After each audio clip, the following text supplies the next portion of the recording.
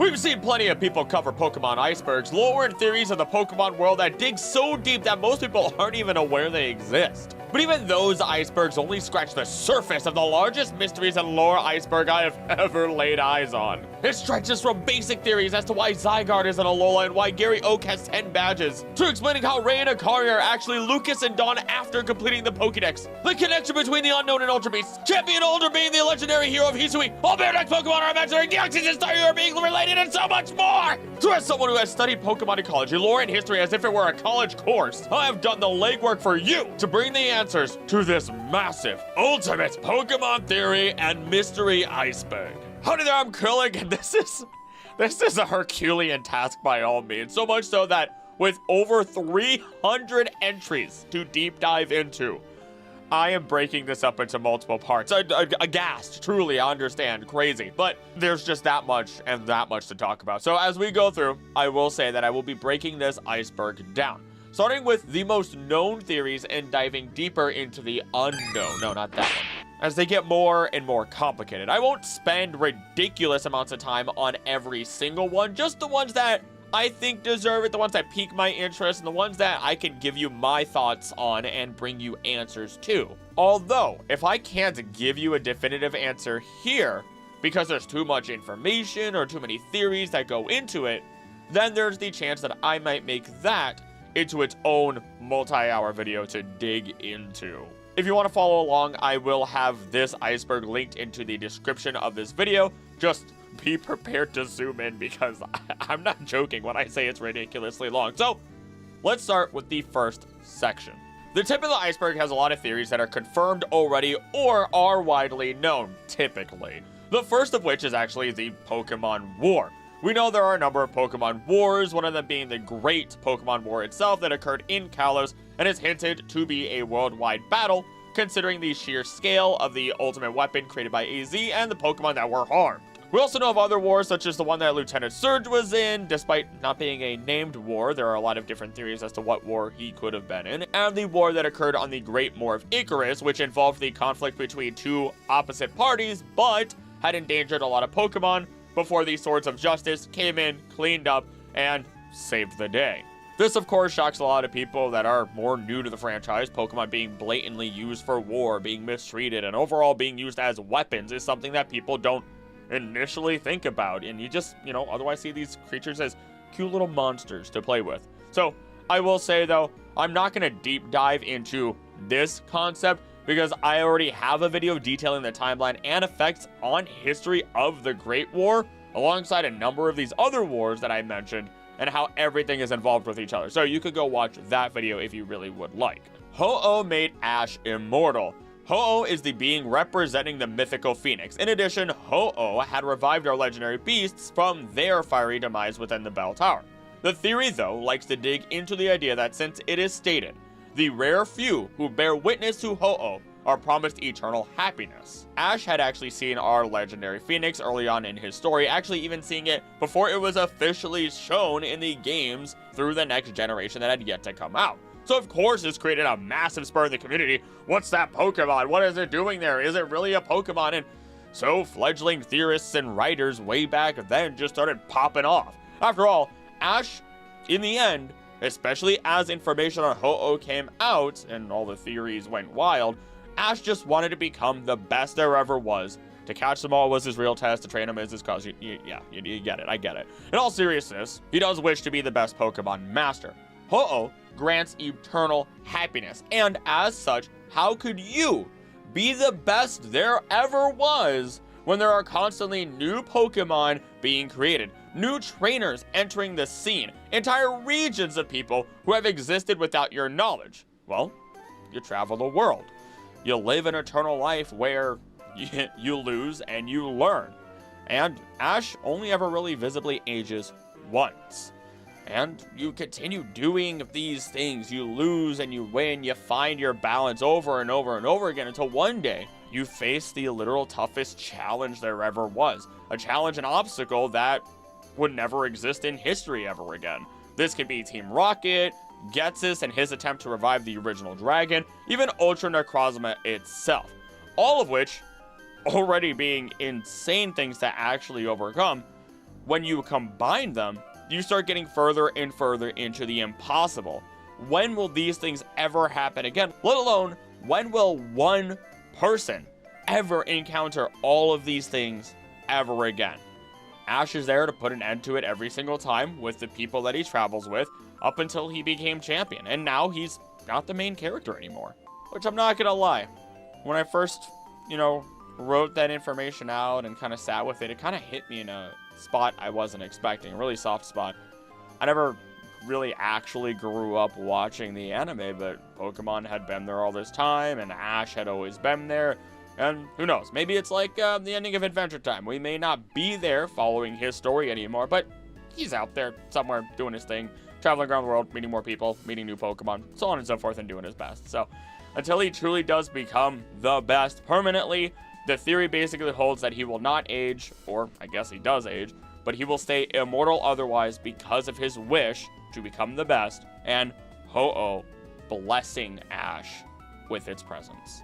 The Marvelous Bridge Girl. This is actually the first one that I had to research, and it turns out there's a girl on Marvelous Bridge in Unova that when you approach her, she flat out just disappears. Even another citizen nearby comments on this, saying, Huh? Did she just disappear?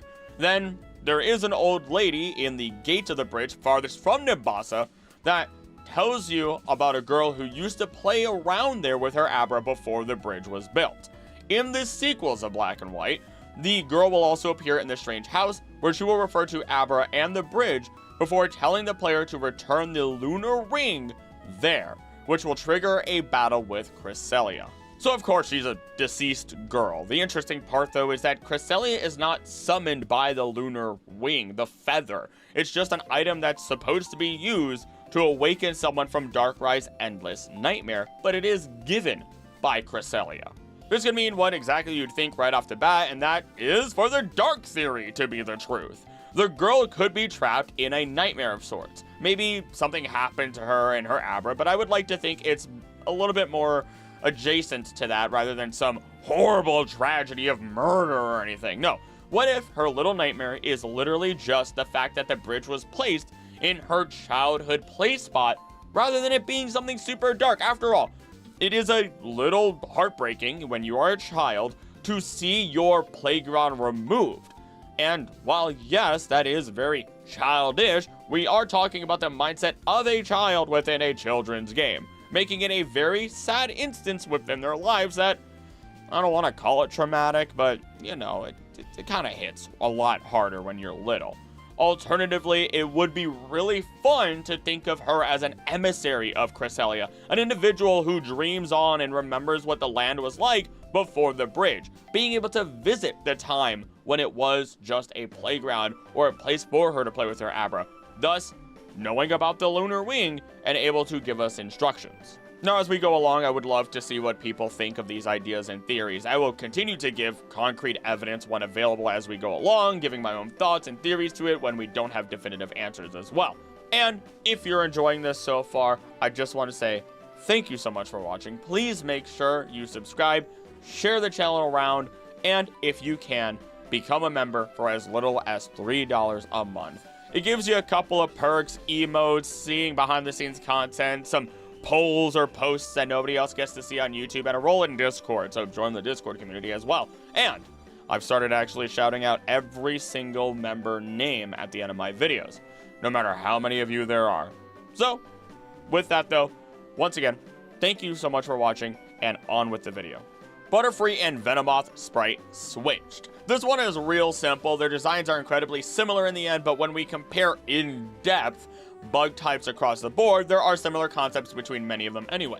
Big round eyes in the first form, cocoon in the second form, wings in the third form. Even if we look at the code of the Pokemon, they are incredibly far removed.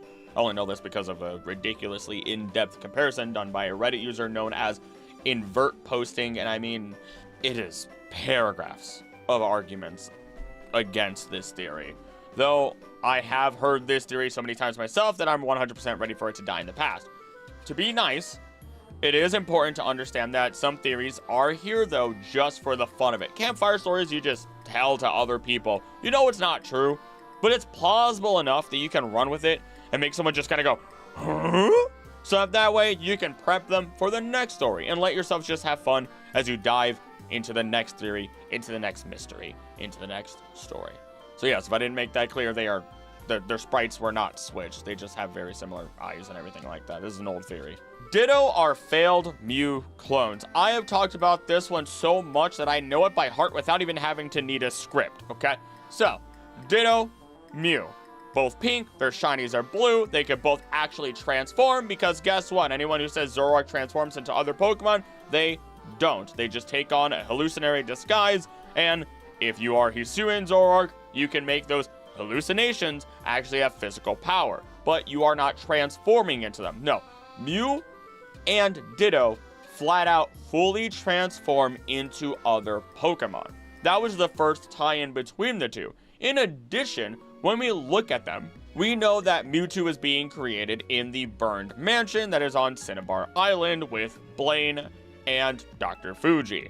Now, when we look into the basement of Cinnabar Island, that's where we start to find where things have changed over the years. Even in Fire Red and Leaf Green, you weren't finding any chambers that Mewtwo was being held in, assumedly.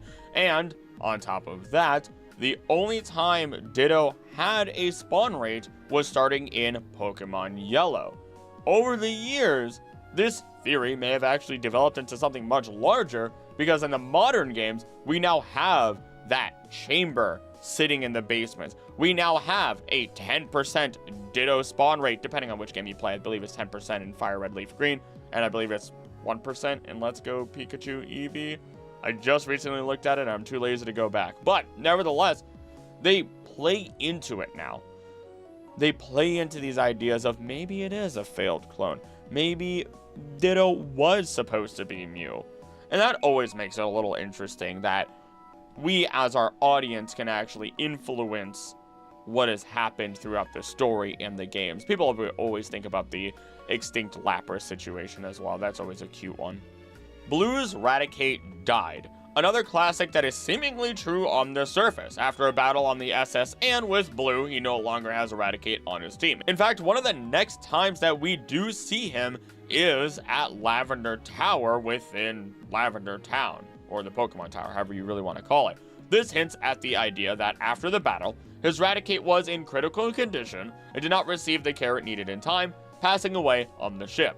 Problem though, the ship never left until after our battle. Like, we literally battle him, go rub the back of the sea captain because he gets a little sick sometimes, and then we step off the ship.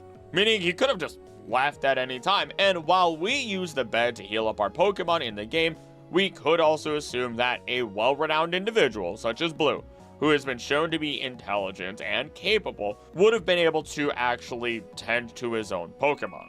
It's a fun little edgy theory all in all, but Blue is a very confident trainer, likely realizing that having Raticate amongst his team throws off its balance and that he needed to put it away. That Raticate is likely sitting snugly with Professor Oak as we speak, and as for why he visited the tower, in the manga it's actually shown after he speaks to the Mr. Fuji of the manga version that he doesn't believe that ghosts exist. Lavender Tower was said to, or the Pokemon Tower, was said to have a bunch of ghosts in it, and everyone stays away from it. He's like, I'm going to disprove their existence and take care of whatever issue is actually there, and he runs off. Not to bury any Pokemon. So, pretty much debunked, but it's an old, classic, edgy theory that's just fun to throw around. Let's move on. Game timelines. This becomes one of the biggest messes of Pokemon. The timelines of the Pokemon world are split and constantly diverging, with a multiverse of different events occurring, and once Pokemon Ultra Sun, Ultra Moon came out, it was basically confirmed that multiverses existed and we could go between them. The biggest split is really just because of the Mega and non-Mega timeline. And we kind of know this because names of places change, new places come into existence, and entire mass events occur while old known events are adjusted and changed, or otherwise still left completely unchanged. And honestly, it isn't just that these are new games with new events to freshen things up. Things are just similar enough with history unraveling into the same mass storylines, but with just small changes that then become much larger ones. Real butterfly effect going on here. Rayquaza being the original Mega evolution, the explanation as to why Kyogre and Groudon sleep on the ground, or rather so close to the core of the earth, is so that way they can actually regain the origin energy and re-enter their original forms, and so much more. Even why Archie and Maxie are so desperate to accomplish their goals, to try and flood the earth or expand the land. They want to reach that original divine land, restore the earth to its original state, so that way things may start over. Now, all of that really honestly requires its own video, because it can get extremely messy if I do try to break everything down here and prove it. So you can hold me accountable and support the channel however you can, because the more support the channel gets, the sooner I get to new videos and multi-hour deep dives. Let's move on to the next one that actually is really fun as we talk about fallers. Fallers is a concept I actually recently became acquainted with. Humans that have passed through an ultra wormhole, such as Annabelle or the player character in Pokemon Sun and Moon, have something changed about them. These individuals being labeled as fallers by the international police. As a result of being exposed to large amounts of energy that pour from ultra wormholes, Ultra Beasts that find themselves in the same world as a faller will relentlessly hunt them down, seemingly smelling or sensing the residual energy and coming to the conclusion an ultra wormhole awaits to take them home. Because yes, the Ultra Beasts didn't actively come out into our world through the wormholes, they were accidentally just sucked up like a straw and sent over to us. This residual energy appears to be the same type of energy that Totem Pokemon and Z moves use, Z Power. Because of a faller's effective ability to lure Ultra Beasts, the international police utilizes fallers, typically without their knowledge, for this exact purpose. Examples of this include an unnamed female faller who accompanied Looker and Nanu on a mission 10 years ago, just before the duo had discovered Annabelle, and the player in Looker and Annabelle's missions to catch the Ultra Beast. These people are essentially in grave danger without a watchful eye and good protection, and then they're kind of thrown into the middle of danger anyway, unawares of themselves. But that also, again, is because they make great lures for Ultra Beasts. They're double-edged swords, essentially. The interesting part about the fallers is that we have individuals such as it stated, ourselves. There's Lusamine, her husband Mon. Literally anybody that has gone through a wormhole. It's like a form of radiation you can't protect yourself from. This also makes it much easier to find out who is from our world or not, and who knows of Ultra Space. All you need is for, an Ultra Beast to sniff them out. So if you decide to explore the multiverse, you are essentially locked in to the idea that the multiverse will try to find you back forever. Team Rocket killed Marowak. Going back to Lavender Tower, this one is actually a no-brainer. Team Rocket was planning to sell Cubone skulls, Marowak got in the way, they took care of business, and the vengeful and protective spirit of Mother Marowak persisted in order to protect her child. This is actually a fairly proven theory. Without anything else to really say, it's kind of blatantly shown without directly bashing the skull in. Lumiose City Ghost Girl. Entering the second floor of a certain building in Lumiose City will cause the music to stop and the lights to flash, followed by a ghostly girl materializing behind the player and gliding towards the bottom of the screen in a frozen walking animation. She will then mutter, "No, you're not the one," before floating off screen and disappearing completely. Theories began to spread about her role. One hypothesis said that she would only talk to a player with a certain player or trainer ID, and another said that she was the key to unlock some ultra rare ghost type legendary. Currently, none of those prevailing theories have any real evidence to support them, and it appears that the Ghost Girl is merely an Easter egg, and an Easter egg that would give us the most fan art drawn character of all time, not just a Hex Maniac, the Hex Maniac. And I mean, I'm not allowed to argue. Everyone talks about wanting the goth mommy, but it complains when she decides that she wants to turn you into her next sacrifice. I will say that I do love that she is back in the Legends ZA promo images, assuming that that is actually her, not just a random Hex Maniac, and everyone lost their collective minds because, oh yeah, she's a little bit more mature now. Nevertheless, all joking aside, we can all hope that we get some good answers and more story with this one, as this all went from open and unsolvable code case to one that is just blasted open with dynamite thanks to the Legends ZA game. And again, I say it in every video, but when that comes out, I am no-lifing it. I am going to enjoy streaming that on this channel and creating a bunch of videos about the megas and whatever else we get in it. GS Ball. The GS Ball is a key item exclusive to Pokemon Crystal. It is a special and mysterious Pokeball whose design appears to be a reference to Pokemon Gold and Silver of Generation 2, as the ball has, well, the letters GS inscribed upon it and is colored both gold and silver. An NPC in Pokemon Ultra Sun and Ultra Moon even mentions the GS Ball, claiming that it stands for Great Smith's Ball or Gold Silver Ball. After obtaining the GS Ball, the player needs to take it to Kurt, the person who creates Pokeballs, who will analyze it for a day. After it has been analyzed and returned, Ilex Forest becomes restless, and the player must place it on the Ilex Forest Shrine, which will summon a level 30 Celebi. This ain't a Muse Truck situation, this one's actually real. This ball was also seen in the original series of the anime and then in the Johto series. In an interview with Masamitsu Hidaka in 2008, it was explained that the GS Ball was originally going to contain a Celebi that was going to be the star of a large arc of the Johto saga. However, it was decided that Celebi would be the star of the 4th movie instead, so the story arc was viewed as redundant and shelved. The ball was left with Kurt with the hopes that viewers would eventually forget about it, but, you know, of course people don't. This concept would later be recycled with Meloetta instead during the Pokemon the series Black and White.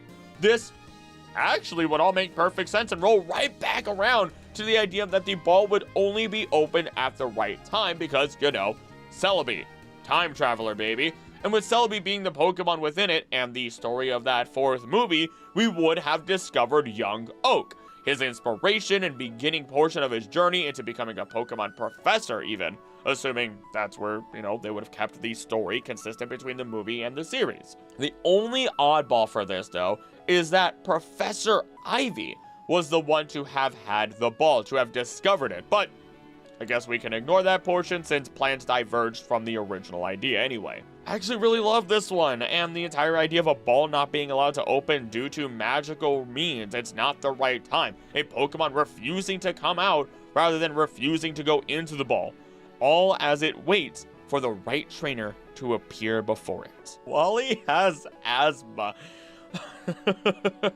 I shouldn't laugh. I have asthma. I shouldn't laugh at this, but bear with me, because this one holds water. Wally of the Gen 3 games really is a sickly child by all means.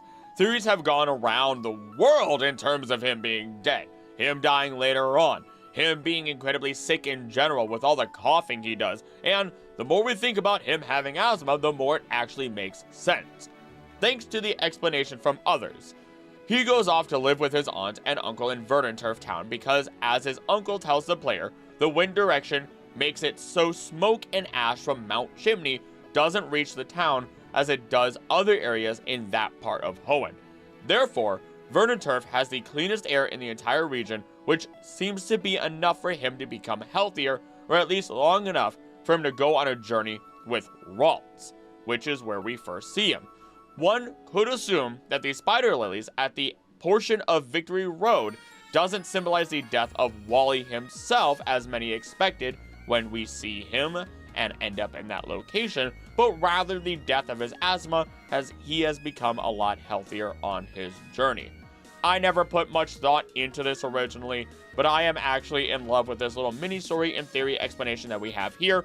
Big approval for me, and I would go more in depth into it, but that's really it. Those spider lilies were the biggest thing for them. Sickly child, spider lilies represent death in terms of writing, and so things were all over the place until we got this, and I'm happy with this.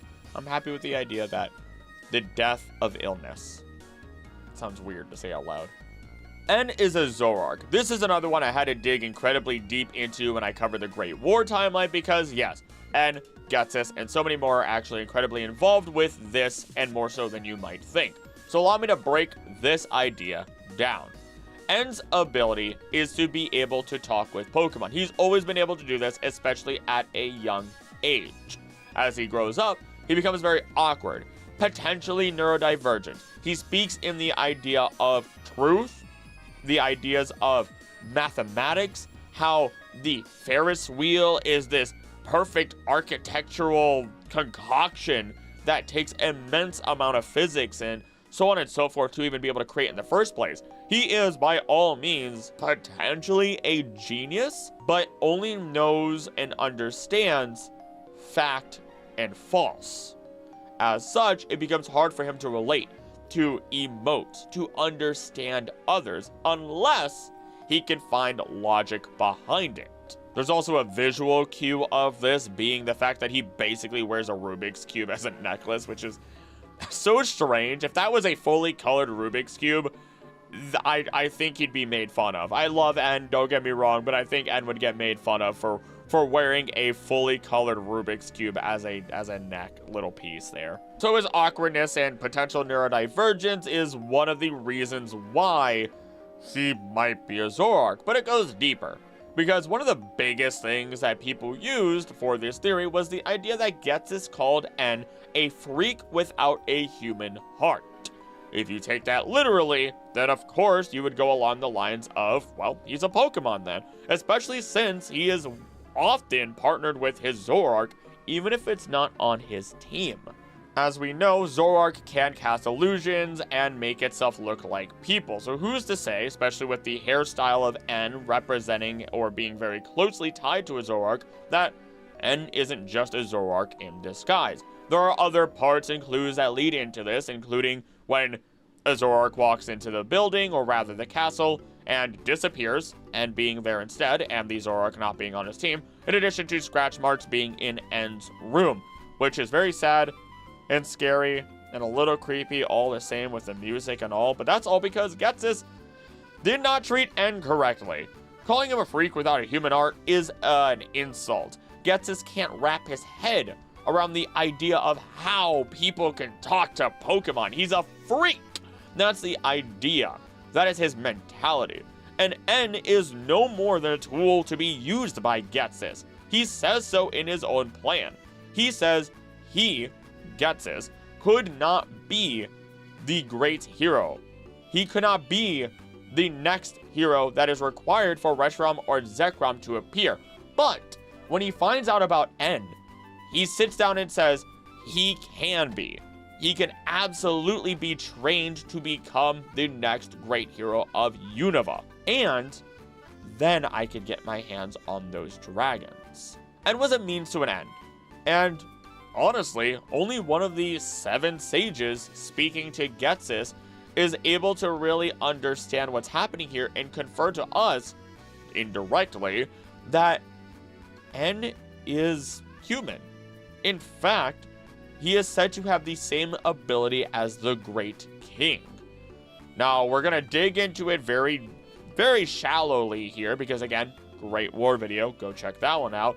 But the Great King actually refers back to AZ when we look at the Abyssal Ruins scriptures and the story that comes out of those. Not to say that N is a full-on direct child of AZ. I don't think, especially now that ZA is out, that we'd see, AZ abandoning N. But I would not be surprised if N was some sort of descendant of AZ. Another piece that kind of leads into the idea of N being a Zoroark is that we get memories of a Zoroark listening in on Team Plasma conversations. That one is a little bit weird because the argument is, how can you remember a memory such as that unless you were actually there? And I don't know. Honestly, my argument against that is the fact that N can speak to Pokemon. He understands them. We don't know how they speak. They don't quite speak telepathically, but at the same time, if there is a telepathic link to some degree, even if it is just being able to understand Pokemon, you can imagine what this scenario looked like. The other big piece is that at one point in time, humans and Pokemon are said to have been indistinguishable from each other at one point. So, they were 2 separate things that did exist, 2 separate creatures that existed in the world, but were indistinguishable. So it's not to say that it is impossible that N is a partial Zoroark, a child of a Zoroark, so on and so forth. It's a fun theory, but overall, it's not one that I personally subscribe to, but it would be pretty cool to see if it actually was true. On to the next one. Hydreigon hates Deoxys. This one's actually fairly straightforward and honestly provable, despite the fact that this is just a bunch of numbers and code within the games, or even if you look at the anime, because of the fact that Hydreigon has the move Frustration. Now, Frustration is very much the opposite of Return, where instead of your Pokemon needing more compassion or friendliness towards you to do more damage, the more it dislikes you is the more damage it then results in. And Hydreigon having Frustration and being able to output some pretty nasty damage with it, the maximum amount, we can very much easily assume that Hydreigon was very much mistreated by Deoxys in order to make it very powerful and be able to hit hard with that. Also, it probably shows that the rest of his Pokemon aren't treated very well at all because he doesn't care about Pokemon. He just doesn't. He's kind of a monster, wants to use them as tools and doesn't care about a single one of them. He's very much like the Madam Boss of Team Rocket, because even Giovanni loves Persian and some of his other Pokemon. Game Freak leaks info. Lots of info gets leaked, and sometimes a company as big as Game Freak knows that leaks happen all the time. I mean, you can't really prevent them from happening, especially when you get huge. There's too many people to keep tabs on, right? So, especially if people are trying to get in on your information. So what's the best way to ensure that hype is built up without having to do anything big yourself, subvert expectations, and ensure only the info you want leaked gets leaked? You do it yourself. Now, I doubt this one for a lot of reasons. One of the biggest ones being the Terra leak that did happen, because, oh god, the implications of that one, if that one was done on purpose, that's bad. That's really bad, unless they covered their ground. But again, that's not something I think that any company would do for that matter. You could, by all means, be like, oh yeah, let the information out on weird screenshots of the starters from a random magazine. Let people think what they want. Let them build up the hype. Let everything get stirred. Because really, when it comes to search engines, if you can get your name on multiple search engines, even if you're not posting on everything, then everything's gonna lead back to you and your main stuff. That's why people who have YouTube channels, like myself, who don't post on TikTok, who don't post on Instagram, and all these other things, will have a lot of accounts across the board. Not to say every account is me, but at the same time, if I want to capitalize and ensure I'm everywhere, no one can take it, or that, you know, the talk gets back around to me, that's why you do it. You take the name. And in this case, you throw the leaks out. Infinity Energy. So Infinity Energy itself is technically not bioenergy, but it is all at the same time, and this one gets a little bit tricky. So there is an infinite energy of bioenergy within Pokemon, which is their life force. When you look at places like C. Mauville or the Greater Mauville Project, which involved Watson, we start getting into the idea of, oh, that can be used to create infinity energy, which I believe was actually coined by places such as not Silphco. It was coined by Steven Stone, Hoenn, Devon Corporation. I got it. It took me a while. I have a script right here, and I pretty much decided to go completely against it. Either way, it exists within all Pokemon, the bioenergy. It can be turned into infinity energy, and it is, by all means, an abused power by many humans. It is a common concept at this point within Pokemon, thanks to Pokemon Omega Ruby Alpha Sapphire. It was used in the Ultimate Weapon. It was used to recreate smaller Ultimate Weapons that were used to then capture Rayquaza for studying. The list goes on and on. We've kind of mentioned it a number of times already. Let's go. Mimikyu's true form. To oversimplify this, Mimikyu is a disguised creature that hates Pikachu while also wanting to be loved. So, it copies the most popular Pokemon within the world of Pokemon in order to receive that love. If you look at its true form though, you will fall incredibly ill and die. This is not an exaggeration. We even get to see this almost happen in the anime. So of course, everyone and their mothers wants to know what its true form actually is, and no, not just be satisfied with the black blob with purple eyes. I'm no different, considering it is, by all means, one of my favorite Pokemon of all time. Theories go all over the place, from saying how it's the pre-evolved form of Darkrai due to the similarities, how it could have been split from the Eternal Floette as both light and dark are created in balance, a form of eternal life, and a form of guaranteed death. Two sides of the same coin. So there's a lot going on here. We could also look into the idea that it is based off of inspirations such as the Boogle Naz, a Breton myth about a kind and gentle fairy spirit, fairy typing, whose horrifying ugliness causes it to be perpetually alone, very much like our Mimikyu here. The fact that, I'm not calling Mimikyu ugly, I'm sorry, my sweet baby child. The fact that Mimikyu's true appearance can kill may be a reference to Lovecraftian or Eldritch monsters. If any person were to see their true forms, they would either be driven insane or die. Also, its Japanese name can be broken down and in part have the word mystery within it, being a mystery as to what is truly underneath its cloak. Arguably, this Pokemon could literally just be the personification of jealousy, sadness, even some level of hatred, and that would follow the line of many of our other ghost Pokemon and how they came into existence through pure emotion. So, Mimikyu may very well be just a pure shadow, and if it were ever to be touched by light, like a vampire, or Ghastly for that matter, or a number of other ghost-type Pokemon, it would just fall to nothingness.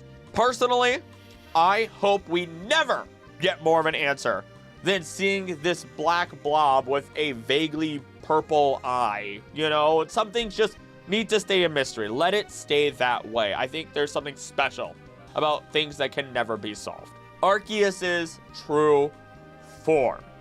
Arceus, we know, is not the true form of Arceus. We've known this for a while now, and it was confirmed through Pokemon Legends Arceus itself. Thank you, Game Freak, for answering something in that game. Now, when we look at Arceus, we have known, or we now know, that it is one of the 1,000 arms of the one true being. The one true being we might technically, some people say, get a glimpse of in the very beginning of the game when our character is looking at this eternal sun that is sitting at the very beginning of Pokemon Legends Arceus. We shield our eyes, we're blinded, and then Arceus appears before us. We know the one true being is that without a name, is incomprehensible to human beings or other Pokemon, and just overall has never shown itself.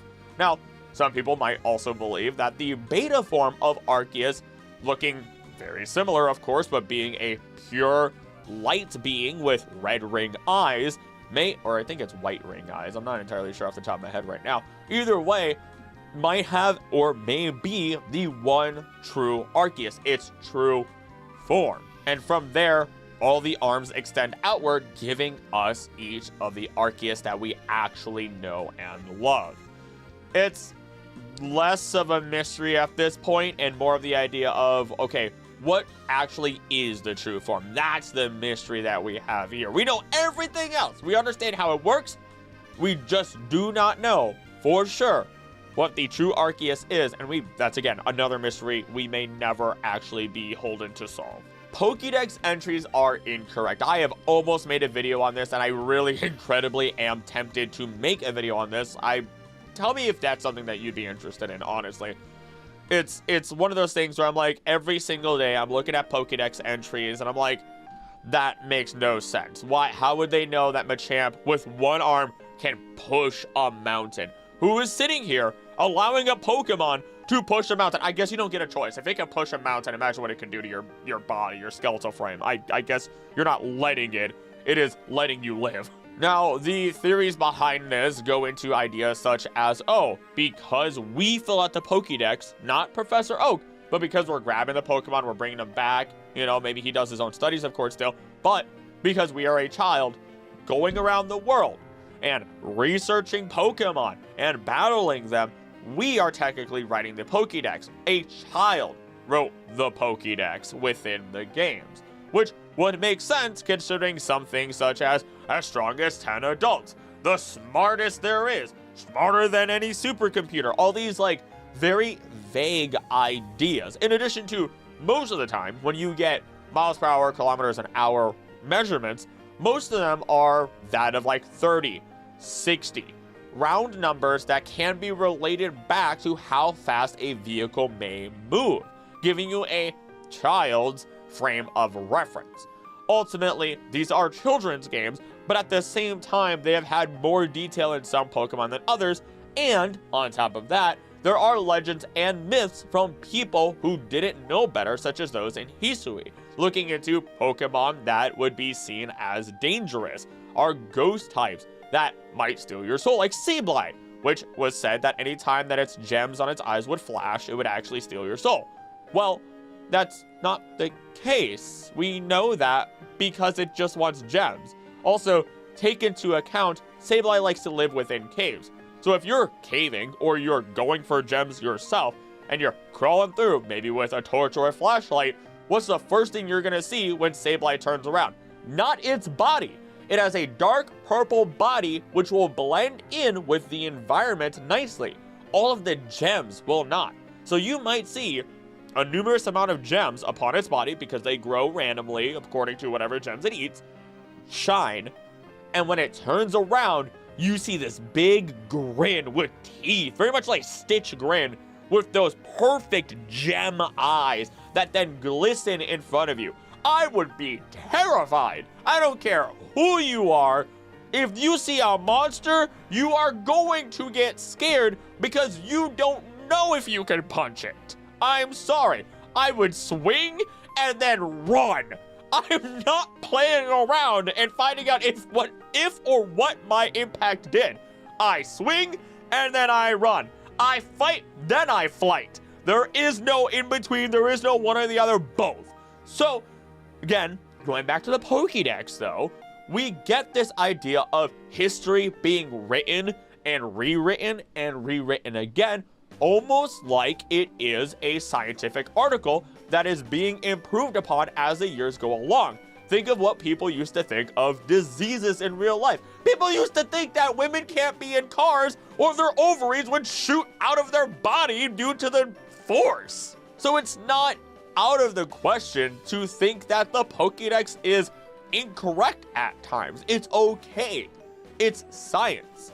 It's proven correct until the next thing comes along and it is actually found out to be even more correct or something along those lines with peer review. And then, of course, it might depend on the universe that you exist within, because in one universe, Beautifly is oddly incredibly aggressive and will stab you if you dare mess with it while it's getting its morning drink of nectar. So, yeah, the Pokédex is a little incorrect or a little weird at times, and that would be a very fun video to cover if you would like to see that. Underneath Diglett. Everyone wants to know what's under the mole. No one wants to know how is the mole. Ultimately, though, it digs around, it always has the dirt around it, it carries that dirt around it wherever it goes, oddly enough, and in Pokemon Mystery Dungeon, we of course have the ultimate classic, I can feel it touching my feet moment. Look, it's a mole, it assumedly has legs, but art can go wild, because we have never seen 100% official art, or at least I haven't, of Underneath Diglett. Is it one part of a masked creature secretly? Is it built like a bodybuilder? We'll never know for sure. Sam is Professor Oak. Samuel Oak. Celebi movie baby. It's basically proven he is young Oak, which we can get a little bit of proof here directly from the movie, as later, after the call, Misty wondered how Professor Oak knew Sam's name when they hadn't even mentioned it to him. At his lab, we see Professor Oak was seen looking at a faded version of Sam's sketchbook. And so, we can very easily show that Sam is Samuel Oak and not Samson Oak or any other Sam Oak that may exist within the Oak family. It's a great big tree, a great big family tree. We're moving on. Anime Cyrus's fate. Cyrus, obsessed with a new world all to his own, barred his commanders from following him, fearing they would corrupt it. As a wormhole closes, Cyrus steps through, being lost along with his new world as Dialga and Palkia attack and destroy it in their rage after being freed from the red chain. That is really bad. Like, that is potentially worse than death, and let me explain why. These two, separately or together, can either create or destroy entire universes together. This basically theorizes, or I will theorize, that Cyrus didn't necessarily die. He was erased from existence. Within the universe, he wanted that would not have spirits. Now, spirits could be the human will, meaning that it could be a world without Azelf. Maybe it could be a world without emotion.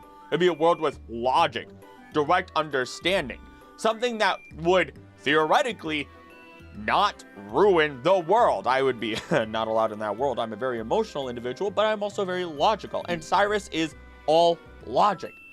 If there is something you are supposed to do, it does not matter who it hurts. If it is the quote-unquote right thing to do, you do it. That is basically Cyrus's mindset when you think of it as erasing the spirit.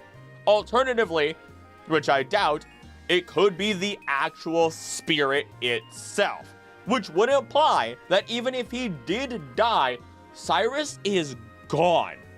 There is no afterlife at that point.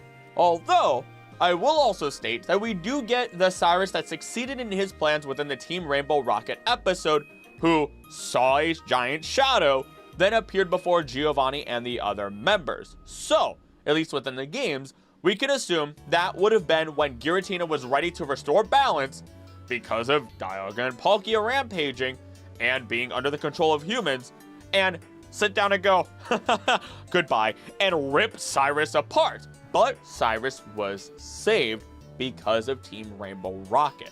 The weird part is that all the Team Rainbow Rocket leaders succeeded in their plans, but were whisked away before they died. Every single one of them. Which only goes to show that the effects of their actions goes well beyond their teams, well beyond any of humanity's control. In the end, we could go around this one in circles and circles again and again. Did he die?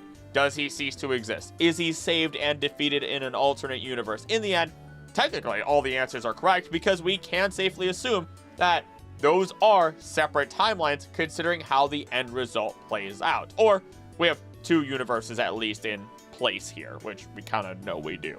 3 because it's the anime version. Go figure. Gary's 10 badges. Broski rolls up, sits here being like, I'm the best, and shows Ash 10 badges. Oh, you got 8? Ha! I have 10. So why is that the case? Well, the anime is far different and expands on the whole idea of the Pokemon League itself. Instead of there just being 8 gyms, there are actually way more. As long as you can establish a gym within your town, your city, and provide a good or service to them, then fantastic, you're a gym leader. In addition, not only do these gym leaders vary across the board, there are more of them. There's some at the Orange Islands for that matter, as they have their own league, which doesn't exist within the games themselves. But depending on when you challenge them, they look at how many badges you have and then choose their team based upon you, rather than you walking in and them automatically having a certain set of Pokemon at a certain level that they will always have. No, they ensure within the anime that you will always have a challenge, which is amazing. Now, that would explain why not only Gary Oak got more than 8 badges as he traveled more, but also explain and show how he is such an actually very skilled Pokemon trainer despite his negative attitude. It's a lot more cut and dry than it seemed at the time, at least. The disc-shaped Pokemon. This one just connects the ideas between Scarlet and Violet book that Toru and Sada wrote and a Pokemon that was seen in the book, which was before Terapagos was officially released. So we can see when this iceberg actually stopped getting its new theories and was created before the DLCs of Scarlet and Violet. I would love to see when that goes a little further than this, but it is what it is. Verity is Cynthia's daughter. A resident of Twin Leaf Town in the Sinnoh region, Verity is the daughter, as stated, of a strong, famous trainer. However, she felt that she could not live up to her mother's expectations. Because of this, she decided to start her journey in the Kanto region after getting her first partner Pokemon, a Piplup. So we can see where this already began, where this story develops. A strong, famous trainer. Okay, what's the first one that comes to your mind? Mine usually goes to Cynthia, that could not live up to her mother's expectations. Whether it's inside a battle or outside of it through her research and everything else, Cynthia is, she excels. beyond anything anyone could ever imagine. Arguably one of the best champions in the world. She's well-studied, well-traveled, understands culture, understands mythology, history, archaeology, you name it. And she's an amazing battler and very active in the community. She was tracking down Team Galactic and was even there in other versions to be there for when everything went down at the top of Mount Coronet. She is hard to actually keep up with. So if you are her child, yeah, we can see where this comes from. And it doesn't help that Verity here ended up with a Piplup, a Generation 4 starter Pokemon, which we also know, we don't know what starter that she got, but we know that Cynthia did get a starter from our good old Professor Rowan. So everything's kind of lining up. But let's continue with the synopsis of Verity, who was first seen at a Pokemon Center where her Piplup was being treated. After receiving it back from Nurse Joy, she noticed a wanted poster regarding Team Rocket. She later raced out after hearing about a nearby sighting of Entei. Verity traveled along with Ash and Sorrel to Mount Tensei, where Ho-Oh then lived. Verity's mother was widely believed by many fans to be Cynthia, to whom the unidentified woman in Verity's photo bore a striking resemblance to. This belief was ultimately debunked, though, by the film's director, Kunihiko Yuyama. It would have been so cool, though. It would have been amazing. I would have loved to see that, like, Cynthia would have had a family. She'd be an amazing mother, probably. Let's be real here. She probably could homeschool her kid, and that kid would come out just top class and highly sociable still. Or maybe super into the books and not sociable at all. Either way, it's very cut and dry. Unfortunately, not supposed to be Cynthia's daughter. And we move on. Okay, this one tickles my brain a little bit. Paradox Pokemon are imagined. Let's start with analyzing the heart of this. Terapagos. Terapagos has the ability to alter timelines in some capacity, as seen in the core games and animated series. It is capable of bringing humans, certain Pokemon, and objects forward from other points in time or from alternate timelines altogether. While using this ability, a mist appears around the affected area. Once it disappears, whatever was brought is sent back. As seen in several Pokemon Horizons episodes, Terapagos also has the ability to create visions of its own memories. Due to the terrestrial energy its body produces, Terapagos was responsible for allowing advanced technologies such as Terra Orbs, the Professor's AI duplicate, and the quote-unquote time machine to exist in spite of human limitations. Terra Orbs directly exposed to the energy of Terapagos will gain the ability to terrestrialize Pokemon without the need to recharge. Big points from that. Bring creatures and people from alternate timelines, which are different universes. We have Paradox Pokemon, which a paradox is known as a seemingly absurd or self-contradictory statement or proposition that, when investigated or explained, may prove to be well-founded or true. That's like Pinocchio saying, "My nose will now grow." Pinocchio, when they lie, their nose grows. But if it grows, then they weren't lying. So why did their nose grow when they weren't lying and they told the truth? That's a paradox.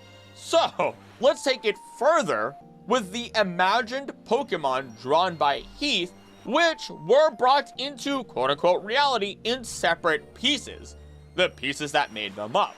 The entries of our Paradox Pokemon also get a little bit weird. We have Hydreigon falling in love with robots, athletes being turned into robots such as Hariyama, the beasts representing 3 parts of what caused the extinction of dinosaurs, and our robotic swords of justice, which, oh gosh, that is an affront to everything that they stand for. They literally fought against humans and said, if you mess with Pokemon again and you hurt them, we will destroy you. And there is no doubt about it within any universe or system of existence. We will eliminate humans. I mean, they probably didn't say it that aggressively, but at the same time, I would not doubt if they actually did say it. Which, now that they're robots, they literally would be under the human's control. Robots are a construct of man, completely upending everything that they represent.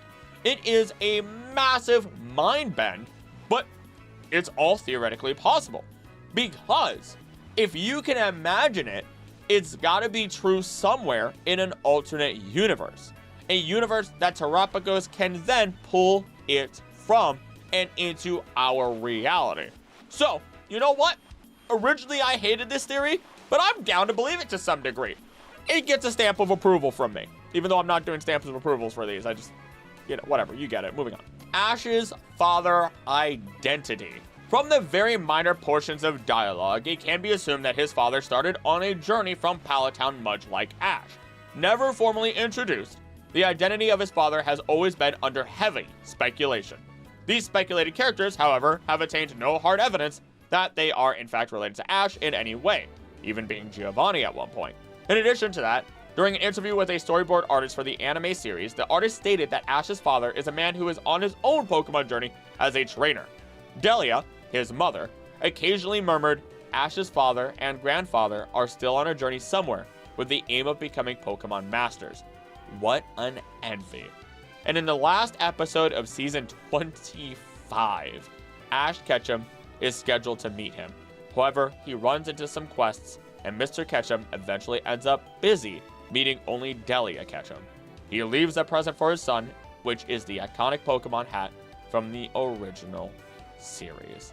That hits in a very soft spot reading that one out loud. I would have loved to see Ash's father and grandfather, for that matter. Maybe it's possible that we still do, and we better. It's something that we've wanted for so long. Mans went out for milk and never came back home.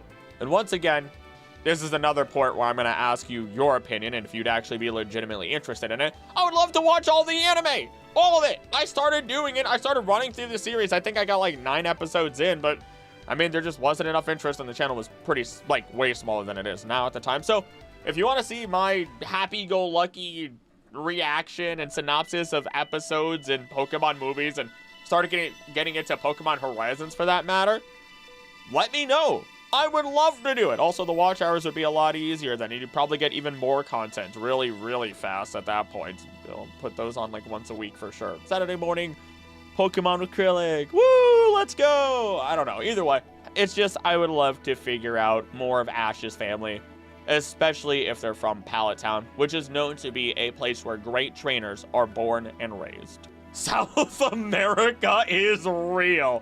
South America is referenced in the Pokemon world, specifically in the context of Mew's origin, and is mentioned as a location in the Pokemon Mansion in Cinnabar Island. The specific location would be Guyana by all means, but this was also incredibly early on in the series, and I believe was also done during the Pokemon radio drama. Same thing, though, would go for China, India, and America for that matter, as we can get references directly to them or their names stated in Pokedex entries or just generally stated. What could be real fun though, because I don't want to just let that sit there, is what if all these places are real? The world is expanded. Imagine, the world is expanded. Ours take Earth and pump it up, right? Like a balloon. And we can see even more cultures and ideas, because the whole idea here is that at one point, apparently canonically, at least in the anime, Pokemon weren't always here. There were animals, and that's not just a, anime mistake thing. It was a mistake that the Pokemon appeared, it was a mistake that the animals appeared in the anime when they shouldn't have, but apparently animals did exist at one point. So, I would love the idea that maybe animals existed, humanity existed, and we move forward, seeing through time different cultures and continents and people being discovered, that the world is much larger than it actually was thought to be, and we start seeing Pokemon, we start seeing new countries that are very similar to ones that already exist, not just being based on them, but actually just similar to each other. And it's something we already see when you look at the history of some places to others, when you look at myths, when you look at cryptozoology, when you look at religion. There's a lot of similarity between humans across the world, and it's beautiful to my brain. What's also interesting, though, is we don't know any of the continent names or the name of the world itself, just Planet Pokemon, or we know that Kanto, Johto, and Hoenn are close enough that they are kind of considered to be the same continent or nation in some capacity, which makes sense considering that they are based on sections of Japan. So, who knows? Maybe there's an unofficial mixing happening. If New York could be an entire region, then anything is genuinely possible. Also, to all my people from all over the world, hi! Thank you for watching my videos. I envy a little bit your ability to listen and understand multiple languages. And some of you who flat out have commented on videos and said, I'm from Hoenn. Like, I'm literally in the Hoenn area. I've had comments recently like, I grew up in Alola, close to where the main character starts their story. And I'm like, I mean, yes, it's all based on real life, but oh my gosh, it's beautiful. That's amazing. So, thank you for watching my videos. It's wild to me. Shout out to y'all.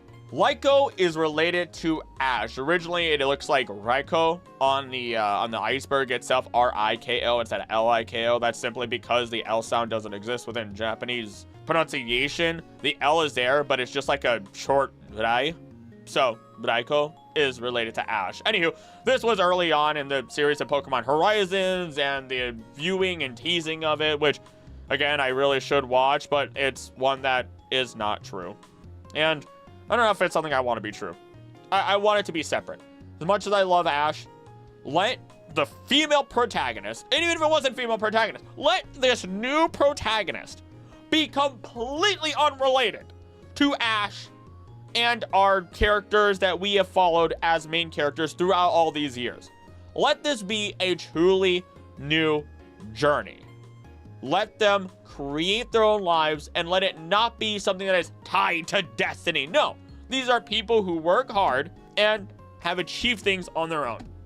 It makes it that much more special. And even if somehow they are related to other characters at this point, please, I beg the universe, do not let them say, because you were related to X character who did great things in the past, you were destined to do these things as well. No. It's like, yeah, you're related to them. You could have been a bum. You chose not to be. Congratulations. You did it. It's very much like the Unown heroes of old. They're not blood related. It turns out that anyone could be the Unown hero. Anyone. You just have to have the right qualities and be chosen by Reshiram or Zekrom. And I love that. I am skipping the one that says the next Legends game because that's basically irrelevant at this point, and we're going to Type Null being based on Arceus. Now, sure, yeah, not wrong.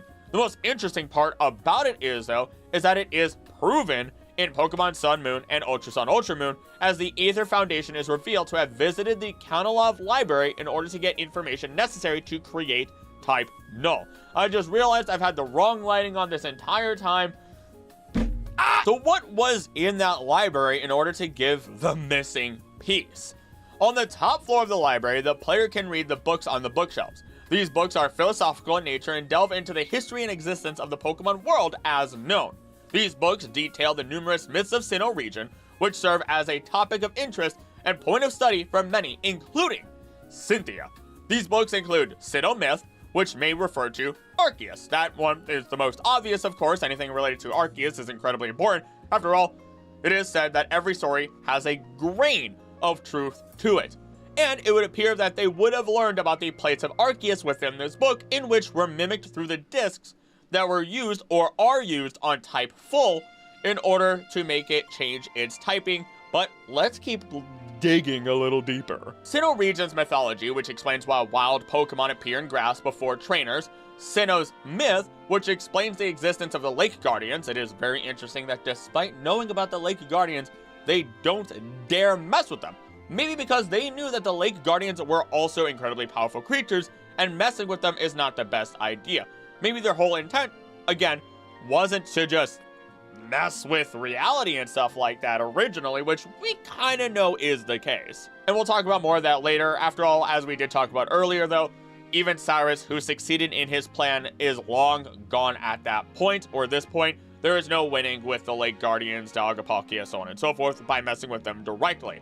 Veilstone's Myth is another book which it tells a story about a young swordsman whose disregard for Pokemon leads to his encounter with Giratina, which Volo isn't a swordsman and he doesn't hate Pokemon. He just obsesses over the idea of meeting and even gaining the power of Arceus, of God itself. So that makes me wonder who this swordsman could have been. Wait. Oh, wait. It can't be the original hero, though. He was loved and praised. So, it can't be him either, but he did encounter Giratina way back then. And he did defeat Giratina. This one gets a lot weirder. Again, more questions that we'll talk about later through other theories that do pop up in this iceberg. The original story, which explains the origin of the Pokemon world, give me that book, please. Come on. Like, yeah, we know Arceus just kind of everything into existence, apparently, but I need to know the details for sure, written in stone. I'm confident it just follows the normal Bible, if I have to be honest, though, which I've half written and could be an entire video of its own. Would be really fun to cover. There's just this whole iceberg is just video ideas, if you haven't noticed. Now, there's another book called A Horrific Myth, which tells a horrible tale about the consequences of those who threaten the Lake Guardians. There goes our answer to our previous question. And Sinnoh Folk Stories, a book containing 3 folk stories. The first illustrates that Pokemon can be used for sustenance. The second implies that humans and Pokemon were once one and the same, or came to be separate through biological evolution. And the third folk story states that there was a time when Pokemon and humans had no distinguishable differences. Honestly, those folk stories could be absolutely massive, basically giving Aether the overconfidence and the folly of man necessary in order to think that they could capture the power of God itself through a construct of man, Frankenstein monstering R-Type full, only for it to spit in the faces of its creators. Nevertheless, while protein and other similar abilities exist in order to give Pokemon different types in battle, they don't compare to the full molecular shift that occurs with Arceus and the mimicking that occurs with Type Full, because we know Arceus can do it at will, and I should start calling it Silvally, as that is its actual name, was actually just created with the intention of fighting the Ultra Beasts, so it had to be able to adapt with the commands of a powerful trainer it would respect. But I'm sure there may have been other, more sinister plans in mind, with some individuals such as Faba being involved. After all, you don't just mimic the power of God and leave it at that. Hunter J died. Who is Hunter J? Turns out, Pokemon Hunter J is a reoccurring character in the Pokemon the series Diamond and Pearl. She is a Pokemon hunter who, with the help of her henchmen, captures and steals Pokemon and sells them as requested by her clients for a profit on the black market. Although she did succeed in capturing the Lake Guardians, her ship was hit by 2 future sight attacks, used by Uxie and Mesprit directly before she captured them, which, in her overconfidence, she had forgotten. As a result, her ship crashed into Lake Valor and was sucked into a whirlpool while she and her crew members were still on board. Once the ship was underwater, the protective glass broke, the ship flooded, and it exploded. It is unknown if Jay, her Pokemon, or any other of her crew survived. Oh my god, yeah, she's dead. She's dead. I'm terrible with actually watching movies. I did a great job of studying a lot of them and not watching them, so I know a lot of information that I otherwise should not know. And I just recently watched The Meg and The Trench, right? And when you are looking at just getting the visuals of this is a whole other ballgame. But when you think about things going underwater, lots of pressure. You need to depressurize, pressurize, and keep a balance of it all. Otherwise, things just implode and you die. When there's an explosion underwater, that is a lot of power because it has to explode. Otherwise, there's so much pressure, you will not explode. You will implode. Depth charges are a whole other ballgame on top of that I won't talk about because I haven't done any research on that. This is me talking off the noggin. This is insane. Again, hit by Future Sight, went deep into the lake, everything broke and flooded, so all the pressure probably started really crushing them to some capacity, even if it isn't super, super deep, because we don't know how deep the lake is, and then the ship explodes. They're not surviving. Look, there are rules that have to happen within animated series where a lot of the time you can't show on-screen full-on death, even if it is done in a cartoony fashion. It's a rule. It happens with Invader Zim, Pokemon all the time, and many other shows. It's just something that is put in place by a producer most of the time, even if the writer does not want that to be the case. So, in place of direct death being shown, we get terrifying fates like this one being shown instead, an off-screen death that is inevitably inescapable. Pokemon Z content. I'm not gonna blow your ears out, but skip after this segment if you don't want to hear me laugh like Ren and Stimpy-esque maniacal laughter in 3, 2, 1.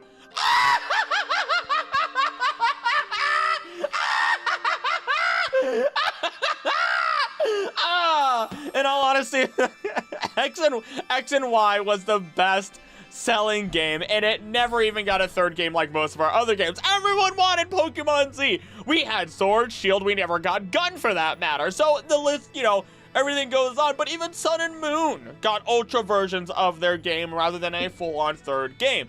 In the end, this is just partial marketing and potential long-term planning, because that is an interesting ball that doesn't just accidentally get dropped. You cannot look at your second best selling game in your entire franchise and go, I don't think we should make a third game. I think this is perfect as is. I don't want to capitalize on this and make a lot of money. We'll just make a bunch of plushes to make up for it, and then, figure out something in the future. No. You can't tell me this wasn't deliberate. Even if they weren't planning on making Legends ZA, they were planning something. And it just took this long for them to land on ZA instead of a different potential Z game. Shadow Triad identities. Placing my bet now, someone out there believes that the 3 restaurant owners, Silent and his 2 brothers, are the Shadow Triad.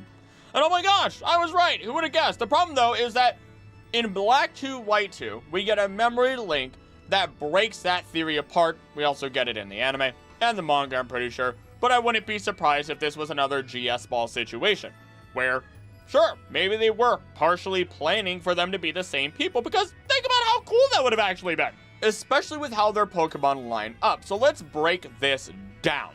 We have 2 separate groups of triplets, being a 1 in 9,000 chance, roughly. In the Black and White arc of the manga, the Shadow Triad had masks that represented Pansage, Panpour, and Pansear. Early concept designs for the Shadow Triad also showed them with hairstyles that closely resemble their Striation brothers. Yeah, the back end of the hair is a little different, but we have some solid similarities in the front. Business in the front, gym leader in the front, criminal organization in the back. It's simple. And then we get into the ideas or the Pokemon that they use. The Shadow Triad use Lilligant, Basculin, and Alarvesta, representing the 3 types that the Striation gym leaders use, not to mention that in Black 2, White 2, Silent uses a Lilligant, and Crest uses a Basculin. So thank you to user Carter A. Jamie 12 for your breakdown on this one. This would have been so much fun to see. Our first gym leaders being individuals that are far more deeply entwined into the opposite side of this same coin that is being a Pokemon partner.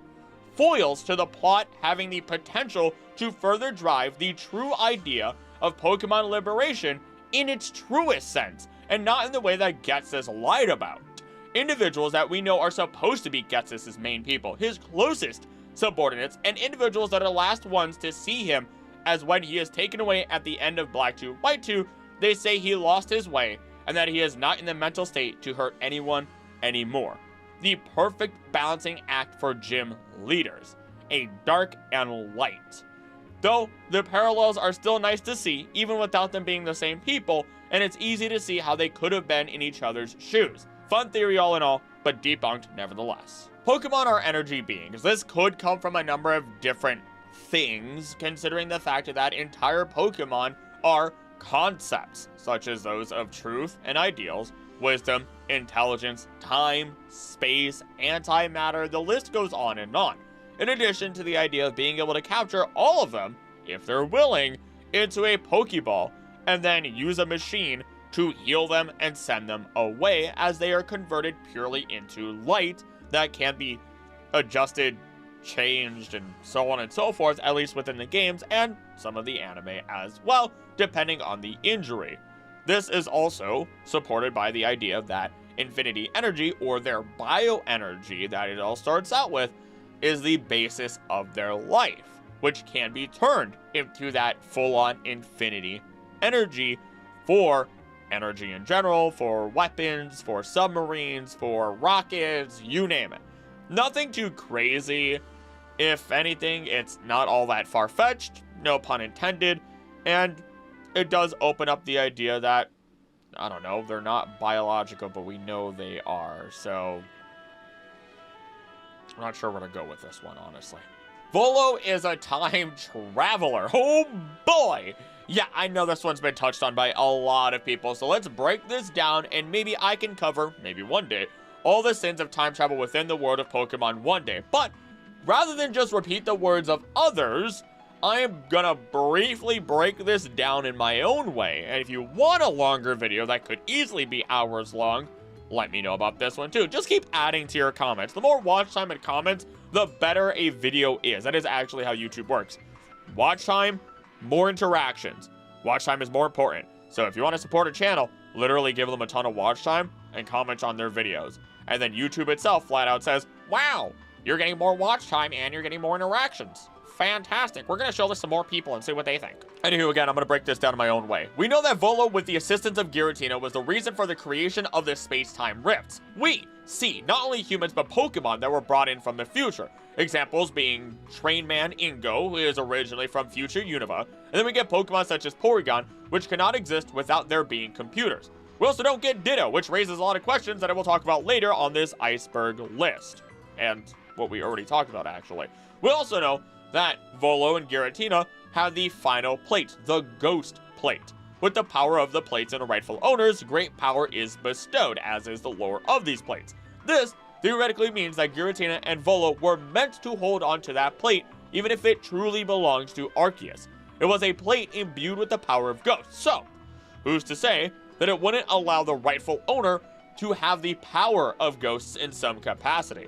In this case, Volo could have been far more twisted by Giratina and its suffering, its malice, its hatred towards Arceus for banishing him away all those years ago. What also makes all of this interesting is how Volo knew way more than he ever let on.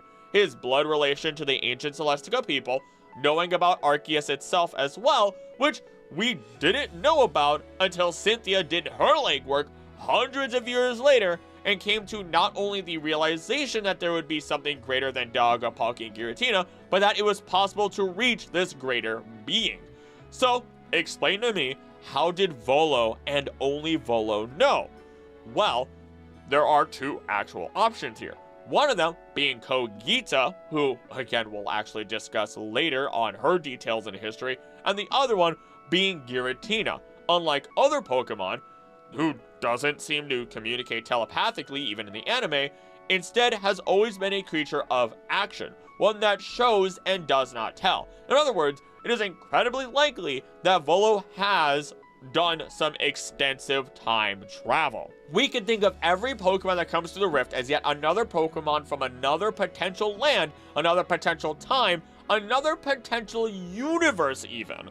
Volo made trips to future Sinnoh for info on Arceus, potentially even Catalog Library, to Unova, which is how Ingo got sucked into the past, to wherever the heck he had to go because the fossil Pokemon had to appear and they weren't just running around in the wild future Sinnoh as well, so he had to go in the past at some point too, which could mean that Volo took a stroll in the past of the Sinnoh region, which would explain how he also knows so much about the Celestica people, more so than just Kogita would tell him or be able to tell him. Look, time travel gets messy, and there's a reason why that could be its own entire video. I would have to break down every single Pokemon, every single person that we see, and see why did they appear. And does Volo, going into the future and past, actually mess with lineages? There's the whole reason that some of our Pokemon trainers that look like each other, or gym leaders, or ancestors, and everything look like each other, could be because of Volo messing with the time-space continuum and causing that direct lineage to happen no matter what, or whatever else he did. So, again, another one that I am actually putting on my future video list one day because I personally would love to take a swing at it. Ash is in a coma. I'm only talking about the coma stuff once, okay? I'm saying this right now. The coma stuff bores me. He got knocked out by Pikachu when he got electrified the first time he got Pikachu. Because he's human. And then he hit the ground. And then he's been dreaming all of this since then. And that's why he's young forever. Moving on. Kogita and Volo relation to Cynthia. This one is also supposed to lean into the entire idea of who is related to who throughout Pokemon, with the two being distant ancestors. In fact, they kind of mirror the grandmother-grandchild relationship that we see with Cynthia and her grandmother, though we don't exactly know if the two are directly related to each other by blood, being Kogita and Volo. Oh my goodness, I lost his name for a split second, even though it's on my script. It would also be a very nice parallel to the current times. I've mentioned it before, but entire human family tree within Pokemon one day would be fun. And this is one that I do subscribe to. I think a lot of people subscribe to the idea that Kogita and Volo are related to Cynthia, though we don't know who is a direct ancestor or anything like that. Just really strong genes going through that bloodline. Who made the second Mewtwo? Let's break this one down. Actress Reiko Takashima voiced a second unrelated Mewtwo in the Pokemon anime special Mewtwo Prologue to Awakening and its direct sequel, Pokemon the Movie Genesect and the Legend Awaken. This second Mewtwo is voiced by actress Miriam Potro in the English dub. So yes, there is very much likely a second Mewtwo, whereas the first Mewtwo we are familiar with is definitively male voiced at least. This second Mewtwo has a female voice. Though it shares some aspects of its personality with the previous Mewtwo, this Mewtwo differs in a number of different key ways. It is far less harsh in its hatred of humans, instead merely distrusting them and wishing to be left alone by them. It also merely asked Virgil, Anna, and Oscar to forget they met it as opposed to wiping their memories, as well as finding distaste in the Red Genesect willing to attack buildings and homes where innocent humans live during their battle. This Mewtwo is able to sympathize and identify with others, as when it met the Genesect army, it insisted that they went along with it to a place where unnatural Pokemon should exist. However, it is also capable of acts of great power, such as pulling all the water in a lake into the air to douse a forest fire and flying into the atmosphere itself. So we ask the question once more, where did the second Mewtwo come from? Because we've seen Pokemon from movies and the anime return and interact with Ash and the gang, remembering their history with each other typically, yet there's no recognition here between them. There are, of course, ideas floating out there, even by the idea that there is likely a third Mewtwo, thanks to Giovanni and his Mecha Mewtwo, and that Mewtwo's willingness to listen to him without recourse or anger or whatever until the end of the movie, where it decides to boom everything that Giovanni has. Look, all of that gets really complicated. The sources of Mewtwo's creation really come from either Team Rocket or maybe even Mewtwo created the other Mewtwo, considering that Mew is the ancestor of all Pokemon. Who's to say Mewtwo couldn't create more Pokemon itself? Could create a new wave of Pokemon for that matter. Give me that reality. A whole new lineage of Pokemon with Mewtwo as the ancestor. I'm sure nothing could go wrong. Inside a Pokeball. This is actually a topic often explored, and we just got a somewhat of an answer. In Pokemon Horizons, the streamer known as Nidothing releases a video on Pokeballs which Roy watches within the show. Nidothing and their Quaxley demonstrate a few different types of Pokeballs, but when it gets to the luxury ball, it actually provides a view of the interior. Inside, Quaxley relaxes on a couch, sipping on a beverage in a stemmed glass with a disco ball overhead and what appears to be a full bar in the background. The moment was picked up on by Joe Merrick, the founder of the notable Pokemon fan site, Cerebi. So, sure, the luxury ball is covered, but what does that mean for all the other balls? Could I catch a Magikarp and a Skyball and it'll be falling forever in a torturous lament of life? Is that what's gonna happen? No. Also, lament is the worst word to use in that exact moment. I was just using a fun word in a terrible example. Either way, just imagine that though. Every single ball that you have provides a different experience. You catch a Pokemon in a dusk ball, not just because it's a nighttime Pokemon or a Pokemon within a cave, but because that's the environment in which the Pokemon loves the most, making it more likely to stay in the ball as its new home because it likes it. Not just because it's more effective in the literal mechanical sense, it's more effective because of the preferences of the Pokemon. So, do whatever you can to not catch your Pokemon in net balls, because it likely means that they're drowning for the entire time that they're in the Pokeball. Legendary Pokemon aren't unique. They're not. There are multiple Latios and Latias. There's a Rayquaza. I'm pretty sure everyone's seen it at this point, because you can't avoid it, but there's a shiny Rayquaza that exists within Horizons now. What else is there? There's multiple Mewtwo. Mew is the only real unique one. Maybe Ogerpon is also unique, and Pecharunt for that matter. But so many legendary Pokemon have multiple of them. Koraidon, Miraidon, there's so many more. And the reason for this is actually because legendary Pokemon are not meant to be unique in the numerical sense. There's not just supposed to be one of them for all of them. In fact, they are supposed to be legendary because they impact the history of Pokemon. Regigigas pulled the continents. Latios and Latias changed or saved a child, actually, and changed the lives of historical people who then began to be friends and kind of worship them. Rayquaza stopped the battling between the Leviathan and the Giant that are Kyogre and Groudon. It goes on and on. They change history. They're a part of history, big or small, does not matter. Or they're the first ones to be a part of that history. Koraidon and Miraidon were the first future and past Paradox Pokemon that entered our world. So, yes, legendary Pokemon are not unique. Red can't talk. Not that he won't talk, he can't talk. He is a mute, if you would. Is that? Hold on, I need to check something. And I mean that in the more literal sense, he is actually mute, not in the sense of that he is nonverbal, but he could also be nonverbal. We don't really know. We can't really hit a medical diagnostic on this individual within the game that he is in. So it's kind of a toss-up. Maybe he is nonverbal. Maybe he is mute. We don't know. And there is a significant difference between them, and you don't want to call a nonverbal person mute, just so that everyone is clear. And this all stems from the idea that anytime we interact with Red, throughout all the games, even in Ultra Sun, Ultra Moon, he does not talk. He just has the same forward-looking glance that he does, and then the triple dots, the ellipses, if you would, and then he battles. Simple as that. Though, while that is interesting in the canon and that is different within the games and other versions of him, in the manga and in the Pokemon miniseries, we do see a talking Red as our main character. So, who knows? Maybe he is just nonverbal. Maybe he's mute. We'll never really know. Necrozma created the Z crystals. Now, this actually gets a little bit interesting because there's the sparkling stones and then there's the Z crystals. Either way, the idea here is that whenever Necrozma got hit by the meteor, or whenever the people of Ultra Megalopolis decided to fire upon him, Necrozma was damaged, weakened, and from its body came the Z crystals or sparkling stones, for that matter.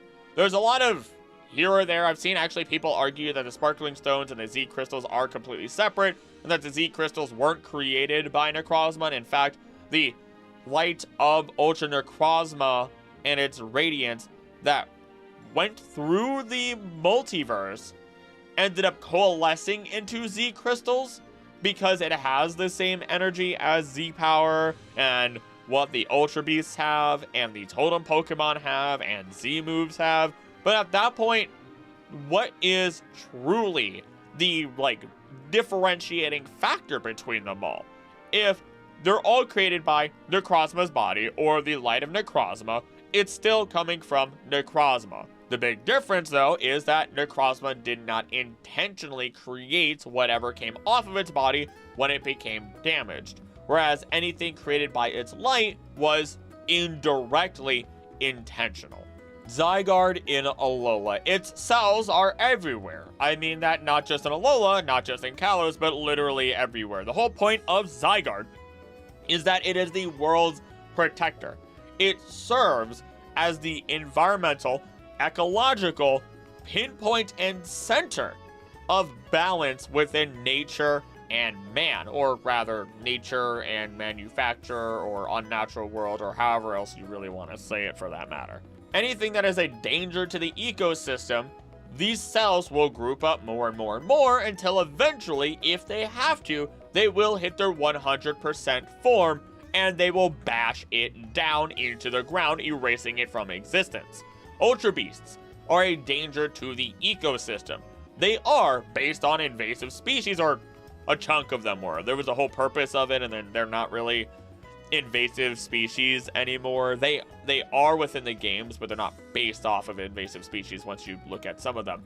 In the end, they are a generalized invasive species to our universe and serve as a great threat. We can even look at the Guzzlord incident of when people of Alola had a big corporation come in, created a lot of waste, that then caused so many problems within Alola itself that the Tapus, who draw their power from nature and protecting it, no longer had the power necessary, nor did they have the Z power from the Light of Necrozma to fuel them and fight against Guzzlord anymore, until Guzzlord destroyed everything and created a barren wasteland as people had to leave to a different planet.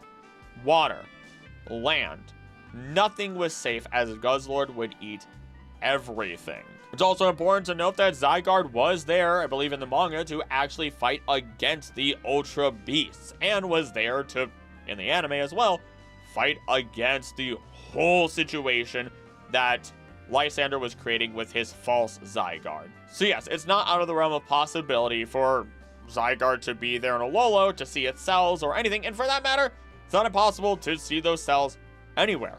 It's when those cells make themselves apparent that we start to have problems, because it means that there is a potential threat waiting there, which is very interesting because we do see them in Legends ZA, meaning we may see a lot more of Zygarde, its power, and who knows, maybe we'll get the big ol' false Zygarde that Lysander ended up creating. That'd be really cool because that was an incredibly powerful creature that I am afraid of. Cubone theories. I have no idea what this could mean if I have to be real. So I suppose I could go through my list of what this could be, which is a fairly short list, which one of them is that Cubone and Kangaskhan are related. That is simply due to the fact that Cubone looks a lot like the little tot that is inside of Kangaskhan's little pouch, the marsupial that it is. And the idea from that stems from not just their relation, but the idea that maybe Mother Kangaskhan bit the dust, and then, you know, Cubone goes from there. They do have a couple of visual similarities, and some people did tie in the whole Missingno idea, but even with Missingno, there are a lot more Missingno than have ever been really talked about in many forms of media, so that's not really reliable. Another form is actually the Ultra Sun, Ultra Moon SOS battles, which is also not super reliable because some Pokemon of other species can be called in, not just family-related Pokemon. So it's another one that is not entirely reliable in terms of confirming this information, but it is still fun either way to consider the idea that, hey, maybe since they were related in the past, even without direct code or evolution, that they would call them in for their SOS. The last thing that this could be is the idea that Cubone is just a Charmander after the tail goes out, which is the idea that a Charmander without its flame on its tail will die. We haven't really seen this happen before. Sure, tails have gotten really close and the Charmander's gotten really scared of the flame going out, but even once it hits Charizard, it can let the flame go out and it'll live. It can have the flame so hot underwater that it never goes out. So, maybe there's the chance that a Charmander that loses its flame does become a Cubone. Lots of theories were going around. They were always fun back in the day, but they are just that. Little theories that will never really come to fruition outside of just what exists within our minds. And we got Alola Marowak, so I'm fairly satisfied. Power of Alola. The power of Alola, according to the series, is Ash's love and care for the region. This was used in, of course, the pinnacle moment of the anime where he was up against Kukui, as Kukui was using the giant monster of Tapu Koko and its Nature's Wrath form. Ash has a big speech about how they felt, him and Pikachu, the power of Alola throughout their entire journey, through the lands, and as Pikachu sets off for his big 10 million volt Z move, he says, "And now we're about to become one with that power," as they together completely overwhelm Tapu Koko's attack and win the battle. The big question then is, What is the power of Alola? Well, it isn't anything that we really don't see anywhere else. It's the rivals, friends, great challenges, reaching goals, and so much more. And I know if I don't say it now, there's going to be a comment that says it. So you're telling me the power of Alola was the friends we made along the way. I mean, yeah. And while Ash, may have gone through many other regions, maybe in those places, he was too focused on the gyms, too obsessed with becoming the best to really take in the culture. And let's be honest, Alola is rich with culture. Maybe he really did immerse himself within Alola in ways that he never did anywhere else. After all, it's where he won and became not only a champion, but the first real champion of Alola, of an establishing league within the world of Pokemon. So yeah, it's genuinely beautiful to consider the idea that Ash understood Alola more than he did any other region. And considering the bond that he has with his Pokemon, it would make the most sense for him to have earned his victory here. It's an interesting little lesson. You could, in your goals, stay hyper-focused on your singular goal and blast through everything around you. Or you could take your detours when they do arrive, picking and choosing them, and really experience life on your way to accomplishing that goal. It may take longer, but you enrich not only your life, but the lives of others along the way, absorbing it all and allowing yourself to truly be a part of the world around you, instead of a singular individual reaching your singular goal.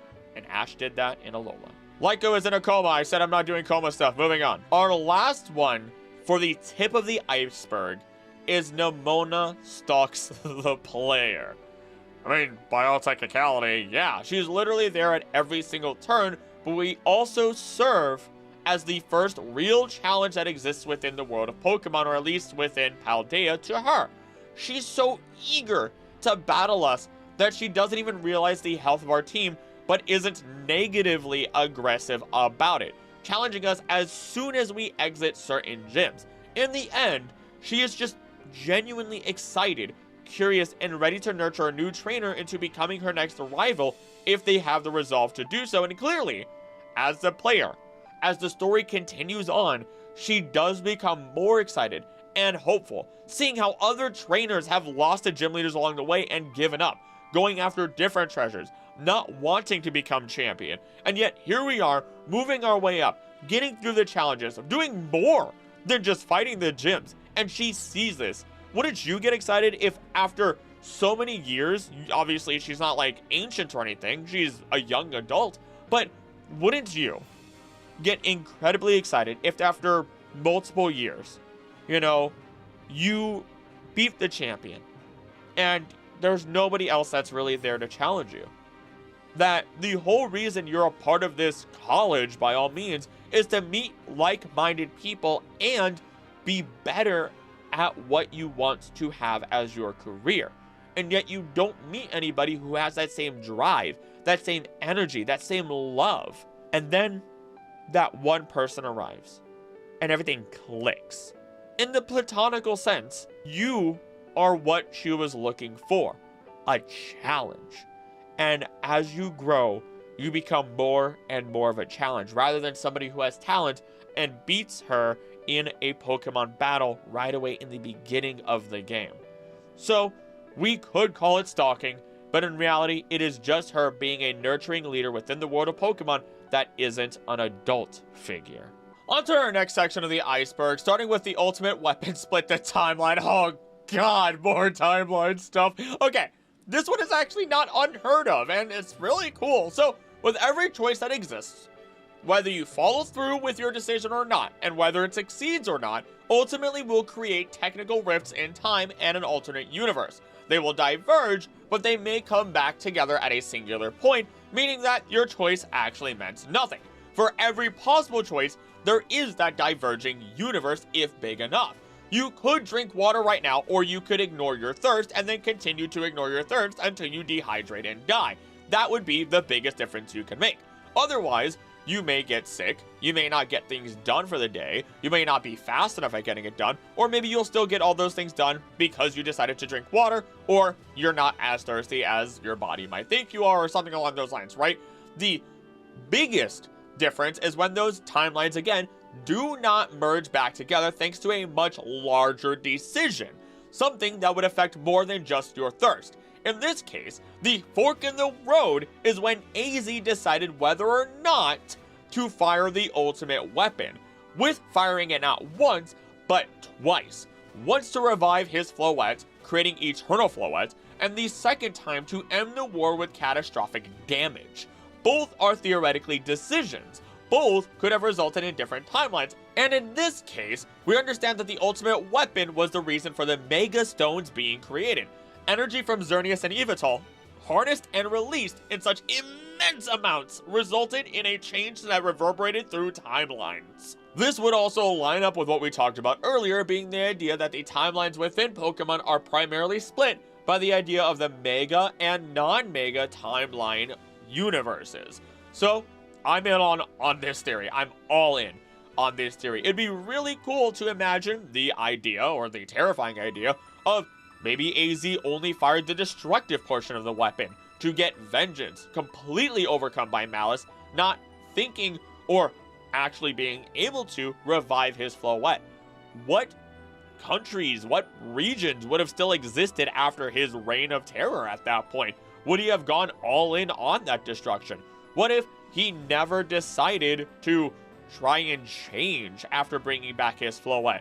Maybe he brings back Floette and he doesn't destroy everything.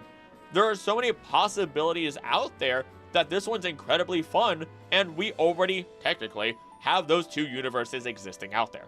Arceus's 1,000 arms were unknown, the Pokemon unknown. Now, the Unown and Arceus have always been seen as very tied together. In fact, when you look at the Sinjoh ruins, that's how you get to go see Arceus. You see them floating around him. The Unown have also changed throughout the years, seeing through Oak's computer how they even used to look like, you know, the Greek alphabet or other phonetic pieces of, I almost said literature, but I think you guys know what I'm getting at. They have changed throughout the years and are theorized even by many people to be the building blocks or the code of the universe, created to bind the universe together, holding small fragments of Arceus's power when separate, but when brought together, they could create entire universes. They could change reality, grant wishes, and so much more. I would love for Arceus's 1,000 arms to be unknown, but we know that they are Arceus. We know that they are the one true Arceus's 1,000 arms is the Arceus that we know. But it would still be pretty cool to think that the unknown potentially are 1,000 arms of the Arceuses that we know. That whole two sentences hopefully made sense to you. And it would be way more fun in that case to think of it as unknown are Arceus, as Arceus is still one true being. Maybe unknown are like the Zygarde cells to create Arceus. That'd be really cool. That's not the case, but it would be a fun alternative idea to explore within fan games or fan writing. So I'm in on this one. This one's a really fun idea. Genesect is Kabutops. So this is all because of their stance, the way that they look in their discus-shaped faces, so on and so forth. They do look fairly similar. We can also drag this into the idea of Scyther also being a part of this, as well, as many people thought that Kabutops and Scyther were related to each other. Although, when we look at Genesect and how it states over 300 million years ago, it was feared as the strongest of hunters. And more specifically, later on, it was stated that it was an ancient bug Pokemon. So even if we remove, bug Pokemon, maybe it isn't then Kabutops because Kabutops isn't a bug Pokemon, we could still look into the timeline of that and know that if it is a bug, or 300 million years ago, we don't line up to when Kabutops would have actually been around if we look at their real-life comparison being sea scorpions. The terrifying sea scorpions, apex predators of the sea. Whereas 300 million years ago, we're getting into the Cambrian area, when bugs were all over the place and giant in size due to the oxygen in the air and the fact that they could actually absorb it and process it, allowing them to be larger, because if we were around during that time, we would not we would not be able to be giant humans. That's not how that works with every single creature. It's really weird, and I don't quite understand it, so I'm not going to continue talking about that science on it. Either way, when we look at the timeline and the idea that Pokemon actually tends to follow the timeline and ideas of when ancient Pokemon existed and their fossils were not fossils, I suppose, we can find that Genesect and Kabutops are unrelated, just like how Kabutops and Scyther are unrelated. Pikachu speaks. In the movie Pokemon I Choose You, Pikachu speaks English, saying, "I always want to be with you," in a teary scene where Ash has a vision after saving Pikachu from a fatal attack. This scene caused a stir among fans, with many finding it unsettling or even a bit of a shock to hear Pikachu speak in English. Ash was literally dying on the ground, and he is hallucinating this. He is sitting there going, "I saved my best friend. I'm gonna die now." "Don't die. I want to be with you forever." "Okay, Pikachu. I guess I'm not gonna die now. Thank you very much. I now have the energy to live eternally," as a 14-year-old or whatever the heck, however old Ash is. Even if we remove, the hallucination aspect of it, Ash has always been said to be able to understand Pokemon flat out multiple times, and people such as Misty or Brock have looked at him and go, "Wait, you know what your Pikachu is saying?" Goes, "Yeah? You're telling me you can't understand Pokemon?" And it's not a gag. Usually Ash is a little bit teasing or can joke around a little bit or be a punk, but there's a lot of the time where Ash is too oblivious to the emotions or understanding of others and gives flat out confused responses like, why would you use that Pokemon? What, you can't understand that Pokemon? You're a girl. Why does it matter? Why, of course you're scared of bugs. Like, all these things are things that Ash, as a young adult, sits down and is just like, yeah, he has no tact whatsoever.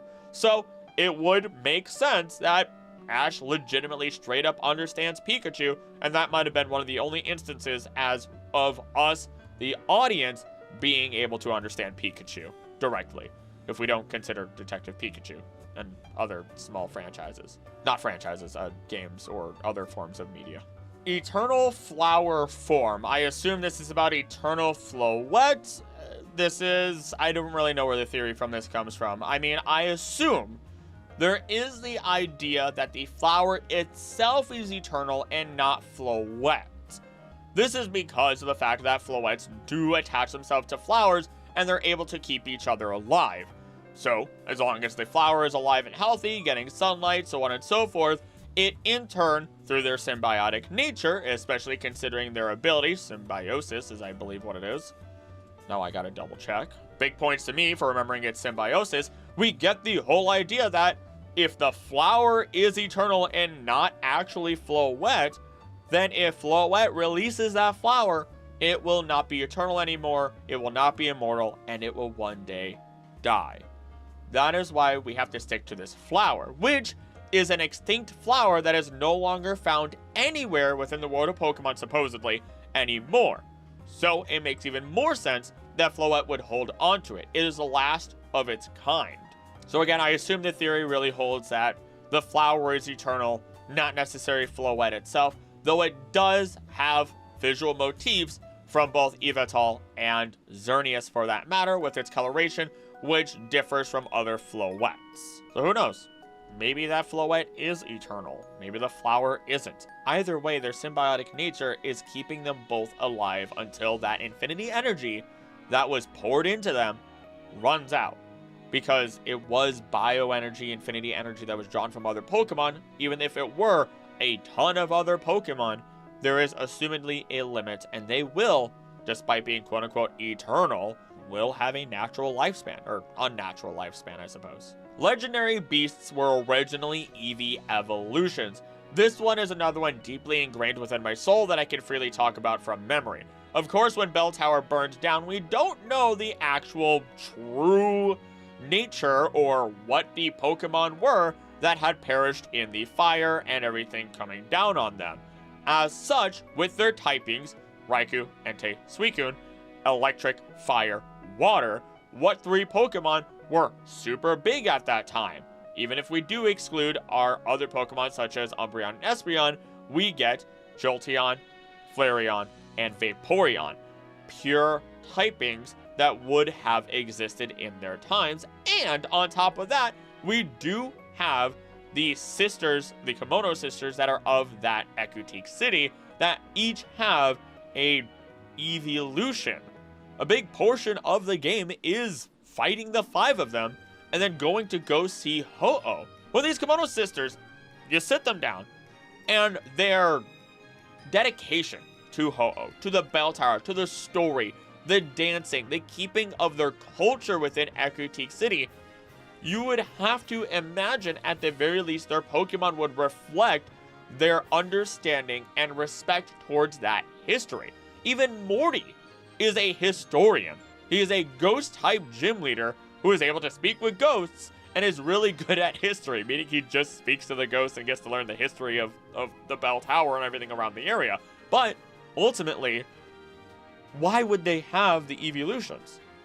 Simply because there's a very good chance they were related to the bell tower burning down. As such, it is fairly likely, or at least accepted by the community, that before they were revived by Ho-Oh, the 3 original legendary beasts were Flareon, Jolteon, and Vaporeon. I just realized that entire time I called it the bell tower, it was the brass tower and is currently widely known as the burned tower. That's saying in to purely embarrass me and my mistake, especially since I was so overconfident in my ability to remember that whole thing by heart. Wobbuffet's tail is its head. Sure, it has eyes on its tail, and its eyes on its face never really open up. It's very protective about that tail, even while it is asleep, very rarely allowing it to actually come out. And its body, the large mass that we know, is just a punching bag, even if it does emote. It wouldn't be the first time that we see some sort of false body or false appendages or facial portions of a Pokemon within a Pokemon's design. So it's a fun theory all in all to imagine that the tail is in fact the head, the body allows itself to get hit over and over again as a protective measure, countering against anybody that does hit it, and it's overall not a big deal to see it get damaged. Sadly though, it is just a tail. Ash's Pikachu got a level reset in the anime in Pokemon Black and White.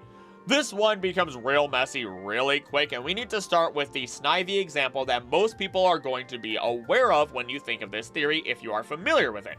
Basically, Ash's Pikachu ends up fighting Zekrom, is then injured, and then a Snivy with Leaf Tornado bops him, while Ash is confused as to why Pikachu isn't able to fight with his best moves in that battle, which is all because he is injured. We of course could theorize that Pikachu got a level reset after Zekrom, or the injury changed Pikachu in some way. But this is really just another theory I admittedly don't want to spend a lot of time on, just because it can be well explained away by knowing if we kept Pikachu at full power, we would have this Superman effect. You either need to get rid of Superman for the episode, like they do in Young Justice, constantly just pew, popping him away and keeping him away until the end of the episode, or you lock him away, or you will always just have this get out of jail free card that the main character can use, or the people can use at all times, which destroys tension within an animated series, or any series at all for that matter. And in this case, we have Pikachu, who is our Superman, the mascot. So instead of getting rid of the mascot, you lower their powers and you call it a day. Rei and Akari from Pokemon Legends Arceus are Lucas and Dawn. So the entire beginning of Pokemon Legends Arceus pulls us, the main character, from our present timeline into Arceus's domain. We're given the Arc Phone, yeeted into the Edo period, and are told that we need to document every single Pokemon. In addition, not even document, catch them, I apologize. In addition, Professor Laventon is aiming to do the same within the Hisui region, which is the original name of the Sinnoh region. But rather than just assuming we're some random idiot being chosen by Arceus, we can make the case that we were deliberately chosen. especially if we take in the whole idea of the canon characters and their canon names, and they even interact in Pokemon Masters and are like doing this Spider-Man meme looking at her like, oh, you look like me, I look like you, this is crazy. But again, though, we can make the case that they were deliberately chosen. Someone who has already proven themselves in some capacity. Maybe even someone who has already completed the Pokedex. After all, within Pokemon Platinum, we even get to meet Arceus alongside Cynthia. When we look at Arceus and other forms of media, it is vain enough to make an entire continent in its image. It's vengeful enough that after one human wronged it, it was ready to wipe out all of humanity until the Trio of Myth did everything they could to prevent that. Though Arceus is by all means omnipotent, selectively so, and never forgets anything from our understanding. So with all of that in mind, Arceus, likely just as any other creature does, has a preference, has a goal in mind that can only be properly reached by someone who's already completed it before. Occam's razor. Why choose somebody new when you could just choose someone who's already done before? The simplest answer is the correct answer.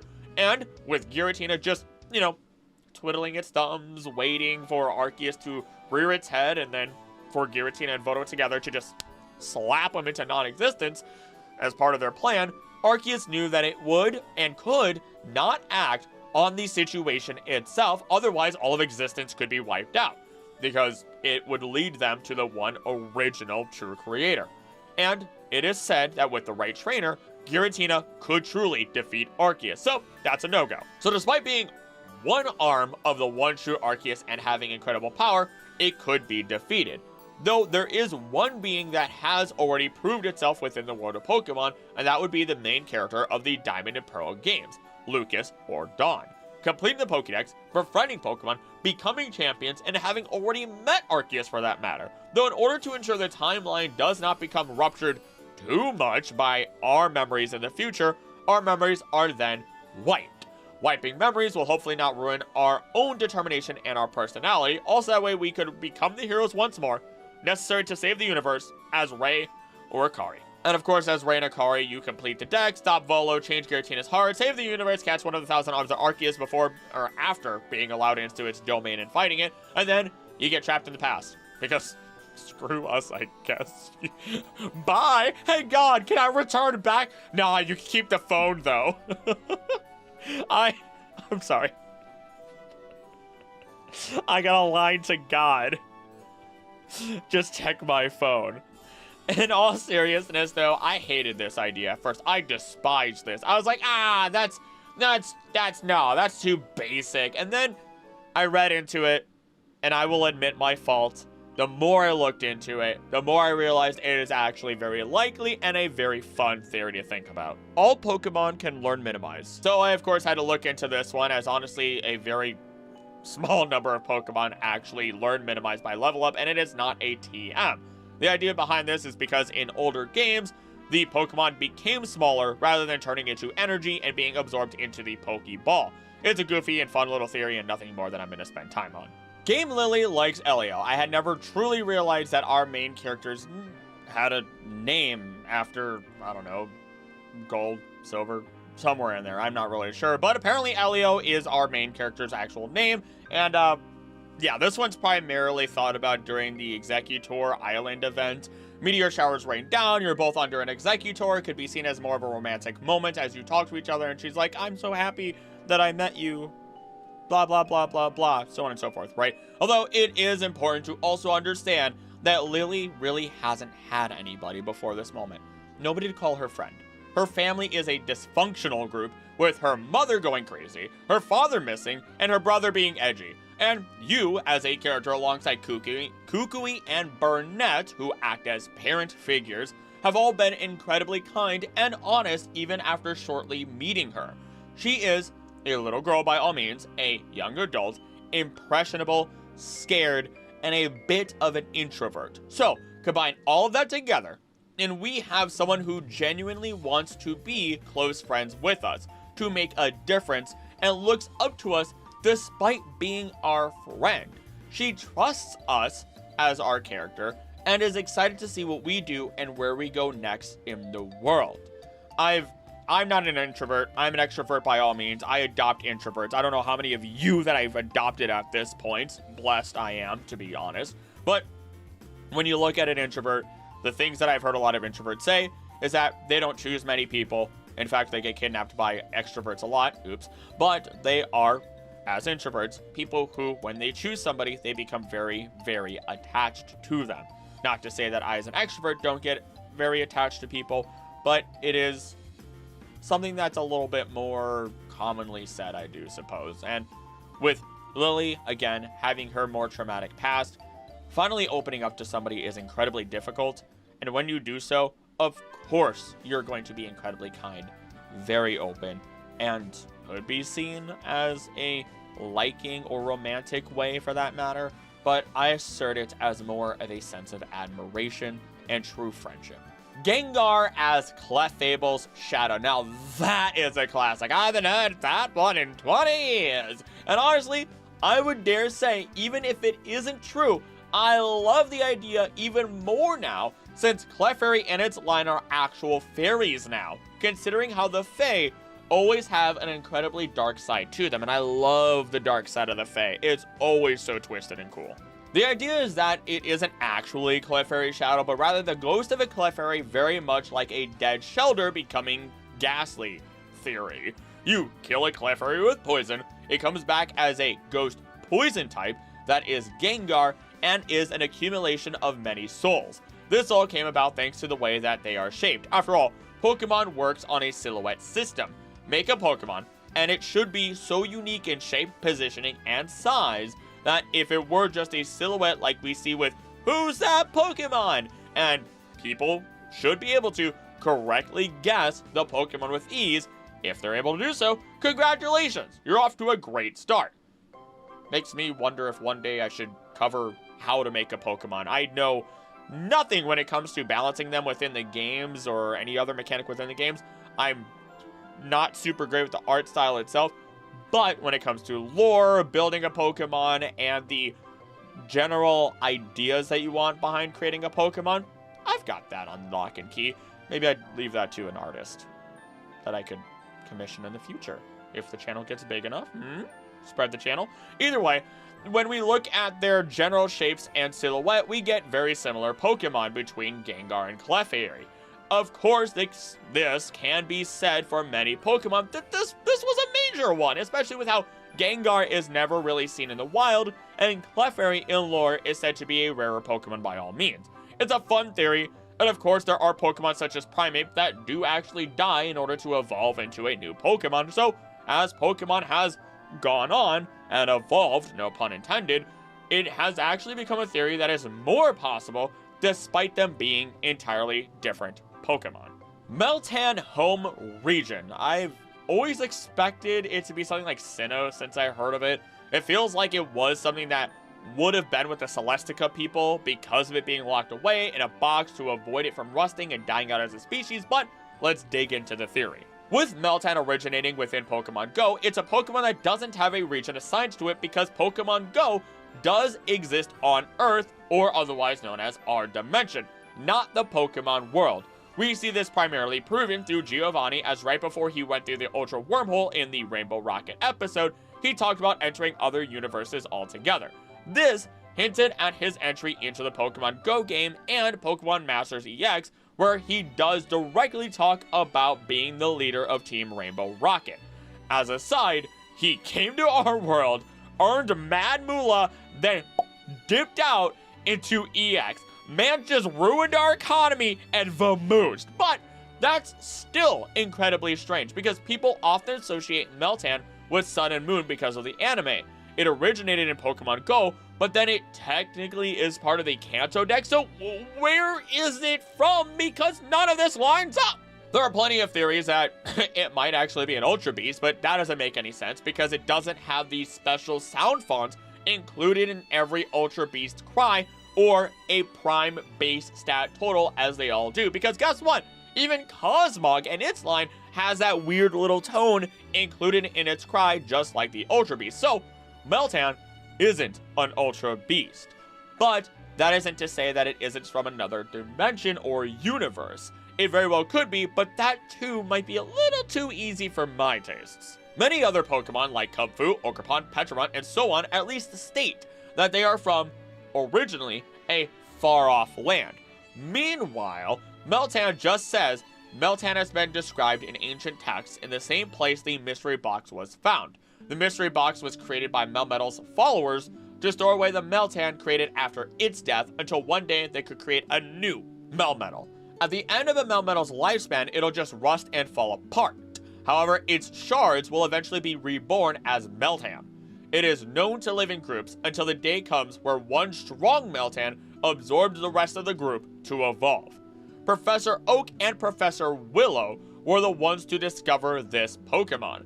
A mystery box was also seen in the Sun and Moon series episode Evolving Research, where it was seen in the waters of Pony Beach with a group of Meltan moving away from it. So there theoretically should be a place where it came from within the normal Pokemon universe, and then Giovanni accidentally brought the box into Pokemon Go, I guess, because of all the other Pokemon entering our world and wormholes opening up and blah blah blah. I would love to assume it isn't from the Kanto, Johto, Sinnoh area, as those are incredibly far away from Alola. If anything, Kalos is a little bit closer to my understanding, which means that Galar and Paldea are all closer to Alola. And that might even lean into the whole idea of, who knows, maybe Meltan was one of the first man-made Pokemon and occurred after the Great War, and after AZ kickstarted the whole idea of working alongside Pokemon, because I already subscribed to the idea that Golett was created by AZ and the people who had followed him after the end of the Great War. The theories genuinely, once again, are limitless, and we may never find the true answer, as it is just a good head-scratcher. Slowpoke is omniscient. I'm sorry. I'm gonna say that again. Slowpoke is omniscient. Sure, Slowpoke has also been the subject of fan theories, with some claiming that Slowpoke's slow reaction times are due to Slowpoke being omniscient and unable to comprehend everything the same way as a result. Just in case you don't know what omniscience is, here's the direct definition. It is the capacity to know everything. It is a state of having all knowledge, awareness, and an understanding of all things. So, sure, maybe it's getting overloaded. When we look at the Slowpoke line as a whole, we get to see one common occurrence across them all. When Shelder bites the head of a Slowpoke and digs into its brain, the chemical reaction occurs as venom is injected into their brains. Slowking is created, and the Johtonian version is incredibly intelligent, matching and even exceeding humans, thoughts to even dream of solving the world's problems but waking up and forgetting those solutions. Meanwhile, Galarian Slowking has a different mixture of chemicals due to its diet of Galarica seeds, causing the reaction to instead increase the intelligence of the Clamperl on its head. Nevertheless, both become focused and able to properly communicate with others of its kind, plan out complicated tasks and execute them, and experiment with new ideas and speak in new languages. Johtonian Slowking is even able to speak the human language. So what could this all mean? If we were to assume Slowpoke is omniscient, then that would explain as to why it became so much more collected, focused, and outwardly intelligent when it evolves. Those chemicals in its brain being produced due to the new interaction between it and Shelder is like the ultimate ADHD drug focusing up the brain. Otherwise, it doesn't make all that much sense how the more venom is produced would mean that more chemicals makes it smarter. But if instead of just looking at the intelligence portion, we look at brain efficiency and ability to actually use the knowledge, to organize these omniscient thoughts and pick up the ones that need to be used right now. So, when we look at this, certain brain chemicals like dopamine, glutamate, and GABA, GABA, play a crucial role in cognitive functions and may be associated with intelligence and brain efficiency. The most interesting of which is glutamate, I found, an amino acid that acts as a neurotransmitter in the brain. It is the most abundant excitatory neurotransmitter in the central nervous system. Its functions include learning and memory, cognition, motor control, sensory perception, and regulation of mood and emotion, all of which Slowpoke's evolutions are all able to do better. So, yeah, I don't know how the glutamate is being created, but if it is being created, then it would explain its new control over its abilities and all of its other new characteristics and how the Galarian form differs because of the Galarian seeds and the different diet the Slowpoke have there, changing how it develops as a Pokemon. So, it is very possible that this theory could be true. Somehow, Slowpoke is naturally incredibly intelligent, can't organize and process the thoughts. Getting bit on the head or on the tail allows certain chemicals to then be created, primarily if it's bit on the head, that allow it to organize its thoughts or feel actual motivation and express it properly through organization of those thought processes. Which, I'm in. I'm bought. This is my new headcanon. Rainbow Rocket Ghetsis killed his end. Ghetsis has always been a backhanded individual. The only ones who ever knew his true plan were the Shadow Triad. Otherwise, he had kept everything to himself. All of his plans, his deceit, and his want to liberate Pokemon only for him to catch the powerful ones for himself and pretty much take over the world from there. Though, of course, it didn't start or stop there, as he intended to instill N with the values necessary to create the new hero who could tame Reshiram and be the new king. The new hero of Unova, a placeholder for his own reign. And by getting his hands on Kyurem, he could even hope to create the original dragon once he captures the last dragon necessary for the original dragon, Zekrom. Once this is complete, N was already having second thoughts during his fight with Alder, realizing that Ghetsis may have been a liar all along, that he doesn't truly believe that Pokemon should be free, and by this time, would eventually be guaranteed to have a snapping point once he would realize that Ghetsis was using him and intended to abuse the power of Pokemon. As a result, and because Ghetsis planned for this, N would be dispatched without much of a problem. If we look at Ghetsis' team and break it down, we can see it is a perfect counter to N's own team, being easily able to defeat N, and even get rid of him permanently. And we know Ghetsis is not above a little murder as a treat, as the dude literally crucified gym leaders in the Pokemon Adventures manga. So unfortunately, yeah, it's very much possible that Ghetsis flat out murders N and replaces him as king until eventually he would have met his own end, only to be saved by being brought through the wormhole and inducted into Team Rainbow Rocket. Mega Evolving hurts Pokemon. This is a classic that goes all the way back, mainly because with certain dex entries, such as Glalie jaw being broken or Tyranitar's back being split open, the only thing keeping it alive is its just raw, instinctual rage, is something that's very much directly stated within the Pokedexes. And I like to think of it this way. Not as a 100% guaranteed thing that will occur, or events that will occur, but rather something that occurs with the wrong trainer. The biggest example of this is Lucario, Mega Lucario, and Korrina in the anime. When Korrina uses her Mega Lucario, it goes on a rampage. This is all because Mega Evolution requires energy and control from the trainer and the Pokemon. If the trainer is unprepared and there is not a good enough link between the trainer and the Pokemon themselves, then the Pokemon can go out of control, they can become berserk, and all the negative consequences of Mega Evolution occur. Meanwhile, we have the other Mega Lucario, which is completely under control, and even later on in the anime, Korrina becomes a skillful master of her Mega Lucario, preventing it from ever going on a rampage ever again, despite those instinctual, overwhelming battle instincts kicking into Lucario. It is tamed. That energy is being focused. And that's what is happening. There's so much energy being poured into Pokemon when you Mega Evolve them that if you are not the right trainer, if you are not properly trained and prepared, then your Pokemon will suffer. So these are stories to prevent trainers from trying to Mega Evolve their Pokemon without that training and bond, or else both of them and potentially many more Pokemon and people will be hurt in the process. Man-made creation Pokemon. To be fair, this really isn't a theory or a mystery. There are plenty of Pokemon that we know have been created by man. The most mysterious of all, though, is definitely Magearna, considering I don't believe it when it says that it has an artificial soul, especially since it does use the infinity energy from other Pokemon just like the ultimate weapon did. So, yeah, what does that necessarily imply for a lot of our other man-made Pokemon? Did infinity energy get poured into them? And that's how they were created? Were lives of other Pokemon taken? And now we have new creatures like Porygon? How does that occur?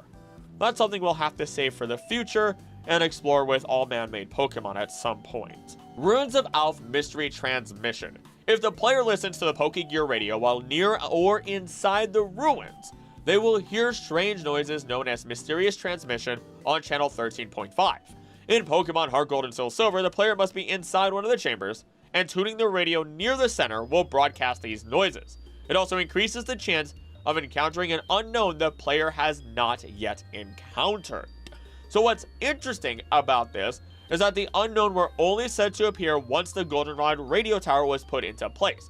We know the unknown have been around for hundreds, if not thousands of years, potentially the beginning of time if they truly are directly tied to Arceus, but then disappearing, reappearing with the tower, and then having a mysterious transmission within their own cave makes it all very interesting.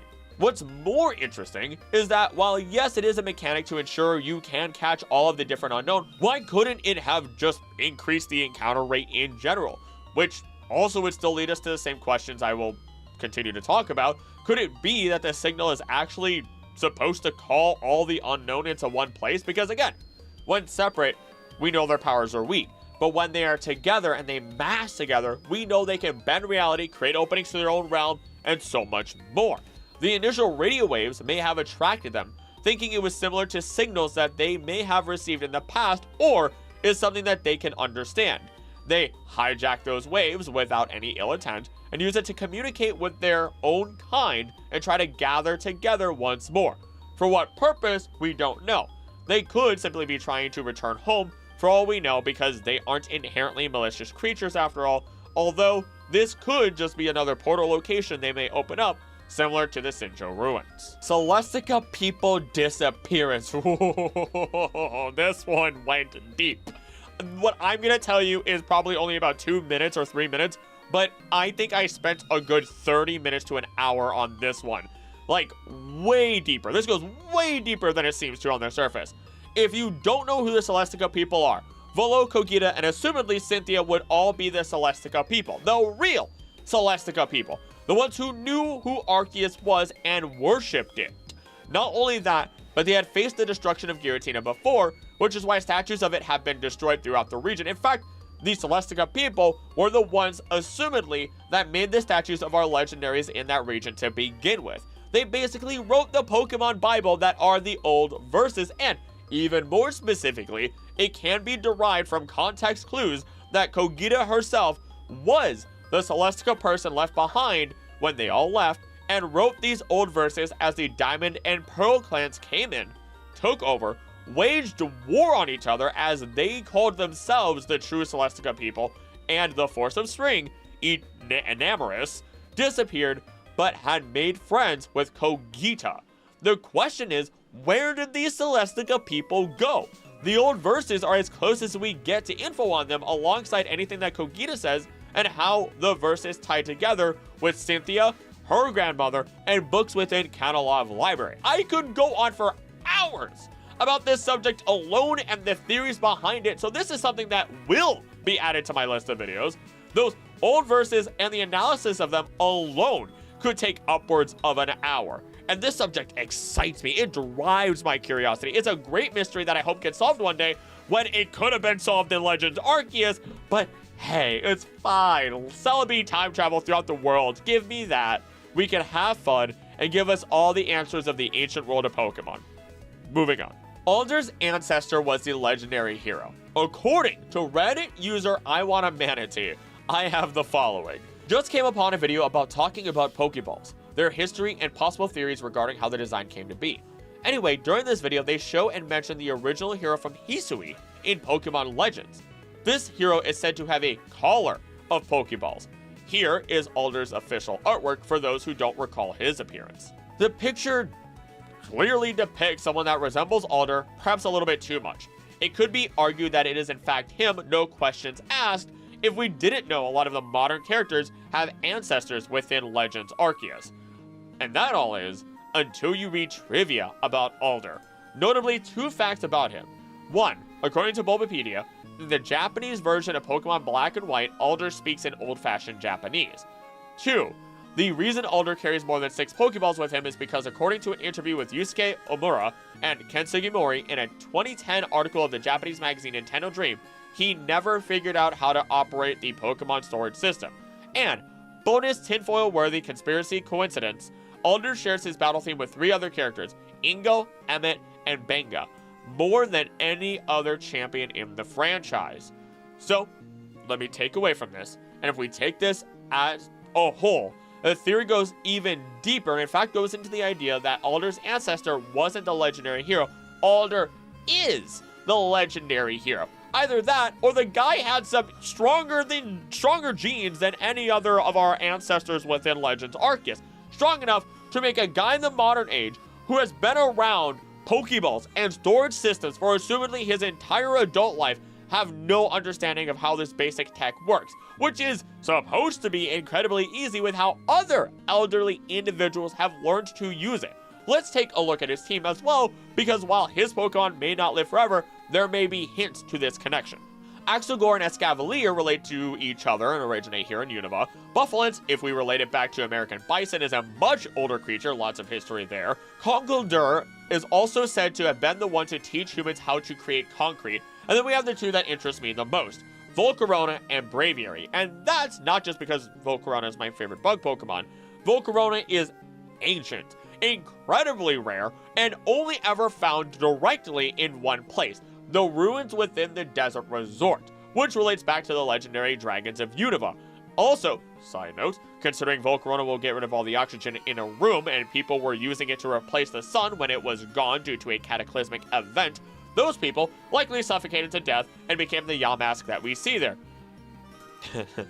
Dark. Anywho, yeah, Volcarona goes way back. Meanwhile, Braviary is the only direct tie to Hisui, considering that Hisui in Braviary was subjected to incredibly harsh environments and originally had the psychic typing added to it, or originally had the psychic typing. But as city life became a thing and it moved away from the Alabaster Icelands, just like Weirdeer, it no longer needed that power that it had and actually evolved in the traditional sense, losing it. And we know that there was a Hisui in Braviary related to the ancient hero as well, but the snag in our theory is that it was not quite on his team, though it would help us get the idea of him having more than just a traditional 6. No matter what, we know that they are, in the very least, related to each other. Alder has all those ideals and habits of a hero. He's confirmed to be the oldest champion to date, and he's just overall a bit of an interesting mystery all in all. One day, a Legends game will hopefully give us our answers and not just give us that random one image that looks a little too close like him. Ancient Kalos War, we kind of mentioned it earlier. War on the Moor of Icarus. The Swords of Justice come in, slap the humans across the face a couple of times, tell them not to mistreat Pokemon, stop their warring, and we're done cleaning up your messes. Keldeo pops out and is like, yo, I don't know where my parents are. And they're like, yo, we're gonna adopt you. Anywho, wait, you're a legendary Pokemon, but you have parents and we have no idea where they are? Yeah, fantastic. We're never gonna go into that whatsoever ever again. Maybe you'll go off and try to find them once you gain the super sword on your head. We're moving on. What occurred between Brock and Ivy? In Pokeball Peril, Ash and his friends found Professor Ivy and obtained the GS Ball. Later in the episode, Professor Ivy and Eradicate got sent to the Pokemon Center because they got in the way of a Vileplume scattering pollen. During these events, Brock fell in love with her and decided to stay with the professor as her assistant. Brock continued to stay with her during Ash's Orange League adventure until a tense situation episode where Ash and Misty met Brock at Ash's home in Pallet Town. Not only did they part on mysterious terms, but Brock's time spent at her lab had never been fully explained. Whatever happened, speaking Professor Ivy's name around Brock caused him to curl up into a ball and simply state, "Don't mention that name." The events that caused Brock to be traumatized have been the subject of fan speculation. To break down Professor Ivy and get an idea of her character, her field of research is in regional differences in Pokemon physiology. Her report on Pokemon adaptive variation as a function of regional distribution, which basically means the more varied they are in their location from each other, the more they have physically changed, makes sense, was published in the Pokemon Researchers Monthly magazine. She is considered to be very attractive, but it is noted that her looks do not negate her achievements as a Pokemon researcher. She and Professor Oak are good friends. In other words, it would not be very surprising if Brock was no better than every person who wants the strong goth GF, but can't handle a strong independent woman. He's a young. I just called Brock young. How old is he?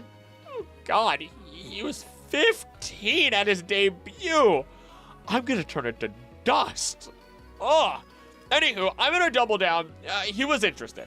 But unlike every other single time where he swoons and flirts with a Nurse Joy or Police Jenny, Officer Jenny, oh my goodness, that was sacrilege. He was truly interested in Professor Ivy here. And when she finally rejects him, he is actually hurt for the first time. He may have truly became invested in Ivy, and at no fault to her, she did not reciprocate those feelings, resulting in what was likely his first true heartbreak. He would have been the right age for him to have his first heartbreak after all, and I'm pretty sure she's a lot older than him, so that would have been a very inappropriate relationship. Anime Isorola's Mimikyu. So Isorola's Mimikyu is our shiny Mimikyu. Every shiny has an explanation, and yes, I'm very tempted to cover a video on that as well. But with Isorola's, it's mostly gray in color with one small yellow patch and a flower on the ear, but it goes much further than that. Isorola, being the trial captain of Sun and Moon games, uses ghost-type Pokemon that fit with her haunted aesthetic. She's closely associated with Mimikyu, as it is the totem Pokemon for her challenge. The anime decided to take things a step further by giving her a very special Mimikyu named Mimikins. Mimikins has the appearance of a shiny Mimikyu, which has a desaturated color palette, the floral decoration pinned to its decoy head as well. Shinies in the anime are rare enough, but what really makes Mimikins special is the fact that it is a ghost. Not just a ghost type, but literally the ghost of a deceased Mimikyu. Being dead means that Mimikins can't attack or participate in battle, but it's also no longer bound by gravity, allowing it to hover and fly around. So, if you ever needed a strong confirmation that ghost types aren't just ghosts, there you go. Also, I made an entire video explaining every ghost type Pokemon, so there's that too. But yeah, a dead ghost Pokemon that's now a ghost of a dead Pokemon that was a ghost. It gets really messy, of course, and it still wears the disguise, so apparently it still has a little bit of a self-conscious even in the afterlife, and it could probably still kill us if we saw its true form as a ghost. Go figure. Fantina's home region. She speaks with a French accent in the English version, then speaks English in the Japanese and French versions of the game. Ultimately, the idea is that, sure, she's supposed to be French by all means, but even with Kalos out, we never got full-on confirmation. And if you didn't know, because I didn't, French is spoken commonly in 29 different countries. So there are easily 28 other locations for Fantina to be from, possibly more, considering once again, New York was turned into an entire region. A lot of stretching room to have there. Drasna is from Celestic Town.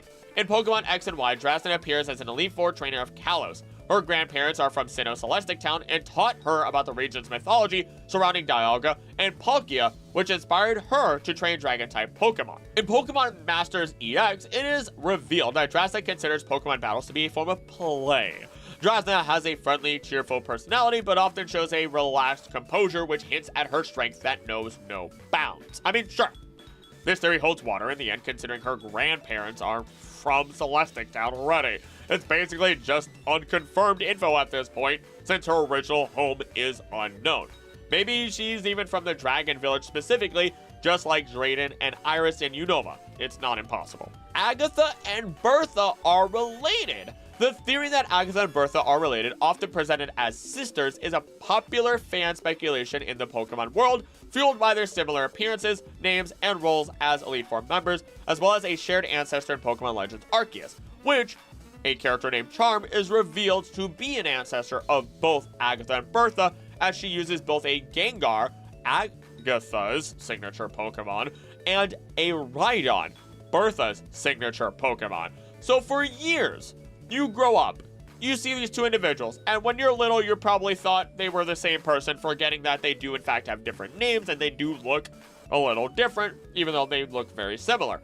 Because, after all, it's no big deal if someone changes their teams over the course of a couple years, or hey, I might have misremembered what they looked like and what happened, but we do know they are distinctly different, and luckily, Legends Arceus helps indirectly confirm this information.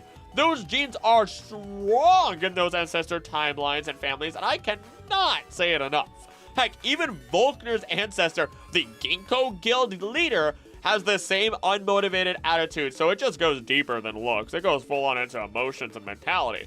They could be sisters. They could be distant cousins.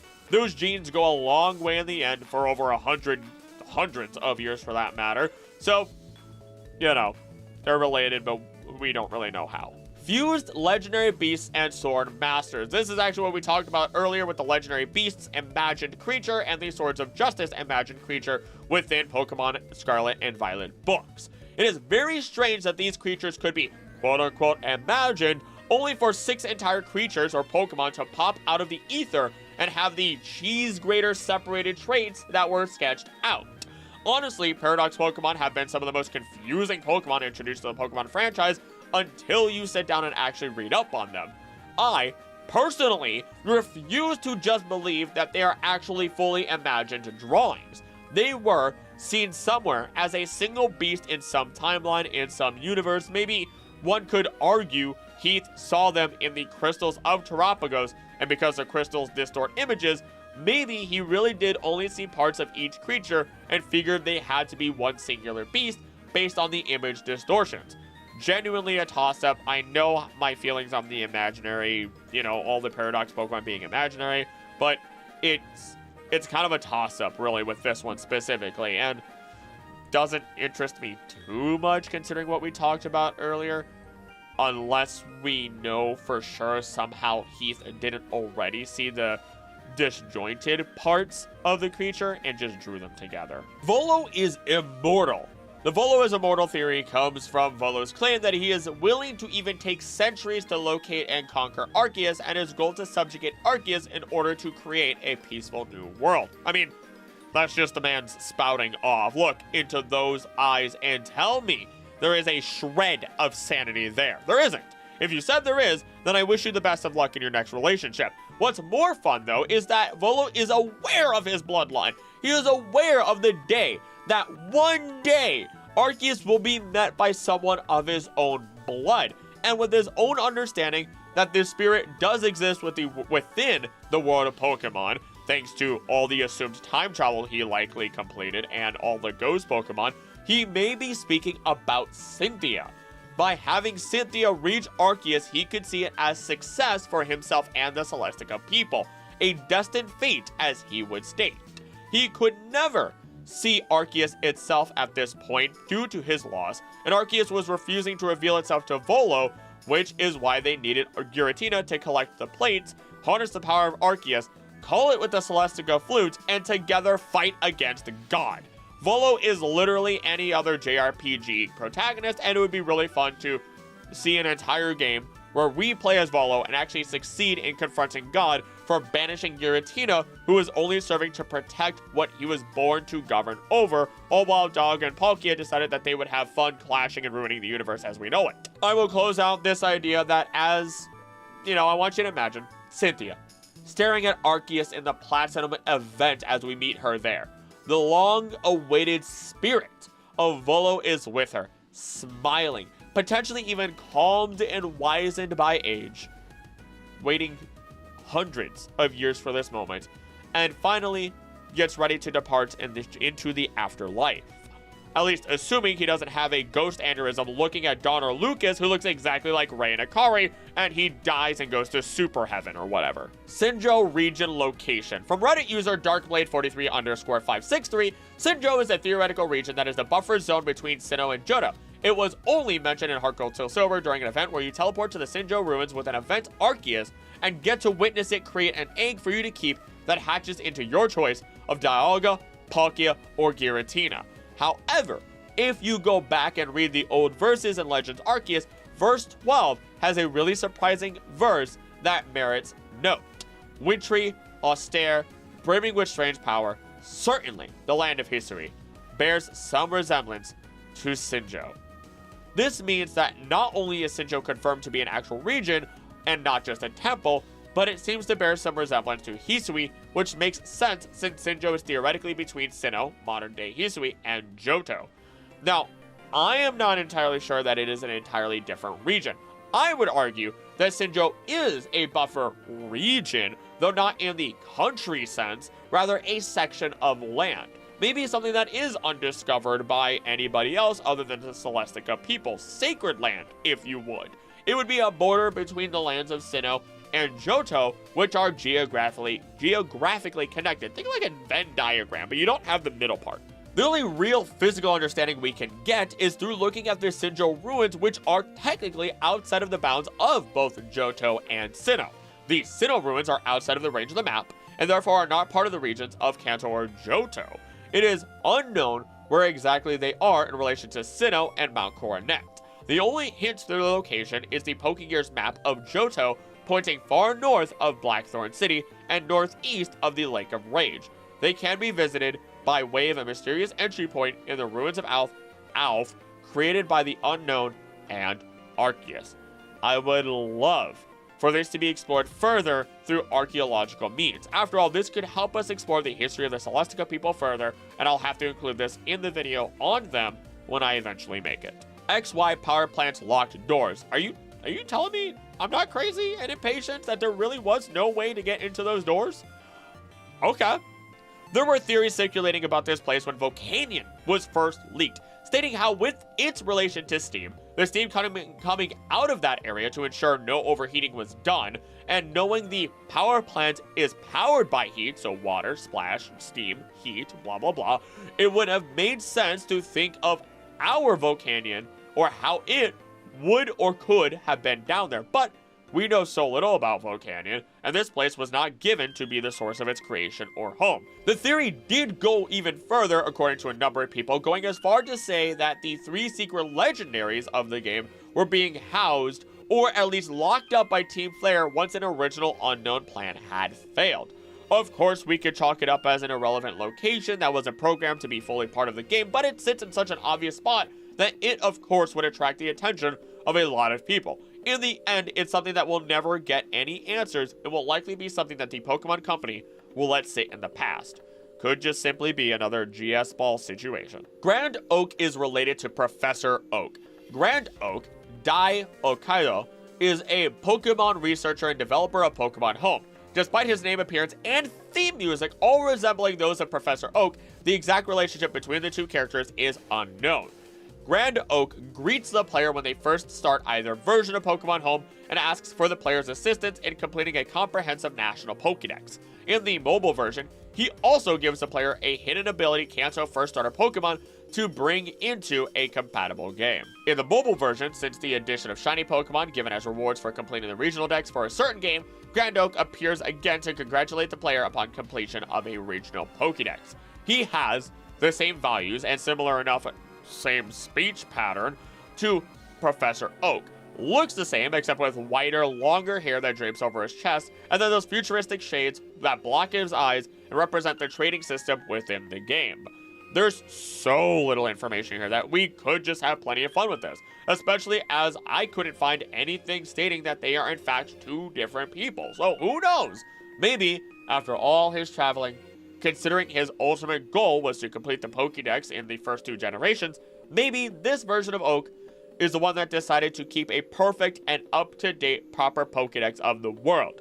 An Oak that would continue traveling, meeting new people and trainers, studying new Pokemon firsthand all until his final days. I could see it, especially as he gets older and older, as we have another character who has excessively long hair in the same style in old age as we look at AZ himself.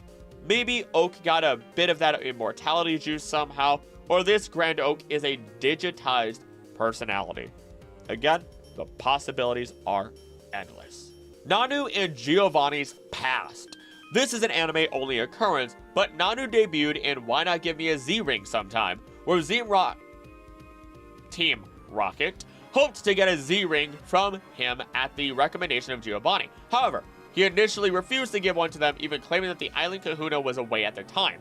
In Tough Guy Trials, Nanu received a phone call from Giovanni, who was surprised to learn Nanu had become both a police officer and an Island Kahuna. He asked Nanu to tell him about the Pokemon the people of Alola call the Blinding One, but the call was interrupted by the arrival of Ash, who came to challenge Nanu in the grand trial. We have some very interesting story parallels going on here, especially if we consider there are implications that Nanu was once associated with a criminal organization in his past. Giovanni and Nanu both love their Persians. Giovanni used to be a gym leader while Nanu is a child captain. Giovanni leads his criminal organization while Nanu leads the Alola police force, and then their personalities are opposite to each other. So I suppose they are parallels and foils to each other if we want to be technical. So Nanu may have been part of a criminal organization, cleaned up, became part of the international police, quit 10 years ago, prior to the current events of the main story of Pokemon Ultra Sun, Ultra Moon, or Sun and Moon, and is now a child captain within Alola. Lots of room to have interacted with Giovanni, especially as Nanu was Looker's superior for some time before he had left the international police. We could make the assumption that Nanu may have been under Giovanni's hand at some point. When we look at the Rainbow Rocket episode, nobody has a clue who Team Rocket are in the first place, or at least nobody that we talked to. Originally, this could mean that they just didn't succeed in their plan of ruling over the world, which is no duh, but there's more to this. You don't just forget the criminal organizations that were major threats that multiple champions involved themselves with in order to take down, and when we look at champions, Red and Blue in Ultra Sun, Ultra Moon, we see they have clearly grown up, potentially even grown up 10 years in age. I mean, look at the mug on Red, and not only he, but Blue are both bosses of the battle tree. With this info, we could conclude that well over 10 years ago, before the fall of Team Rocket, Nanu was potentially a low-level grunt that turned heel within Team Rocket. He never gave up the underhanded tactics, though, as in fact, in real life, there are many criminals or instances of individuals who were originally incredibly skilled criminals that turned a new leaf and were able to help officials improve security and cybersecurity through their tactics. Nanu, being a dark type leader, the underhanded typing essentially, could be using those skills to teach others to look in areas that otherwise wouldn't be looked into and come out on top. He could then be on the hunt for the missing Giovanni, or at least wondering where he did go, since even his own subordinate, Looker, couldn't figure out where Giovanni went. And now, here's Giovanni, after all this time, knowing Nanu, keeping tabs on him and his life, expressing surprise over Nanu's position as a captain of trials and police. I love it! I'm a big fan of this one. I already love Nanu's character, so adding in some subtle details behind it all, giving him a past that he had left behind that, you know, who knows what he did in his younger age before the international police. I'm a big fan of this theory, and I would only hope to see more of this in the future. Victini is based on the atom bomb. This one is old. I mean old. And I remember hearing about it. This is all because of the infinite energy that Victini creates within it, while also having its name based on the words victory and tiny. So people thought this could relate back to the Little Boy bomb, one of the 2 atomic bombs dropped on Japan in World War II. In the end, though, we have New York, the Big Apple, and our Victini here representing how apples can be cut for children to visually represent rabbits, all while holding up the big old V for victory symbol, and might be a relation to Nike, the goddess of victory. We can move on. Woman's secret. yes, there is a swimmer that asks, where did I keep those Pokeballs? While wearing a single-piece swimsuit. Her only other line is, woman's secret, so either she had Pokeboobs or she had a very uncomfortable experience that I am not going to expound upon. You can use your imagination, and we're on to Professor Oak was a champion. This I can get behind without a thought or extra thought in my mind. In fact, I can guarantee he had the opportunity or did become a champion, and even after winning, decided he didn't want to hold the throne down. How do I know this? When we look at the Pokemon Adventures manga for starters, we know that Oak directly states, I've already won myself a championship. I don't need this. After defeating Green in the tournaments and bowing out to see Red and Blue fight for the title. In fact, we even see him up against Agatha, who he does have a past with. But of course, you know I can't just stop there because this is too much fun. Agatha and Oak did have a past as growing trainers. They battled each other, were planning on going for their championship, defeating the Elite Four, gym leaders, so on and so forth, right? Eventually, Oak starts getting really interested in the differences between Pokemon, the understanding and study of them, and making notes on them. Eventually telling Agatha, hey, I'm gonna go do this thing called a pokedex. It's just what I want to call it.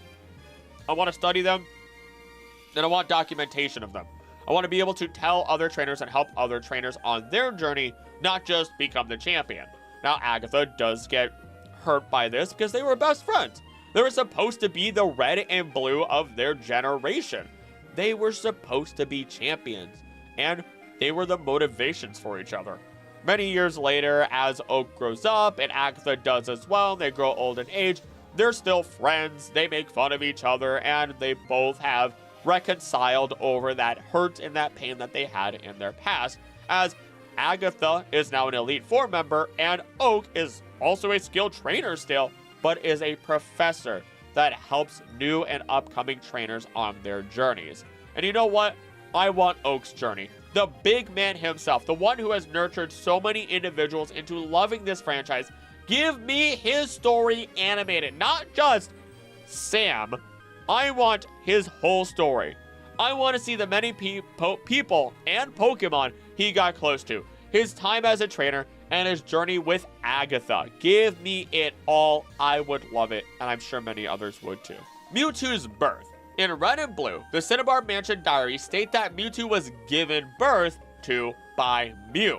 Some people hold this translation to be rather literal, making it up for speculation, but it seems to simply imply instead of the direct meaning of birth, it is, of course, just the flowery language that scientists may use. And in the first Pokemon film, the story tells that it was in fact a DNA splicing using Mew's eyelash as a source for DNA. To cover my bases, though, I even decided to dig into the uncut story of Mewtwo's origin, and that was a depressing trip. Basically, we get clones derived from DNA in the instances of Mewtwo from Mew, but we also get Amber in our Kanto starters that are cloned as well. Can you guess their names? Amber 2, Bulbasaur 2, Squirtle 2, and Charmander 2, written exactly how Mewtwo would be written in their name. And while their names are goofy, we get something sad that I wasn't ready for, so time for me to share the ending of the short with you and make you depressed with me. Amber 2 shows Mewtwo and the rest of the clones, Charmander 2, Squirtle 2, and Bulbasaur 2, a memory where she used to live and shows him elements of life, wind, sun, rain, and times of the day. This is done telepathically, by the way.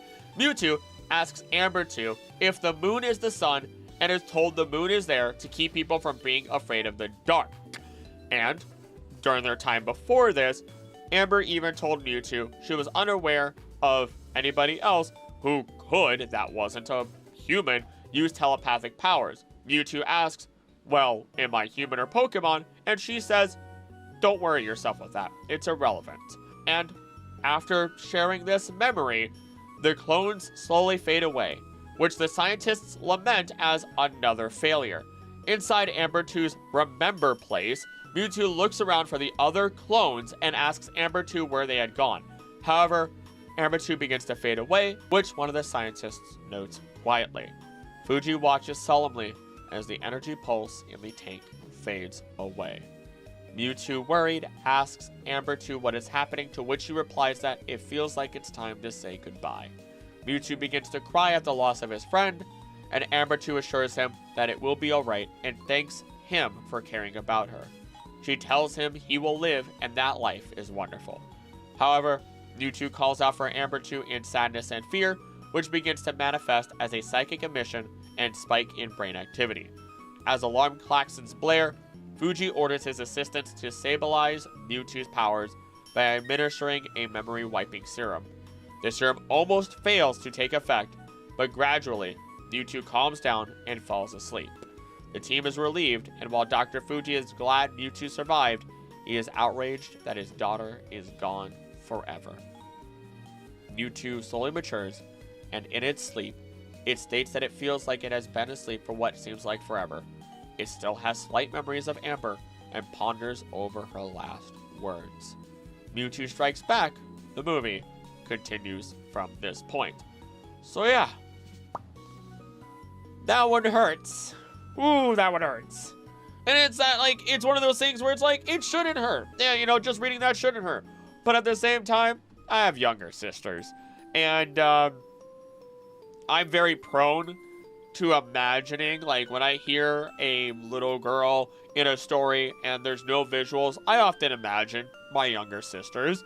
And if they get hurt, or I imagine that they have similar personalities or anything along those lines, it hits me in a soft spot. So I wasn't expecting that to make me tear up a little bit, but it did. Because, gosh, that is a genuine human interaction and relation that's happening there, and we love Mewtwo. Mewtwo's been around for so long, and to learn that it's even more tragic than what we already know makes it hurt that much more. It's just pain, and makes us understand Mewtwo. Oh gosh, I don't want to say it was right in its destruction because Mewtwo killed a lot of people, but we can understand where that emotion is derived from, beginning to end. Misty has a crush on Ash. I'm not gonna psychoanalyze every single relationship that is romantic between characters. We're going on to the 6th time gear. Oh boy, we're getting into Mystery Dungeon. Thanks to Danielle and other commenters on the Reddit, as I can share the following and didn't have to go through excessive hours upon hours of reading to get this information and could just double check it. In Explorers of Sky, you can see that Temporal Spire has 5 indents in the spot where the time gears needed to go in order to stop Temporal Tower from collapsing. You end up bringing exactly the 5 time gears from the continent and putting them in respective place. These 5 time gears originate from these locations: Fogbound Lake, Underground Lake, Crystal Lake, oh gosh, don't never put a camp there, please, Limestone Cavern, and Tree Shroud Forest. However, in the 3rd chapter of the main story, the partner tells the protagonist of a time gear hidden inside a volcano, accompanied with a visual. Furthermore, this visual also happens to be the title screen for Explorers of Darkness. While it could simply be a false rumor the partner has picked up, the deliberate visual on the screen makes them believe otherwise. This would mean that there's actually 6 time gears. What is interesting about this is not that only is there a missing indent in the Temporal Spire, then, but you can also make connections that the location of the time gear could in fact be Dark Crater Pit, Darkrai's hiding place, which shares a lot of visual similarities with the display of the 6th time gear. Furthermore, as the northwest of the world was unreached by any of the story characters until post-game, it can't be fully assured whether or not time had stopped on the volcanic region of the map until Temporal Tower was saved. Speaking still from their post, a personal theory of mine, to also approach the mystery of why Darkrai was time warping, or has time warping properties in this game, would be that after Jirachi created Darkrai to fulfill Bidoof's wish, it ended up in Dark Crater, where it destroyed/harnessed the power of the time gear to gain time-traveling properties and to stop time on the whole island. This would also explain as to how Darkrai could reach the hidden land or the spatial rift and how it creates dimensional holes. Finally, after Darkrai sabotaged Temporal Tower, Dialga stamped out the indents on Temporal Spire for the remaining time gears as he slowly descended into madness, banking on the relic fragment's chosen one to gather the time gears and save the tower. After succeeding, time reverts back to normal globally, including the volcanic region. When Grovyle leaves a letter at Sharpedo Bluff for the player and partner, he says he acquired the 5 necessary time gears.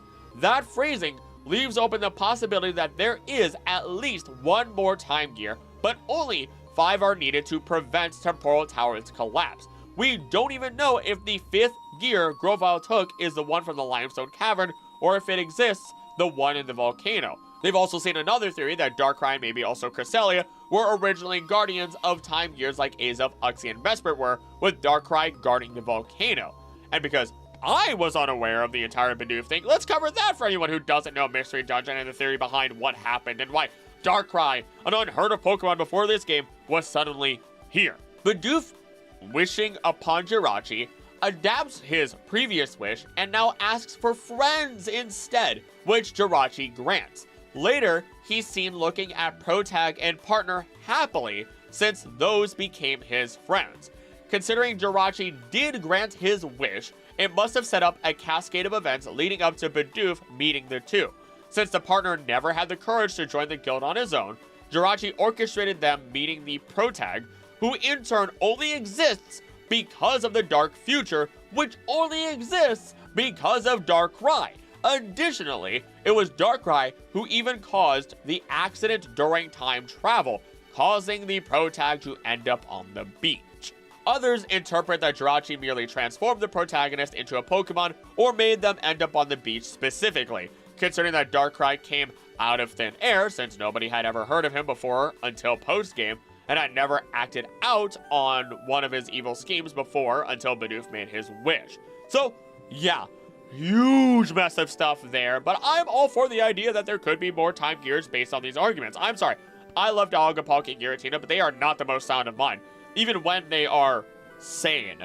They cause immense destruction and everything in other games. I would not be surprised if there were more time gears than necessary, or even that time is not completely stable anymore, leaving the world open to more explanation one day, as we have seen with many of the other Mystery Dungeon games. Geeta is a villain. This is another one that was laid out before Terapagos' reveal. This was based on the idea that Geeta's ace Pokemon, Glamora, is native to Area 0, a mysterious and dangerous region, and its Pokedex entry mentions Terastal that she keeps hinting towards as some sort of world that she wants, potentially being related to Area 0. In addition, Glamora, you really don't want to inhale anything around it, as you will get poisoned and basically die, oversimplifying it there. The flooring in the grand entrance of the Champions area also mirrors the hexagonal pattern found in Area 0, and her overall unusual team, though nothing was ever truly concrete and nothing fell from it. But you know what? Allow me to share with you the biggest red herring I have probably ever seen in Pokemon. Briar. Now, I'm gonna tell you right now, I literally have a video out there where I predicted exactly what was gonna happen in the DLC, and I almost nailed it to a T. From Kieran having to team up with him and deal with Terapagos and all this other stuff, right? And him losing control and blah, blah, blah, blah, blah. But I was 100% ready for Briar, with her eyes that look like Bramblegast, to have a Bramblegast or Bramblin on her team, because again, their eyes match with each other, color and all. And yet, you know, maybe she would fight against us, having taken control of the new legendary Pokemon within the DLC, and then we'd get to team up with Kieran against her, making Kieran realize, like, hey, you messed up. We get it. We're friends now. We're amigos. Let's do this, dude. You're the introvert. I'm the extrovert. I'm adopting you. Kieran might be one of my favorite characters, despite his, Venom suit Spider-Man attitude that he ends up having and his overall rage. Poor kid. Overall, though, I will say, though, like, she was the biggest red herring. With all her attitude and everything that she wanted, Briar was destined to be evil. And yet she was just a person that's like, I'm gonna push this chess piece forward and oh, I actually pressed a domino. Oh, look at it go. Look at that Rube Goldberg machine just go off. Oh, and they spilled coffee on my laptop. Fantastic, thanks. Anywho, I'm not gonna take responsibility for any of this. This was you guys. I love it and I hate it all at the same time, because I was so ready to go up against Briar. I was so ready. Biggest red herring. I'm ready to move on. I'm a little angry about it.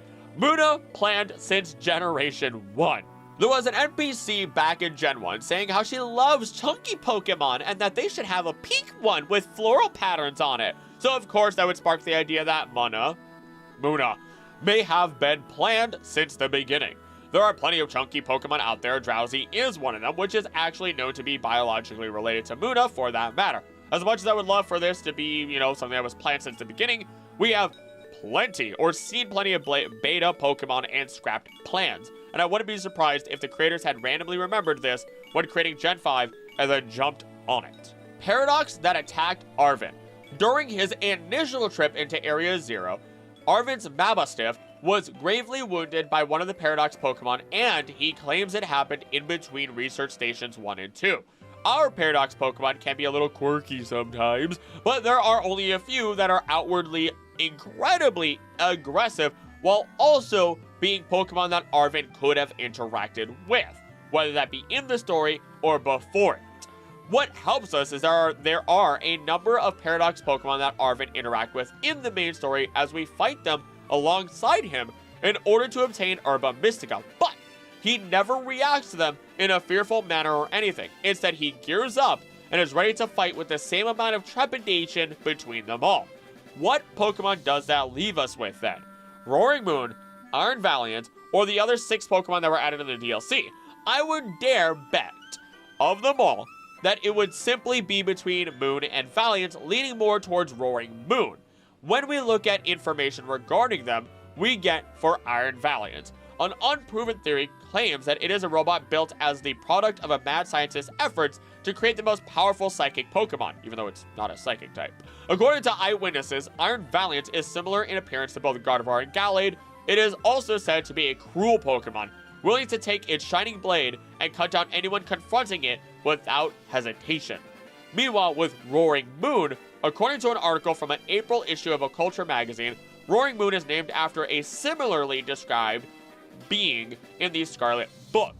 The article says it looks similar to Salamence that has undergone a certain phenomenon that occurs elsewhere in the world, but it's unclear if there is any connection. Basically, that phenomenon would be Mega Evolution. It said that Roaring Moon scatters feathers as it flies around at high speeds seeking prey. It's thought to be more savage than Salamence and that it should be avoided at all costs. So, sure, pick your universe, Scarlet or Violet, and you have your answers. On one hand, Arven may have encountered an Iron Valiant, thought it was a friend, and with it being a fairy fighting type, a disgusting counter against Mabastiff as a dark type Pokemon, we could grow to understand where the severe injury would have come from. Meanwhile, with Roaring Moon, it's just incredibly fast and aggressive. It is very savage. It's hard to tell how the two would have been able to escape, but maybe the big boofer managed to injure the Paradox Pokemon just enough so that way they could escape. But before we do move on, I have to admit, as I often do, Arven annoyed me a bit at first, and I had fun giving him the snooty prep voice, very Zygarde-like, but as the story went on, I loved his tale more and more. And let it be known that while these games may have mechanically not been the best, in my opinion, the story was great. Nothing mind-blowing, but the story, especially Arven's, to me, hit me in a soft spot and was worthwhile. Aster. If you don't know who Aster is actually the original lore keeper of the Draconids before our lore keeper Zinnia took place. So the whole story here really only occurs within the Pokemon Adventures manga, otherwise we just get hints in the anime to the devastation that occurs. She, being Aster, was very close with Rayquaza, being the actual chosen lore keeper, being able to tame Rayquaza, speak to him, everything, or them, whatever. And that was until the Devon Corporation came up, rolled up their wheels, and said, hey, we're taking Rayquaza, and showed their copy of the ultimate weapon in tiny rover form. She goes, and then they say, They then blast Rayquaza. She dies in the action, which we don't get to see, and Rayquaza is captured for further investigation and or understanding of how the phenomena of Mega Evolution occurs, thanks to not only the Devon Corporation, but also the Pokemon League. That is when Zinnia comes up, sees her dead best friend, takes her cape in a very Bardock from freaking Dragon Ball Z-esque fashion, ties it around her, and does everything she can to try and be the next lore keeper. Unfortunately for her, her life is a tortured one, where Rayquaza does not actually accept her as a lore keeper, no matter how hard she tries, even attacking her at one point. And it is just sad. And the only hint we really get of Aster anywhere else is simply because she has a Wishmer named Aster with the Draconids. That one I've had memorized within my brain, mainly because it's probably one of my favorite dark stories of Pokemon. Just poor Zinnia, a character that I never cared for because I never played Omega Ruby Alpha Sapphire, just having the beautiful moments in Pokemon The Wish and finding out that despite her situation, despite the trouble she goes through, despite the pain and rejection she constantly gets, she still does everything she can to be the best person she can be and make a positive difference. And I respect that, making her, I'd say, probably within my top 10 characters within the Pokemon world. Hassel is from Johto. Hassel is a descendant of a long line of Dragon-type trainers in an unnamed faraway region. He ran away from home as a youth to pursue a dream of making music, before becoming a member of the Elite Four in the Paldea region, as well as an art instructor at the Academy. Hassel is shown to be friendly, but very emotional, as he bursts into tears of joy when defeated by the player. He is an old friend of gym leader Brashius of Artisan. During his Bond story, a dragon tamer arrives at the Academy to get Hassel back home, claiming his father, the head of the family, is feeling ill and Hassel should be taking his place as the head of the family. Through interactions with the player, Hassel gains the confidence to confront their dragon tamer, realizing her words about his father's deteriorating health were lies, in another attempt to get him to come home and swearing to stay at the Academy to teach. Go Hassel, stick it to them. We could look at the fact that he's pulling off that classic cape, very much like Claire and Lance do. They both have strong eyebrows, and honestly, his hair is just close enough to Claire's that it makes me, link them together a little bit. He just has a shorter ponytail and longer locks in the front that still arc up just a bit like hers do. What muddies the waters a bit, though, is that Hassel does use a Dragonite in the Academy Ace tournament, but it is still not his ace. And he has a Haxorus, which is also not his ace, which is unrelated to our, Lance and Claire here, but at the same time, I wanted to look at Unova as a potential, home base of him being the Dragon Village, but I doubt that too. He does have a bit of a Shakespearean accent, as others have described it. I always thought he was German accent, and that leads us towards that Old English, which matches the whole dragon style that we have going on here, which Galar maybe, but I doubt that too. Nobody else does that accent, and it comes out stronger when he gets emotional, I feel, so it's a natural accent. To me, that takes away the idea of him being from Johto, despite the loose similarities. I would dare to bet that we have yet to find out where he is from, and we will one day in the distant future. Cosmog line are Ultra Beasts. We've basically already covered this in a portion earlier. Cosmog are from an alternate universe. We do have Solgaleo and Lunala being from Ultra Space and being common Pokemon in Ultra Space for that matter. And on top of all of that, they do have their cries, which I will play now. That sound very much like an Ultra Beast cry, as I will also play that now. In terms of that high-pitched, frequency that is found in all the Ultra Beast cries.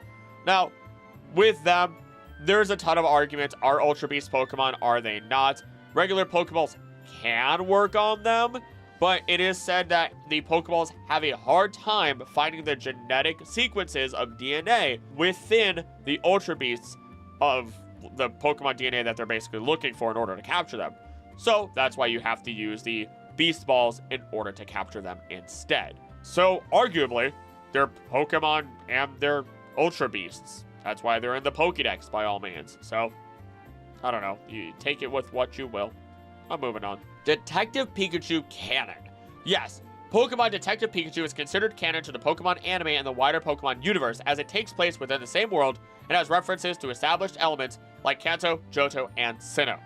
I'm not really sure what the mystery is here, but there are plenty of videos covering it, and if you made it this far, I think you know whether something is canon or not, there is always, once again, a grain of truth in everything. So, take the canon info, supplement it with non-canon info that we can bolster with proper canon information to create our theories, and that's basically what we do a lot of here anyway.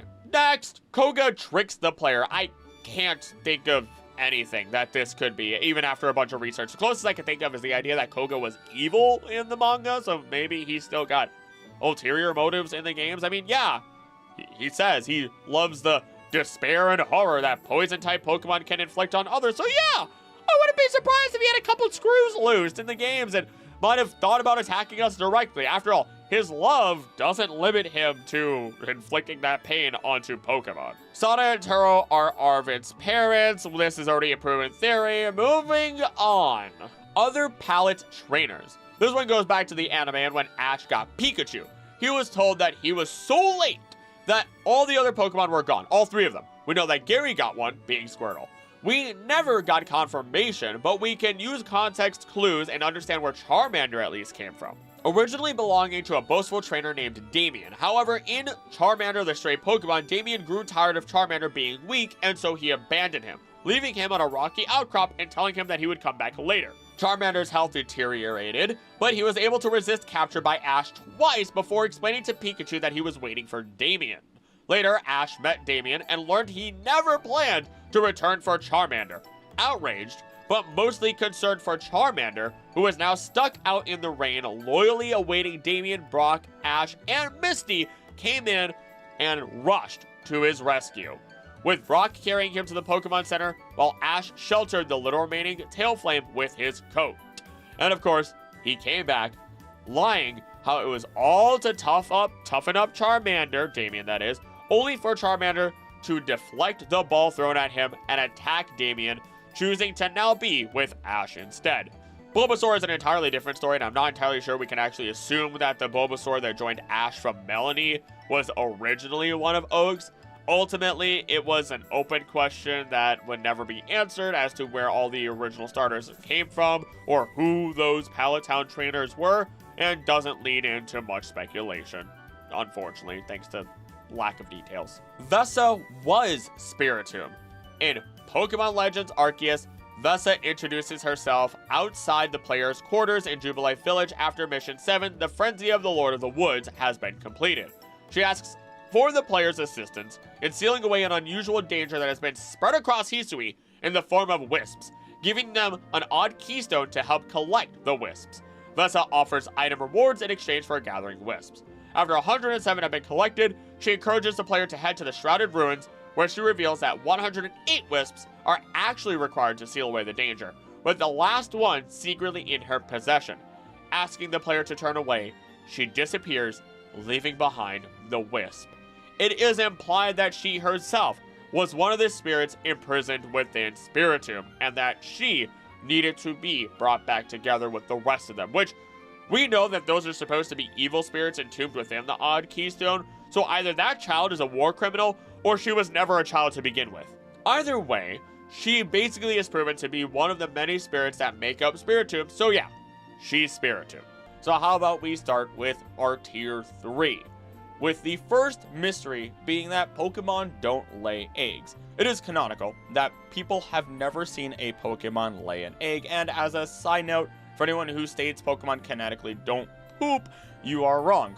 Guzzlord doesn't. Yet it is confirmed that Pokemon such as Wingull, Tartanator, Darumaka, and others do in fact defecate. It's a weird pet peeve of mine to have information incorrectly stated and people say it's fact when that is not the case. But back to eggs, no matter how much people try, we can never see a Pokemon actually lay an egg. Nor have we ever actually seen Pokemon mate, for that matter. Not that I want to, as that makes me very uncomfortable, yet we have seen them fall in love, and we know which Pokemon are in the same egg group, which can result in an egg being created.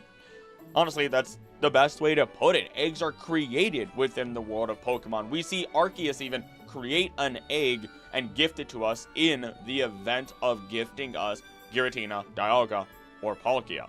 In addition, we can assume that the eggs that Chansey gives us are different from regular Pokemon eggs, and even the legendary birds have been shown to come from eggs within the original Pokemon Snap. Now, I do have an entire video explaining Pokemon eggs, so I'm not going to explain everything here, but I will at least note the following. Pokemon do not always hatch from eggs. Hatch, specifically. They seem to evolve from eggs. In addition, I've been told, but never can find it myself, that there is one instance in which a baby Pokemon is seen to be opening up an egg and stepping inside at the daycare, sealing itself inside. And finally, much like in real life, Pokemon can in fact understand the outside world from within their egg. To explain this further, because I said it's just like real life, there were tests basically being done on chicken eggs. They had a strawberry sense being around a certain group of them, and when they hatched, they liked the strawberry scented water more than regular water, meaning that they can perceive the outside world from within an egg, and that is a huge boon when it comes to survival. So if you wanted to learn more about eggs, go check out my video on that. Otherwise, let's get into pronouncing Arceus. I'm only spending time on this one because of the sheer amount of comments in which people still tell me how to say words with my face mouth hole. Arceus, according to Bulbapedia, may be a combination of arche, ancient Greek for origin and authority, or alpha and deus, Latin for god, or Zeus, king of the gods in Greek mythology. It may also involve arcane, aureus, Latin for golden, arcesso, Latin for I summon, arceus, an aspect of the astral plane, or chaos, the origin state of the universe in Greek mythology, often personified as the first primordial deity. Because of this, despite the anime pronouncing Arceus, it is incredibly funny to consider the idea that the joke way of saying Arceus, Arcus, thanks to Zeus, is more correct than actually saying Arceus. And I hope that gives an aneurysm to some people. That sounds amazing. Anywho, let's move on to Giovanni wanted to stop Mewtwo. At first, this seems incredibly stupid, but let's have some fun and consider 3 bits of information that we know about Giovanni. He likes power, and if he does not have it, he will take it. 2. Mewtwo escaped from the Team Rocket lab and was destroying other towns and cities, at least within the manga. And 3. Giovanni is by all means an intelligent and competent mob boss that did love his family, even if he was terrible at showing it. And he loved his Pokemon as well, unlike his mother. Through our understanding of these facts, despite Giovanni being a very evil individual, he would know that a life form with power greater than anything found in nature, which are the words used to describe Mewtwo, is a menace and a danger. Something that would not only destroy everything that it goes near, but could also destroy Team Rocket, his own family, his riches, his power, and anyone or anything that Giovanni could be ruling over for that matter. Because of this, understanding Mewtwo must be caught for the sake of his own future, a selfish gain. He would then seek out the Master Ball to ensure Mewtwo could be caught. It's very possible that Giovanni did want to actually stop Mewtwo. Again, not out of benevolence though, but simply out of selfish reasons, for the same reasons that he created Mewtwo in the first place. We're going to skip past a number of the entries here that are thoroughly discussed already and jump to a stupid and fun one, being that Dodrio flying. Yes, as seen in many of the memes, Doduo and Dodrio can in fact learn the move Fly and are able to fly. What makes this funnier is that literally every single creature that it's based on, the Dodo, the Kiwi, ostriches, emus, moas, none of them, to my knowledge, are able to fly. Yet Doduo and Dodrio can in fact fly. It's just a weird gag that Pokemon has done in the end, whether it just spins its heads or manages to glide through the air similar to a Mantine or Emolga for that matter, is unknown as it's not been shown. This is just one shallow mystery that I hope never gets directly answered because I love how fun and stupid it is. SS and Policeman was Looker. An undercover international police agent who has the appearance of a gentleman appears on the SS and in pursuit of Team Rocket. In Generations 1 and 3, International Police is translated as Global Police, which they are fairly interchangeable. We only know of a few members of the International Police, and only 2 of them that we know of are male. these being Looker, who first appeared in Pokemon Platinum, and Nanu, who first appeared in Pokemon Sun and Moon. Otherwise, we know none of the other members of the International Police, so sure, I guess it could be Looker. It could be Nanu, considering that, I don't know, he had a connection to Giovanni, as discussed in the last Iceberg portions. Ultimately, not a super deep one to expand on, but one I couldn't just skip. Giratina and Necrozma Abrahamic symbolism. So, for those of you that do not know, as I did not quite understand what this was without the definition, Abrahamic symbolism refers to the shared roots and distinct differences of the three Abrahamic religions, Judaism, Christianity, and Islam. These religions believe in a separate individual God and the universe. They share concepts like heaven, hell, resurrection, and judgment, and that varies. So again, this is just general, with respect, descriptions. The Abrahamic religions claim the prophet Abraham as their common forefather. What this is trying to say is how Giratina and Necrozma are actually supposed to, within the Bible, represent Lucifer, or in other words, the devil. Of course, everyone throughout the world and throughout time have always said how Giratina is not just a silly little noodle, but is in fact the representation of the devil. But the Necrozma comparison may be new to you, so let's just begin with the basic explanation of Lucifer, which, again, this is not a Bible study, this is just to get our point across. Lucifer was described in a number of different ways: the prince of angels, the most beautiful of angels, given wisdom and intelligence in great amounts, but yet rebelled against God and was cast from God's realm. Eventually, Lucifer would create and essentially rule over hell, and this should all sound familiar to you. As Giratina was created by Arceus, god of the Pokemon world, its origin form is also very serpentine, like the snake that would tempt Eve to eat the apple that would grant knowledge, amongst many other things. Giratina would also be the only Pokemon of our origin trio that cannot be controlled or calmed by Mesprit, Uxie, or Azelf, who are by all means very reminiscent of the highest three angels under God's power, thus putting Giratina technically above the Lake Guardians, giving us that Prince of Angels idea. Giratina would eventually attack the other Pokemon and be banished by Arceus into its own dimension that Giratina would culture and protect, the Distortion or Mirror World, depending on what lore you go with. Now, I do talk about all this in far more detail in my Pokemon Myth and Legendary Family Tree video, alongside with how every single, well, legendary mythical Pokemon is related, expanding on their inspirations as well. But maybe one day I'll create smaller, more detailed videos explaining sections of that info, because it is in there as well that I talk about Necrozma being very much related to Lucifer as well.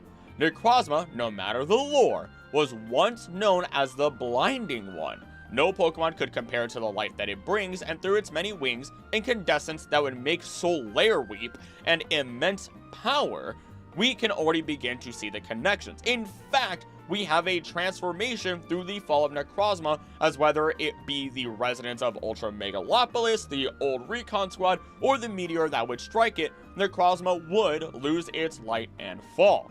Its form would even change as this occurs, becoming a darkened husk of what it used to be. So ultimately, with the understanding of it all, yeah, it all seems to click together too well for it to be deemed a coincidence. This isn't uncommon to see in Pokemon as a whole, considering the many legendaries, mythicals, and even more common Pokemon and their inspirations likely being from real-life religions and myth. It adds a nice layer to all that I really love, and as such, I personally consider this theory to be mostly true. With that though, if somehow you aren't subscribed and yet are watching this second half, not even second half, this is like part 2 of what will probably be 4 or 5, because this is ridiculous, but if you're somehow watching this and you're not subscribed yet, please ensure that you do subscribe, share this video with others, share the channel with others, and you could go as far as becoming a member for as little as $3 a month to then get behind the scenes content, get special questions answered to you directly on those special behind the scenes posts, and see what my plans are, in addition to getting your name shouted out in the credits of every single video, as $3 a month even does a massive amount for this channel. With that then, once again, thank you, and back to the video. evil Pokemon exist. I will say 100% that this is true. This is primarily an anime-based theory, though you can look at the Pokedex for that matter as well. You can argue that Pokemon such as Hydreigon or Pumpkaboo are acting out of instinct, destructive creatures or soul-stealing creatures acting on simply that need to eat, or because of nature forcing them to be the way that they are. Though Pokemon that are known to be incredibly intelligent, yet are still destructive or experiments on other Pokemon, such as Metagross or Galarian Slowking in that respective order, are very much evil and nobody can convince me otherwise. And just in case you're unaware of what I consider to be the most evil Pokemon in all of existence, allow me to read the Galarian Slowking's information directly. It creates potions by mixing toxins with the food it's eaten. Not even Slowking itself knows what effects the potions will have. It administers its potions to weakened Pokemon it sees. These potions are derived from poison and secreted from holes in Slowking's horns. Those, again, are direct entries from Pokemon Scarlet and Violet. Galarian Slowking is a war criminal. He is evil. It's evil. And you can't convince me otherwise. De-evolution. I assume this is just referencing the many cases within the world of Pokemon in which Pokemon have devolved. The most obvious of cases being actually whenever any of Slowpoke's evolutions lose their cloister, returning them back to Slowpoke. And other cases would actually include whenever a head from Executor falls, the fallen head becomes an Execute and must find its full group of 6 again. Kyogre and Groudon technically devolve due to their origin forms. Eevee in the manga switches between all of its forms and its base form thanks to genetic modification from Team Rocket. Melmetal can break down to Meltan, Type Full is restrained through its helmet and becomes Type Null, and then Dialga straight up reverses time on Pokemon to turn them all back into eggs. Outside of these instances, the only other case of de-evolution are the Devolution Orb in Pokemon Mystery Dungeon and the De-Evolution Spray in the Pokemon Trading Card game. Otherwise, it is deemed impossible to devolve a Pokemon. Despite that, though, I can guarantee that Team Rocket could have done it, since we see many cases where Pokemon are medically forced to evolve. It is an interesting thing to consider all in all, and I've started to wonder if there's a chance that since Pokemon such as Gyarados traditionally evolved down into Magikarp over time, as normal animals would, what other cases could there be? Could the Mega Pokemon have been the original Pokemon in some point in time? After all, Mega Aerodactyl is said to be how Aerodactyl used to look. Its genetic DNA being fully revived, essentially. Just something interesting to consider that I'm gonna toss in. Anime is an in-universe cartoon. I was gonna skip this, but there are 2 instances that are at least fun to mention that are head nods to the anime. One being that there have been characters in the games that end up having Pokemon from the anime. This is through mostly special events, of course, as is the case with Ash's Greninja. Another case is the Kangaskhan, which has an entry about it adopting a human child, specifically within the Pokemon Sword Pokedex, and this happens in the anime within the old Safari Zone with a character named Tommy, who was accidentally dropped from a helicopter from his father. Dad of the year, right there. Now, I mean, sure. Why not? The anime could be an in-universe cartoon, or the anime could actually theoretically exist within the game as a real-life thing, thanks to Ash having his Pikachu given to us as another event Pokemon time and time again, alongside his Greninja as well, of course. I'm primarily stating this so that way we don't have to talk about these theories when they do pop up, because they kind of bore me and are one note. Heart Gold, Soul Silver, Giovanni drowned. As after Giovanni trembles from defeat, he states the precious dream of Team Rocket has been nothing but an illusion. He makes his leave, but instead of hearing the normal walking out of cave sound, we instead will hear a splash sound followed up by dead silence. As Giovanni's secret hideout was in Tojo Falls, the entrance was directly next to the rapid waters, and he could have...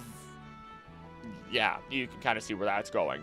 So, after the splash sound, there are radio signals from the Goldenrod Radio Tower Team Rocket members who state, or rather ask, where has Giovanni gone? I wonder if he's coming.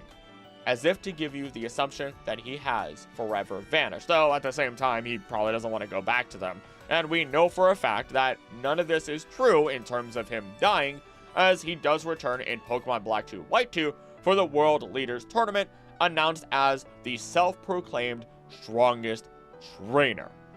Don't get me wrong, it's hard to deny the idea of Giovanni having given up after constant defeat by the hands of children, but at the same time, Giovanni is a man of ambition. He exists to become stronger, and while he gives up on Team Rocket, I can assure that he's far too focused on his own power to simply give up. Thus, his title in Black 2 White 2. Levels don't determine evolution. I've stated this one many times before, and it is very much true if we were to read Dex entries. Bug Pokemon eating, former Chrysalis, and Metamorphose being a great example of this. Cubone being said to evolve into Marowak when it no longer cries, and I mean even Cosmog and Cosmoem are said to evolve via level, but they just need to consume enough space dust, essentially. So yeah, again, this ties into other ones that I really do want to put on their side and make an entire video about, because there is a lot more to cover and it sounds really fun to me. Ash's Pikachu lost weight. Pikachu losing the chubbiness has always been a constantly brought up thing within the world of Pokemon. The reason was likely just to make sure that he was easier to draw while giving him a more distinct shape compared to other Pokemon. That way he isn't just round with short appendages, but it's actually a toss-up since it was never actually explained. Honestly speaking, even the reanimated scene of Pikachu meeting Ash shows that Pikachu is not the chubbier version, and it just has a very pouty face as Ash holds him. And the only instance we get of our chubby Pikachu ever again is simply when we get to see Gigantamax in the anime. Because I know someone's going to start typing, Giga and Giant are the words that help make up Gigantamax, or Gigantamax if I say it that way at any point, making both ways to say it acceptable. I mean, the anime says Gigantamax, but I really don't care. Pokerus. So this one's one I've talked about many a times before. Pokerus being the microscopic organisms that find themselves upon your Pokemon and are able to help them gain, I believe it's EVs, a lot faster. In which case, we can assume that they're genetically modifying your Pokemon. They also continue to do so even after the Pokerus is gone. Pokerus cannot be cured, and it is something that has to pass over time. I've seen that some people may state that they're similar to mitochondria, and how when they first worked with bacteria way in the very beginning of everything, a cell literally looked at another bacteria and went, yo, what if I did all the work for you? And it said, sure, which makes no sense in terms of self-preservation, because you're letting another creature inside of you to hopefully not kill you. And, well, the mitochondria, in fact, did not do that. It then proceeded to do all the work, and then the cell could differentiate through all of its different methods, all the different things that it basically had to do. I'm very much oversimplifying what that process was, but that's basically what it is, and that's basically what Pokerus could be. It could also be some sort of ancient bacteria, ancient virus, that is going to sit within a Pokemon and hopefully not activate and cause immense damage. Because even in the manga, they help Pokemon evolve faster. So, Pokerus is a huge mystery, a huge potential scare, or it's just basically mitochondria but for Pokemon. Imposter Oak. Imposter Oak is something that, if you've never read the manga, throws everyone through a loop, because you see an evil-looking Professor Oak. Whether that be on the card, you might see an Imposter Oak in the anime, as James then, well, imposterizes, pretends to be Professor Oak at one point, or alternatively, you do see it in the manga, in which case, an Alakazam from Sabrina was pretending to be Professor Oak himself.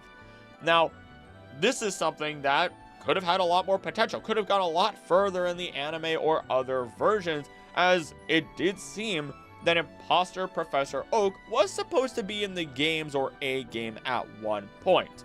But at this point, it's something that very well may be left in the past and is not going to be expanded on. Parasect Zombie. Parasect, we know their information, and everyone's like, okay, yeah, they're basically zombies at this point. You can see as Paras evolves into Parasect, that it loses the coloration in its eyes, they're completely blank now, and the mushroom has grown larger. And at the same time, Parasect will actively take the Tochikatsu mushrooms and sprinkle the spores onto its babies so that way they grow the mushrooms and eventually, continue to spread. And those mushrooms then control our Pokemon into going after roots of trees in order to get nutrients or go into very humid areas, which are perfect for mushrooms to actually grow. Well, humid and warm climated areas. In addition, if you look at the beta sprite, you can see that Paris did have a baby form that when it hatches, it does not have the mushrooms on its back whatsoever. So that leads from no mushroom, spores, and a few mushrooms to eventually fully evolving into one giant parasitic mushroom that turns Parasect into a walking zombie, essentially. And this isn't scarily, this is not something that is uncommon even in the real world, as there are a number of parasites that may control the mind, or at least kind of shift the mind to want to do different things. Girl in the OP. This references the girl that Pikachu runs under in the anime opening, and this was something that I thought would lead nowhere, and then I found out that, in fact, it does lead nowhere. It is another old Japanese joke. The lyrics we know state he'll hunt for Pokemon through fire, water, and grass, hence the 3 evolved starters, but then originally it was added and then under a girl's skirt. Wouldn't be the first time a skirt joke was being censored within Pokemon, and I understand it. I was really secretly hoping that this would go down a rabbit hole of actually finding out that she was a scrapped character that was going to be super important in a whole arc, similar to the GS Ball situation, but nope, skirt joke. Humans becoming ghost Pokemon. This is actually, once again, one that I won't dive deep into because I've already covered this in an entire video called The Stolen Afterlife of Pokemon. Because while, yes, there are plenty of people that become Pokemon, there are Pokemon becoming ghosts, souls being eaten, and basically barred from the afterlife, and even ghost Pokemon themselves dying. The afterlife of Pokemon kinda sucks, so if you want answers, go check that out. Calyrex Blue Dynamax. As opposed to every other Pokemon that Dynamaxes and gains the red aura to their outline, Calyrex turns blue. I didn't know about this before reading, so yeah, it is really odd. So let's gather some evidence and try to come to a conclusion. Based on history of Galar, we know that Calyrex existed within the world before Eternatus and its max form crash landed. We know that all other Pokemon here derive their energy from Eternatus, or at least the fragments that broke off from Eternatus that would later be known as Wishing Stars, or even the Pokemon dens themselves that would allow them to Dynamax or Gigantamax. Calyrex has very nature-derived abilities. Its right hand can cause the land to be covered in verdant grass and blooms, while its left hand allows it to make fields of fruit ripen and become heavy. It can see through all of time, past, present, and future, take control of bodies and minds. It stopped the meteor that Eternamax came down in from destroying the kingdom, and is arguably one of the most intelligent Pokemon while also speaking the human language. I will note in there, it also fought with Zacian and Zamazenta, amongst other Pokemon, to stop Eternamax. And of course, it combines with Glastrier or Spectrier for even more power. On Calyrex's beads, we find a familiar symbol that we know in the modern day as the Triforce. You know, from The Legend of Zelda, as you may know it from. In real life, though, the symbol was said to represent peace and prosperity, and considering Calyrex brought peace to the people of Galar through taming our unruly steeds, and ruled over the people in peace while also being able to bring prosperity through its control of vegetation, we can see how that actually connects. There's also a joke to be made here about blue-blooded, which is something that is used to describe royalty. Though this is what I believe. Calyrex clearly doesn't derive its Dynamax power from Eternatus, but rather it likely derives it from itself or the land. Additionally, I would be willing to bet that Calyrex even created the tree where we find the legendary birds of Galar, and it is there in which Calyrex transformed them into their current known forms. Calyrex has a ridiculous amount of power, very God on Earth style, which is very interesting despite the very much not talked about DLC of those games, which is a little bit of a shame, but oh well. Rui sensing shadow Pokemon. Rui is from Colosseum, a mysterious young girl with psychic abilities. She is Wes's friend and the sidekick and deuteragonist? That's a weird word. In Pokemon Colosseum. She's determined, caring, and brave, but can be a bit bossy and stubborn at times. During the plot of the game, she was even kidnapped to ensure the plans of Ein and Cypher weren't revealed and stopped relating to the Shadow Pokemon. Although Shadow Pokemon are usually indistinguishable from the regular kind to normal people, Rui is able to sense the black aura surrounding them, although the reason as to why she is able to see this aura is never explained in the games. Using this ability, Rui is able to identify shadow Pokemon so that Wes can snag and eventually purify them. Rui does specifically call them Pokemon that have been turned into fighting machines with hearts of darkness. The Heart of Darkness concept is something that extends even into the anime with Koras, as he draws upon the anger and evil within a Pokemon, stating how it will make them reach the peak of their own power. And between Ein and Koras having been made connections between each other in the past and just seeing how they look similar, it allows us to assume that it is anger that does drive shadow Pokemon. In addition, the way to purify a shadow Pokemon is by treating them with kindness, thus reopening their heart, or having Celebi purify them directly. I've assumed that with Celebi being a Pokemon of healing and time travel, that it could simply heal the broken heart of a Pokemon, reversing the damage and thus purifying them. To clarify and help us find better parameters of how we do this without Celebi, the following actions will open the door to a Pokemon's heart by varying amounts. Sending a Shadow Pokemon into battle, calling a Shadow Pokemon out of Hyper Mode or Reverse Mode in battle, walking with a Shadow Pokemon in the party, walking with a Shadow Pokemon in the daycare in Pokemon Colosseum only, using Sense on a Shadow Pokemon like smelling, placing a Shadow Pokemon in the Purification Chamber in Pokemon XD only. So it really is just kindness in repeated action that heals the heart. Almost like that's how it works in real life.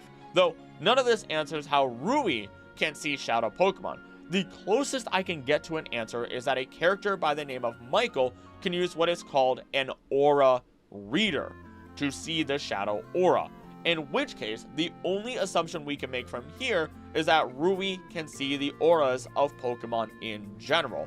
This isn't unheard of, after all many Pokemon such as Lucario can sense aura, Ash has the ability to see auras in the anime, and we'll talk about that later, and there are some other characters that can see aura through their fighting types or psychic typing. So Rui can see auras a lot more clean cut than expected, and it just was never fully or directly explained. Player's original life. This all refers to PMD, or Pokemon Mystery Dungeon games, where you as the main character directly state how you used to be human. Each of the games suggests different reasons for being transported into the world, being transformed and sent to the world in order to save everyone, but it never fully answers what your original life was. It is suggested that humans exist within the PMD world, even being directly stated how Gengar in one game was the wrongful human who hurt Ninetales and as such was cursed and transported into this world, not the player character as it was once rumored. Though this is just something that creates more questions. Where are the humans then? And what powers does Ninetales have in secret to have not only transformed others, but transported them here? Theories have ranged from humans not being in the Mystery Dungeon world, to the MD world being a parallel universe, or even that humans have gone extinct.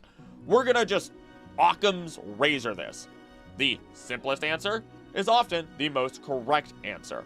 Through the power of various immensely powerful Pokemon, you as the player are transformed and transported into the faraway lands in which Pokemon Mystery Dungeon events occur.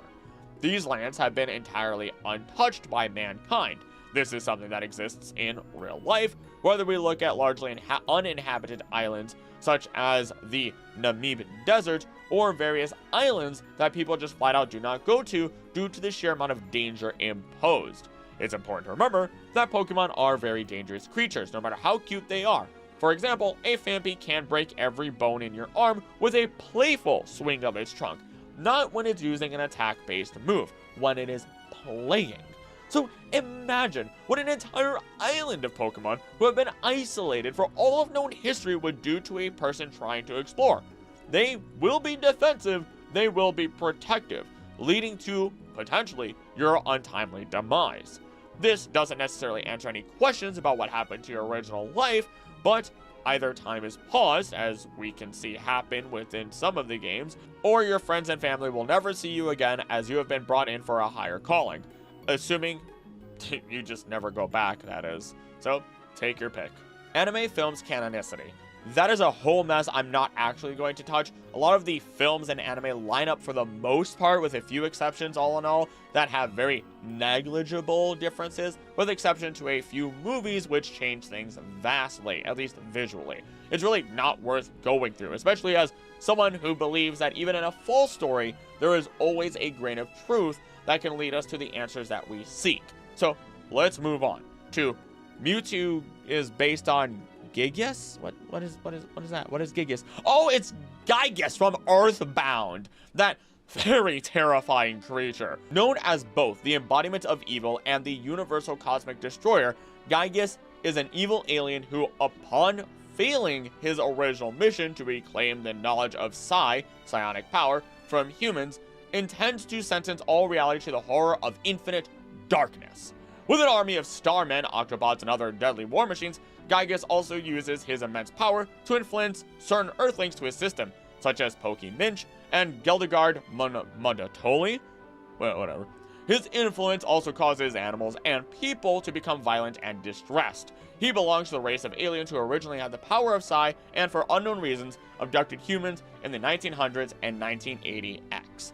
From the rest of what I read, it turns out that his physical and mental condition declined rapidly over time, resulting in having few emotions left, such as fear. Otherwise, this Gigas loses all sense of guilt and restraint, becoming far more destructive. The only way to stop him forever was through an active positive emotion. In this case, it was praying, which brought about his end, praying from the world of people. In concept, Gigas was created to be like a living being that deserves love. And would you look at that? The wiki of Earthbound itself states the following as theoretical information. Some fans have noted a resemblance between Gigas' sprite in Earthbound Beginnings and Mewtwo from the Pokemon series, and that they both are shown to have powerful psychic abilities. It is also interesting to note that Ape Inc., who worked on Earthbound Beginnings, later became Creatures Inc., one of the main developers of the Pokemon series. And there it is. Whether Mewtwo is based on Gigas or not is irrelevant. You can start to see where those emotional connections are. A creature that was tortured in its life, or just was unfortunate in its life, doing evil deeds. Yet, it is when a moment of kindness is brought to this monster, this demon of hatred, that love wins, I guess, just to be corny about it. Love wins and life changes, and it's something that is transformative to these creatures. In the case of Gigas, he passes.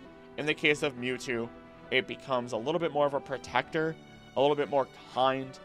It all depends on the world or the manga and anime versions that you may be looking at. Ryuki's home region. Ryuki is a rock musician who has traveled to Alola from another region beyond the sea in order to spread his fame. He is one of the trainers who can challenge a player for the title of Pokemon Champion in Pokemon League rematches in Pokemon Sun, Moon, Ultra Sun, and Ultra Moon. In Pokemon Ultra Sun and Ultra Moon, Ryuki also sometimes appears as the Cantonian Gym in Melee City, or in there, not as the gym, oh my goodness, where he can be battled, although defeating him is not necessary to complete the Cantonian Gym challenge. After being defeated for the first time, he gives the player a Dragon Scale. He also promises to become a Dragon-type gym leader once real gyms start appearing in Alola.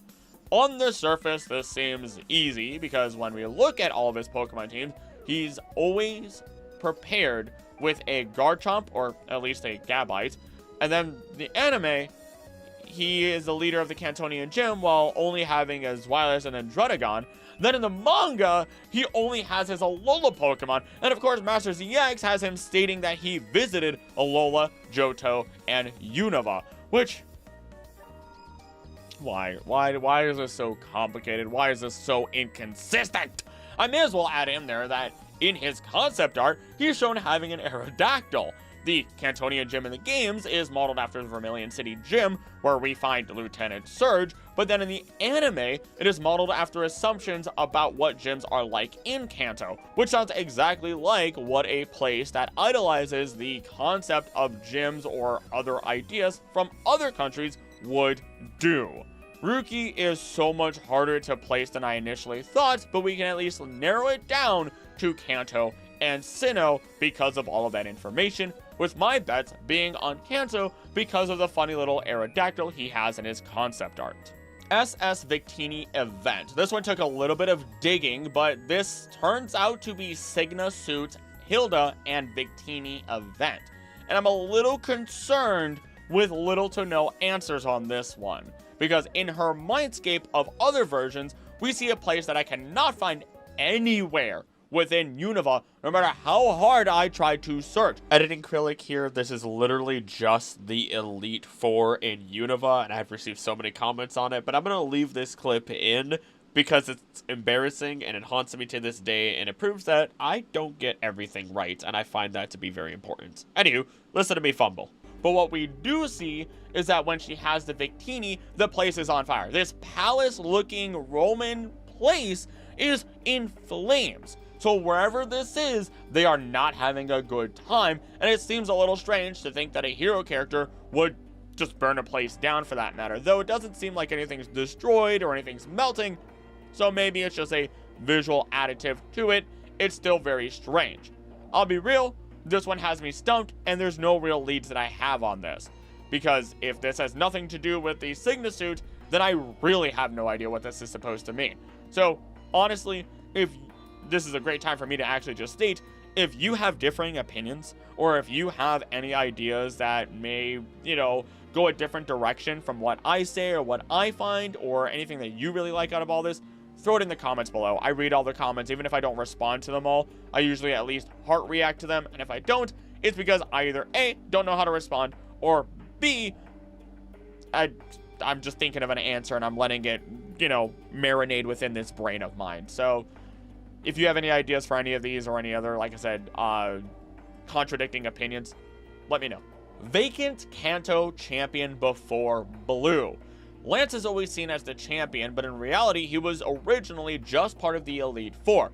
You beat him, he says you would have been champion, but another defeated him first. You then find out that Blue is waiting for you inside the championship room. Originally, Professor Oak was meant to be the champion before the idea was scrapped, leaving this whole thing wide open to speculation. Though it is through the Pokemon Let's Go games that we get the following. Professor Oak says that previously, trainers who beat the Elite Four were recorded as champions. However, starting from this point on, the rules were changed, so that champion is now also part of the Pokemon League Challenge, meaning that now a trainer must defeat both the Elite Four and the reigning champion in order to become the new true champion. So, there were likely other champions, but none of them stayed due to the rules at the time. Who those champions were may be a mystery, but we've already talked about the strong possibility of Oak having been a champion thanks to the manga, which would also help explain why he is not the champion, waiting after the Elite Four to battle you. Meaning that, unexpected to me, the Let's Go games actually line up with the manga to some capacity. Pokemon can fuse. Under rare circumstances, some Pokemon have been known to combine with other Pokemon, or even people for that matter. This phenomenon, sometimes called fusion, has appeared across various Pokemon media, including the games, animation, and the manga. We have the Tau Trio, which, yeah, they used to be a singular dragon. We have the Cosmog line, more specifically Solgaleo and Lunala, combining with Necrozma, Calyrex, which is just riding other Pokemon, I suppose, the Beldum line, and so many more. Honestly, none of this should be a shocker to you, and I don't know why it's so deep on this list, although the reason may be because it may reference the fusion of the legendary birds in the manga thanks to the power of all 8 gym badges being used on them. Either way, it's not anything crazy that we need to spend any more time on. Firestarter's Zodiac. That's an old one. Before the advent of Generation 9 with Fuecoco, the idea was that the fire starters simply followed the zodiac, with every single one of them lining up very clearly. This was then being used to predict what the next animal the fire starter was going to be based on. This would have been the ox, sheep, snake, and horse, but then Fuecoco came along with its adorable happiness and seemingly messed that up for anyone who fully believed in the zodiac.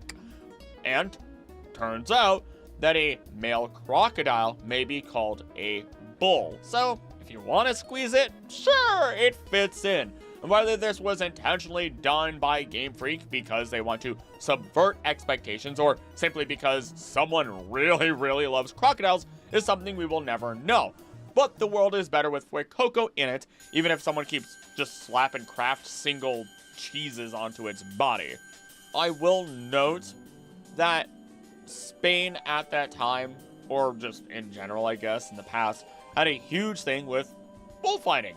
So it would have made sense for some sort of fire starter to be there. The problem with that though is they often killed the bull in the past there and in a lot of other places. And even if you look at Tauros, it adapted in these places, being more aggressive, probably from or in relation to these bullfights. And what does it turn into? Fire or water type, because, I mean, fire is fairly obvious, but with the water typing, the bulls would be on like this great bull run essentially, leading down the alleys and everything, going all the way over, and it would be up to the people participating to get out of the way as the bulls would then charge directly into the water. You can imagine where that goes afterwards. So it's probably a good thing that they didn't really throw in an actual bull starter Pokemon, considering that all three of the starters in Generation 9 are revolving around entertainment, dancing, music, and then theater, magicians, trickery. There it is. There, whatever you want to say for Meowsquared, I suppose. Rayquaza is in its primal form. So Groudon and Kyogre got primal forms, but big ol' Rayquaza didn't.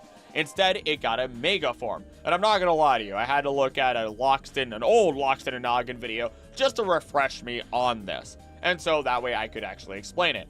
This is easily all just explained away just by the idea that Rayquaza could already absolutely bop Kyogre and Groudon when they were in their fully powered original forms that were necessary for creating the land, or rather magma core, and the sea or water within the world of Pokemon to create the Earth. Meanwhile, Rayquaza, the sky, or rather the atmosphere, already existed. The three of them being the three key pieces of, I think, 5 that are necessary for life to flourish on a planet. And while Kyogre and Groudon lost their power after serving their purpose, it was Rayquaza who had to stay and continue its duties. That was until it had to go superpowered and not only overpower the newly souped up Primal Kyogre and Groudon, but also destroy the Delta Meteor. So, sure, if you want to be technical about it, I guess it's in its primal form, but not really. Hoenn region. Hoenn is a region introduced and explored exclusively in the Pokemon trading card game. It is a known habitat of the unusual Delta species Pokemon, also introduced in the TCG trading card game. The Hoenn region was inhabited by humans seeking to utilize the mysterious energy emitted by the region's power spots. Researchers settled a village in the center of Mirage Forest, a nod to EX Legend Maker, and constructed a large tower in the center. The resulting electromagnetic waves caused the local Pokemon to mutate into abnormal types inconsistent with their genes elsewhere, with their highest evolved forms typically having metal as a type. The affected Pokemon came to be known as the Delta species. While studying these Pokemon, researchers discovered a new power, resulting in Hoenn's Pokemon. Further research into Delta species and Hoenn's Pokemon resulted in the creation of 3 variations of Hoenn energy, FF, GL, and WP, which I looked into and doesn't seem to really expand any further. Now, according to the official website and artwork from TCG Products, the region is located in the center of Mirage Forest from EX Legend Maker. A lake is also bordered by a massive mountain range, described to be beyond the horizon, are a chain of islands where powerful Pokemon are said to reside, which forms the basis for much of the EX Dragon Frontiers expansion. Honestly, the only really big mystery here is simply where the region actually lies within the greater world of Pokemon and these Delta species.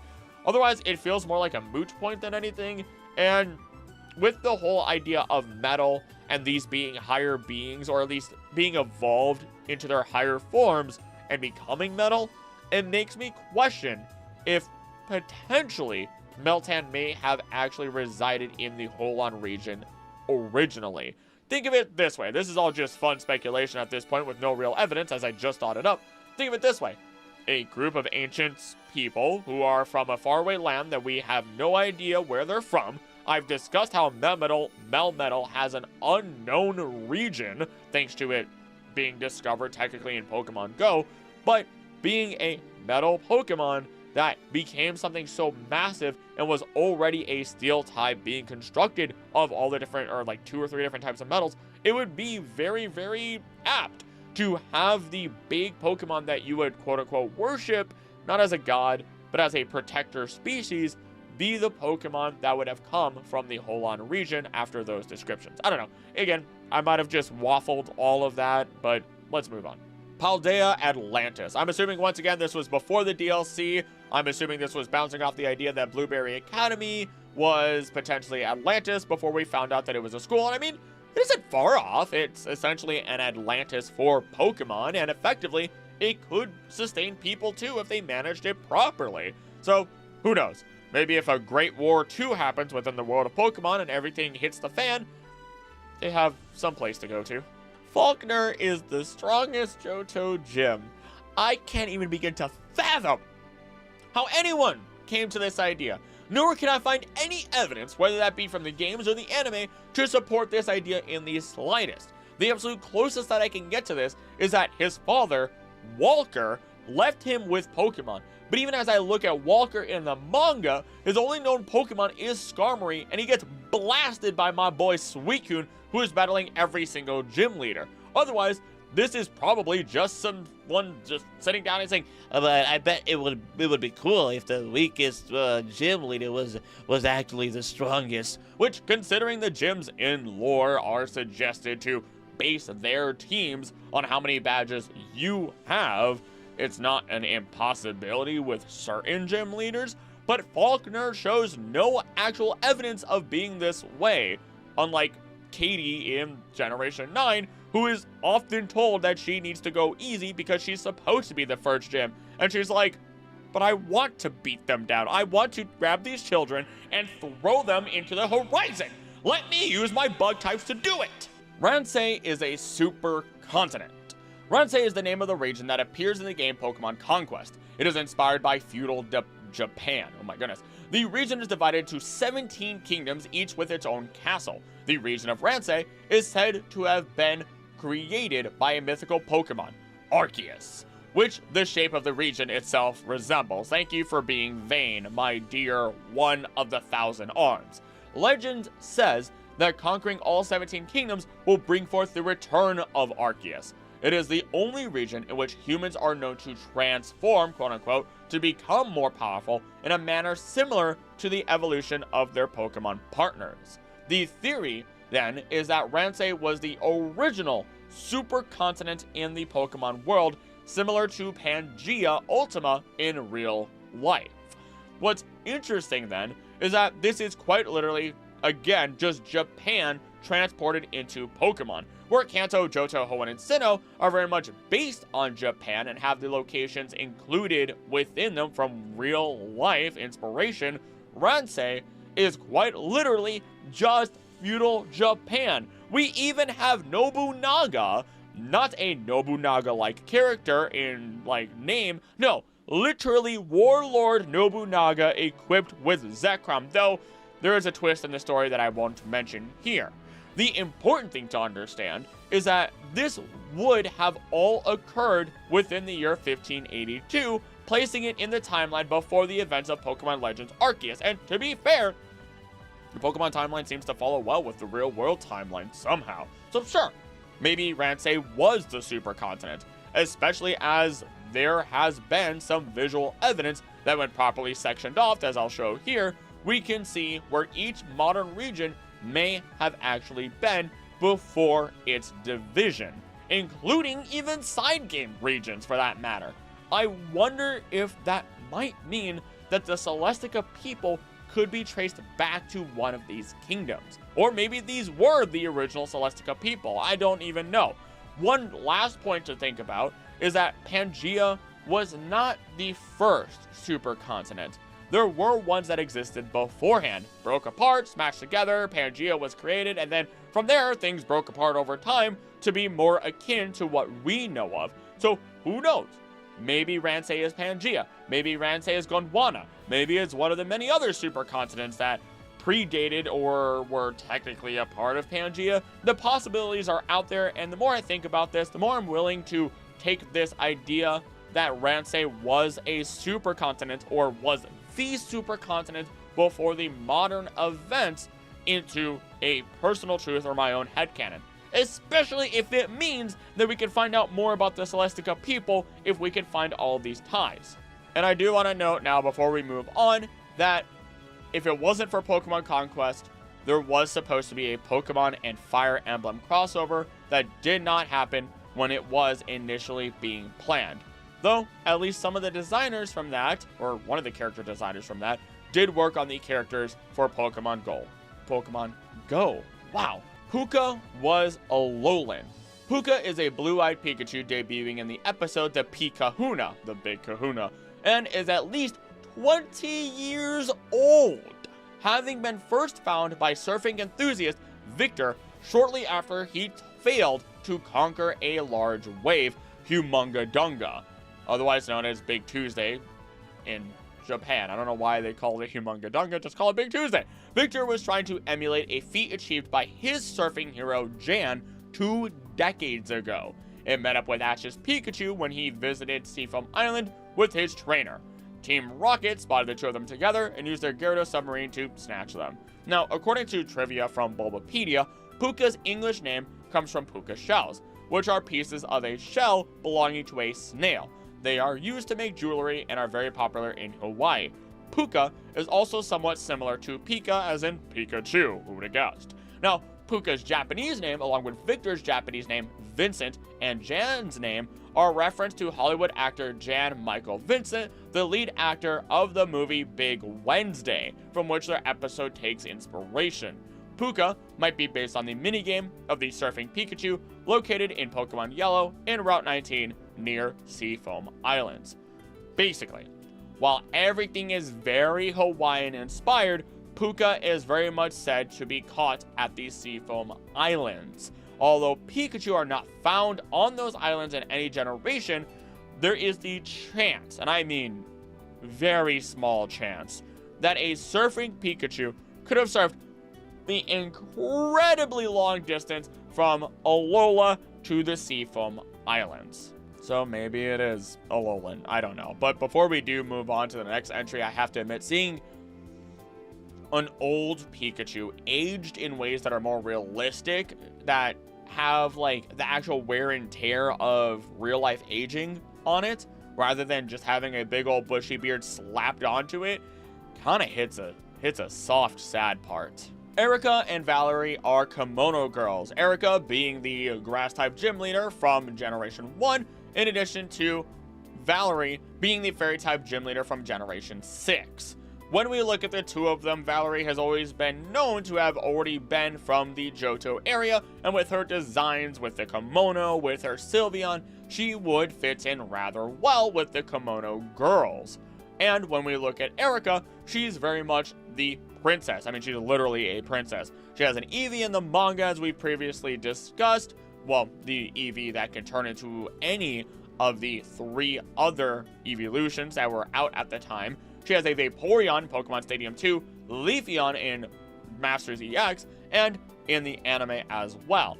When we look at the casual clothing, though, of the Kimono Girls in the anime, they don't really match up with any of the others, or at least these two individuals here. But I would dare say that the whole idea of Erica and Valerie being Kimono Girls or ex-Kimono Girls are possible. You know, I don't see why not, considering their connections to Eevee, and we can at least assume that they have a connection with the families of the kimono girls at the very least, if they weren't kimono girls. And because this is a perfect opportunity to lead you into it, I actually talk about the kimono girls, their past, and everything else, alongside the new legendary beasts that were created by Lord Keeper Toby. And yes, I did get permission from him, which was very nice. So go check out that video. I had a lot of fun making it. It's not a type of video that I plan to do more of, but at the same time, I loved doing it nevertheless. Pinkan Pokemon. Pinkan Island is a natural wildlife preserve in the Orange Islands in the anime. Its name comes from a special fruit that grows on the island, which turns Pokemon a pinkish color. Its pink Pokemon are highly sought after by poachers, so people are not allowed on this island, and anyone caught on it is immediately confronted by Officer Jenny.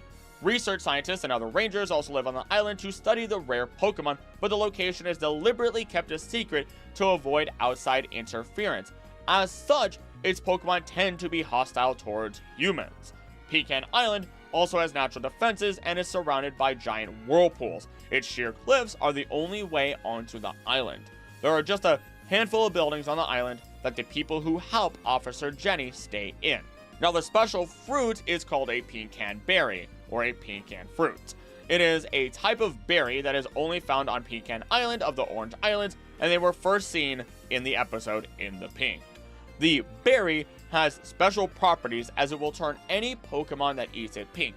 If a Pokemon eats the berries often enough, the color change will be permanent. However, if it is only eaten a few times, the Pokemon will soon revert to its normal coloration. When Ash's Pikachu ate the berries, just the tip of his tail and his cheeks turned pink rather than his whole body. Now, looking at all this, I kind of figured that this might be related to the flamingo, who through eating the shrimp that it does and also preening its feathers, it gets its color. We also get metabolism in bugs. For example, when you look at a dragonfly, all of their color typically comes from their metabolism. So when they die, all their vibrant color goes away. And we kind of see a lot of these Pokemon are able to groom themselves in similar enough ways, or they are bug Pokemon that are turning this pink. Though Rhyhorn is the only outlier, the only real thing that could be is that maybe it just likes the berries, maybe it's smashing them, who knows. Now, another solution though was brought to my attention by Nick345 during the live stream in which I was researching a good chunk of my information, which is as follows. Carotenoids found in things such as carrots, spinach, kale, and sweet potatoes, lycopene in tomatoes, turmeric, and even beets can all change the color of whoever eats it through excess consumption. What we can then assume here is that the anime just wanted to speed up this process, and we have a similar natural chemical in effect, which is dope. I love the strawberry pink Pokemon. It's one of my favorite, colorations. That's why Shiny Pachirisu, it is Pachirisu. Yeah. That's why Shiny Pachirisu is one of my favorite shinies out there, and it's fun science just sped up within Pokemon. What is there to hate about it? I love it. Pokemon 2000 Adventure. This one's a trip.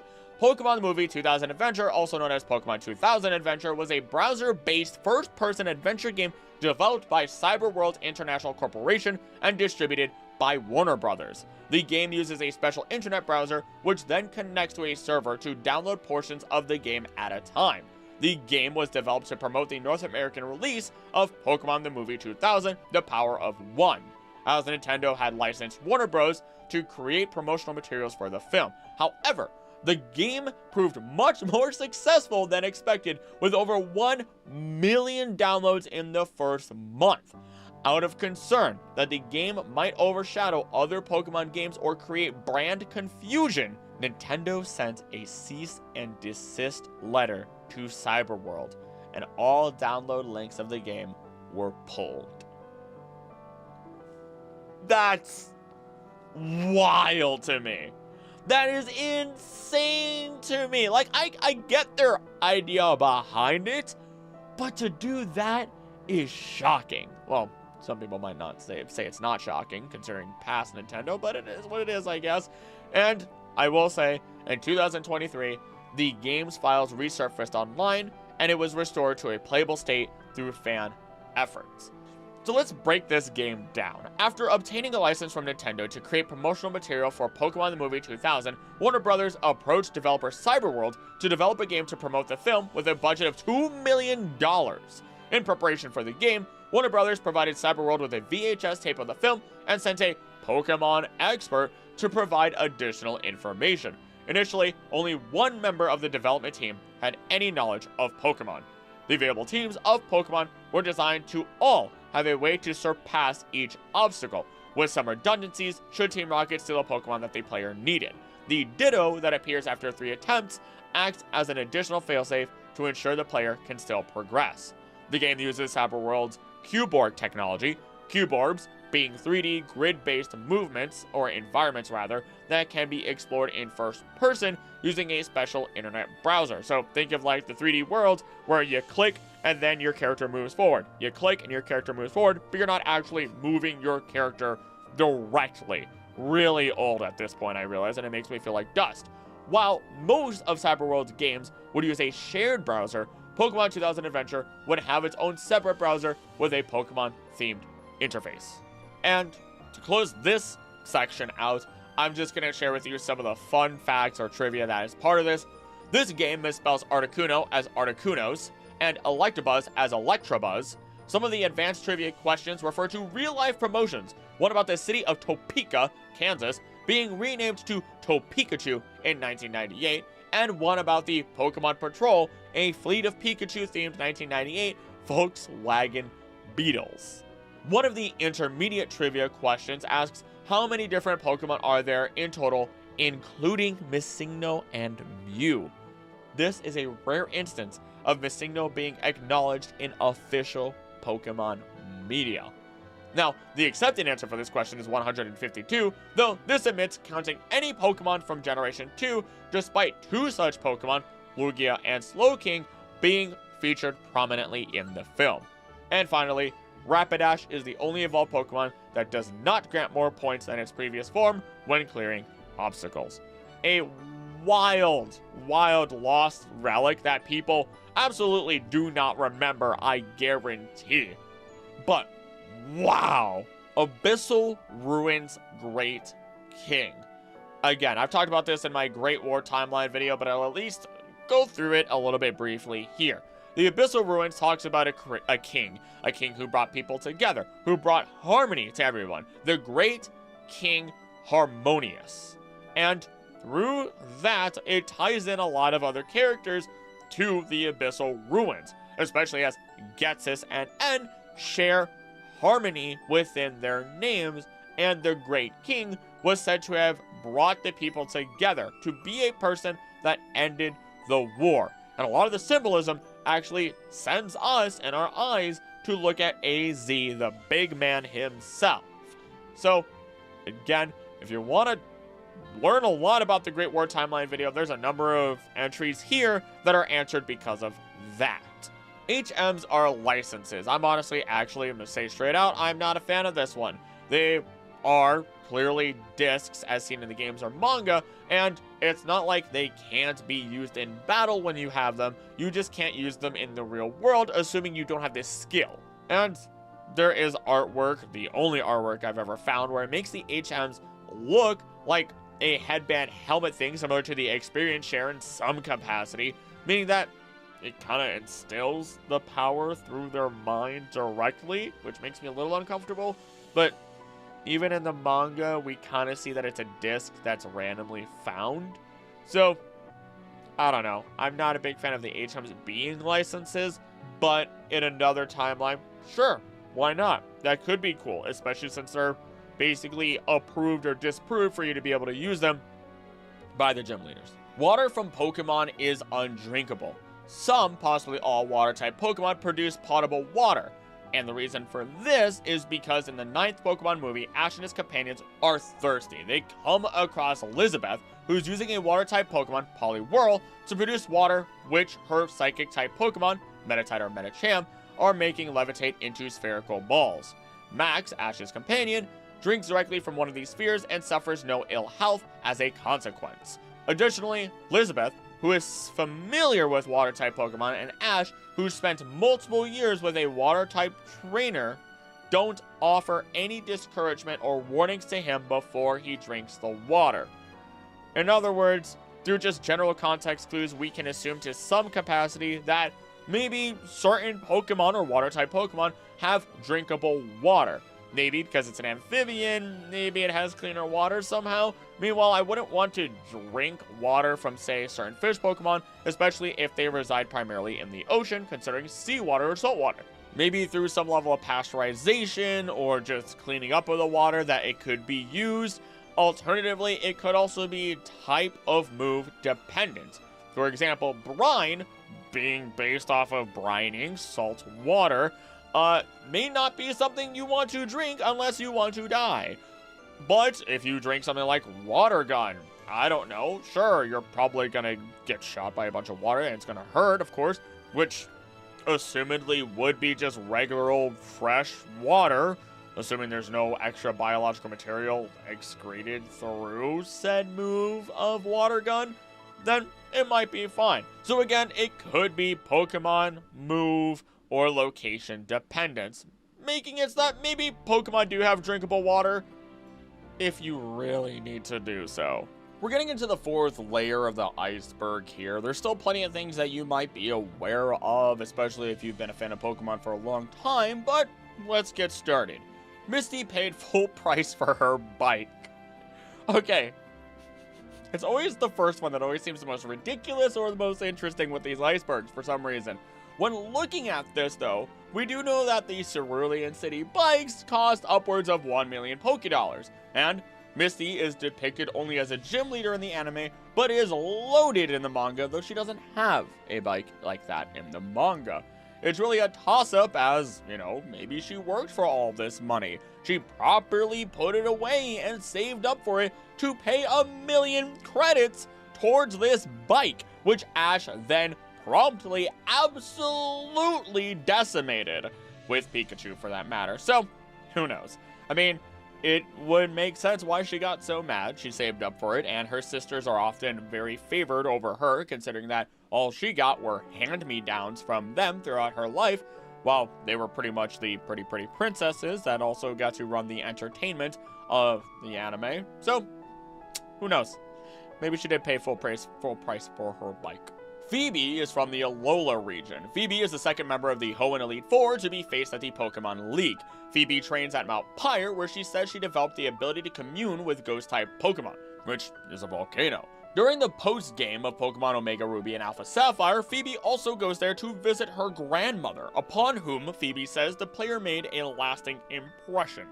I assume that might actually be the grandmother that we stayed, in rest with on our journey up the mountain. I'm not sure, but there are no real extra details found anywhere, as her appearances in every form of media are very short-lived. So, being very Hawaiian themed in her design, don't know why I went southern, she's maybe from Alola, or really loves Alolan culture. It doesn't really go further than her clothing to help us figure these ideas out.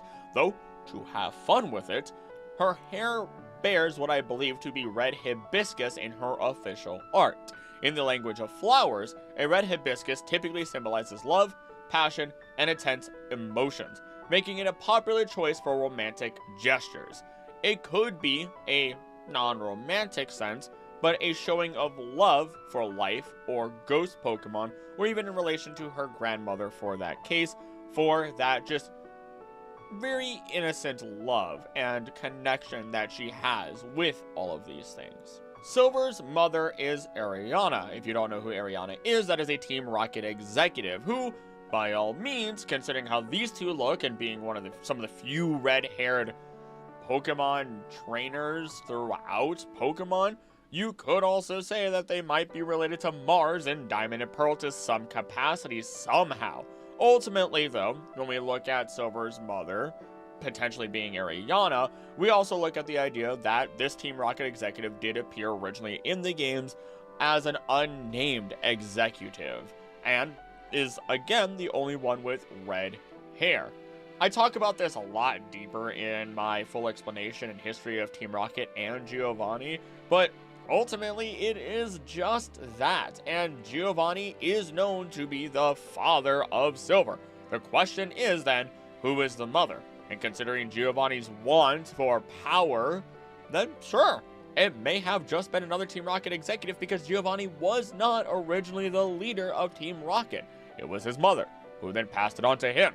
So there's a chance that he had the time to flourish some level of romance with somebody else, though I don't know how, true and genuine that may have been.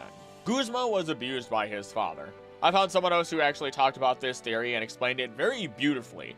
User Esseris on the Pokemon Bulba Guardian forum states, "In fairness, I think it's certain that there is friction between Guzma and his parents, so it's relatively easy to misread certain cues as suggesting that the situation is worse than it actually is. In Guzma's old house, we see a duffel bag full of broken and bent, quote-unquote, golf clubs. His father also says this: it's good for kids to experience their own journeys, but running away without even word to your parents is another thing entirely. I tried to set that boy of mine straight, but when I did, I was the one who got beat." This is a line that includes the phrase "got beat black and blue" in Japanese, but as stated from research into the subject, it's been led to believe that the phrase is actually being used idiomatically as an idiom. Some people read this as the dad saying that he intended to use corporal punishment in order to discipline Guzma for running away, until Guzma turned the tables and quote-unquote beat his father. And then the more people connected that to the golf clubs in the corner of the room, inferring that Guzma's dad had tried to use one of those clubs to beat him with. Another thing that some people have taken up as evidence is Guzma's talk about smashing things in frustration, and with him saying, "Guzma, what is wrong with you?" to himself after losing. The idea being that Guzma is mirroring the abuse that he went through by smashing things and scolding himself in the same way that his father would have. But to this person, and honestly to myself, this may be reading too deeply into things.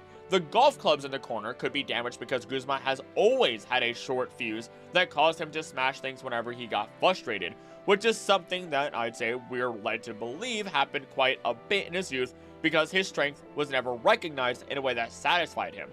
This is explicitly why he gravitates towards Lusamine, because she offers him that praise.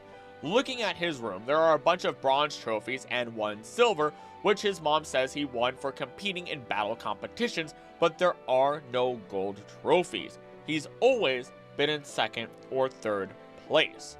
As for what his dad said, it's like, this is Pokemon. I get that Pokemon can have dark moments, just look at N's backstory, but what seems more likely? That Guzma's dad tried to teach him a lesson through abuse with a weapon that could have very easily killed a young Guzma or left him severely wounded, to say nothing of the moral implications of Guzma reconnecting with his parents in the post-game if his father did do something so outrageously horrific, or that they had a dispute and attempted to settle it in the way that virtually every single dispute in the universe is resolved, through a Pokemon battle, which Guzma then won and probably latched onto as validation for his own strength. A "see, I proved you wrong, old man" type thing.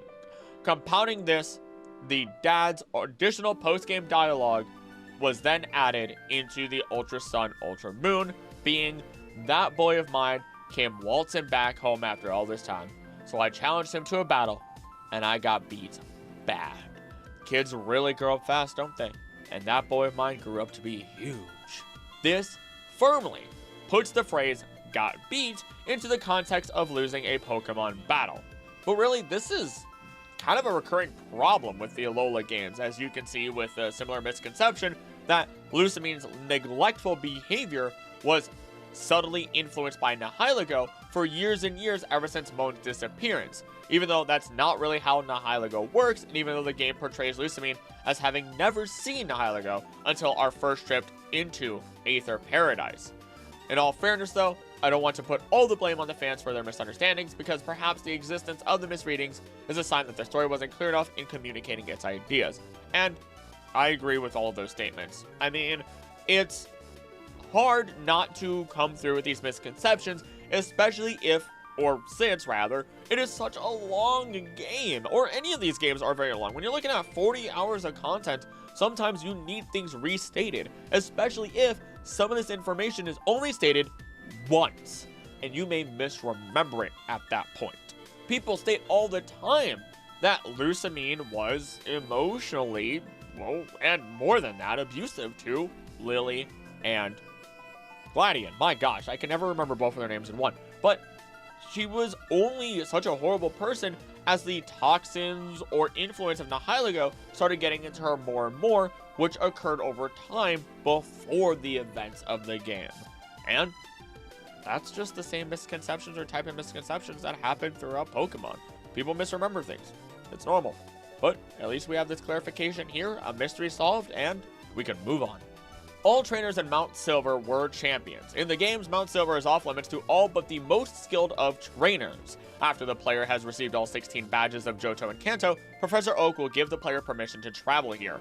The route to the area, Kanto Route 28, is rough, though no HMs are explicitly required to reach the Pokemon Center just outside of the entrance of Mount Silver Cave. Inside, however, the cave is dark, requiring Flash to see in the first room. Many high-level Pokemon reside in the cave, as well as rare Pokemon not found elsewhere in the Johto region, like Larvitar and Mischievous. So, theoretically, yes, this would be the case, but other than the people in the Poke Center, there's nobody in Mount Silver except right at the very top. So, sure, if you did find anybody here, they would have been champions. But they're not here. Moving on. Kyurem eats humans. This is something that is only found in the Pokedex entry before Pokemon Black 2 and White 2, and is otherwise something that is much more a rumor than it is actual fact, especially as there was the original belief that Kyurem came from space, when it has been said very directly that Kyurem did not, and is in fact just 1/3 of the original Dragon of Unova. Again, rumors within the Pokédex are all over the place. It's super fun looking into like the myths of the Pokemon world, and one day I will just go ahead and make a video about the Pokédex and how it lies to you. Haina Desert Man from Ike Town. After becoming champion, a mysterious man appears in the desert, apparently suffering from amnesia. If the player shows him a Soul Rock or Lunatone, he will regain his memories and mention that he first encountered the Pokemon shown to him 30 years earlier, and that the Star Pulses it bestowed upon him have been passed down to a group of wonderful men. This is likely a reference to the old guys and the O-powers they give to the player in Pokemon Omega Ruby and Alpha Sapphire, as the same sound effect used when obtaining an O-power is used when Solrock and Lunatone causes the man to regain his memories. Now, I assume that they got the original title of this theory wrong, and that they meant to say that this person would be from Mauville, considering that's the origin place of the people with O-powers, and that would be within Hoenn, where Solrock and Lunatone originated. The O-powers old men have been suspected to be aliens. They've been suspected to just be telekinetic, psi people. It's all over the place, but because of these O-power people, it has been able, or they have been able to be used to help actually determine the timeline of the Pokemon world and which games come before and after. So those are important to keep in mind for when I do cover the Pokemon timeline video one day. Lanturn can destroy the universe.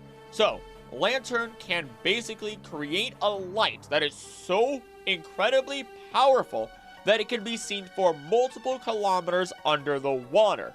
Now, even if you travel with light a single kilometer through the water, it is drastically dimmed, to the point where eventually, before you even get to the point in which Lanturn can cast its light from and be seen on the surface still, you wouldn't see any light at all. And it's more than just distance. It has to do with particulate matter and everything else that could be a part of all of that. So the fact that Lanturn can create such an immense light multiple kilometers deep into the ocean, where it sits typically at or near the floor as it hunts for other Pokemon. It's not on the floor because it is a football fish, anglerfish Pokemon. Then that power, the sheer amount of light, is created through heat or energy, and is an incredibly dense amount of energy within an incredibly pressurized environment, which is the perfect recipe or at least part of the perfect recipe that theoretically could create a black hole. Lots of energy in an incredibly small amount of space that is incredibly pressurized. Boom.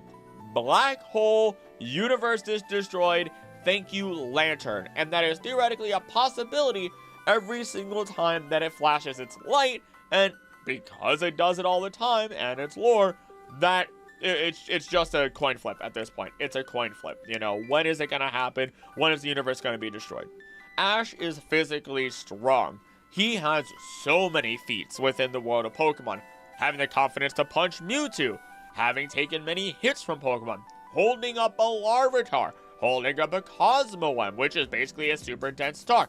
I'm not even gonna go through them all. Instead, I'm just in the description going to include the list of things that someone else compiled, because it is absolutely absurd, and honestly, props to this person for making the list. Unknown blob Pokemon. I'm assuming that this references the really weird, very scared blob Pokemon that vaguely resembles Ditto, but it has a face, amongst any other unknown Pokemon by all means, because I can't find anything else. This was in the manga, and that's really it. It could have just been a gag. It could have been something that, oh, we don't really have all these Pokemon created, so we can make something vague, and then have something made from it in the future. So why don't we do that?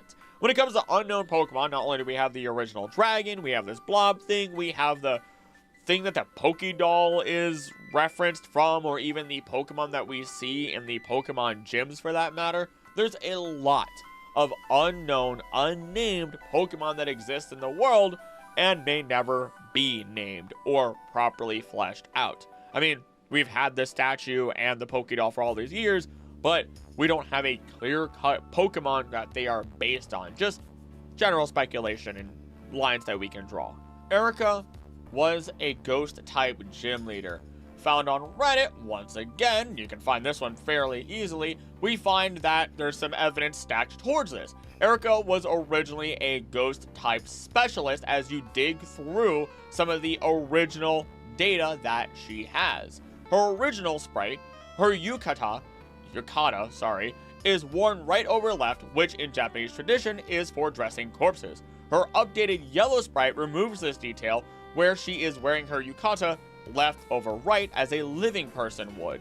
Her closed eyes and a blank expression then take on a whole new meaning, and her levitating Pokeball suggests supernatural powers. In her earliest concept art, Erica was depicted as the 5th gym leader. On the concept map of Kanto, Lavender Town was designed as the 5th city. It is possible that she may have been the original Lavender Town gym leader. In recent, or not recent I guess at this point, the Gen 1 Beta League, Agatha was not a ghost-type specialist in her 2 original scrapped parties. This may have been due to Erica being the original ghost-type specialist. One party, Agatha had Tangela, Flareon, Jolteon, and Vaporeon, levels being 55 and 52.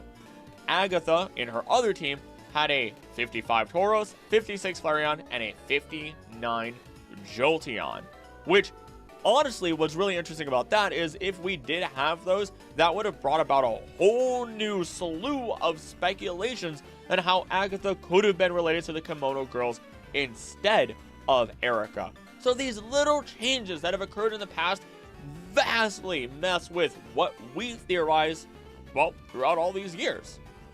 And you know what?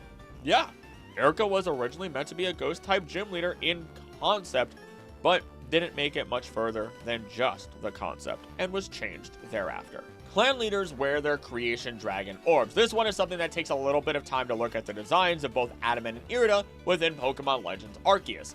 We can see on their designs that they both have a choker of sorts that has a gem in each of them. Adamant's is very clearly a diamond of sorts, matching to the look of the Adamant Orb, alongside the names of course. Meanwhile, Irida doesn't really look like any version of the Lustrous Orb that we are aware of. It really doesn't look like anything except for Amber. We can look at their little wristband floaty things, but ultimately even those have one orb each. It doesn't seem to actually be pearls of any kind to me. It would be cool considering that once again, Adamin is adamant, and Irida's Japanese name leans into pearls better, as Kai is derived from Shinjugai, from pearl oyster. Simple and fun, but otherwise hard to really prove 100%, and I'd be a big fan if this was actually true. Fuji in the movie and Lavender Town are the same. Mr. Fuji, Professor Fuji. And this is something that is kind of true, I mean, for the most part. And the only difference, and if you don't know the story, I should say it here actually, is that Fuji is known to have been there with Blaine during the creation of Mewtwo within the games, having even been the person to write the diaries that we find within the Burned Mansion. Now, he changed his life and is basically just a person who cares for other Pokemon. Though, within the movie, we have a younger, much different looking Fuji, and the biggest difference, other than just how he looks, is the fact that Fuji had a daughter. And in the process of creating Mewtwo, not only did they create Charmander 2, Bulbasaur 2, and Squirtle 2, literally just that, but also the daughter, a second version of her. And when she passed, he was distraught once more, realizing that it was not stable. That Mewtwo is the only one they were able to keep alive properly. Actually, I think the Bulbasaur, Squirtle, and Charmander do come back in some capacity in different versions of the, anime or the movies, but that's a whole different ball game. It's the fact that a human life was lost, and Fuji somehow survived the explosion and went on with his life, and that could just be another reason why he changed how he was as a person. Instead of being the cruel, dark human being he was that basically tortured Mewtwo, he became someone who is supposed to be kind to Pokemon and repent for those sins. And I know I've talked about this many times. Heck, I even think I talked about it in the previous video of this Iceberg, but it's something that, I don't know, I've always loved the Blaine and Fuji stories, really. They're some of my favorites within the Pokemon world. Crystal Pokemon are terrestrial. Crystal Pokemon, otherwise known as neutral Pokemon, straight from Japanese, are a type of Pokemon in the Pokemon trading card game. They are considered by fans to be the E-Series equivalent of the Shining Pokemon, previously introduced in the later Neo expansions, Neo Revelation and Neo Destiny. These would otherwise just be shiny Pokemon in general if you didn't know what shining Pokemon were, because I didn't. However, the Pokemon featured in each of the cards are not alternately colored. Introduced in Aquapolis, Crystal Pokemon are identified by being colorless, but focus on 3 particular types of energy to use in its attacks. All Crystal Pokemon have the Pokebody Crystal type, in which the type of the Pokemon changes from colorless to one of 3 specified types if the corresponding energy card is placed on it for 1 turn. These types are also emphasized on the card design. For example, Celebi's Pokebody and attacks focus on Grass, Water, and Psychic. The colors green, blue, and purple are highlighted in the card background. Crystal Pokemon are also not necessarily basic Pokemon and are counted as regular Pokemon. While they weren't bound by 1 per deck ruling like Shining Pokemon, they still featured several energy for each attack and were quite costly for the effects they provided. In Japan, these cards were released 3 at a time over the course of the last 3 E-card expansions, but with the hurried release of the English sets and their condensation, Skyridge featured 6. In both languages, all Crystal Pokemon are secret cards. Crystal Pokemon were retired at the end of the E-card series. In the end, sure, they just kind of seem to function differently overall, but similarly enough, and even the TCG now has introduced the terrestrial Pokemon, or the terrestrial phenomenon, which still functions differently than the old Crystal Pokemon. It is fair to say that the Crystal Pokemon may have crawled so that way terrestrialization could run.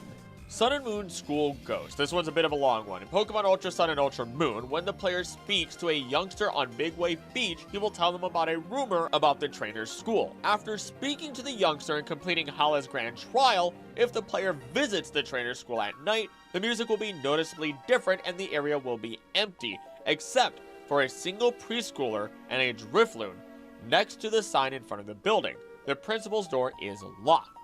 When talking to the girl, she will tell the player to solve the 7 mysteries. However, she only offers the player 6 mysteries to solve, saying that she doesn't know what the 7th mystery is. The player can trigger each mystery by choosing to investigate it by talking to the preschooler near the sign at the entrance, then meeting the trigger condition. The player cannot trigger an event unless they have chosen to investigate it, with each of the initial 6 having explanations. 1. At night, near a burning place. Scary lights show up and wander. Burning. Someone burning and crying. You hear girl's voice. Youth athlete Deidre is using the incinerator to burn love letters she wrote to a crush who is now in a relationship with someone else. She decided to burn them late at night so nobody would notice. When the player notices her doing this, she challenges them to a battle. 2. At night, you hear strange sound. Slimy, getting close. Footsteps of Lord Slimy. If you're found, Lord Slimy swallow you. You're gone. Once you reach 3rd floor, the player hears Lord Slimy's footsteps coming up the stairs and has to hide. You can't go down the stairs because that's where the footsteps are coming from. They hide in a locker, but you are found by the janitor's grandson and the cleaning grimer, Grimo. Grimo has to clean the lockers, so has the janitor's grandson help him out with that, since Grimo cannot open the lockers himself. Grimo works late at night to clean more than his rival, Grimer Grimy. So you're starting to see that there's explanations for all of these, but let's continue anyway. At night, teacher's lounge, 2nd floor. You hear broadcast from beyond grave. You're done for if you hear it. You can't leave. It's over for you. As the player walks towards the door, they hear a broadcast over the PA system, telling them they cannot get out. When they approach the door, a man with a slowpoke appears. The man tells the player that the speaker was broken, so he had to fix it. However, his slowpoke fell asleep in front of the door and he couldn't get out. 4. Night stairs, cursed. You go up and up, but still same place. You can't go down either. Circle, can't go back. Once you reach the 2nd floor, the player feels a cold breeze. Even if you go up or down the stairs, you remain on the 2nd floor. If the player goes to the west side of the floor, they notice a bulletin board. One piece of paper has black stains on it, which indicates the lower left, lower right, then upper right corner. If the player steps on these sparkles on the floor in these corners of 2nd floor in that order, they can use the stairs again. When proceeding to the 1st floor, they are immediately attacked by a wild ghastly. Likely, it created an illusion that trapped you there. 5. It appears on the shelf, 3rd floor. Keep reading and scary thing happens. If you finish reading it, someone take you away. You're probably noticing there's a lot of broken dialogue here. That gets explained later. But the diary tells a story of someone who bought a seemingly haunted house. They would hear a constant scratching sound, which the player then hears. The owner would also see something moving in the house. After finishing the diary, the lights suddenly go out, and the player is attacked by a wild Drifloon. After completing the battle with Drifloon, the player reads the rest of the diary and discovers that it is in fact a horror fiction novel written in diary format. 6. At night, classroom, 2nd floor. You hear laughter. Ghosts are taking a class too. Everyone says so. When the player enters the classroom, there is a teacher and students in the room. Many of the students tell the player to join them and be their friend. If the player interacts with the teacher, she is revealed to actually be a hypno, creating an illusion, who then flees and disappears. The students, also part of Hypno's illusion, also vanish. After the player solves all 6 of the offered mysteries, the preschooler tells the player that she moved from a foreign country and didn't speak Alola's language very well. She was sad that her friends were scared by the mysteries, but now that the player has solved them, her friends don't need to be scared, giving the player the wise glasses as a thanks. Suddenly, the school security officer calls out to them, questioning why they are at the school so late at night. The player talks to the security officer, but the girl has vanished. The officer tells the player that they were alone when he called out to them. After this, the school will return to normal at night, playing the regular music and without the preschooler and her Drifloon ever appearing again. So, with the understanding that all of those other stories were solvable, and judging on the idea that the preschooler apparently moved from a foreign country and has a Drifloon, there is a small chance that the real story is that the child was unfortunately dragged from a different country to Alola, In addition, there are few regions within Pokemon that you need to learn the language of so far due to language barriers. For example, Brendan and May are from Johto as you play them in Hoenn. Caleb and Serena in X and Y are from an unknown region. Elio and Serene from Sun and Moon are from Kanto. Moon from the Adventures manga of Sun and Moon is from Sinnoh, potentially being a sister or relative to Platinum, otherwise known as Dawn. And thank you to Muse Art World for pointing that one out. And Flori and Juliana from Scarlet and Violet are likely from Galar thanks to their mom saying Kappa. So because of these instances, we can assume the child is not from Kanto, which, considering Kanto shares similar dialects with Johto, Hoenn, and Sinnoh, those can all be marked off, especially as they are very far from Alola. The only other options we would then have are Galar and Paldea, which are closer unless we get another region that could be closer in the future and could share those similar dialects. So yeah, Drifloon took a child from another region, spirited them away, and that child may not have actually survived the flight. Or, yeah, I know what, I'm not going to go into any other details there because that could get really dark really fast, and I'd rather move on. Zorua trailer researcher was Ingo. Thank you to Pink Sneasel Girl on Reddit for the following. So yeah, I recently saw a few videos discussing this. Might link a few if people are interested, but what really cements this theory in my head is one overlooked detail: the voice actor. Now, I know Legends Arceus doesn't have voice acting, but Pokemon Masters EX does, and Ingo's voice actor sounds very similar to the guy from the Zorua trailer. Now, I myself was guilty of giving Ingo a dour, kind of monotone voice in my head because of his general looks and sour expression, but in Masters, it turns out he and his brother have very upbeat and cheerful personalities and voices, just like the guy in the trailer. Another little detail I don't see mentioned by others is that the guy wears black, which is seen when he wipes the camera. Now, what does make this interesting is that the Pearl Clan did find Ingo and is the one to introduce him to us. Then we get additional supporting information from ECNav MC2. 1. The person seems to be somewhat confused at when and where he is, but can use the item, or rather, record. 2. He seems to know a bit about Pokemon, as well as being pretty much completely fearless about approaching wild Pokemon, which is a stark contrast from most of the people in Hisui at this point.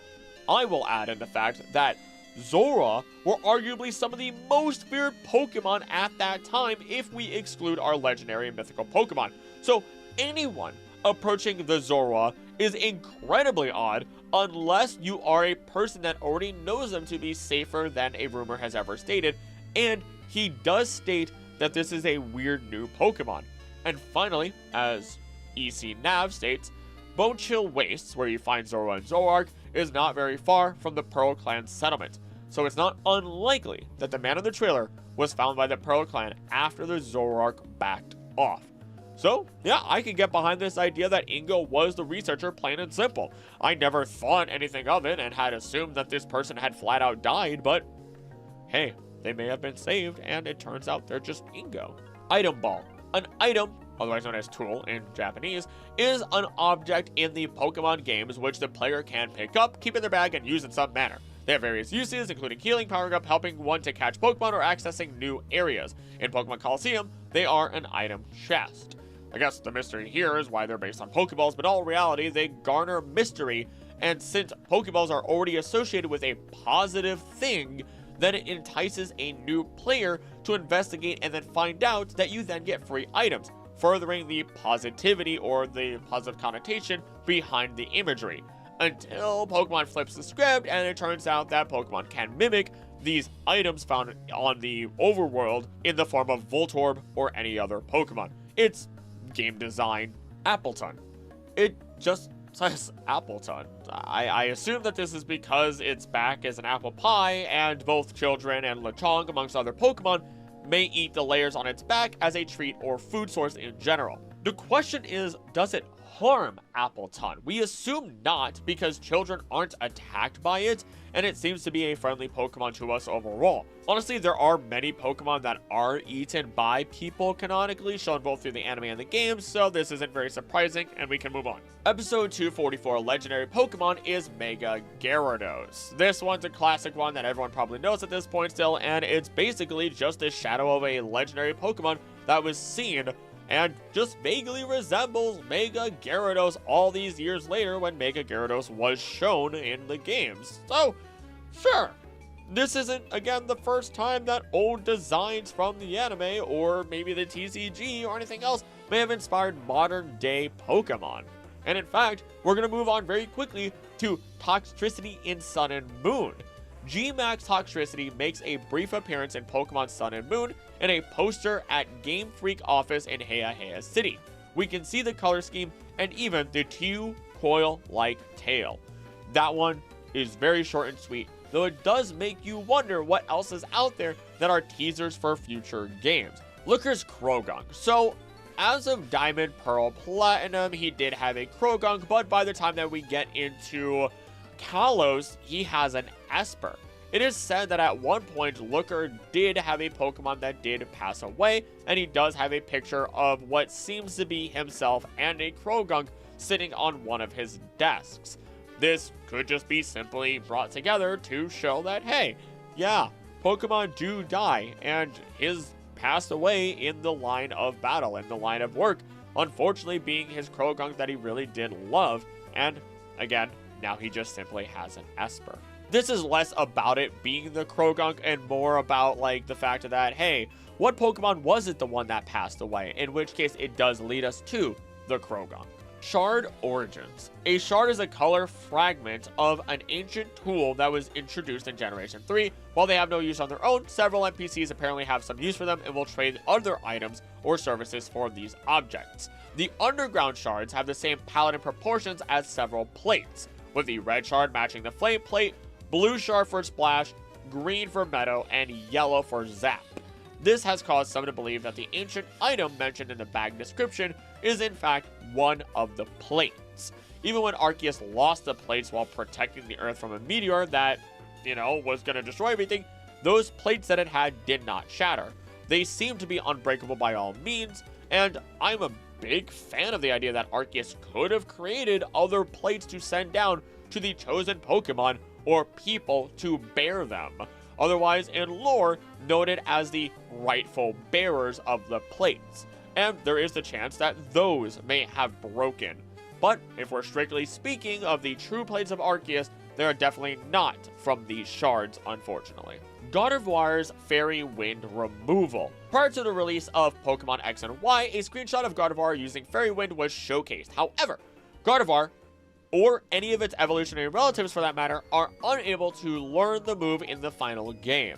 So moves being changed isn't a big deal, but if we want to be technical about it and actually find a solution or answer, Gardevoir is the human-like and amorphous egg group Pokemon. It resides within those egg groups. There are no humanoids that learn it naturally, and Galarian Weezing is the only amorphous Pokemon that does learn it naturally. So we could just say that through mechanics, they didn't want the move spreading further into other move pools, or that simply it's just something that is not within their genetics. That's about as definitive as we can get, though I will at least note that Snom can learn it through breeding, so go Snom. Ghetsis' true name. We mentioned this one earlier, but Ghetsis' true name is Jesus Harmonia Gropius. When we look at N, his full name is Natural Harmonia Gropius. Natural Harmony Gropius. The closest we get to Gropius in real life is simply Walter Gropius, who was a German architect, but otherwise holds no real connection whatsoever. I was able to get some assistance through the help of Fanica Fox, who was also there for the stream, who noted that it is likely or definitely more European or London-like at a glance when we look at N's castle, which I can't think of many other strong connections from there myself, other than considering Galar, which it's kind of representative of all of it, but it is more representative of older architecture considering the castles.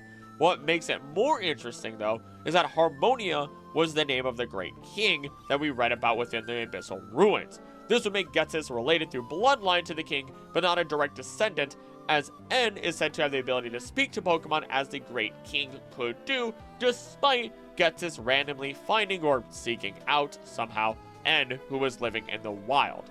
Again, if you want all of this explained a lot better, go watch my Great War Timeline video. I'm just keeping it very, very basic here. Gardevoir's bosses. The closest I can get to solving this, because it's very vague, is that Gardevoir is a guardian angel, kind of a princess, while Gallade is a loyal knight, potentially a prince of sorts. Very Zelda and Link vibes. So theoretically speaking, if these are knights and princesses, even though either form can be male or female, then who is the queen or king?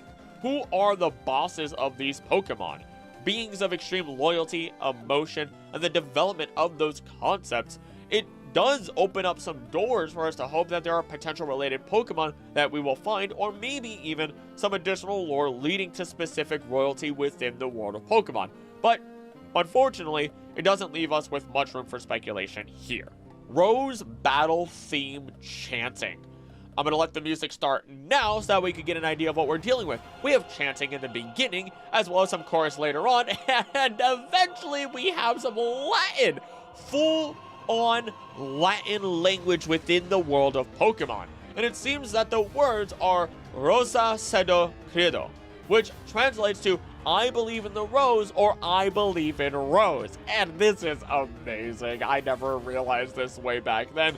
And when we look at Latin, though, it was originally spoken by small groups of people living along the lower Tiber River. Latin spread with the increase of Roman political power, first through Italy, and then throughout most of Western and Southern Europe and the Central and Western Mediterranean coastal regions of Africa. As such, considering the old-style architecture and ties to the royal lineage shown through the manga, and how ancient and evil Eternimax was said to be, it's very fitting to hear Latin within Rose's theme, especially if this is assumed those chanting voices are to be the royal family cheering him on rather than the modern people, as he was aiming to work with Swordbirds and Shieldbirds to pretend and make them seem like they were the true heroes and cover up the past and the truth.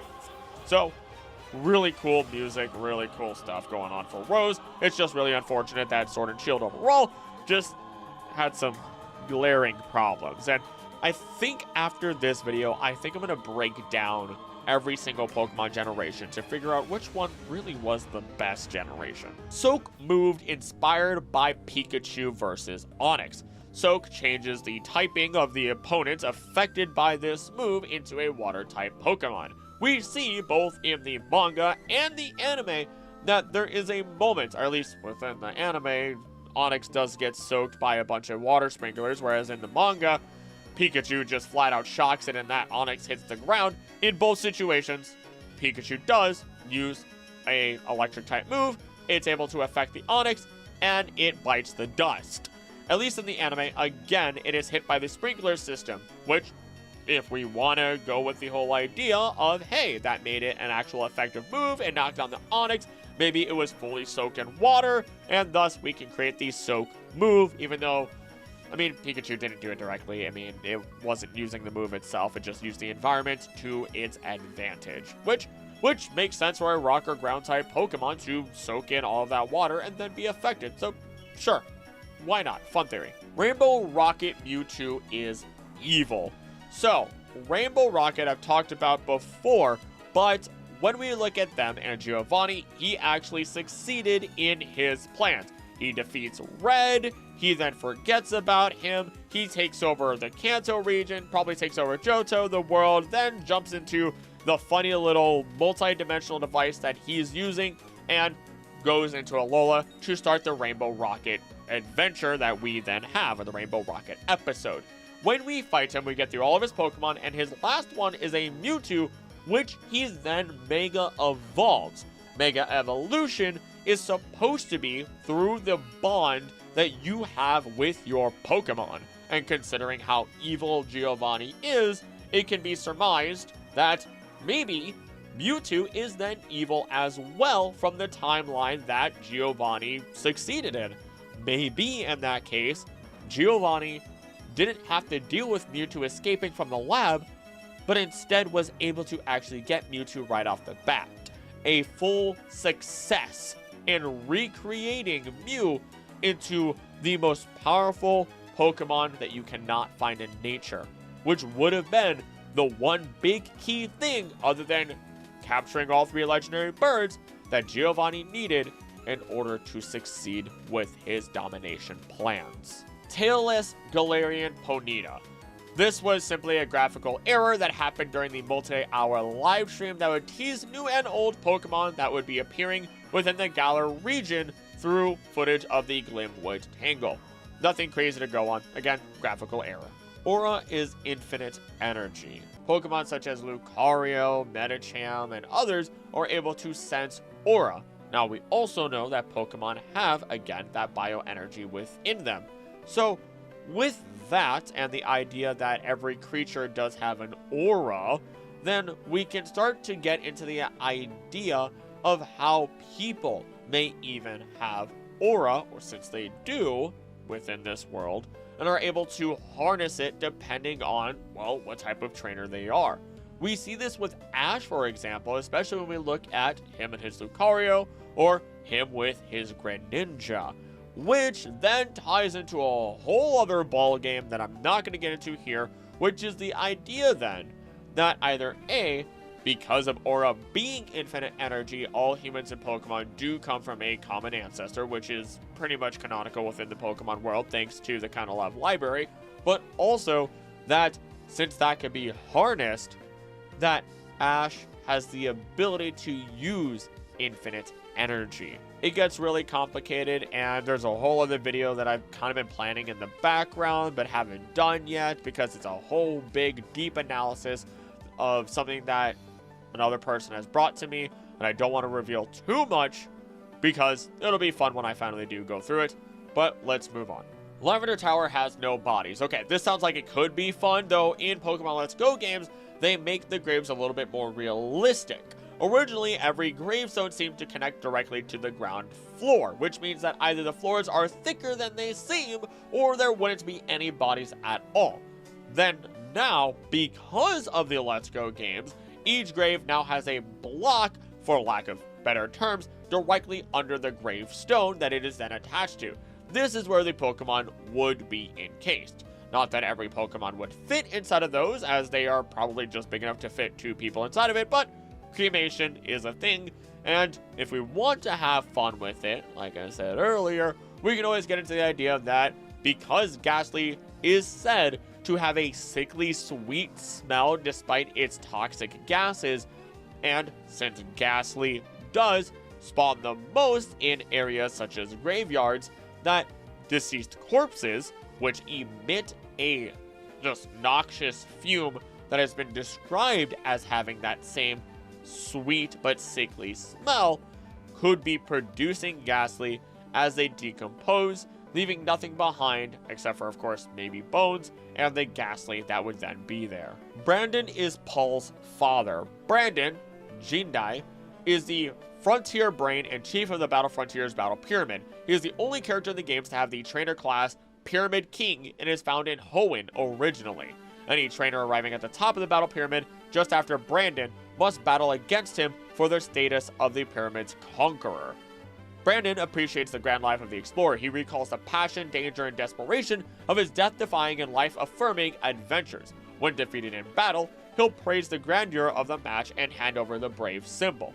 In Pokemon Omega Ruby and Alpha Sapphire, Brandon is revealed to have worked with Kimi Mauville to produce various television programs detailing the search for the mythical Pokemon Volcanion in the Kalos, Sinnoh, and Johto regions. He has a Regirock, Registeel, and Regice, or the legendary birds, and his Japanese name can mean Age of the Gods or Ancient Time, which relates back to, well, a lot of these Pokemon, but will relate further as we look at Paul, or Shinji, which translates to Pearl. Well, time, Pearl, Diamond, Pearl. Let's continue. Paul is a major, reoccurring character in the Pokemon the series. He is a Pokemon trainer from Veilstone who was first seen at the end of 2 Degrees of Separation, though his full introduction was in When Pokemon Worlds Collide. He is Ash's main rival in the Pokemon the series Diamond and Pearl. Supporting details of all of this theory that they are related is not only just through their appearance being similar, but also Paul's obsession with beating Brandon, Paul's brother literally being named Reggie, and then they both also use a Ninjask in their final fights against Ash. Honestly, all of these qualities are close enough that if they were brought into the modern day through any Pokemon game, we would assume that they are 1000% related to each other, as we have seen within the Legends games and even Pokemon Scarlet and Violet DLC, with characters that may not look like their parents, but follow similar traits, personalities, or even ace Pokemon. And as such, I'm going to subscribe to the theory. It's a little too perfect to ignore that these two are related. Gold Sudowoodo Machine. All That Glitters Is Not Golden is the 173rd episode of Pokemon the series Ruby and Sapphire, in which the group decides to stop for lunch as they make their way to the Battle Pyramid. While May and Ash volunteer to collect water, they encounter a golden Sudowoodo, and basically an experiment was conducted on a regular Sudowoodo to help it overcome its fear of water, thus turning it gold, though it does not like being in this state. Now, Sudowoodo simply hates water, it's petrified wood, which is moreover the fact that it is actually a rock. When Sudowoodo gets wet, if it gets too wet, it damages it, it hurts it, so on and so forth.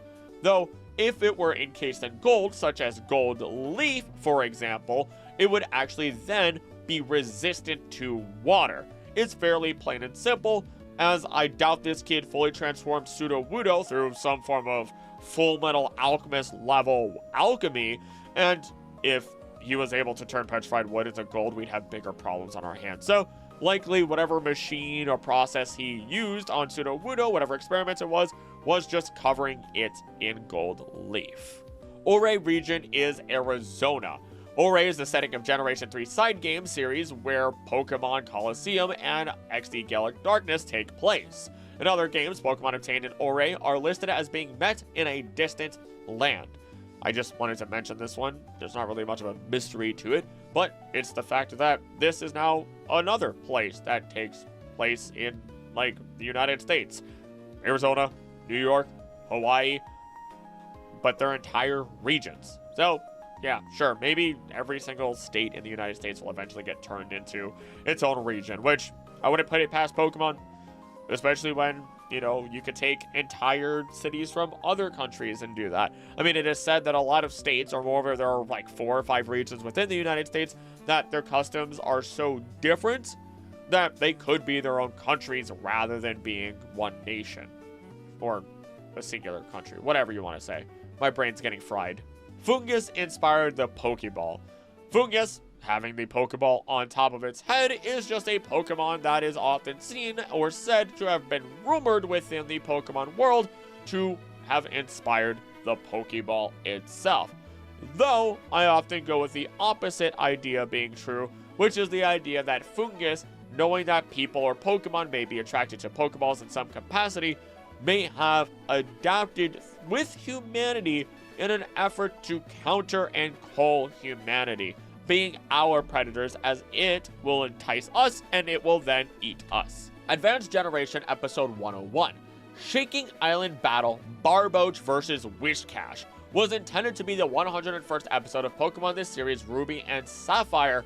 It was set to air in Japan on November 4th, 2004, but the episode was skipped due to strong earthquakes in Niigata Prefecture nearly a week before the first airing of Advanced Generation 100. It has never aired in Japan or in any other country, and is thus not considered canonical.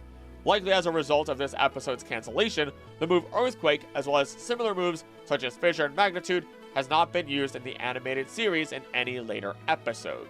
In the episode after winning the Mind Badge at the Moss Deep Gym, Ash, in this episode, was supposed to head for the final gym in Sootopolis City.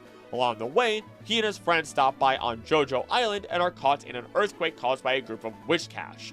They then meet a Pokemon trainer named Shota and his Barboach, and decide to help him in getting rid of the Whiscash. This was the only Pokemon the series Ruby and Sapphire episode to be banned in every country. The second episode of the entire animated series to be banned in every country. The first being, of course, the episode in which Pikachu attacks the Porygon. And the first regular episode of the entire animated series to never be aired at all. 2 later episodes were also canceled just before airing because of an earthquake. Because this episode never aired, Ash is never shown learning the location of the final Hoenn League gym on screen. Not the first time this has occurred, nor will it be the last, whether this be in this anime or another one, out of respect for those affected by disasters. I've seen this happen with an anime such as Fire Force after a fire-based attack on human lives, so yes, this is very much completely understandable, though they censored it in Fire Force since, the whole show is about fire. Time for the one that you clicked on the thumbnail for. Allister is a Yamask. Allister, or Onion, is the gym leader of Stow-on-Side's gym, known officially as Stow-on-Side Stadium. He specializes in Ghost-type Pokemon, he gives the Ghost Badge to trainers who defeat him, and in Pokemon Sword, B takes his place as Stow-on-Side's gym leader instead.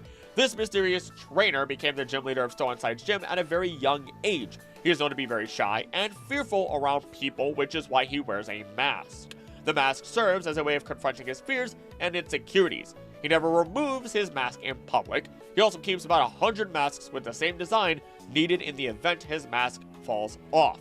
He is rarely seen around in public, preferring to spend most this time alone in ruins and cemeteries. From his mask, if we look at the concept art, smoke can come out of the eyes and mouth, and his uniform number 291, which can be read in Japanese as Gorowase, which could be for Nikui, meaning hateful, which Onion would actually likely be related back to not just onions in general, but rather Oni, or demon for that matter. So I assume this theory was primarily created before we started seeing a lot more images and video of Allister without his mask in the animations.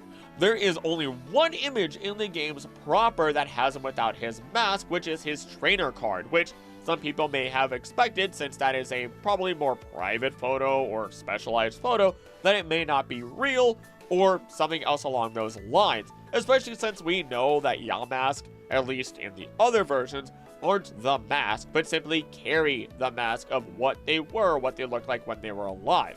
When we look at his teams, we do find throughout all media, he has had Galarian Yamask, Mimikyu, Gengar Witchy G-Maxes, Cursula, Duskmar, Chandelure, Poltergeist, Runerigas, and a Gourgeist in Masters EX, a Sinister in the anime, Sinistee, thank you, autocorrect, the Ghastly line in Twilight Wings, and finally Dreepy and Dracloak only in the manga. The most common of them all, if we break all those down, actually being Gengar, Corsola, and Galarian Yamask. Now, of course, again, when we look at Yamask, or the original one, it is said each of them carries a mask that used to be its face when it was human. So, of course, having not seen an actual face and getting a new regional Yamask, people would go nuts, imagining Allister as an actual ghost or a Yamask, or even that he died at one point but was brought back. This is because he claims to have an ability to see deceased ghost-type Pokemon, which was after an accident at the age of 4, making this the second time that we have confirmation that ghost-type Pokemon can die. Considering his attachment to the Gengar line, we have a couple of plausibilities with them and other Pokemon. One is that his soul was removed from his body, and someone from the Gengar line, most likely Haunter, helped put it back into his body. Alternatively, since he does have a Yamask on his team, he may have touched one of the many original runes that makes up Runerigas, which would have then cursed Allister to have a similar fate as those Pokemon. So, while clearly Allister is very human, we can't support that the idea that due to his past experiences, his soul has been changed by these Pokemon, thus giving him his sixth sense. Though there is one more theory that could line up with all of this, and that is the fact that his mask may actually be made up from Galarian Corsola, or Cursula, for that matter, since their visual similarities. All you have to really do is accidentally bump one of these Pokemon with your foot, and they will essentially petrify you, which may have happened to Allister. I doubt he'd be the type to kill a Pokemon, make them into masks, but at the same time, when Corsola, or Galarian Corsola, evolves into Cursula, it does break off parts of its body as it expands upward, meaning that maybe he didn't have to kill one, and they're all over the place, so all he has to do is pick up, these pieces, and then bop them onto his face after a little bit of work. Either way, whether he's doing that or just designing his masks after them, or just the general scary concept of a ghost, it is interesting to consider the idea that after such an incident, he would have the Pokemon on his team and even model his mask after it. Just a small reminder of his past that set him onto the path that he is currently on. Originally, I didn't care for this theory at all, but it was fun to make into a thumbnail, and it allowed us to explore other theories surrounding him and expand on his character. Lava Dome Pokemon. Clearly this resembles or represents Heatran, and I was ready to skip this one, but then Reddit user Theosapien suggests the following. Heatran.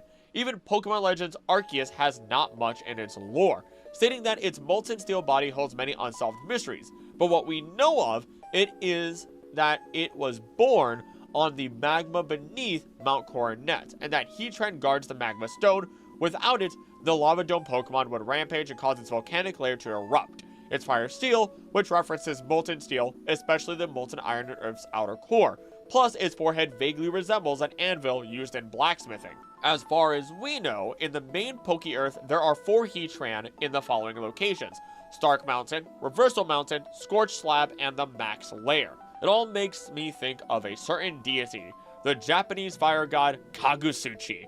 Heatran may be subtly inspired by that deity. Kagusuchi is also the patron deity of blacksmiths. Notably, his birth burned his mother Izanami, killing her in the process. This made Izanagi mad with grief to the point that he used his sword to behead and cut Kagusuchi's body into 8 pieces. Those pieces became 8 volcanoes.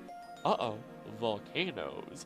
Now there is a reason why there are multiple Heatran on the world. By the way, Izanami and Izagami are the people who are the inspirations likely behind Spear Pillar, considering their own backgrounds, and will relate back to Dialga and Palkia for that matter. That's just what I wanted to throw in. Now, Theosapien continues. Also, this means that there are 4 more remaining Heatran in Poke-Earth. The theory is, what if all the Heatran that you battle are the living pieces of a long-forgotten cataclysmic heat god Pokemon that once lurked within the molten iron oceans of the outer core? One that could have threatened to turn our planet into a literal inferno of molten metal, but eventually it split into 8 living pieces, which are the Heatran we know and love. Thoughts? And to give my own thoughts, I'm a big fan of this. I already know that when we look at volcanoes within the world of Pokemon, we do have, creatures that are inspired by them. Moreover, Typhlosion is inspired by, a god that basically ran the volcanoes and also had a little, not porcupine, echidna, as a pet that slumbered under the mountain, thus giving us potential inspirations for Typhlosion. So, when you're telling me that any legendary, for that matter, or even a mythical, if we ever get something like that, can come together to create something even bigger and more legendary because it otherwise posed as a natural threat and the other gods had to knock it down, I'm in. I mean, we see something similar to Zygarde in the fact that it breaks itself apart and only comes together when there is a true threat to the entire ecosystem of the world, or when we look at Pokemon such as Hoopa and its unbound form. It's not uncommon to, see a Pokemon that had to be restrained when we look at type Null. So, this whole Heatran theory seems like a really fun one, and I'd like to see if it ever comes to be anything in the future. We are finally onto Tier 5. We're at the point where the majority of these mysteries and theories should be concepts we really have forgotten or dig up into the franchise through very small hints. Starting with Commander Komodo is from Mahogany Town. From Reddit user Epos96. Commander and Benny, who is the ninja who is related back to Wally, are most likely from Mahogany Town of Johto. Here is why. Also, I realized I called Benny a ninja. I mean, he is, but by all means, he's the person that gives you mochi and is famous for his mochi in the town. Either way, we know they're from Johto since Komodo speaks in Kansai Johto dialect when he loses his composure. We know Komodo and Benny come from a village that was destroyed by Pokemon. Lake of Rage is near Mahogany Town, famous for a disaster caused by rampaging Gyarados. And Mahogany Town is a former ninja village. Towers and Team Rocket HQ are part ninja infrastructure. And again, Benny is a ninja. An extra bit of information or fun piece is that Professor Rowan, a descendant of Komodo, has a sweet tooth in Pokemon Platinum. He is looking potentially for Rage candy bars, a familiar family treat. Now, I will add to this idea that originally the Lake of Rage was supposed to have a village right there, right where it is, but was later removed before the official release of the games. In that case, we may even be able to suggest that before the Lake of Rage was there was truly a small village that was then destroyed during the Edo period, or we're going to get into the fact that it's not the Edo period technically, which Arceus takes place. And following this, within the game, we do know that Kamado is afraid of Gyarados. Some speculate that he has more Galarian-based armor, but let's hone in on that time frame to help us because we do have a Galarian wheezing referenced on the building. The Meiji Revolution occurs at the tail end of the Edo period. Actually, it happens immediately after it in 1868. This was a pivotal period in Japanese history, marking the end of the Tokugawa shogunate and the restoration of imperial rule in 1868, ushering in a rapid era of modernization and westernization. This would explain paintings, new technology, why Professor Laventon is from another land, has a different dialect, different ideals from the people of Hisui, and isn't afraid of Pokemon while also staying within the time frame of when Galarian wheezing would have been created, which was during the Industrial Revolution of Europe and apparently happened during this time, and Japan had English coal factories. It goes way deeper than I expected it to, or probably needed it to, but it all shows the different connections between regions, where answers came from, where they went, and their history between their own regions and each other, and how that is reflected, or rather mirrors, the real world. That Pokemon timeline video is going to have to be made in the future. This is getting ridiculous because of all the industrialization and the concepts that lead into each other. Officer Jenny's Growlithe is named RK9. This one's silly, but it is a little bit fun. Basically, Officer Jenny at one point told her Growlithe, Arcanine, use Flamethrower, thus mixing up the two forms, assumedly, but it is proposed by people that the Growlithe, because the episode is also called The Case of the K9 Caper, that the Growlithe was just a pun name, as the franchise is apt to do, giving Growlithe the name RK9. Cute, simple, moving on. Magcargo Dex entry meant to be shiny. I didn't pick up on this one immediately, and it took Thomas P3864 on Reddit for their explanation for me to even understand it. So according to Magcargo's Pokedex entry, its body temperature is 18,000 degrees Fahrenheit. However, despite this, it is the color red. This conflicts with the black body emission spectrum for Magcargo at its body temperature. In order for the Pokedex given information for the temperature to be correct, the measure must have been taken of a Magcargo which appeared a light blue color. This is not the peak emission level, since that would result in the sun being green, but what Wolfram Alpha gives as the perceived color is the color Magcargo should be based on for the temperature. Basically, that's saying that the Magcargo should be blue, however, its shiny is magenta and has never appeared as any color other than its standard in the anime. However, shinies change from generation to generation, especially between generations 2, 3, and 5, and 6, and Magcargo's Generation 2 shiny underwent a change. And as you can see, this shiny Magcargo is blue, which it may not quite be as light in color as one would expect, but a rich blue color cannot be created with black body radiation. Therefore, this person proposes that the figures given by the Pokedex were taken from a Gen 2 shiny for it to be as closest to this 18,000 degree Fahrenheit temperature as possible for it to be correct. If that was too much mumbo jumbo for you to understand, basically it's saying, hey, you can't be the colors that you are if you're 18,000 degrees Fahrenheit. You have to be blue, which means the Pokedex is wrong unless you are the shiny blue Magcargo, which appears only in one generation. Done. Arceus' body is a hand. I'm only bringing this up because I love the idea that Arceus is just a master hand constantly flipping us off the entire time in battle. Machoke's skin is being ripped. Machoke is said to be able to constantly improve its muscles. They're expanding, they're getting stronger every single time, and due to the rapid increase of power and muscle growth, its skin is actually unable to keep up with said growth, and all those red marks that you see all over its body are actually tears in its skin. Gross, dark. Not uncommon for Pokemon if it were to be true, but that's really it. Pokemon uses Lamarckism instead of Darwinism. Bear with me on this one.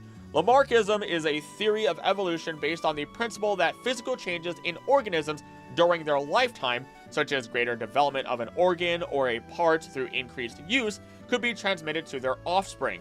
This is an abandoned idea that is disproven and suggests that, hey, let's say nobody in my family could squat, and I decided to squat all the time, really build up those glutes. Then through constant use, my immediate next child should have amazing squatting power because I squatted so much and used those muscles. If you wanted another example, imagine somebody who just drank alcohol all the time, and somehow your liver, your kidneys, whatever, did not die. Well, my child should then be immune to alcohol in terms of its toxic properties when they are born. This is something that would not occur through multiple generations. Instead, it would be immediate.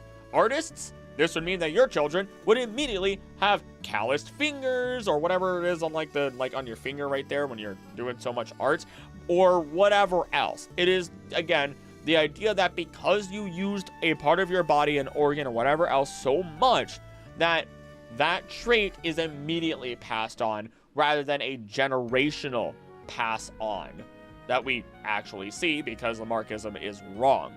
So, I mean, yeah, it makes sense that this would be the case for Pokemon such as the Machop line, as we just talked about, because they're constantly moving and improving their muscles so that when they evolve, they just get bigger muscles or more arms because that's what they use the most. Another example is that we have Munchlax. It eats so much and eats everything only for it to then evolve into a creature that can eat anything, because Munchlax can't eat anything and everything without getting sick, but Snorlax can. And as such, it also gets a larger stomach to properly contain it all. Though this is not the case for every single Pokemon, it may as well be Lamarckism within their world. Odd Keystone in Twin Leaf Town. So this wouldn't be a big deal if the Keystone itself wasn't such a rare occurrence. We find it attached to Spiritomb already, or in the Legends Arceus quest, Route 208, which is near the Lost Tower, home of the Ghost-type Pokemon, but then we also find it amongst trees, hidden away, and only obtainable after surfing to it in this hidden location in Twin Leaf Town. This honestly only leads to one possible conclusion, and that would be that the people of Twin Leaf Town likely bury their Pokemon or family within this forest. After all, Spiritomb is a collection of spirits. Even if they are seen as evil or negative, they are commonly found near burial spots. Fall Arbor Town is meant to be a snow theme. I'll go ahead and let that music play now while I talk about it. It does have some of the same musical motifs that we can hear a little of in our other wintry songs, whether that be in the games or in other songs in real life. The interesting part about it, though, is that sure, it's supposed to be a snow town theme, if it is, but it's not for winter snow, like actual water crystals. It's soot raining down, considering the location of Fall Arbor Town. Soot, snow, which gives it a fun little twist. Mewtwo's skeleton machine. Basically, in one of the movies, Mewtwo has a creepy organic cloning machine. The robotic hands that are shown in one scene that grab Ash are articulated like human arm bones, and the clones of Pokemon when born get pushed out from their tubes with a nasty squishing noise. And through looking at the images, they definitely look a lot more bone-like rather than robotic, which makes it all that more creepier, and we can see where this conclusion is drawn from. In the remakes, it looks far more robotic, but at the same time, we get a lot of organic inspirations, such as a Nautilus shape for one of the machines with cloned Pokemon in it. Though I will say that the arms in the original are more jointed and connected in ways that a robotic arm would be, rather than an organic human bone. Though that does not take away from the fact that they straight up look, through coloration and texture, like bones, as opposed to the metallic look that they get in the remakes, bringing out speculation that maybe Mewtwo somehow turned all of the bones of the scientists he killed into weapons within the facility. Even if there was that big explosion, the bones may not break down completely in the fire, and as such, they are charred here. It's just that coloration threw it off, and we knew that it was supposed to be some sort of organic facility creating clones, so it all kind of meshed together in our heads, like putting two puzzle pieces that aren't supposed to be connected and slamming them down anyway. Guzzlord is a mutated Pokemon.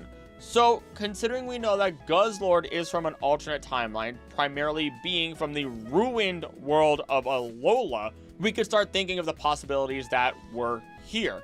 Now, in that alternate timeline, the Guzzlord appeared after the lands had been properly taken over by a corporation that the residents of Alola allowed to take residence there. The corporation continued to grow, they littered, they just dumped waste, and overall just completely ruined the environment, which kick-started Guzzlord's entry into that alternate world.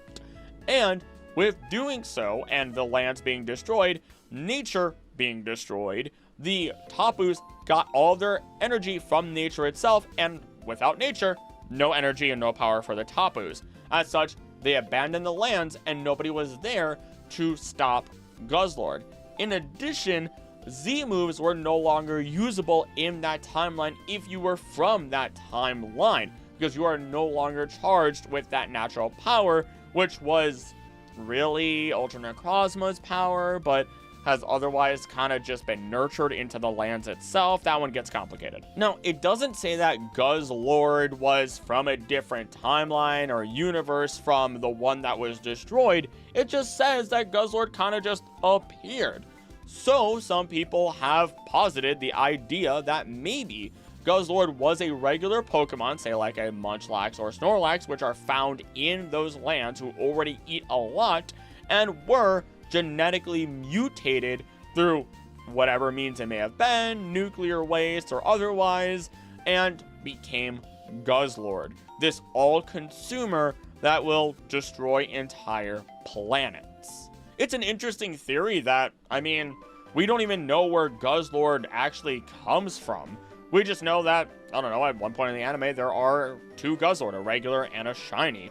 But otherwise, we've never seen their home planet, and I don't even know if they really have one with the way that they act. I wouldn't be surprised if they just, are creatures that suddenly exist, or are born, and like Celesteela, immediately leave. Maybe they're a sort of creature that parasites on a planet, has children, and then they dip to go to a different planet altogether, or entire other universes, as we see in the anime. Shaman's thank you cry. This one only works if you consider arigato gozaimasu, which was pointed out thanks to Muse Art World and Fenneca Fox during my live stream again, as it even matches the right number of syllables. I'm gonna go ahead and let that play now.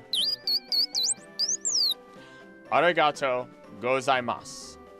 This, of course, is all just a reference to Shaman and the Sky Warrior movie, and if you haven't seen it, you can check out my synopsis, reaction, or review from it from when I watched it for the first time in October. Maybe one day I'll just watch all the Pokemon movies and then rank them all. That just sounds like fun. Old Chateau poisoning. I'm going to give you the fast and dirty theory and then give you what another Reddit user came up with, which will also encompass a later theory while tying together what could be the truth behind the chateau.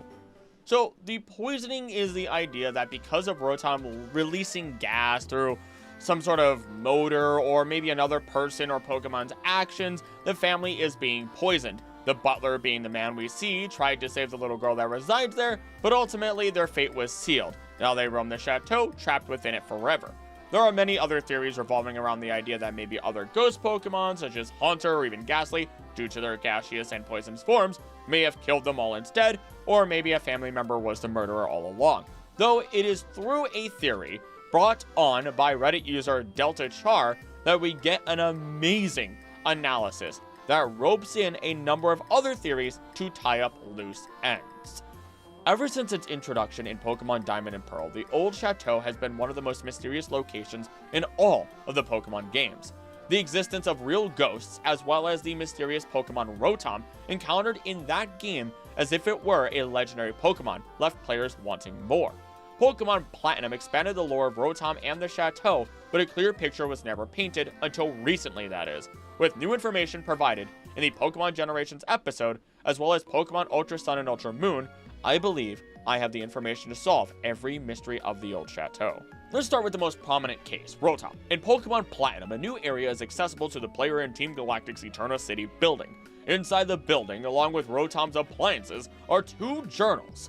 One is a research journal written by Team Galactic's scientist Charon, and the other is a child's journal, clearly written by someone else. Notice how in the research journal, Charon is discovering Rotom's motor inhabiting abilities for the first time, whereas the child watched Rotom possess a lawnmower.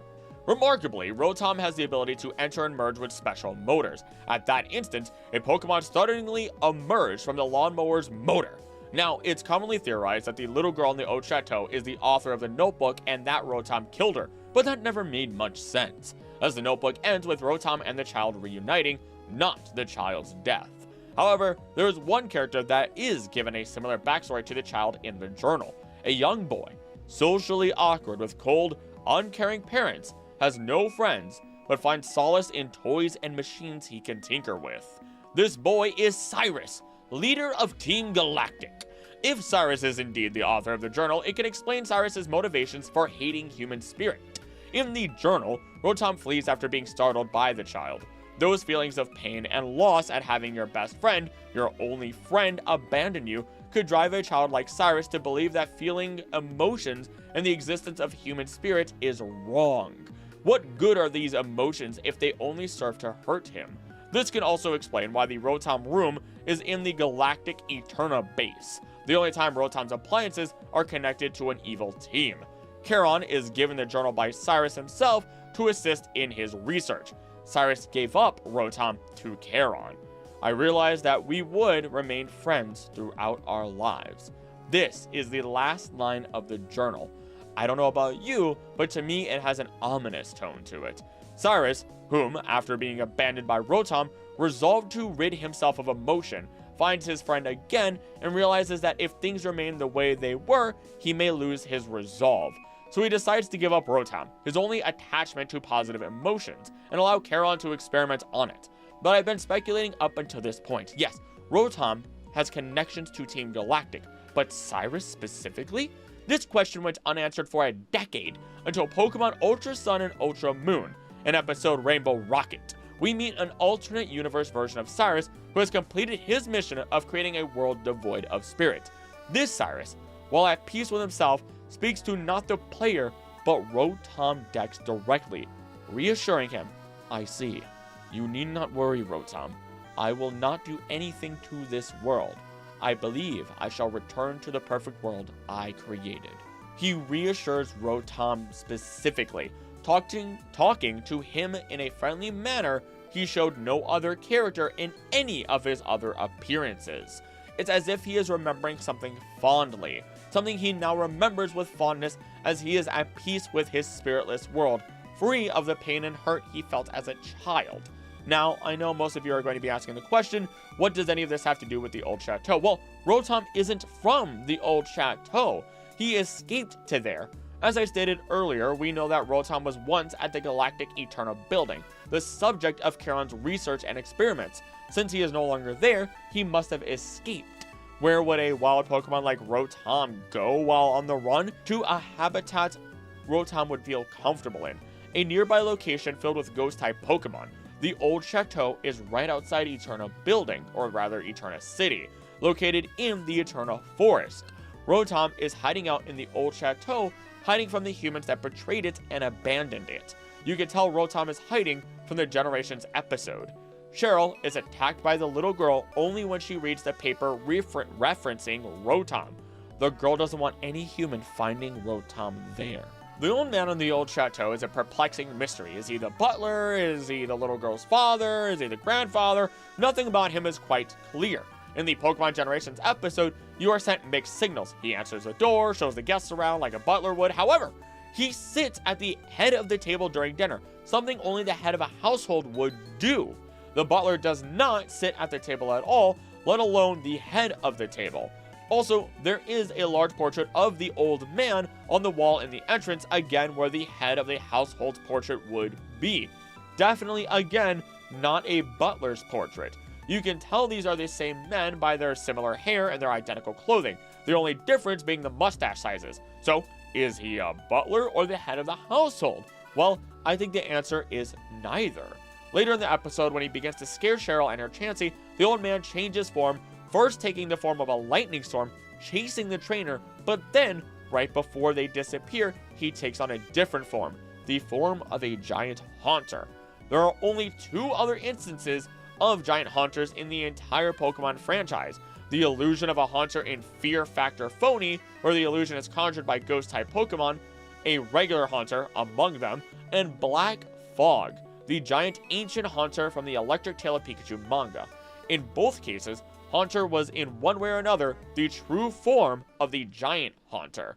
So why would the giant haunter in the Old Chateau be any different? Maybe Haunter is the old man's true form. This explains the inconsistency of his role as butler or head of the household. But why that form? My guess is where the little girl, the butler is the caretaker of the home, and the house's head is the strong, reliable figure you look up to.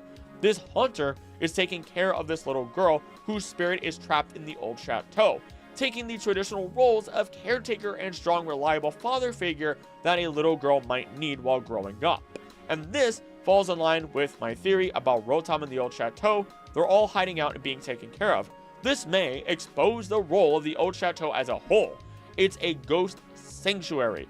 Ghost and ghost-type Pokemon who are trapped there or have nowhere else to go hide out in the Old Chateau, and they care for and are cared for by one another. It's actually a pretty wholesome story or theory about a dead child and the creepy house she resides in.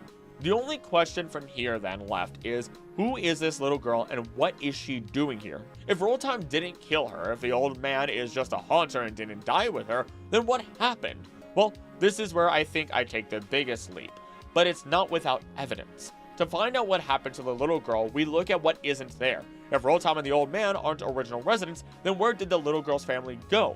The house is abandoned with no trace of anyone else in the home, save for some wild Pokemon that like to inhabit abandoned buildings. Well, the spirit of a child, an abandoned house with no sign of family, this is starting to sound like another location in the Pokemon world, the Strange House in Unova. In the Strange House, a young girl fell victim to Darkrai's nightmares, with her family failing to revive her in time with Cresselia's lunar wing. The girl's spirit wanders the home and the Marvelous Bridge, while the surviving family flees the house, abandoning their doomed daughter. Now, that is something that I bring up in the previous Iceberg, and this is a new take on it from this person. An abandoned house, the lonely spirit of a ghost girl, Darkrai, the story fits here too. Darkrai is known to prey on children in the Sinnoh region. Sailor Eldritch's son falls prey to Darkrai's spell before being rescued by the player, and even the player themselves ends up trapped in one of the Darkrai's nightmares if they enter the abandoned harbor inn. It isn't too much of a stretch to say that this little girl could have also been one of Darkrai's victims. Places where Darkrai's nightmares claim victims always end up abandoned by the survivors. The harbor inn and the strange house were abandoned for that reason. Maybe the old chateau was abandoned for that reason as well. Summary / the TLDR. Darkrai's nightmares killed the little girl in the old chateau, caused the family to abandon it. A giant haunter takes the form of an old man, taking up the roles of both caretaker and mentor role model for the little girl's spirit that is trapped in the house, establishing the old chateau as a kind of ghost sanctuary. Rotom was Cyrus's Pokemon, who betrayed Rotom and sent him to be experimented on by Charon. Rotom escaped Team Galactic custody and hid in the old chateau in the nearby woods to be protected by the haunter taking care of the place and the little girl who lives there. And now I am no longer reading from their notes. This is as tight-knit as it could possibly get, with some incredibly strong reasoning all in all. The only thing that gets a little bit weird is whenever we introduce Darkrai, because of Darkrai's way of attacking people, but then also being said to not actually be trying to attack people, but also still trapping people in endless voids of nightmares anyway, and causing, well, these people or these ghosts to be trapped in our world anyway as actual ghosts, not ghost-type Pokemon. So, yeah, I mean, sure, their biggest leap may have been towards the end, but anything revolving around Darkrai kind of seems to be that case, and this is about as close as we're gonna get to the old chateau and the story around it, well, to an answer as we're gonna get to it. So, I'm a big fan of this, and I'm personally gonna take this in as my own mental canon. Light and Dark Pokemon. This was all part of the TCG, to light and to darkness. Pokemon read the mysterious light and Pokemon shrouded in darkness. What is their connection to Team Rocket? The mystery deepens, and the adventure never ends. Neo Destiny is the name given to the fourth and final main expansion of the Neo series of the Pokemon trading card game. In Japan, it was released as Darkness and to Light, the fourth and final expansion in the Pokemon card game Neo era. It is based on Pokemon Gold, Silver, and Crystal, featuring Generation 2 Pokemon. Neo Destiny introduced Light Pokemon, a type of Pokemon. Light Pokemon cards have a white and gold artwork window, evolution box, and Pokedex box. Light Pokemon have higher HPs compared to those of normal Pokemon, and attacks that often aid other Pokemon in play, likely due to the carrying nature of the trainer. Because of that last chunk of information, I personally suspect that this can all be explained and related to, very simply, to what we see in modern day through the Pokemon Go games, which also took inspiration from Shadow Pokemon and bring both of these two different concepts together. Essentially, Shadow and Purified Pokemon. Light and Dark Pokemon crawled, so that way Shadow and Purified Pokemon can run, as we see them in the Colosseum or XD Gale of Darkness games, and eventually within Pokemon Go, as in the modern Pokemon Go, Purified Pokemon have different benefits, have a whitish glow to them, and may have higher HP. Inevitable Battle Chatelaine Faller. These are 4 individuals who run the Battle Mason.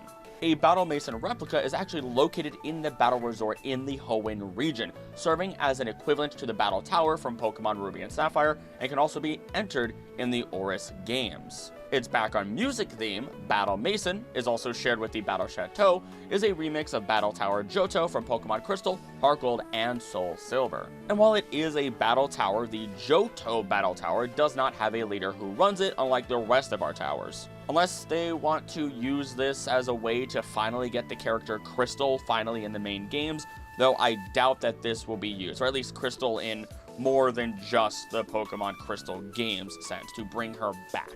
This means that the Battle Chatelaines are often theorized to be the next individuals to have their own ripped from their home world and tossed into a new dimension by the work of these portals, losing a member of their family. Malamar Time Travel. In the anime, there were 3 very evil Malamar, that are very different from the rest of the Malamar that we ever see in the anime or games for that matter.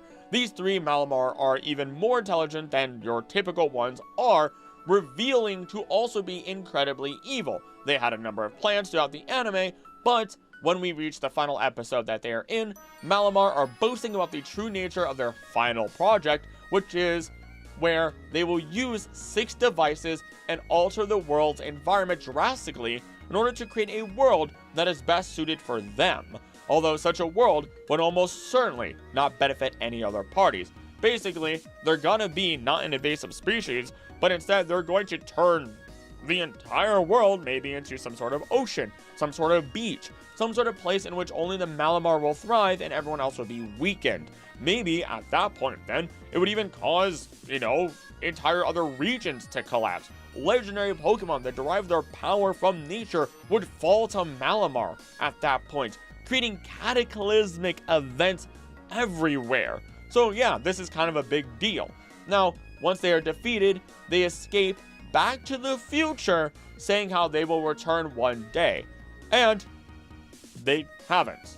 It's been multiple years and they haven't returned, they haven't come back. And I mean, considering the fact that they went to the future and they're hyper intelligent, there is always the actual chance that they will return one day, which is why this mystery is here. Also, why don't they just, if they could just travel back in time, why don't they just travel further back in time before this happened and just destroy everything? They're not that smart. Celesteela inspired Claydol. Comparing the two, we don't really initially find a lot of similarities. Sure, they have similar stances. Both of them basically don't have legs, as they are stubby at best, and not really something that they can walk on. Then they come to the same points at their head and fire beams from their arms, because yes, despite the 360 view of all their eyes, they actually fire beams from their arms. In addition, Shiny Claydol does have the same color yellow for its eyes as Celesteela has within its body, which is really a minor detail. But then we start to consider where we find both of them. They are only in the Pokemon Moon games. Baltoy, more specifically, only found in Ultra Moon, and both are found in the Haina Desert. And it is within Ultra Moon that we get for the first time the following Dex entry for Claydol. The ancient people who made it apparently modeled it after something that descended from the sky. It fires beams from both arms. Past entries have stated that they may have been made by an ancient civilization, modeling them after clay dolls. But this is the first time that we get told that they are modeled after a thing from the sky. And considering that Alola, based on Hawaii, basically has little to no readily available or usable clay, at least in the past, then this would make Baltoy and Claydol that much more special, as they model it after something that descended or ascended the heavens. The only question we have now is, did this happen before Baltoy and Claydol were created elsewhere? Which, strange phenomenon that occurs simultaneously throughout the world with similar details despite people not interacting with each other, is something we see in real life all the time, and is something that is incredibly fun. This, though, will create a new question while putting an end to this mystery. Cool Trainer Nick is a cheater. This one gets into the weeds real bad. I'm not gonna lie to you, it gets real nasty. So, Cool Trainer Nick is the bug catching contest trainer. Now, when you enter the bug catching contest, for some reason, Nick is almost always the winner. And unofficial guides by other people have prompted the idea that, hey, if Cool Trainer Nick is found in this spot that you should go to, just end the contest. Just don't even bother, because he will win. Not might, he will win. In which case, you're not just battling the percentile chance and actually trying to be a good trainer in a battle, you are also battling for the good spots in the Pokemon contest grass against him. Magnezone transmissions. Its dex entry states, as it zooms through the sky, this Pokemon seems to be receiving signals of unknown origin while transmitting signals of unknown purpose. This goes back to the idea that it looks very much like a UFO, and people tried to experiment on it further, trying to combine multiple Magnezone but couldn't. The interesting part that this leads into is the whole idea of radio signals throughout all of Pokemon. Again, I recommend my video looking at Toby's Fakeamon, because I talk about radio transmissions and all of that in that video in detail, but this may actually link it to Dusknoir, who receives signals of sorts as it then takes orders to bring people to the afterlife. Are they related? Are they not? It's a possibility. Radio signals are all over the place in Pokemon and have some strong connections, but it's unknown. Mega Volt is the strongest electric move. Basically, this is in reference to 10 million volt Thunderbolt, the Z move used by Pikachu, and only usable in the games if you have a Pikachu with Ash's cap and the correct Z crystal. Now, when this happens, it is an incredibly powerful Pokemon move by all means, and I originally believed that there were other Pokemon that could reach this voltage without using the move, but no, there isn't. And by all means, considering the sheer amount of power that's shown in the climatic moments against Tapu Koko and this move being used, amongst other situations when it was used, yeah, sure, it's the strongest electric move. Moving on. Wait at the usual place. In the Lumio station, there are 2 billboards. Go to the one in the back, press A while standing behind it, and you will be told that something is written on the back of the timetable. I'm gonna go for help. Wait in the usual place. Nearby, a little boy says it should be someplace right around here, right? Lots of people believe that the little boy saw the note and is also looking around. Though the child could be a coincidence by all means, having seen the note but not being related to it in the slightest, merely the same as we are. Lucky to have randomly found it, or unlucky. So where do we go from here? Many people in that station are from the Unova region. If we make an assumption, we know that we hear a spooky tale at the scary house on Route 14. It bears 6 tombstones, with one being broken, a revive found at it. And the story is as follows. It was a dark and stormy night many years ago. Lost, I arrived at this house and went inside. The lights would not turn on, so I fearfully looked around the house. Eventually, I made my way into the kitchen. There was no sign of anyone being there. I found the fridge, and when I opened it, a faint light leaked out. I could finally make out my surroundings, and I saw the faint outline of a man huddling in the corner of the room. I tried to tell him that I was lost. I was hoping he'd let me stay until morning, but when I approached him, the man suddenly screamed, "Stay back!" I apologized and continued to plead my case. "Please, can't you help me? I'm not talking to you," he shouted. I looked at the man in surprise. When I did this, the man asked me, "Can't you see them? Behind you!" a horde of faceless men. Now, we can connect this actually to Unova and onto Route 14, where Undella Town is and where the Rich's Villa is. A family of rich people who challenge you in a row, 6 in a row. Their house is demolished in Pokemon Black 2 and White 2, leaving an item maniac nearby as most of the family has moved away. Now, we even have a maid on the ground floor of the unmarked office building in Kalos who specifically mentions one of the family members, Master Miles. And through this, we can, kind of make some jumps around. We have 6 family members, 6 stones, though one of them, again, broken with a revive. In summary, the riches move away, demolish their home, tragedy strikes as they are in this spooky house, it gets abandoned, this poor goof makes it here, and crazy things begin to happen. And following the stories, we get to see some of those loose connections to the Hex Maniac who appears in the Rich's Hotel in Kalos and may be trying to reach out to these spirits. Alternatively, because of the revive, maybe one of these Hex Maniacs could have been one of these riches. The Hex Maniac is honestly an incredibly strange individual, and I hope we do get some more answers with Legend ZA being here, as I'm very deathly curious, and there's too many holes to create something that is more solid. So, for now, let's move on. Charizard ignored Ash due to trade levels. Now, when he got Charmander, it was after Charmander was abandoned. It wasn't a proper full trade. Nevertheless, Ash is not the original trainer of Charmander, and he did not have all the badges to properly keep Charmander trained under him as it grew stronger rapidly and evolved, eventually being very unwilling to work with Ash throughout the anime. As such, this can just simply be explained as Ash not having the badges needed to keep Charizard under wraps because of the trade. Lance's kill count.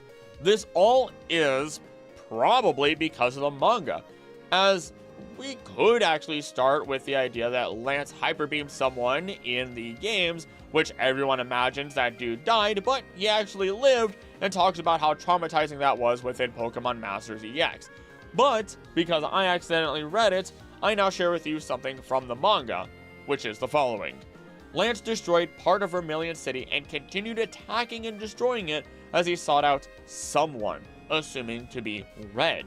As we then find out the Elite Four under him were ready to basically wipe out most of humanity to create a utopia for Pokemon. All they needed was to defeat Red. What could this mean for Lance and any other version that we see of him? I mean, the kill counts may be a bit up high, but it could have been catastrophically, astronomically higher based on this information, and whew, I really need to read the manga, I'm not gonna lie to you. Nothing matters anymore. I'm slapping the word, when I make that, I'm gonna slap the word genocide up there on the thumbnail, and we're getting more people interested. I'd go watch the Red arc that I covered. We're moving on. Godstone. The Godstone was an unobtainable key item in Generation 5, kind of like the Light and Dark Stones. If you hack it into your game, its description is just something like a very rare stone.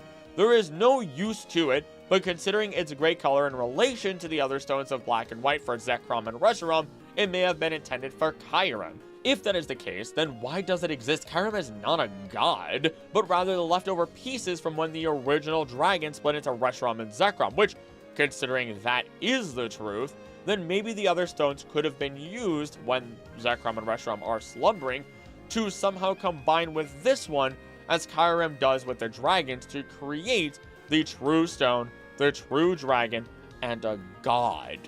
One last time, I'm not going too deep into this one because I went crazy with the Great War timeline video and all this stuff. Though, I did not include this stone because I actually didn't know it existed. Heart Gold Soul Silver Togepi's father. You get a Togepi as a gift from an egg within the games, and you just don't really know where it's from other than finding out that it's from the Kimono Girls. Now, I actually ended up finding this information from the Ruin Maniac files on YouTube, which the only reason I realized it was the Ruin Maniac is because I got to their channel once I found a deleted Reddit account that had this information, which is wild to me. So I'm going to try and quickly explain this as best as I can without just saying everything that they said at verbatim. Now, since the Kimono girls seem to have the Togepi and give it to you as a gift, which also seem to have gifted it to Mr. Elm, which is how it gets to you, or even Mr. Pokemon for that matter, then why do they have it? Well, when we look at Togepi and the ideas behind it, or rather Togekiss, it states that it only appears in a world without strife. Along those same lines, within the same game franchise, we find a very similar description of another Pokemon, a mythical for that matter, being Celebi, a Pokemon that does not appear unless it is a time of peace. And when it comes from the future, it is said to bring with it an egg. The idea then is that potentially this egg is a Togepi egg. And considering Cynthia, her time looking throughout the world, and connections with mythicals, there is evidence that she may have actually met with a Celebi, in which case Cynthia, after her meeting with Celebi, actually I believe she straight up did meet a Celebi, sorry for mucking up my words earlier, but because she met this Celebi, afterwards, what do we find her with? A full-on Togekiss. And because the Kimono girls serve as lore keepers basically of Ecruteak and Ho-Oh and Lugia, they are basically symbols of some sort of peace, it would make sense that they would also be gifted these eggs. In other words, Togepi, considering that it is very rare to find in the modern age, only being able to found in unnatural encounters outside of Pokeradar, White Forest, Dream Park, Trades, Eggs, and Pokemon Legends Arceus, which just has space-time holes ripped all over the place anyhow, might actually be not going extinct, but may just be from the future, brought back by Celebi, showing us that peace will happen, and that we will get to that point. Elite Four Giovanni. Hope you're ready to listen to more music now. Thank you to a deleted Reddit account with the following. Initially, Giovanni used to be a member of the Elite Four in the Kanto Pokemon League. Why? In the Kanto Pokemon League, after Lorelei, you have to beat Bruno. First, Bruno is a fighting type specialist, but his gym looks more like a rock and ground type gym. Personally, I make that mistake all the time, thinking that Bruno is going to whip me with an Onix. And Giovanni, though, is a ground type specialist. Then Bruno's gym theme, when you listen to it, is straight up the Pokemon Team Rocket hideout theme. And I will admit, personally, this is the point in theory where everything hit at once and I was bought into the theory, but let's continue. The theme choice isn't uncertain, because Agatha's gym theme is the Lavender Town theme. It's logical, because she is a ghost-type specialist.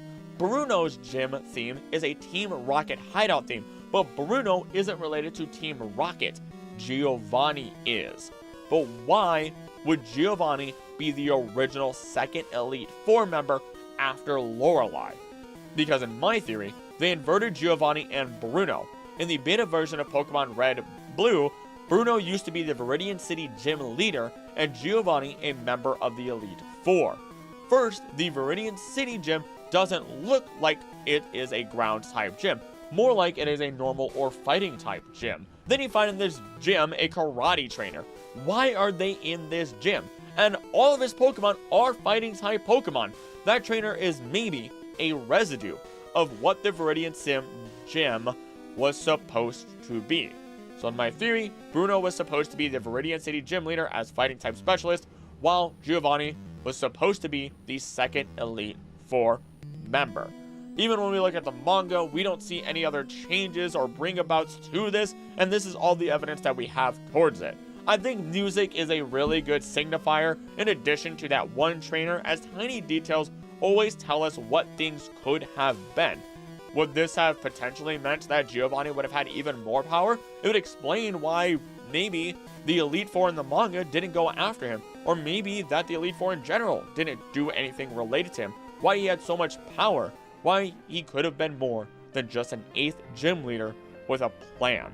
After all, he abandons his gym and was seen as somebody that was too powerful, too impossible to beat, making Giovanni bored, while also giving Giovanni the perfect opportunity as someone who is so high up on the ladder to go do other things and nobody would question him except for the people of that city. Which Pokemon Silver stole? No, this is not related to the starter Pokemon. I thought it was and I was about to skip it.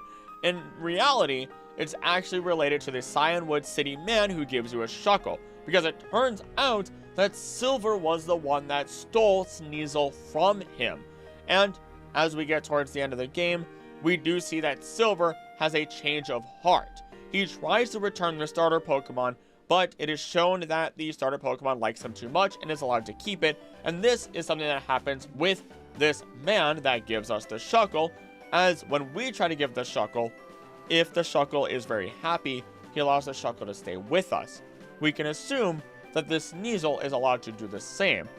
And on his team, we do see that he has a Crobat, showing high friendship, outside of just this Weavile that he would then have, showing that Silver has truly become a better person. And yes, I know that Weavile is not brought about by compassion and friendship, just for anybody who thought otherwise. And for our finale, we have the Movie 3 original script. It's becoming increasingly known that the initial plans for Pokemon 3 were, to say, extremely different than the final product. As can be read here, the first plan by Shudo Takeshi was to tackle the topic of real-world animals in the Pokemon universe, because only a few hundred Pokemon existed by the time of the Johto era. There were still abundant roles open to real-world animals that didn't have a Pokemon equivalent, and the anime reflected this, such as a Mongoose showing up in one episode written by Shudo Takeshi, among others. Whereas currently, more or less, Pokemon are the stand-ins for real-world animals entirely. Back in Gen 1, and to a slightly lesser extent Generation 2, Pokemon were treated in the anime and games as something akin to actual monsters, something strange and unnatural that needed to be studied by specialists and, well, 10-year-olds, I suppose. Evidently, the first pitch for the Pokemon 3 was aimed at answering where the animals went, as photographs and records of them existed and otherwise had not been seen for quite some time. The topic of extinction is brought forth again with a T-Rex skeleton becoming an animate, unstoppable force that bulldozes through Palatown and the Rocket Base. Mr. Shudo had already used the themes of self-existence and coexistence for the first two movies, and so, as he sat in his hospital bed staring up at the ceiling, he decided he wanted to make a film that asked, what is this world that I'm in? The Pokemon world is where real-world animals don't exist. The few appearances of real-world animals in earlier episodes, he says, is due to the animation staff not paying enough attention. So, he wanted to have the third movie tackle this question. What happened to all the real-world animals? Why are there real trees and flowers, but not real animals? What is the difference between plant Pokemon and regular plants? The idea was to have the third movie introduce a new type of creature, real-world animals, into the world where only humans and Pokemon exist. This would have been done with the discovery of a Tyrannosaurus Rex fossil. Not a fossilized Pokemon, mind you, but a real, actual dinosaur fossil. Mr. Shudo's love of dinosaurs came from series such as Shonen Kenya. The discovery of a Tyrannosaurus Rex fossil was, as you would expect, big news in the Pokemon world. Real-world animals used to exist in this world, and records, including photographs of them, do exist, but there isn't anyone alive today who actually remembers ever seeing one. A Darwin-type theory of evolution doesn't really exist either, and professors who try to tackle this problem usually tended to stop what they were working on to move to the countryside to try to figure this out. Orchid Hakase is one such professor. Something Mr. Shudo's blog doesn't really explain is when exactly the extinction of real-world animals took place. The fact that photographs exist implies that this is a fairly recent event, but if that's so, then why wasn't there any theory of evolution beforehand? Did the development of photography happen much earlier in the Pokemon world than it did in the real world? In any case, the eyes of the Tyrannosaurus Rex fossil starts to glow blue, and before long, the fossil comes back to life, and then starts moving forward, walking toward no destination in particular. It crosses rivers and oceans effortlessly, crushing everything in its path, even makes its way through Satoshi, Ash's, hometown of Masara Town. During the film, the Tyrannosaurus Rex would have trampled Orchid Hakase's laboratory. Who is Orchid Hakase? It's Hakase. Oh my gosh, I'm an idiot.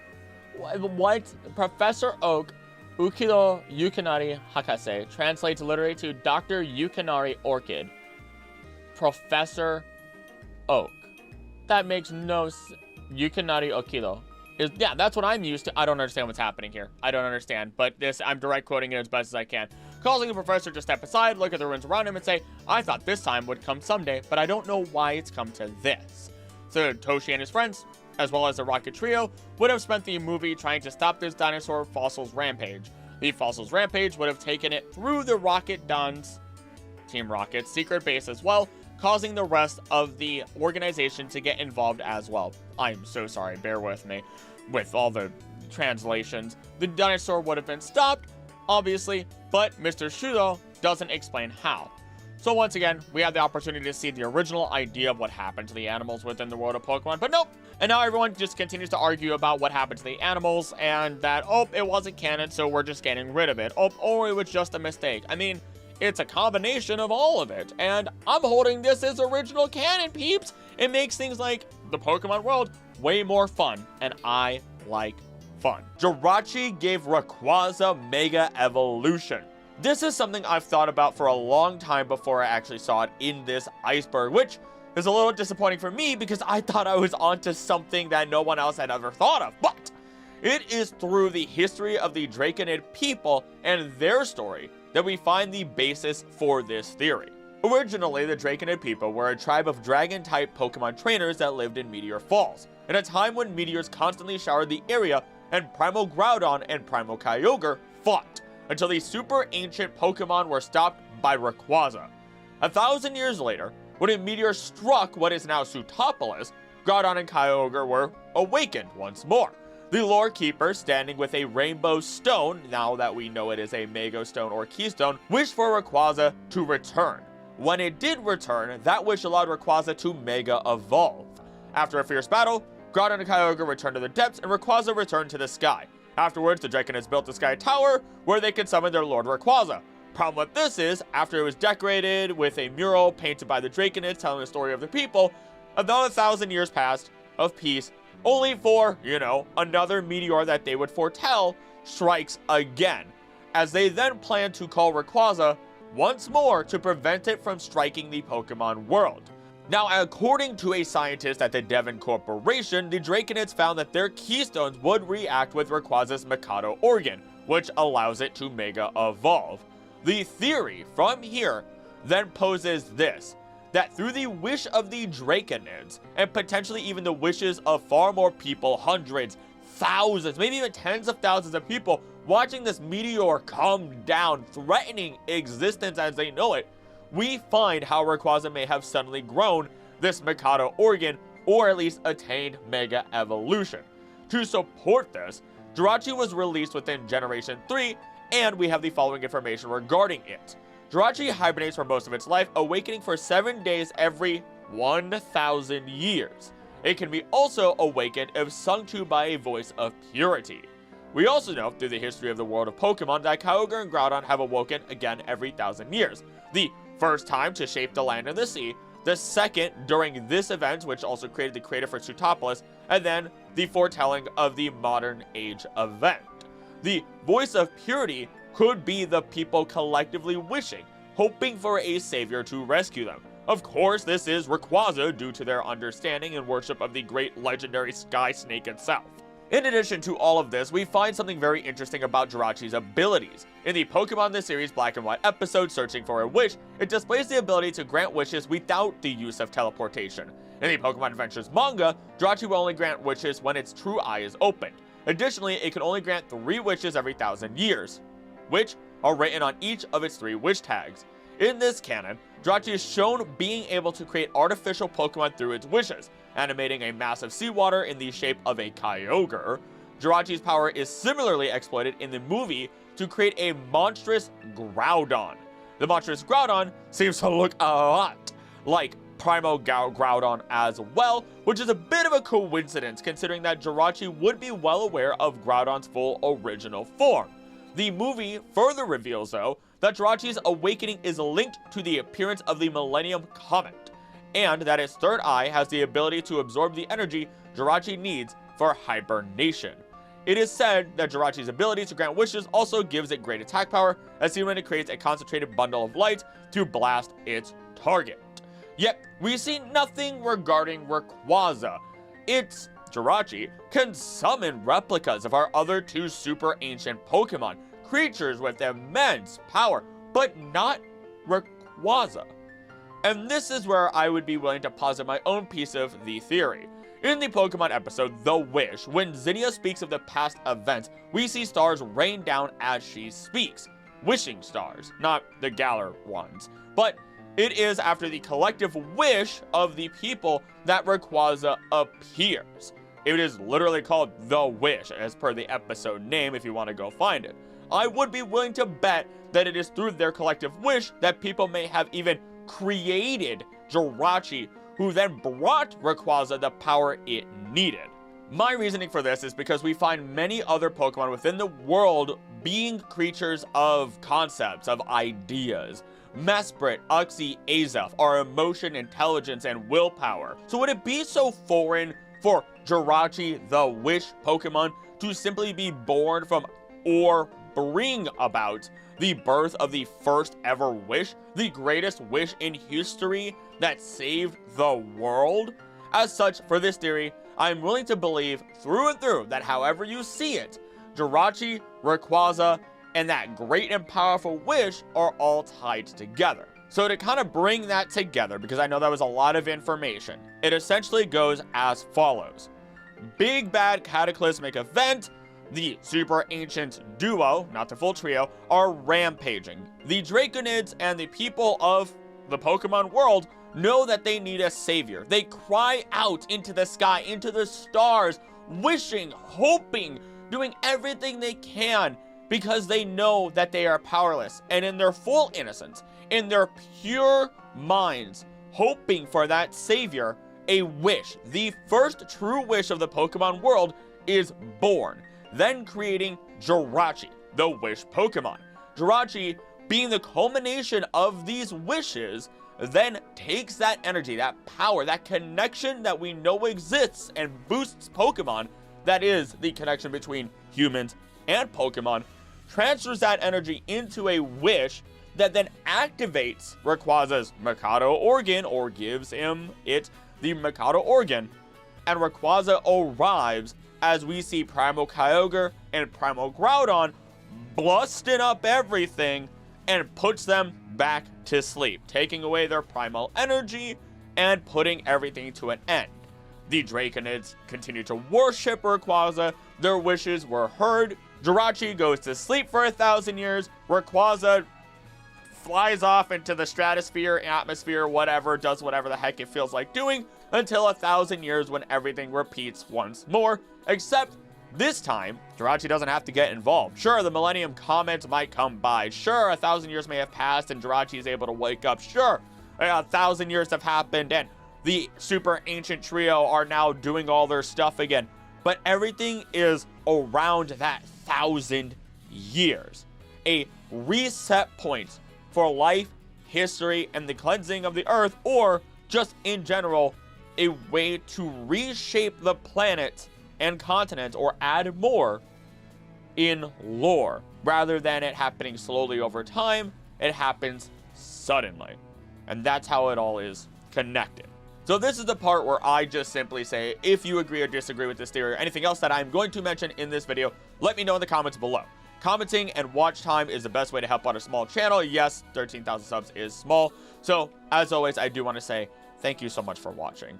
And make sure you do subscribe or even become a member of the channel for as little as $3 a month to support the creation of these videos, while also ensuring you get some good perks, such as early access to some videos, shout out at the end of every video, and overall helps the channel a lot because YouTube ad revenue is unreliable. So by supporting the channel directly, you help me make sure that I can spend the time necessary to increasingly make videos instead of having to go pick up a second job. With that, I do want to say though, on May 15th through 17th, I am planning a membership memberthon with plenty of incentives for donating. It is in the Discord. The info is in a community post, and I will be releasing a short on that very soon. I don't have sponsors, so I figured you could listen to all that pretty rapidly before we get back to the video. And with that, of course then, thank you, and on to the rest of the video. Pokemon Pink. This was a game conceptualized very early on. It was essentially Pokemon Yellow, but assumedly going to revolve around Clefairy as the partner Pokemon instead of Pikachu. We only know this was more than just a rumor due to finding it within the source code of Pokemon Yellow that references it. What could it have been like? What character would we have followed? And you might be asking, why Clefairy? Well, that's because Clefairy was almost the mascot of Pokemon instead of Pikachu, meaning that millions of people would have fallen in love with or simultaneously loathed Clefairy since you'd see its face everywhere. I have to be honest though, I don't feel that same level of loathing, mainly because I've found that the more I research and learn about anything, the more I love when it comes to all of this. I of course have my criticisms, don't get me wrong, but I don't think I truly actually hate anything when I look at Pokemon. But anywho, Clefairy almost became Pokemon's mascot before Pikachu due to its cute design. But Pikachu eventually won out for its popularity, as its role in the anime solidified its position as the official series mascot, appealing to a wide audience and boosting Pokemon's success. With that, Pokemon Pink could have been a fun little homage to the alternate timeline of our universe where Clefairy is our main character, but is otherwise more of a mystery now as to what could have been. Meta Groudon was Primal Groudon. Now, I could have gone through this in our first theory, but I didn't want to get too lost in the weeds right away. Let's go through the synopsis of Meta Groudon's creation as it appeared in the Jirachi Wishmaker movie, because while it looks a lot like Primal Groudon, this goes a lot deeper. A character by the name of Butler was assigned by Team Magma to bring a Groudon back to life, using a fossil of the prehistoric Pokemon. However, his experiment failed as his machine lacked the proper amount of power. Butler was exiled from Team Magma for his failure, leaving him with a growing resentment towards the organization. Butler planned to use the power of the Millennium Comet to complete his experiments, but he needed a Jirachi, which could channel the comet's energy. Sometime later, Butler found the Jirachi he had been searching for in the land of Florina. After the Jirachi had awakened from its 1,000-year sleep, Butler successfully finished his experiment. Unfortunately, his creation was pure evil and began absorbing the energy from the earth as well as living organisms such as plants, people, and Pokemon, including May, Brock, Diane, Jesse, James Meowth, and many nearby wild Pokemon with gelatinous tentacles expelled from its spikes. Now, doesn't that sound incredibly familiar? The idea of drawing energy from the earth, not just living or other living creatures, but we'll get to that. After seeing the error of his ways, Butler decided to aid Ash in destroying his own creation by reversing the polarity of his machine. However, Meta Groudon had to be near the machine for it to work, and Jirachi had to, once again, charge the energy gained from the comet. Ash and Max flew on the back of a wild Flygon with Jirachi to distract Meta Groudon, while Butler, on his Salamence, flew to his machine to set it up for their plan. After the setup was complete, Jirachi entered the machine and began to charge. While this happened, Butler, Salamence, and Flygon were all captured by Meta Groudon, and it started to envelop the machine with its enormous body. But Jirachi finished charging and unleashed its doomed desire, sending the beast high in the air, where it was completely obliterated. After Meta Groudon was defeated, all of the people and Pokemon it had consumed were revitalized. This is all very interesting because if we follow the concept that Jirachi cannot create anything new, but is more likely to teleport things or transfer things from one place to another or one thing to another that already exists, then that means Jirachi cannot create Groudon or Primal Groudon. But what it can do is transfer the energy required to mimic that power to Primal Groudon, as it had people and Pokemon to pull that from in addition to the planet itself. And we know that primal energy is earth energy, natural energy. Alternatively though, what's interesting is that mega energy is formed from the bond between people and Pokemon. We know these things to be true thanks to the Azoth files found within Pokemon Omega Ruby Alpha Sapphire. As such, it is strange that we find the energy being transferred from both people and Pokemon and the planet itself. But we can kind of explain all of this. Jirachi simply grants wishes in the easiest way possible, the path of least resistance. All of the Earth's energy that may be leaking out, the pure origin energy from within the planet, is not actually available. It's only available if you're sitting deep within a chasm like the real Groudon and Kyogre are, meaning that they are sucking up all that good Earth energy already, so you have to get it from the surface. And the only other way excessive energy is available is through meteors that rain down, which is also not available. This literally leaves only one option to mimic the power of Primal Groudon, a creature that Jirachi would have been familiar with, but wouldn't understand exactly how it works. As such, this meta Groudon was built up through both human and Pokemon energy, as well as surface energy of the planet itself.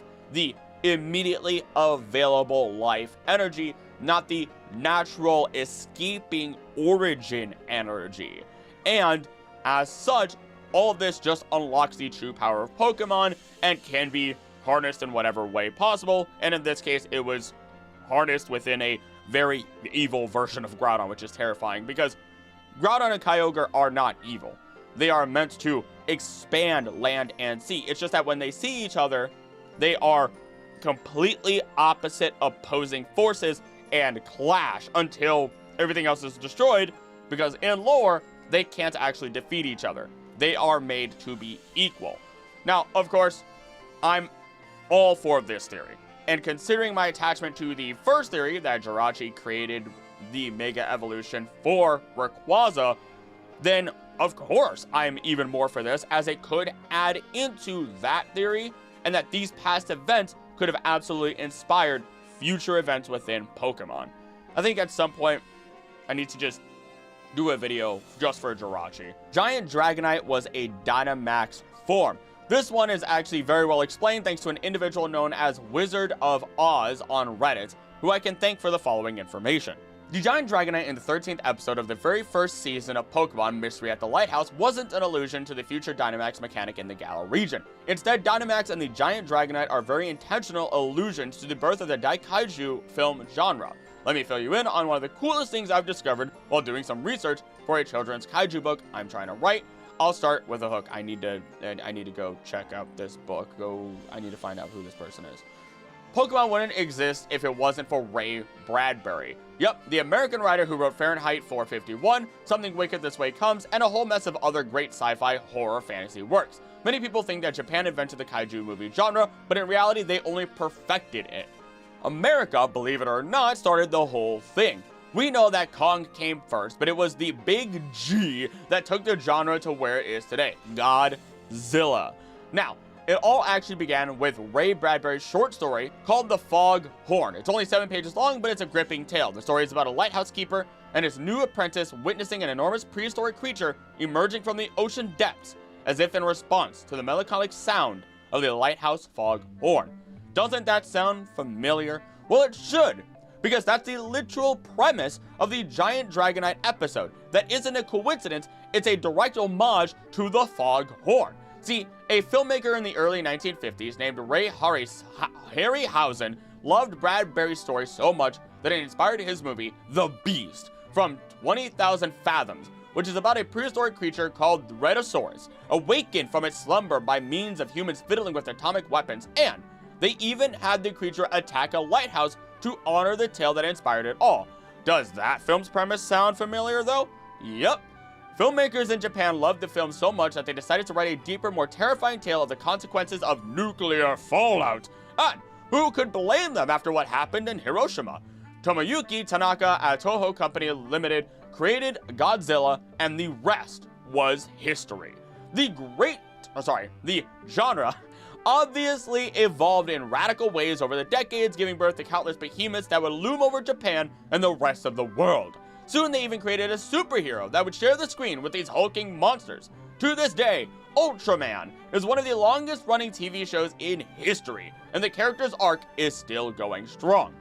At some point in the series, Ultraman develops a way to capture certain kaiju in capsules and use them to help him in future skirmishes against other titans. Does that sound familiar? Well, one child who grew up watching these episodes would eventually come up with his own version of this mechanic. His name was Satoshi Tajiri. Tajiri, I was right. The inventor of pocket monsters, or Pokemon.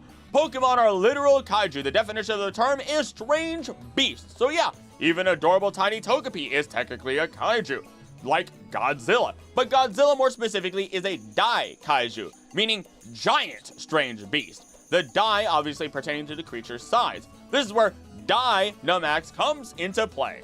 Yep. Now all Pokemon available to Sword Shield could be full Daikaiju through the Dynamax mechanic. Was the Giant Dragonite a Dynamax Pokemon? I guess, technically. He was the first Daikaiju in this series due to his sheer size. Whether the writers thought up the Dynamax function that early is unlikely, but both are very much connected by the same exact roots. Thank you, Wizard. You have truly awed me, and that puts a smile on my face. Also, that joke only works if I actually typed up their punny name on the screen, and if I was too lazy to do that, oh well, go find them and maybe look at their book, because that was amazing. I'm in love with that, to say the very least. I don't think I have anything else to truly add to it. It's a simple breakdown, and it really shows how one influence can change the life of one person, who can then change the lives of many other people. And how names can often be just puns, or simple words can relate through time to explain everything. That simply. Corphish region origins. If we look at its Pokedex entries, it claims repeatedly that it was not native to a number of regions. In Ruby's entry, it states Corphish were originally foreign Pokemon that were imported as pets. They eventually turned up in the wild. This Pokemon is very hardy and has greatly increased its population. For Heart Gold, it states it was originally a Pokemon from afar that escaped to the wild. It can adapt to the dirtiest river. Ultra Sun states individuals that have been set free by trainers who could no longer raise them have become common, and they can now be found in Alola. Then Shield says it was originally a Pokemon from afar that escaped to the wild. It can adapt to the dirtiest river. And then Scarlet states it came from overseas. It is a very hardy creature that will quickly proliferate even in polluted streams. This means that we only have Sinnoh and Unova left. But there's a problem with looking at those regions as well. In Sinnoh, we can only find it within Celestic Town in the tiniest little pond, meaning that it is likely not native to Sinnoh either, or else it would have definitely spread out more than just being in this pond, especially since how many times did we read that it's supposed to live within streams and rivers? Then, the only time you could get it within Unova is within the isolated white forest within Pokemon White, meaning that it is absolutely not actually native to Unova, as that place is really, really strange all in all, as it is claimed to be a place of pure natural beauty. This would mean that Corphish and Crawdon's ability to withstand any harsh environment would not have naturally developed within a place such as this. I guess you could make the argument that because it lived in such a pure environment, when it came to our world, or the rest of the world, it had to become hardy. Or maybe it's an incredibly perfect creature, but that doesn't explain why it becomes a dark type, which is the underhanded type, and all the other small inconsistencies that then occur from there. So, with all that out of the way, the region from which Corphish originates from is completely unknown for now. There's no actual proof, or even solid proof, that it is originally from any region within the first 9 generations. I would have bet every dollar I have that it would have originated from Galar, considering the region's harsh environment, but no. Instead, it leaves us with a mystery that will hopefully be solved one day. Maybe it's from one of the side games. I doubt it, but maybe it is. Pikachu and Pichu short is the latest of time. My understanding here is that the only reason this is in the Iceberg is because at the end of the short, Pikachu returns to Ash after having a big day out, meeting a bunch of Pichus, having fun as they separated, and comes back to find Ash in a room with Misty and Brock, and the room is fully decorated. There's a multi-tier cake in there, and Ash looks at Pikachu and says, "This is to celebrate the fact that I first met you a year ago in Pallet Town, and how our lives, or my life, has changed forever because of you." And because Ash is always depicted as being 10 years old, this is the only instance in which Ash has technically aged. He is not even said to be older in the Pokemon X and Y series, despite seeming to be older. And as such, while it is a bit goofy to say it, if we strictly go by an age-based timeline, then this would likely be the last thing that happened for Ash and Pikachu that we would know of within the world of Pokemon, unless we go by a different theory, which is the idea that Ash is 11 in Alola, and then, you know, that marks the actual end of his journey, considering he became champion and so on and so forth. Crystal Onyx is a regional form. The Crystal Onyx appeared in the Crystal Onyx episode. Ash and his friends first heard of it through a note they found in a bottle floating in the ocean. The note was written by a little girl named Marissa. She wanted to find the Crystal Onyx to help her brother Mateo gain inspiration to make glass Pokemon statues. Mateo told a story of how his grandfather discovered the Crystal Onyx and then was able to make extraordinary sculptures afterwards. One of those sculptures including the Crystal Onyx itself. With the help of Marill, Tracy was able to assist greatly in finding the Crystal Onyx's hideout. Besides being made of crystal, the Crystal Onyx is also unique from other Onyx in that it can live in water without being hurt. Its glass skin also gives it a special resistance to water-type attacks. Mateo realized that he would have to use a different type of attack to weaken it, and so he used his Charmeleon and attacked it with Fire Spin. It seemed to have a weakness to fire-type attacks, unlike other Onyx. Mateo was just about to capture it when he realized he didn't need to. Just battling it gave him the inspiration he needed to create glass Pokemon sculptures. He thanks the Crystal Onyx as it submerged itself into the water once more. This is also a reason why people believe that Steelix, especially Mega Steelix, was inspired by Crystal Onyx. This Onyx also appears within the Sunburst Island within the region of the Orange Islands, which is not actually part of the Kanto or Johto region. That's the whole section of where this episode takes place. The region has its own Pokemon League, and ancient texts identify the central region of the archipelago as the source of all the waters of the world and possibly the origin of life. So you're telling me that Kyogre was just boing, dropped right there. Now, as such, it would actually fall in line with our confirmed regional Pokemon for Crystal Onyx to also be a regional variant. Every regional has adapted to its surroundings. Vulpix becoming an ice type as it also now blends in with the snow. Alolan Cubone turning into a fierce Marowak who is now able to fight against the grass types that threatened it through the use of fire that can't be put out by water, and even Alolan Dugtrio now having hair due to the high iron content around volcanoes, even though that's a bit more akin to volcanic glass. Either way, Crystal Onyx, I accept you as a regional form that may never arrive within the games, but would make great as an ice type variant in my personal opinion. Okay, so I had to double, triple, even quadruple check to make sure I had the correct card for the Alolan Executor 1997 card. And I was still wrong.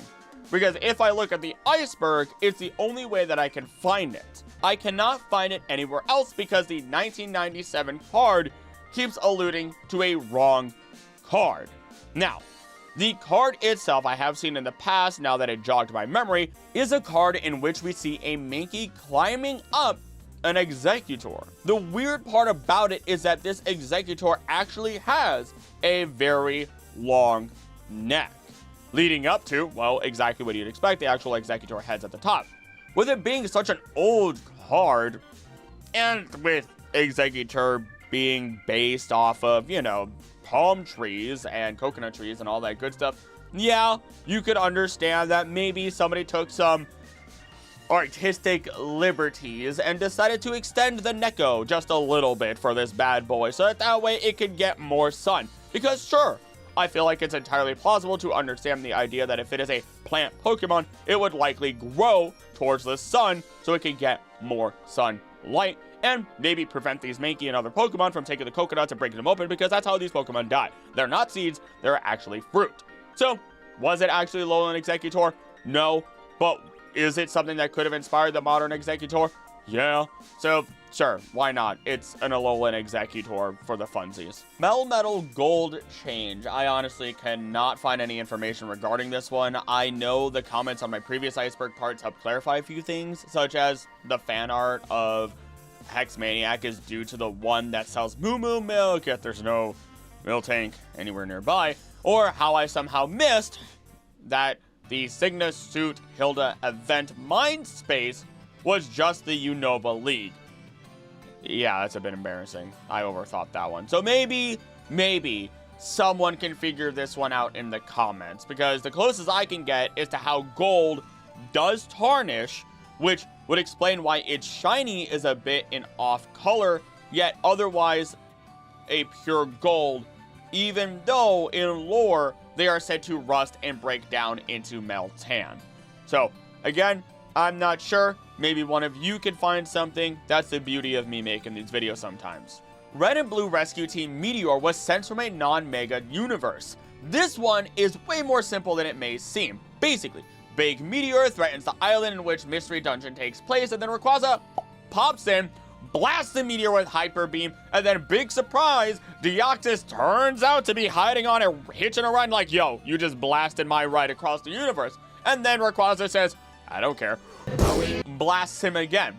Sound familiar to a certain other meteor in the Oris games? Well, within that Delta episode of Omega Ruby Alpha Sapphire, a Hoenn-threatening meteor was on trajectory for impact with the region. The plan was to use infinite energy and straight up teleport the meteor away. But then, that is ruined by either Courtney or Matt of Team Magma or Aqua respectively, acting on their own, despite Maxie and Archie no longer wishing to continue their plans of Project Azoth.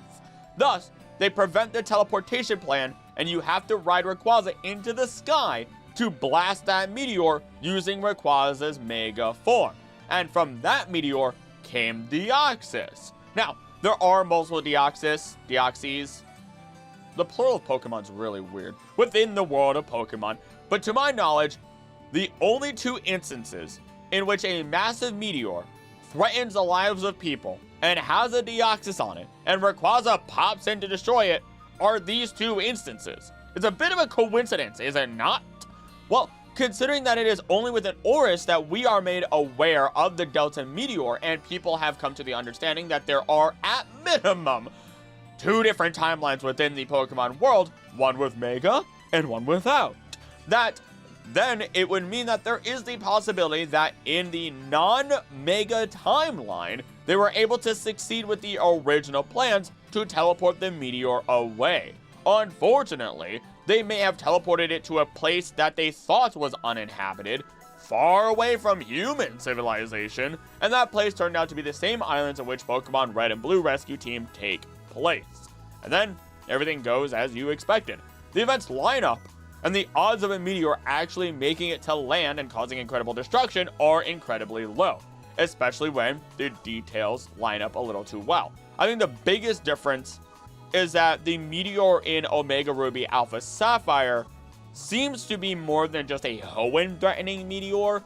That would likely be like an actual Earth-threatening meteor, especially considering Project Azoth was the idea that they would return the world to its beginnings. But at the same time, that meteor likely had origin energy that could have been used by Kyogre and Groudon and blah, blah, blah, blah, blah, blow up the planet from there, essentially. As such, either way, this theory does hold water pretty well. Pun not intended. Kyurem is a creation dragon.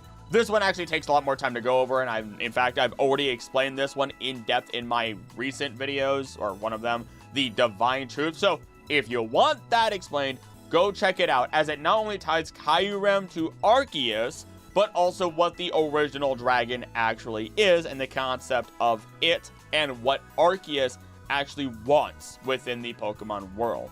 Oswald scanned fairy types. Oswald is a space enthusiast residing in a small town within Kanto, though his technology, which he purchased via comic books, failed to work. When the townspeople were puzzled by several Clefairies stealing all of their items, Oswald proposed the Clefairy were actually aliens, who were using the belongings to help build their spaceship. However, nobody believed this theory except for Ash and his friends. Along with Jigglypuff, Oswald and the others searched for the fairy Pokemon and discovered they were indeed making a spaceship with the stolen items. Just as the ship was about to take off, Ash and his friends fled. However, Oswald stayed with the Clefairy, wanting to learn more about them as aliens. Though the Clefairy and their UFO reappeared in Wish Upon a Star shape, Oswald was not physically seen and only reappeared in a flashback. This honestly may be the closest we get to finding out who discovered, quote unquote, the fairy typing. I say this because while the fairy typing has always existed, Pokemon were reclassified as fairy types within Generation 6, Pokemon X and Y. And of course, when you try to look up who discovered fairy type Pokemon, Google is going to try and shove its AI down your throat and say that it was Sycamore, when in fact there is no direct information stating that this is the case. For my people in college, I'm going to tell you right now, always remember to check direct sources for information. Also, look for peer-reviewed, accredited, and even published works, because there's a lot of info being thrown around these days, and so much of it is not properly examined before the public gets their hands on it, or is not communicated properly, which causes problems like people believing that there are electric generators under pyramids. I just dated the video by saying that, but oh well, it is what it is. Anywho, honestly, this might actually be supported later on, as I will say now that fairy types were originally thought of in their concept to be aliens, rather than their more fairy tale-like and celestial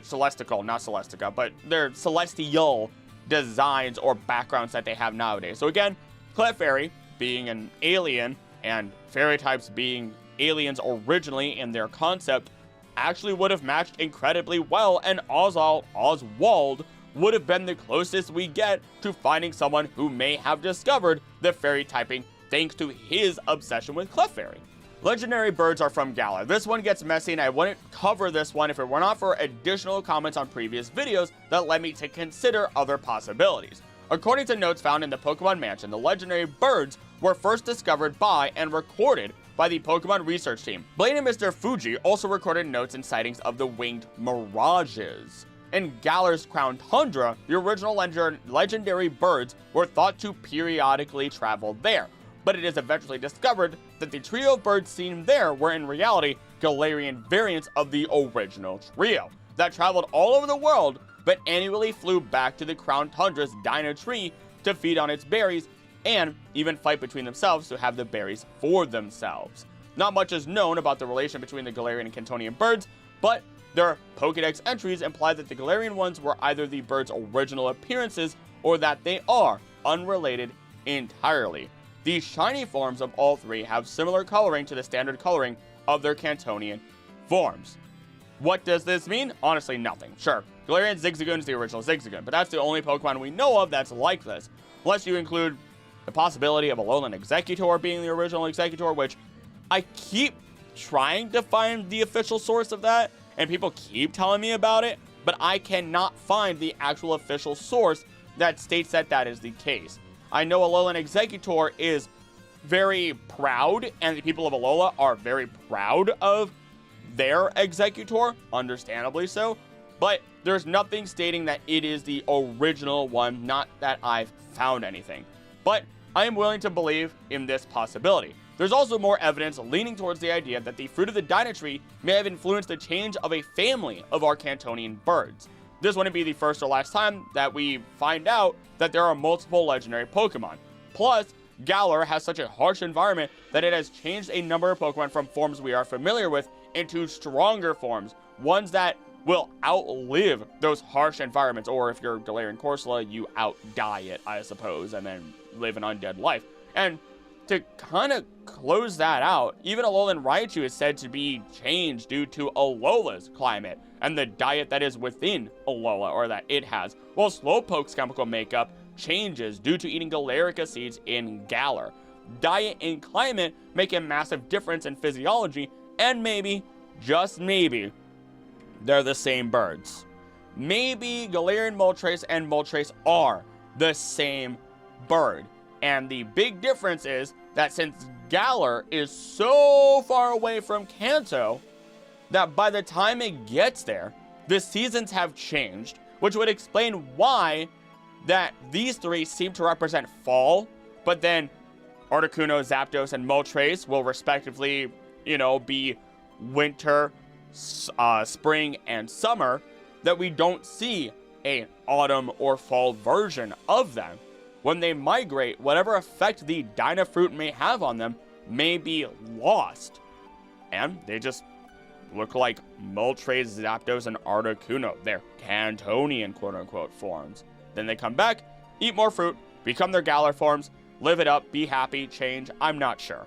It's just an additional theory and something else for you to think about. Guzma has fake tattoos. I first heard this one a while back from someone else. I'm not 100% sure who, but this is very true. After all, Guzma is under the age of 18, and while that hasn't stopped people from getting tattoos before, especially people who just are supposed to be rebels, especially in the world of Pokemon, he has them throughout the main story of Ultra Sun, Ultra Moon, but then when you see him afterwards during the Rainbow Rocket episode, they're completely gone, and his outfit has been adjusted to show that Team Skull has been disbanded. So, yeah, his tattoos are likely just similar to henna tattoos or temporary tattoos.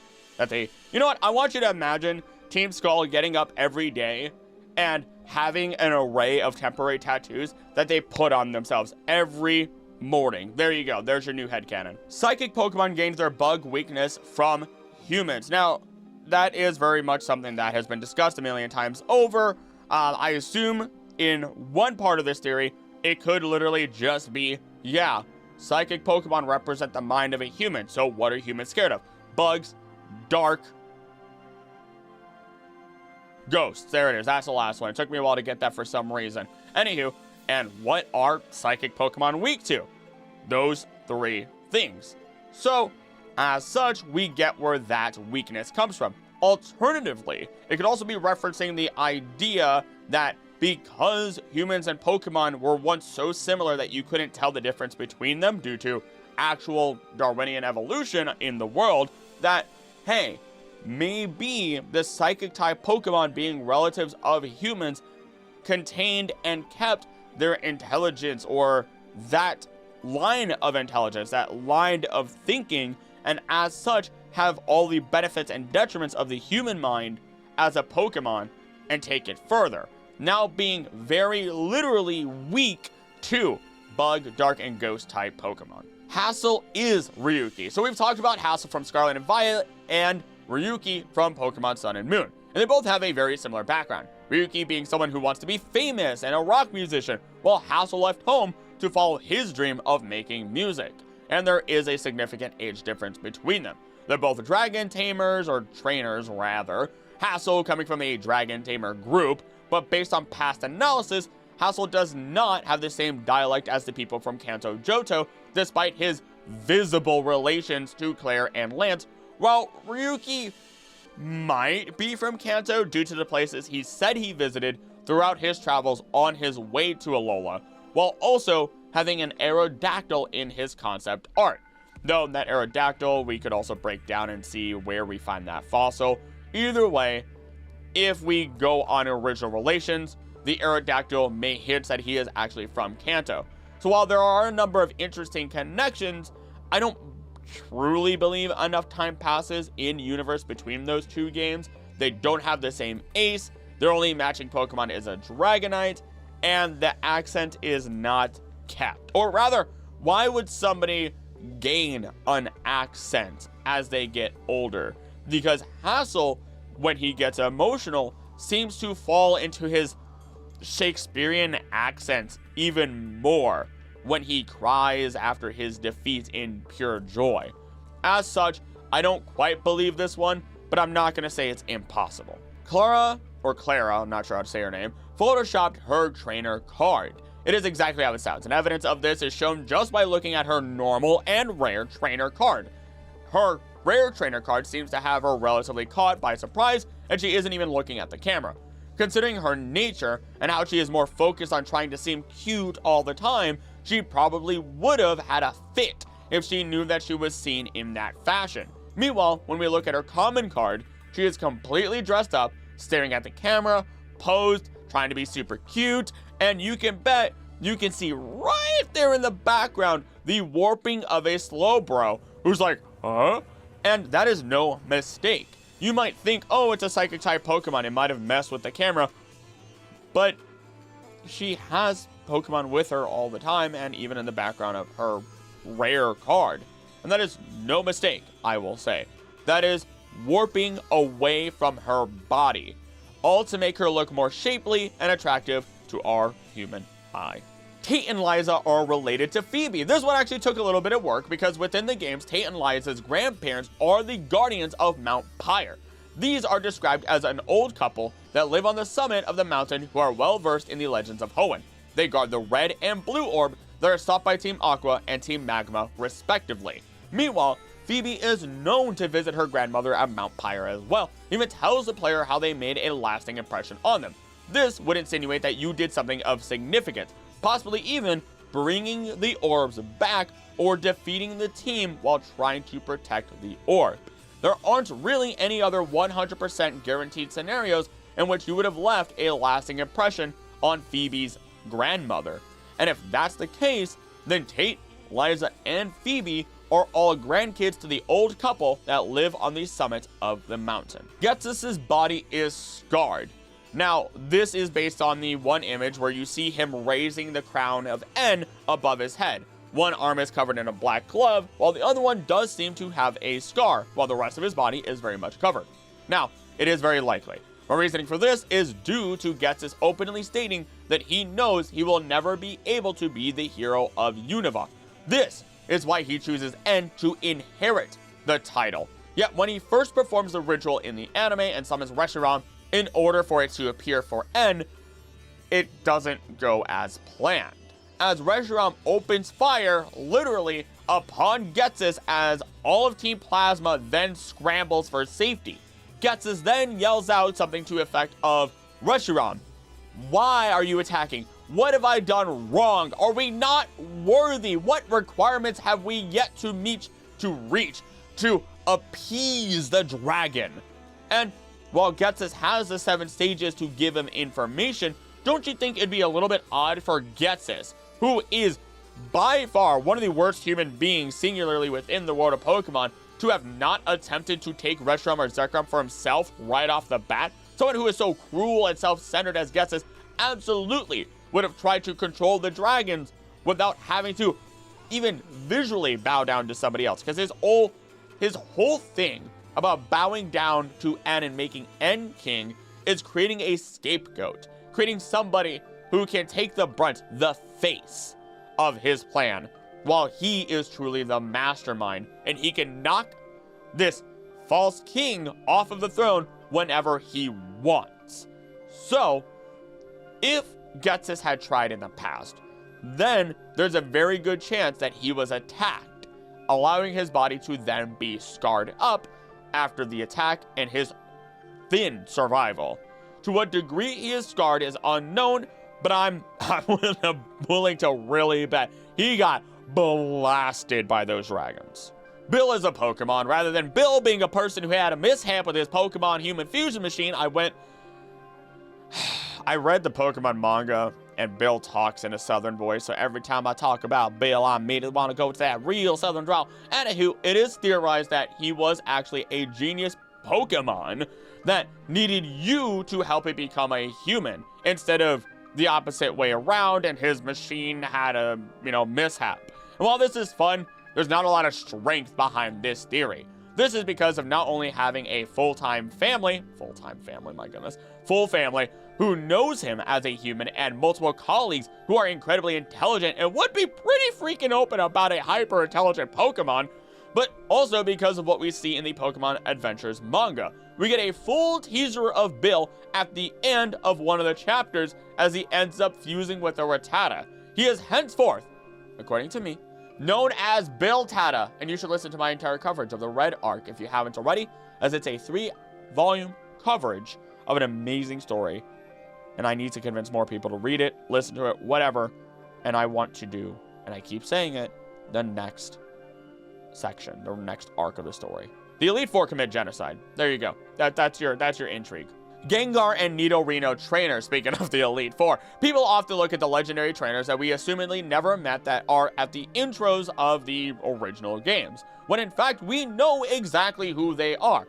Gengar belongs to Agatha, as that is her ace and the only time Gengar holds significance within the first games as a big fight. But who was the other trainer? Some people have confused it for Bruno from the Elite Four, thanks to the silhouette we see in the anime, but Bruno doesn't have a Nidorino. In fact, he doesn't have any poison Pokemon at all, as he primarily focuses on fighting-type Pokemon while also having an Onix or two on his team in the first games because, there's only so many fighting types. So who could it be? Well, in fact, it is Professor Oak himself. This all relates back to the fact that Oak was originally supposed to be the champion that you fight at the end of the game, and he had defeated Agatha a long time ago, even taking the title of champion in the past.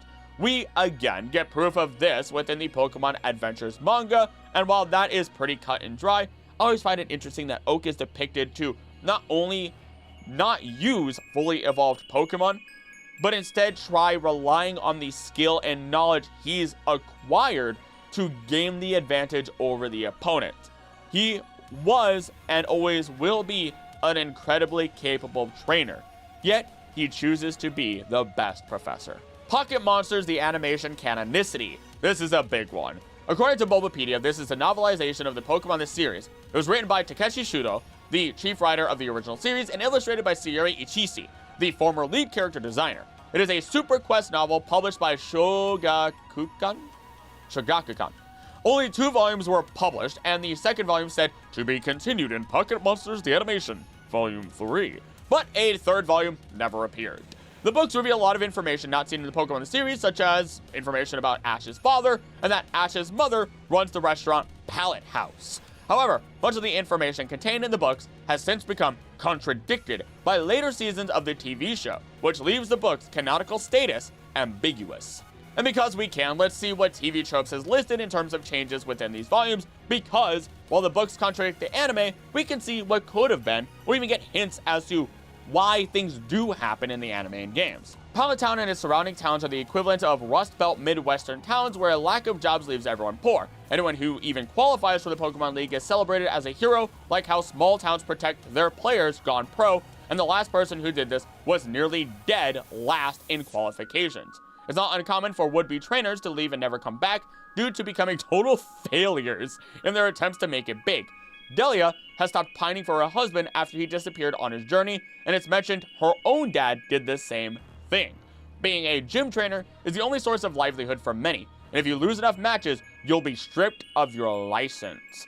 Gym trainers have taken to bribing challengers to even throw their fights. Delia still dotes on her son, but also resents him in a way that the narration is quick to remind kids that all parents, their own included, aren't perfect. She feels her entire life revolved around raising Ash at times and is relieved when he goes on his journey. And then we get a number of smaller blurbs, but you already start to see where they wanted to have a more kind of realistic idea of how it goes. Not everyone can be a perfect trainer. Not everyone can be a gym leader, a good challenger, a champion, and yet everyone wants to do it. And that can lead to some resentment if you never come back, never take responsibility for the people in your life. Now, the smaller ones are all led by the TV tropes themselves. So, adaptional job change, Nurse Joy is a doctor, not a nurse. Misty and her parents have wildly different hair colors, which is explained by her siblings wearing wigs. They're all naturally black-haired. In the anime, it's just their hair instead of wigs. There is an inverted case where the end of Volume 1 makes a lot more sense than the anime's Episode 4. Instead of the samurai distracting Ash and blaming him for the Weedle's escape, his equivalent just catches it himself, and the Beedrill swarm is just a coincidence. Pidgeotto exits the battle because it's scared of Pinsir instead of inexplicably fainting, and Ash doesn't even try to return Metapod to its ball when the Beedrill attack, making the disaster actually his fault. Then, later on, Surge is introduced in the following chapter after Ash's Cerulean Gym match, whereas the anime itself had 7-episode gap between these events. Then you get a number of characters of the day getting removed for that matter, and Brock doesn't use Geodude, nor is he mentioned to even catch a Zubat. Pewter City's Flint never appears, so Pewter Gym remains in the hands of Brock's younger brother, Forrest, who is 15 in that version. Then we get the novel's version of events differ quite a bit from the anime. For example, Ash never actually gets Charmander, Squirtle, and Bulbasaur. Think of all these moments that you love from the anime. All these special animation moments. Not existent, not a thing in this book, not there. And actually, when we talk about Pokemon, Meowth even implies that different Pokemon have different languages. He practiced hard to even be able to speak with Pikachu directly.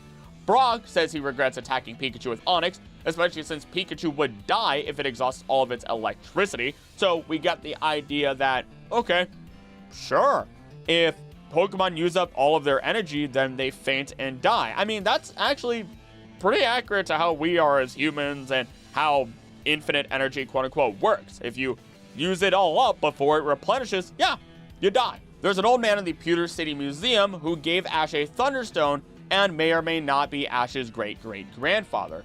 And Brock, in the novelization, has 20 siblings, including 8 pairs of twins from 9 different fathers. Whoa! Whereas he only has 9 in the actual anime. And then we get, like, just how horrible the world is from this novelization. Pallet Town is poverty-stricken with few jobs or any access for the residents to better themselves, and most people try and fail to make it as Pokemon trainers. The one trainer from Pallet who even made it into the top 1,000 came back all but worshipped, as nobody else had ever achieved anything similar. These two facts combined also mean that most men end up turning to lives of crime to survive. Every parent except for Delia is a total derelict, and even she has some resentment for her son, like all parents do. 10-year-olds are also considered legal adults, they have to pay taxes, they can be arrested. That makes me incredibly uncomfortable. Culturally, leaving home to become a trainer is tantamount to taking full responsibility for your own life and turning your back on your home for good, which is why the trainers who don't make it never come home. They haven't got one to go back to anymore. Nearly all of the male trainers in the world have become complete washouts who have no employable skills, leaving most jobs that require technical skills to the women. Pewter City Museum has no weekend traffic and makes up for its lack of major exhibits with whatever they've dug up, from crystals to lumps of coal. And then you have the creation myth. The narrator gives an origin story for the world and Pokemon, which was doubtlessly intended to be exotic to the Japanese readership, but is obviously a take on the Book of Genesis, except that Pokemon are said to have been created at the end. This was long before the franchise began to write its own backstory. We also get an additional little bit of information, being that Delia married too young and became pregnant at 18. Her husband ran off one day on a Pokemon journey, just like her own dad did, and never returned. Delia doesn't love him anymore, but never divorced him, and she resents Ash to a degree because she misses her youth. The novel also reveals some info about Ash's father, though he remains unnamed. Unlike the rest of the franchise, including the actual anime, which is more of a fictional Earth, it is implied that this world actually takes place in a world identical to ours, except for the addition of Pokemon. Real-world animals existed in the past, historical figures are mentioned by name, the Kanto region is confirmed to exist in a country called Japan, which shares the globe with other real nations, and the Gregorian calendar is used. That said, it's still not our world, and there are differences here and there, such as Hollywood being in Kanto, so there is some overlap with fictional Earth. Pallet Town is also said to be named after Professor Oak's ancestor, the only resident to ever become even an average Pokemon trainer at rank 931st, and was made mayor for it. Both Ash and Gary wanted to do so well as to rename the town after themselves as either Ash Town or Gary Town. Members of the Jenny family actually have their family or their names given numbers with themed namings. The name Jenny, Junsa in Japanese, is actually their surname. So they're literally named after numbers, and they're not happy about it. I mean, yeah, we already look alike, or they would say they already look alike, so of course they wouldn't want to be just called a number. Being able to be stored and transported as data is a property of the Pokemon themselves instead of technology. In theory, they could be housed in a glasses case instead of a Pokeball. This is never explained, but later confirmed to still be canon, relatively within Pokemon Legends Arceus. However, this fact originated from the guidebook Pocket Monsters Encyclopedia, which was published a year later. So, for everyone who ever wondered, yes, Pokemon themselves are the ones that cause the data transportation as light, not Pokemon World technology.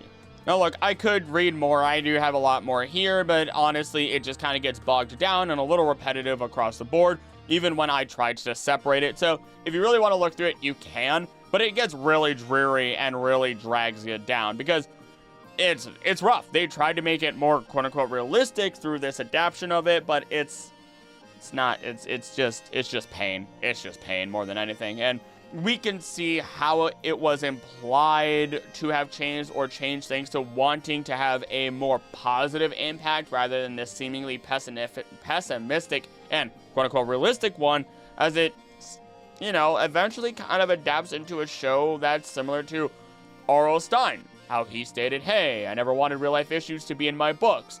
He wanted to have an unrealistic problem, that way you could escape from it. And that's what we get with Pokemon. The things that happen in Pokemon aren't really going to happen in real life. I mean, some of the things do, I guess, when it comes to human-human interactions, but it is what it is. Either way, it's fun to take things like this that may or may not actually be canon and find what truth there is from it. There's always a grain of truth somewhere in these piles of hay. The Sun and Moon demo Ghost Girl. In 2016, in preparation for Sun and Moon, Game Freak released a demo to hype up the fans. This demo contains a small chunk of Melee Island with its own unique story, and it's famous for being the only way of receiving Greninja with the Battle Bond ability. In this demo, however, there's a girl at the marina who claims she's leaving by boat in 24 days. Come back on the 24th day, no sooner, no later, and you can see her off. Her last words mention seeing her parents again. She walks towards the dock and disappears behind a passing Machamp. What is up? What is up with Sun and Moon just having so many ghosts? Or the franchise itself? Ghosts in the franchise are always a mystery. They had the ghost at the school, Acerolas Mimikyu in Alola as well, which is a ghost of a ghost-type Pokemon, yes, a ghost of a ghost type. And I swear there's one more, but I can't be bothered, honestly, to remember it in the slightest, as I know I've spoken about it at some point in one of the previous Iceberg pieces. Either way, there's not much of a mystery to actually talk about here, as whoever this was either met her and on the boat, or simply a soul wandering the earth in her youth, her ghostly youth. Houndour and Slugma are Kanto Pokemon. This I actually started wondering myself ever since going through the ecology of every region. Go check out that series. This theory exists, as even though they were introduced in the second generation, these two, amongst a number of other Pokemon, are not found in Johto, only Kanto. Honestly, we could take it even further and consider Pokemon such as Kangaskhan, Scyther, and other Pokemon we could find within the Safari Zone, or only the bug catching contest, are not found anywhere else. When we think of all of these Pokemon, we aren't seeing them naturally within the wild.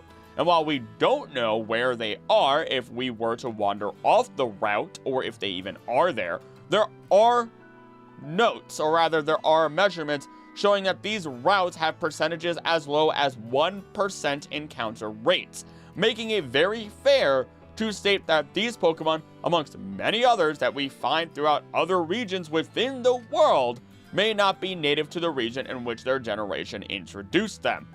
I fully subscribe to this idea, though it would definitely need more research to prove it completely.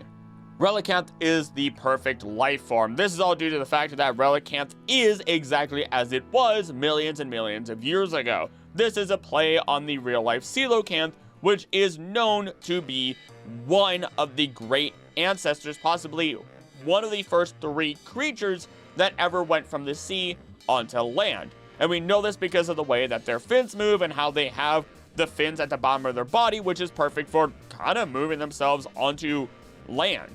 But in the modern day, the Coelacanth does continue to live, though it is not the same exact Coelacanth species technically that lived way back then and would have gone onto land. Instead, it's one that likes to try and mimic the behaviors of the old Coelacanth by living in low depths where it is colder, where it is farther away from disturbances, and it just continues to live.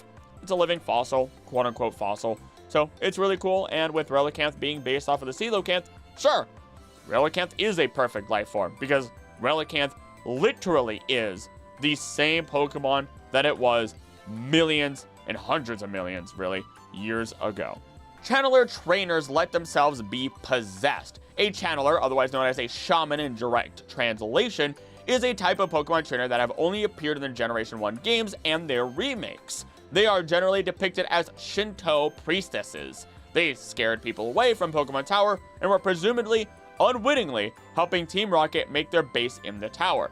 Their strange behavior when challenging the player and their subsequent reaction after being defeated seems to imply that they were possessed by the ghosts they were using while battling.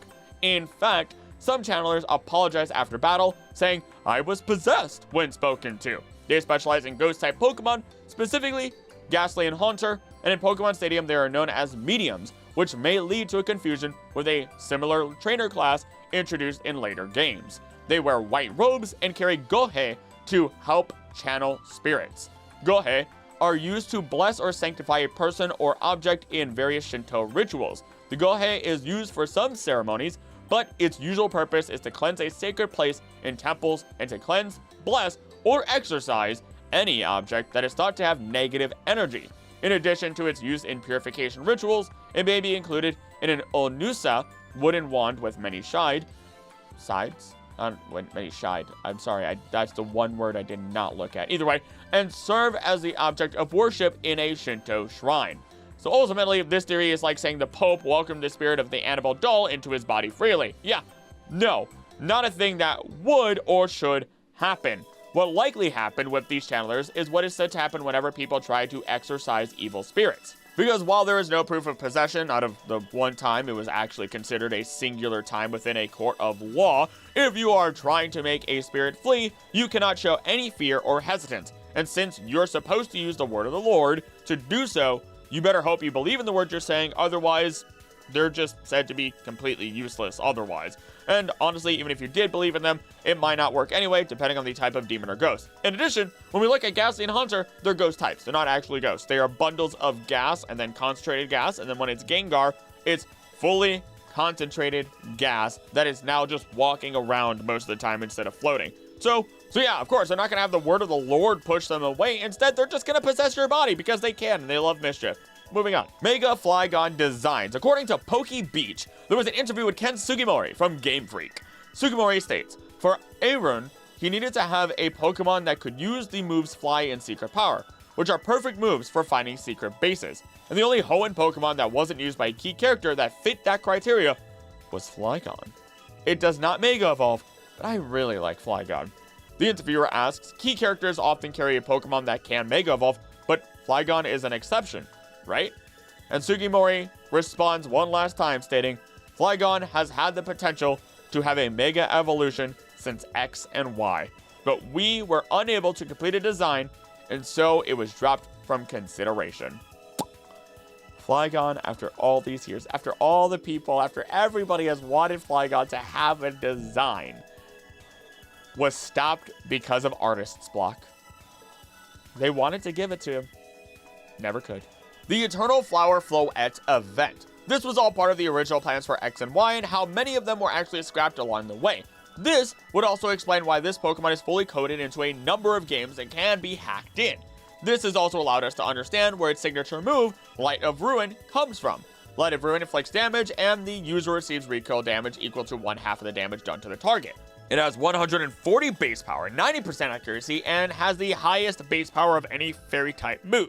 It's like Doom Desire, but for fairy types. Otherwise, there's no real additional information outside of the basics of what have already been discussed, though now ZA is coming out, and I see some potential to work alongside Eternal Floette in battle, and I'm all down for that. Wigglytuff orchestrated the Pokemon Mystery Dungeon 2 events. Here we go. Wigglytuff is a non-player character in Pokemon Mystery Dungeon Explorers of Time and Explorers of Darkness, and Pokemon Mystery Dungeon Explorers of Sky. He is the guild master of Wigglytuff's guild, and also a former member of the legendary master rank rescue team, Team Chasm. Oh, charm, dang it! His assistant and best friend is a Chatot. To understand what could have happened here, let's break down the plot synopsis of Wigglytuff through Explorers of Time, Darkness, and Sky Mystery Dungeon games. By the time of Here Comes Team Charm, Wigglytuff had fully evolved and developed a reputation as a promising explorer. While exploring Southern Jungle, Wigglytuff collapses from hunger after having his food stolen and is roused by Team Charm, who offer him a perfect apple. Grateful, Wigglytuff agrees to briefly accompany the team, helping to see past the traps and illusions laid by a Ditto that is trying to protect the Time Gear.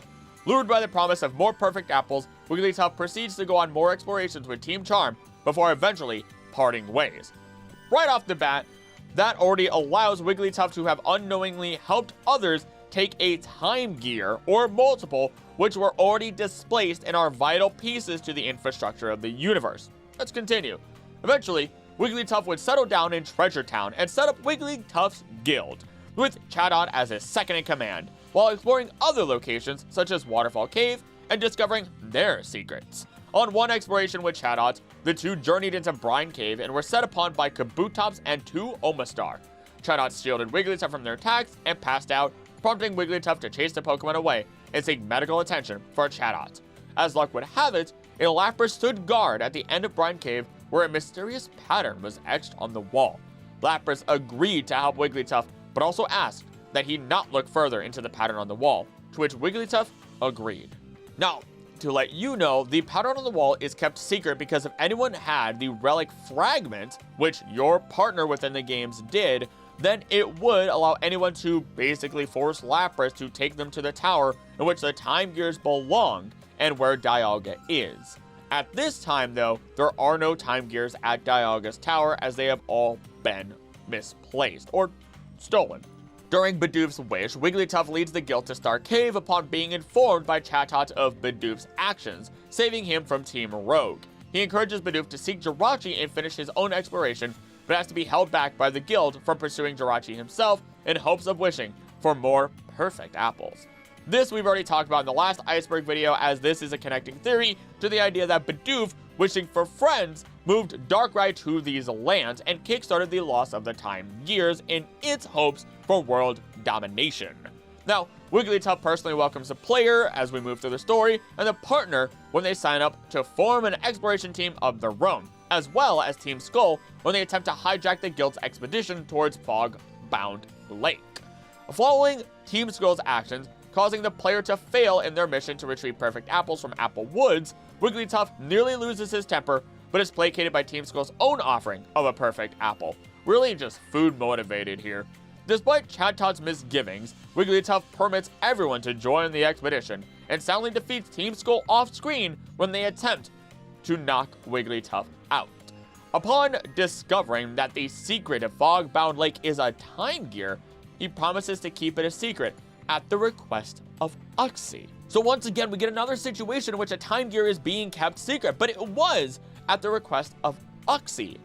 The problem with this is that Uxie is the god of intelligence. You would expect them to know that the time gear needs to be returned unless Uxie knew there had to be a specific process. In which case, there had to be a due process, a due prophecy, because unless it's an error in writing, I refuse to accept that Uxie did not know what was happening to Dialga, and the world for that matter. The only other possibility is that the time gears were being stolen, so these guardians are keeping them secret in order to truly keep everything safe until the perpetrator is handled. All of this is slowly, by evidence, letting Wigglytuff off the hook. Upon the arrival of Duskmire and Grovyle, Wigglytuff initially orders everyone to work towards apprehending the latter. After the player and partner return from the future, Wigglytuff welcomes them back to the guild and believes their explanation of what happened. He makes investigating the hidden land the guild's priority, eventually recognizing the pattern on the partner's relic fragment and realizes what must be done. On a private exploration, Wigglytuff seeks Lapras to tell him that given circumstances, he can no longer keep his promise of secrecy. During the player's exploration of Brine Cave, Chatot is once again attacked by Kabutops and Omastar, prompting Wigglytuff to reveal himself and help evacuate Chatot, while the player and partner continue onward to meet Lapras. As Lapras takes the player and partner to the hidden land, Wigglytuff explains his past with Lapras to the rest of the guild members. In other words, when we put all this together, Wigglytuff was waiting for the opportune moment that was necessary to some sort of prophecy, even if Wigglytuff didn't know it. Uxie may not be able to see the full future. Lapras guides others to the tower, the time gears are being kept safe, and all until the right people could come forth and save the world. Wigglytuff going against the wishes of Lapras is what helped save the world, as they were simply trying to do their best at any given time in the story. In other words, Wigglytuff did not orchestrate these cataclysmic events. Rotom Dex is unreliable. This one you can take a number of different ways. Some people claim that it was unreliable in the mechanical sense, often just, deciding to give you upgrades when an important battle is over or something like that. But that's all chance. The other possible explanation was that many of the darker Pokedex entries do come from Sun, Moon, Ultra, more specifically though, Ultra Sun, Ultra Moon, and as such, they really go against the norm of what we see within Pokemon.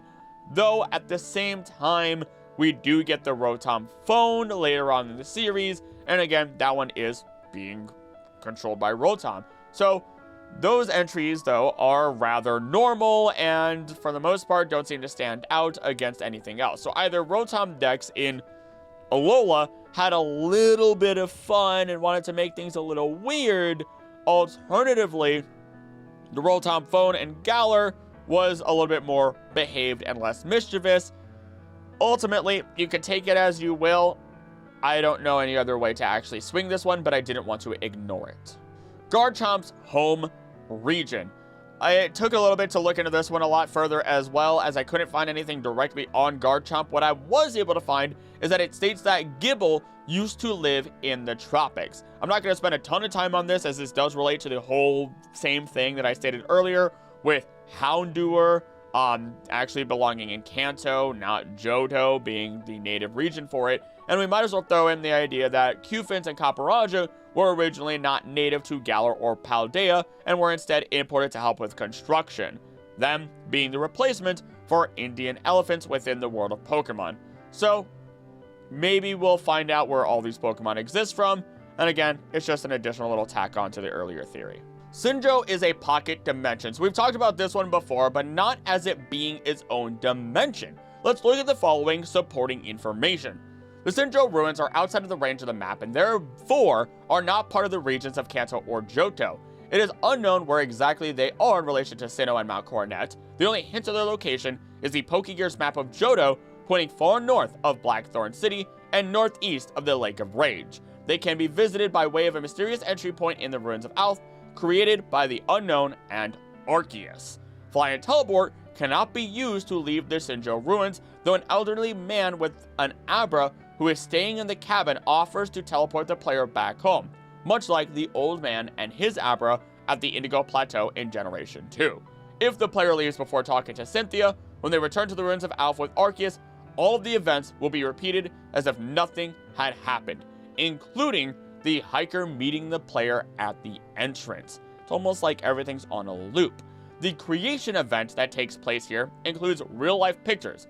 This is the first time this has happened in any of the Pokemon games, and as revealed by Cynthia and a hiker in the cabin, the Sinjoh ruins are the remains of a temple created hundreds of years ago by two groups of humans. One who had come from Sinnoh, and another who had hailed from Johto, or specifically the ruins of Alph.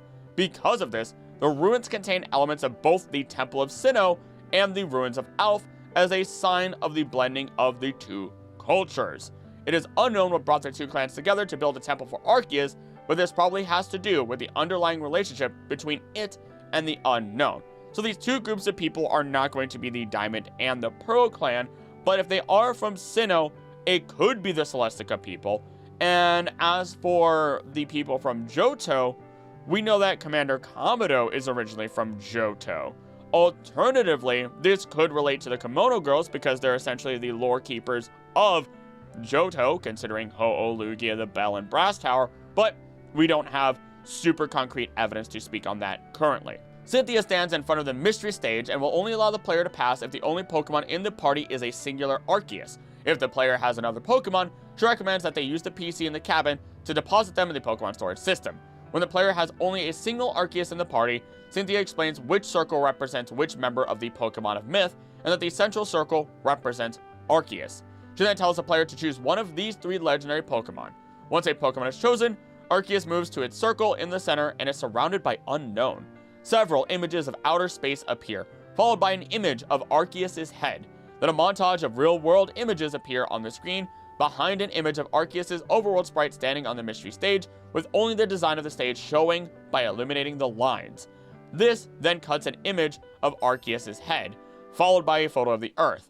Then the mystery stage's design appears, and an egg appears on top of it.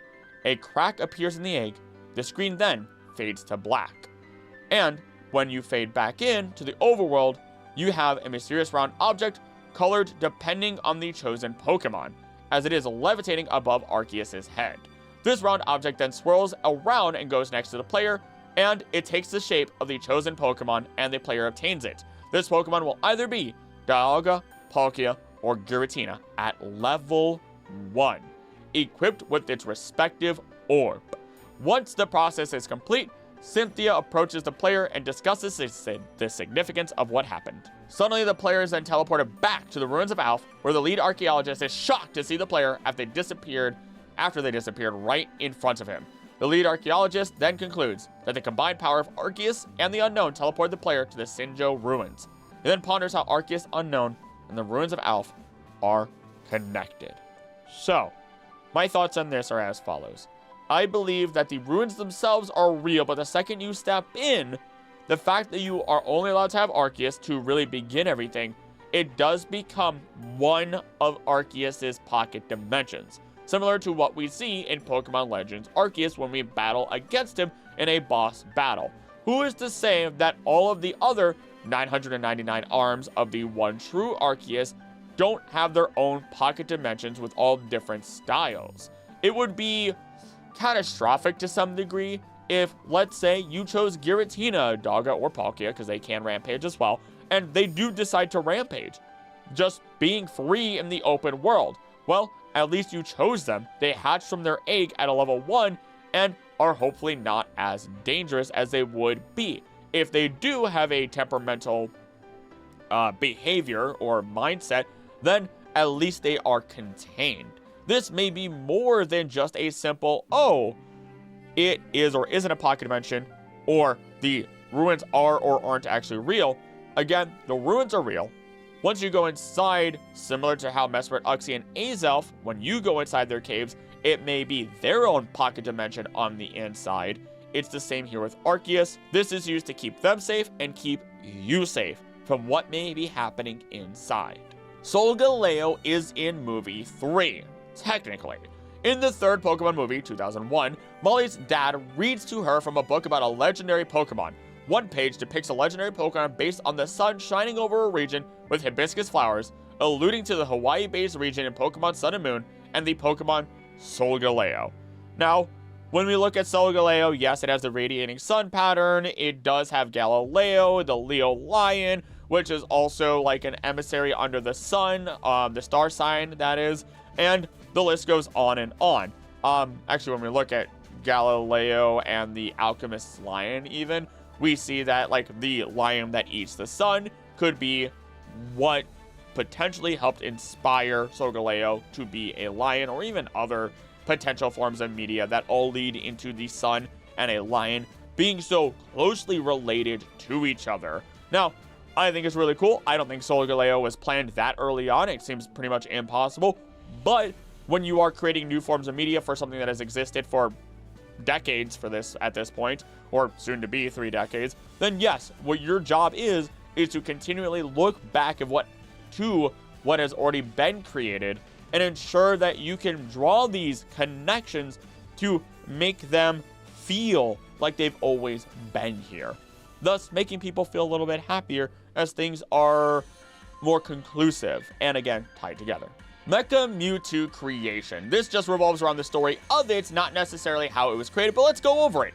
Mecha Mewtwo is a robotic Pokemon seen only in Pokemon Live. It is considered by its creator, Giovanni, to be the most powerful Pokemon in existence.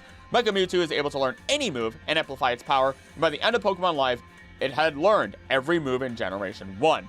This ability allows it to know more than 4 attacks at once. Throughout Pokemon Live, Mecha Mewtwo shows no emotion or remorse for having to hurt Pokemon. This mechanical marvel was created by Giovanni, the diabolical team leader of Team Rocket. It has the power to learn, then amplify, and return said attacks of any Pokemon it meets in battle, making it virtually unstoppable. To ensure that Mecha Mewtwo learns every type of Pokemon attack, Giovanni lures trainers to battle him by offering the one-of-a-kind Diamond Badge to whoever can defeat him. Mecha Mewtwo is defeated when Mewtwo uses an attack against it which was full of love, care, and friendship. After experiencing these feelings, Mecha Mewtwo decides it can no longer go along with Giovanni's evil plan. It grabs Giovanni by the throat and performs self-destruct, destroying Giovanni's gym and itself. Mind you, this prop, because it was a live performance, not an animation, is 10 feet tall, 7 feet wide, and 8 feet deep. It was made by Costume Armor. If the weight listed on the TCG card is that of the prop, it weighs 4,587 pounds. Oh boy, that's a big boy. And I find it hilarious that it just straight up choke holds Giovanni and explodes. Now, it does bear resemblance to Mewtwo when it wore armor in the Battle of the Badge and its Mr. Mime Time episodes, and instead of legs, Mecha Mewtwo uses tank-like treads to move around, which is very reminiscent of Terminator treads, and it carries a large power source on the front of its body. There's nothing else for me to add. It's perfect. It's exactly what it needs to be. Chokehold Giovanni and explode. Dragon Dance 6 times, then explode. Thank you, I'm moving on. Volcanion is man-made. When we look at its design, sure, Volcanion very well could be man-made. It looks very robotic-like. It glows, literally just glows, and it doesn't actually produce its own water. Instead, it actually has to absorb or drink up water that it doesn't use for actual hydration, but rather to then heat up and use as steam. Its origins are never fully revealed, but it is said to be the only Pokemon that actually knows Magearna's past, both of them being easily hundreds of years old. But by the end, we learn nothing about Volcanion, just Magearna.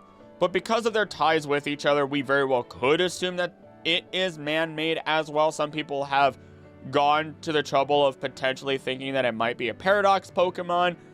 We're not sure. But Legends ZA is coming out. Maybe they'll be able to explain it. That'd be nice.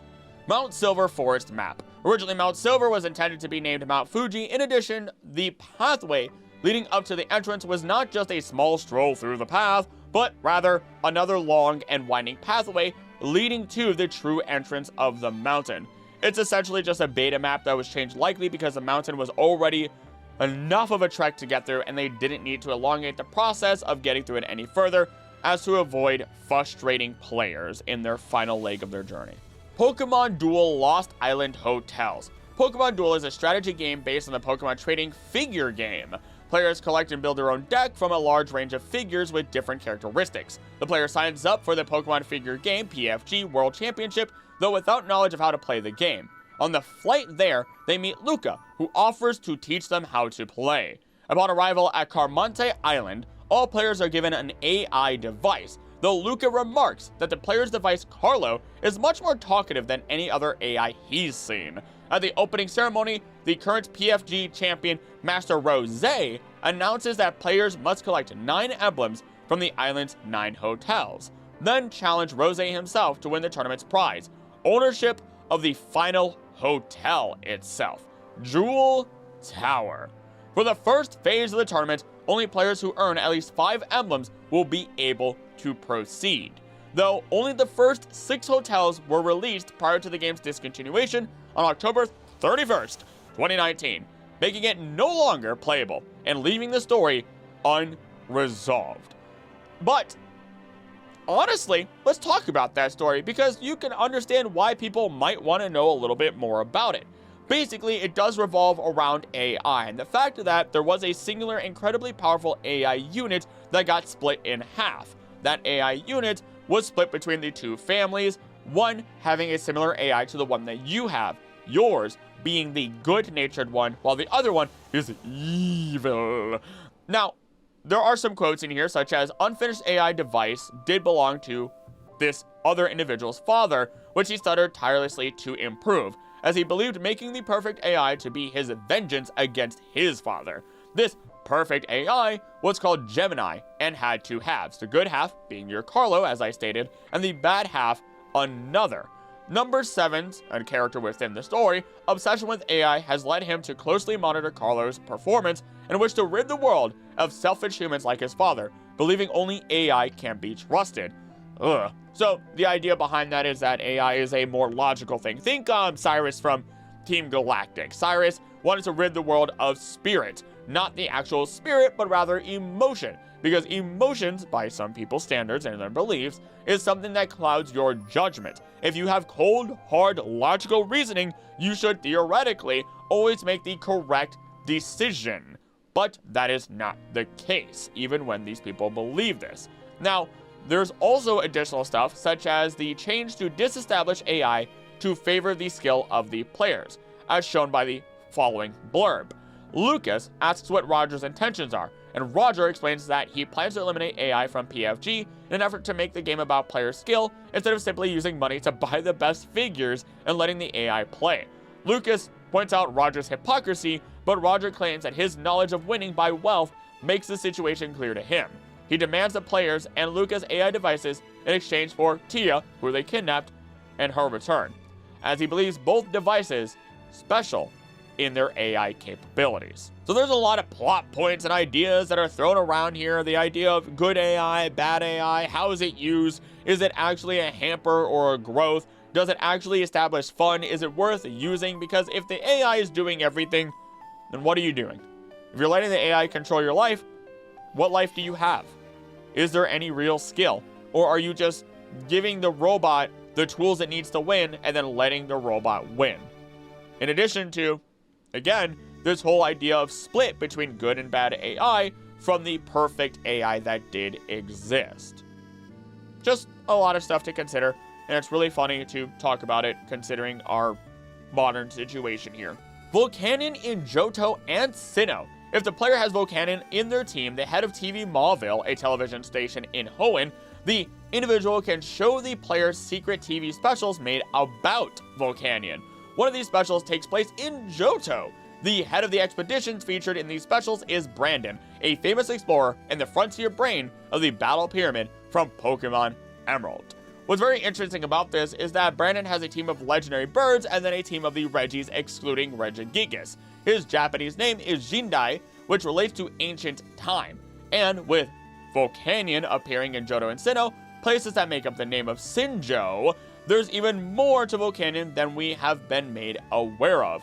At this point though, I'm not going to talk about it any further because it feels like we're trying to squeeze every drop of info from a tiny piece of the full lemon. Mew's canon personality. Mew has shown to be a playful, childish individual showing signs of high intelligence, curiosity, shyness, playfulness, and even selflessness. So, what does that mean? Well, this is simply related to the idea that Mew and Mewtwo are meant to be opposites. Childlike and pure innocence on Mew's side, and Mewtwo being cold, harsh logic. Emotions versus logic. What drives your decisions? Even though Mew is still known to be incredibly intelligent. They serve as foils to each other. That is their entire purpose. What makes this more interesting is if we consider Pokemon that are biological descendants of Mew, we could make the assumption that this is their intended nature, and through their interactions with humanity, through nature and nurture developmental processes, personalities of Pokemon have changed. This could even relate back to the idea that Arceus intended for humans and Pokemon to be equals, but then humanity tried to control and dominate each other and Pokemon, making Arceus' light leave the world, save for certain exceptions. If you want to learn more about that, go check out my video on the Divine Truth. It's easily one of my favorite theories and explanations of the Pokemon world.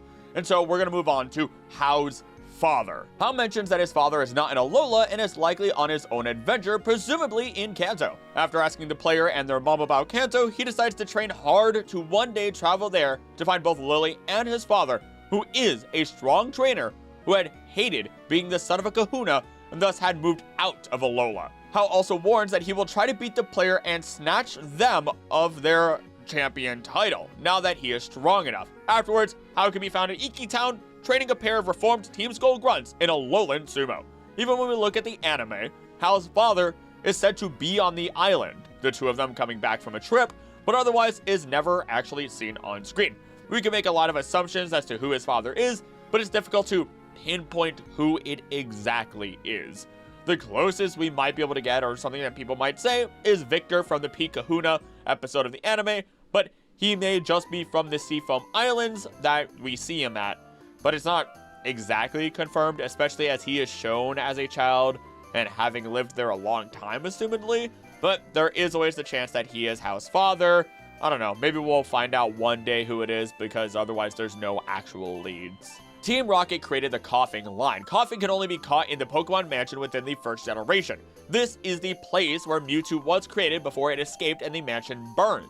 In fact, we find plenty of Coughing and Grimer there, living on the filth and muck, not the Pokemon, but like the nastiness that's actually there. And considering this place was owned by Team Rocket, they very well may have created it accidentally.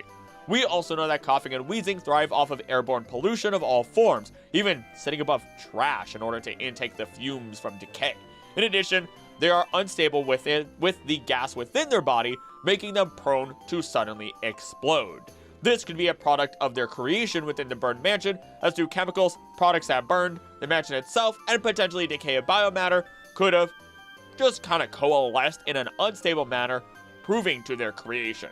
As a final, more lore-wise point, I do want to say that Team Rocket in the manga kind of serves as industrialization.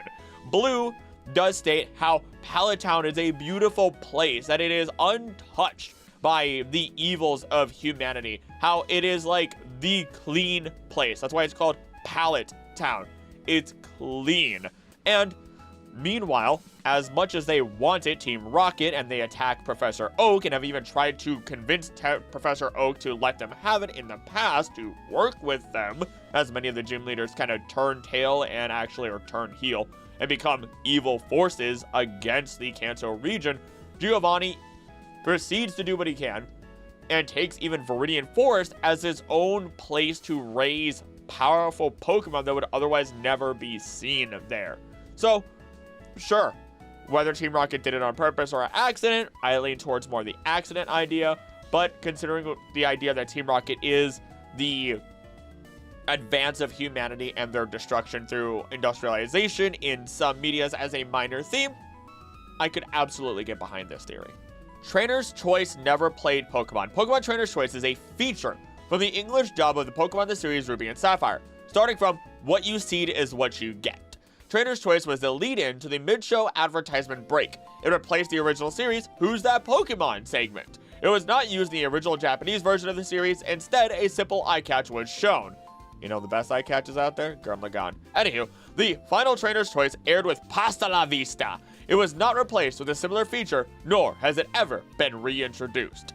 Trainer's Choice follows a simple concept. Rather than recognizing the silhouette of a Pokemon, viewers are asked a question about a Pokemon and instructed to choose the best of 3 possible answers, usually over a commercial break when watched on TV. Generally, the viewer is asked to determine which Pokemon has a type advantage over another, though other kinds of questions have been asked. The feature is narrated by Ash Ketchum. As the successor to the long-running Who's That Pokemon segment, Trainer's Choice was initially met with criticism from some of the fandom, especially considering the change was in the middle of a newly started saga. The segment frequently made Pokemon type matchup errors, resulting in incorrect answers given to at least 9 questions. Questions with multiple correct answers, questions with no possible correct answer, and questions with no right or wrong answer at all. The company also occasionally misspelled the names of Pokemon or gave them the wrong name altogether. These constant mistakes were seen by many as an indication that 4 kids actually knew very little about the franchise. The most infamous example is their erroneous claim that Survivor evolves from Arbok, featured in the Trainer's Choice of the episode A Fan with a Plan. This Trainer's Choice in particular is a source of ridicule by many fans. Of course it was 4 kids. Of all things in the world, why am I even remotely surprised that it would be 4 kids that messed that up? But at least in Pokemon Advanced Battle, the creation of questions for Trainer's Choice was credited to Lawrence Neves, and the accuracy rate greatly improved. During this season, the variety in the types of questions being asked expanded beyond simply type matchups and evolutionary lines, as well as featuring more difficult questions. Some questions factor in more than just type matchups and evolution trivia. The newer questions also include abilities such as Levitate, with one question being trivia related to Ash Ketchum. So yeah, I would not be surprised in the slightest if the people who were originally behind this did not play Pokemon, knew nothing about Pokemon, just randomly threw stuff together, like, it's a kid's show, nobody cares, and just made mistakes left, right, and center with no actual consideration that there are other people who are behind the works of this and do actually care about it. Shame. The last entry for this section of the iceberg is people don't read past the red chapter of the manga. I don't know what else there is to say. Technically, I'm even in that group right now as I have not actually read past the red chapter, which is the first 3 volumes of the manga. Technically, it's the red, blue, green arc by all means, but everyone calls it the red chapter, I suppose. I don't know what else there is to say. I keep talking about wanting to read more of it, but I gotta see the channel do really well across all videos before I can start taking the risk of jumping into the manga more once again. Otherwise, I might just read it on my own time because, yeah, I could probably blitz through all 63 volumes in a single day. I'm a speed reader. As we're now in the next section of the iceberg, we start off with Carbink being meant to evolve into Deoxys. Not only was this something that was part of the original plan for Pokemon X and Y, which we'll get to later, but also, I've explained this in actually the most recent video that I released. Carbink is just supposed to be carbon, while Deoxys is diamond. And carbon exists incredibly low underground, and at some point will randomly just change into diamond. It could happen over 1,000,000 years, it could happen in 10 seconds, it's just basically completely random. Coal does not turn into diamond, so don't ever think that, oh, with enough pressure, coal turns into diamonds. No. With enough pressure, coal turns into small pieces of coal. It's like breaking a stick. You now have 2 sticks. Congratulations, you've ruined a good stick. You've ruined a good piece of coal because you thought that it would turn into diamond. No thank you. We're moving on.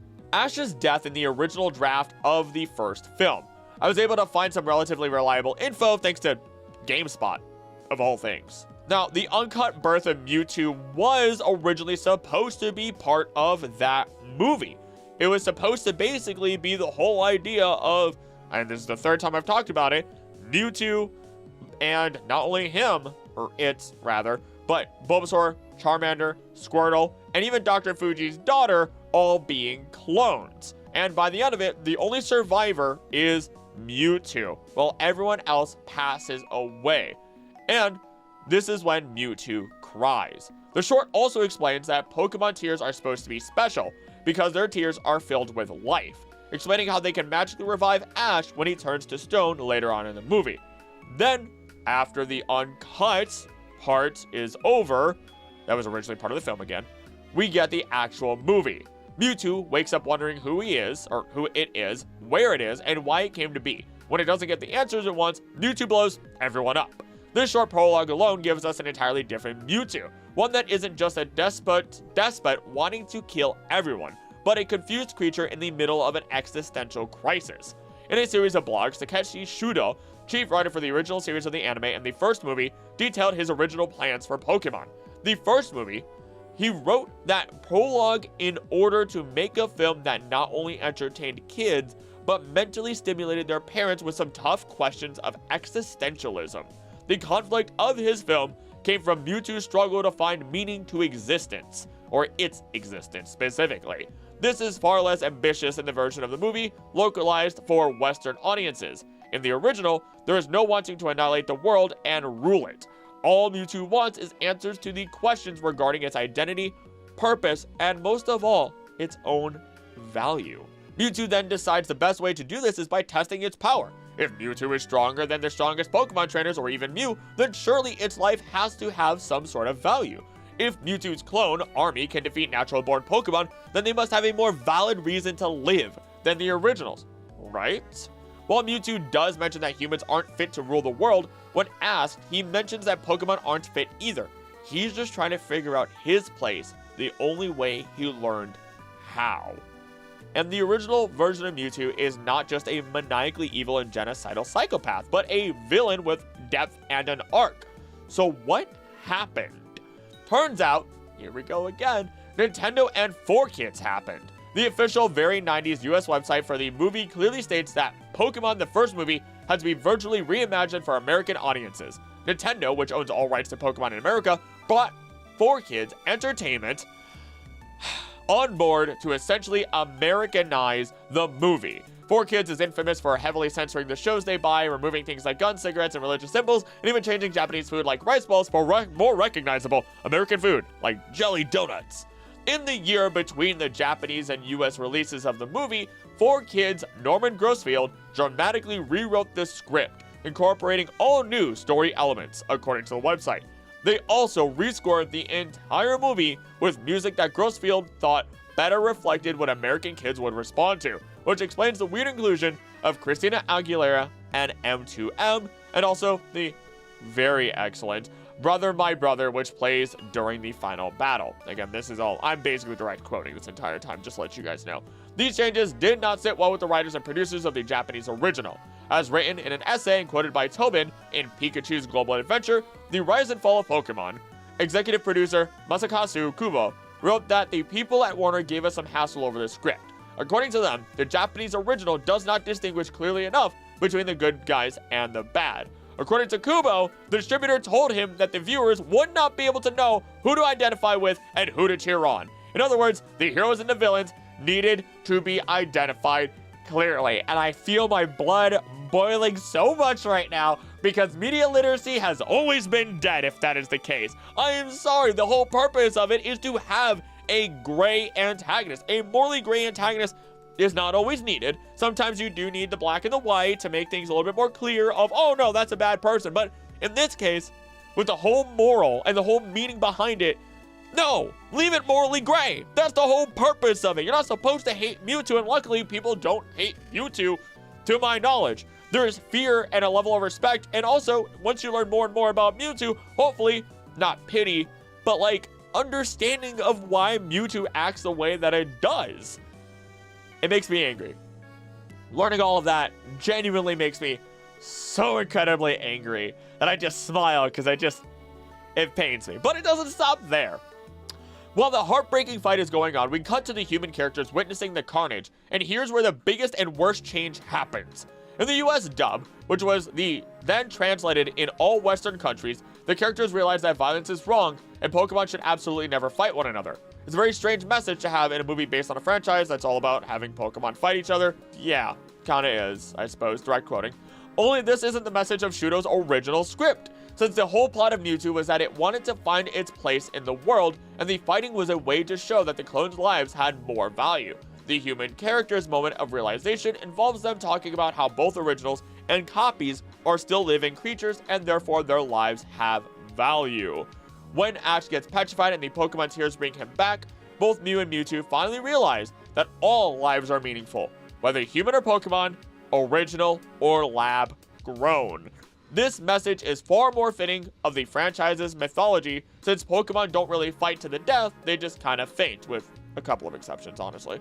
It's a shame that 4Kids never understood that message and did everything they could to make a compelling and complex film into a merely entertaining but dumb kids movie.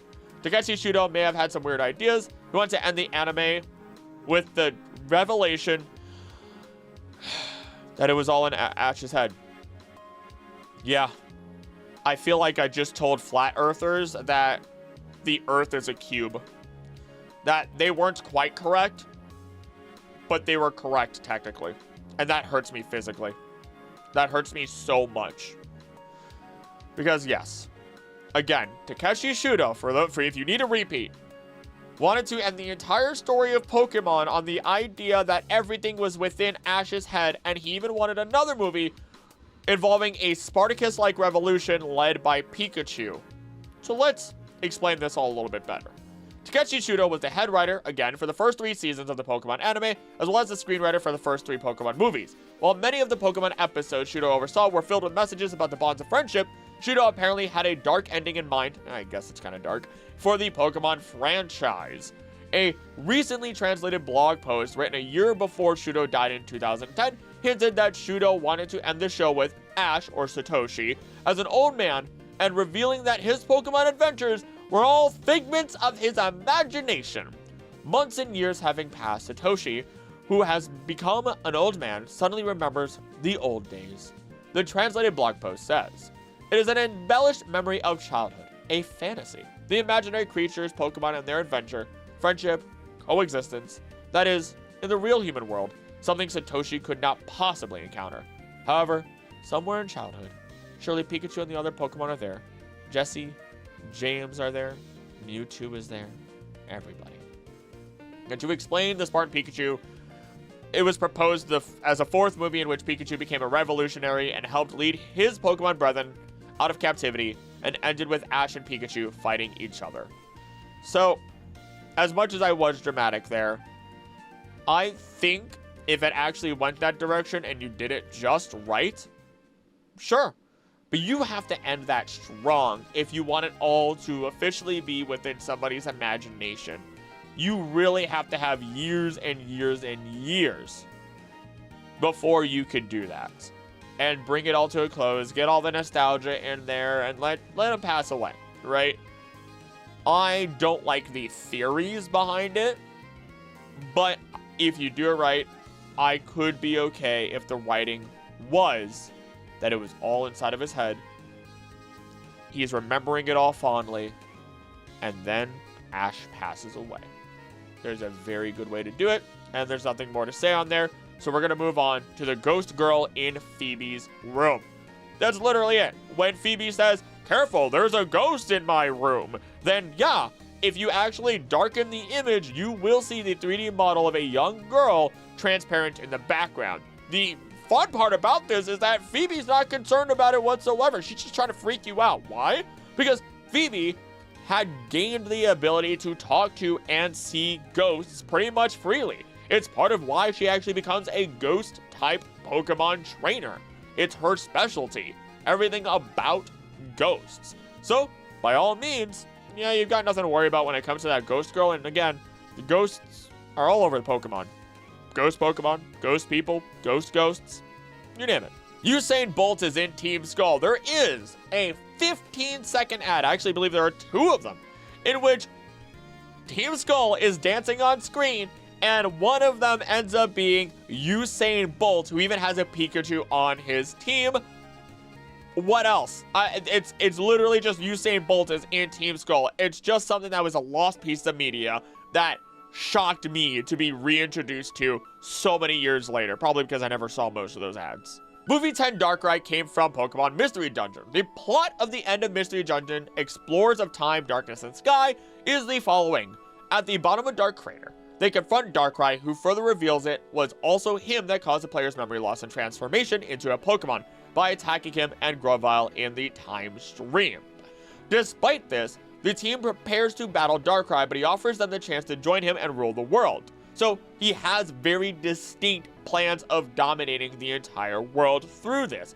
But as we continue, you'll see where this tie comes in. It appears the partner takes it, having given up all hope of defeating Darkrai. However, when the player realizes how uncharacteristic the partner's actions are, they attack Darkrai, revealing it was a nightmare induced by it. Darkrai summons a group of Pokemon to assist him in eliminating the group, but it proves to be useless. Following their victory over Darkrai and his followers, Cresselia moves in on the defeated Darkrai to finish him off, but Darkrai tries to escape through a dimensional hole. Though he is unsure of where or even when it will take him, Darkrai is confident that he'll simply be able to complete his plan in another place and time without the group's interference. Right before Darkrai can enter the dimensional hole, Palkia arrives to end Darkrai's meddling once and for all. Tired of Darkrai's threats to the fabric of space, Palkia just flat out attacks Darkrai moments after he entered the dimensional hole, shattering it in the process. Darkrai survives this encounter, but like the player before him, loses his memories and ends up somewhere else in the world. As his thoughts and ambitions for the world domination plan were also erased by this, Darkrai is deemed to no longer be a threat, and the group leaves him be to a fate of wandering aimlessly by himself. He can be encountered and even recruited in several different places after this, similar to other Pokemon players can find in a dungeon. Now, considering Darkrai, outside of Mystery Dungeon, is known to be either helpful or hurtful at all times, just kind of all over the place really, is said to be a Pokemon that only induces nightmares in others to make them fear it and stay away from it, kind of like a defense mechanism, and Darkrai is attracted to nightmares, kind of feeding off of them and being able to induce them, trap people in them in an endless nightmare void or realm, and everything else. Darkrai is a very mixed bag. It's almost as though Darkrai doesn't know what it's actually meant to do, as it has both an antagonistic and protagonistic, that's not a word,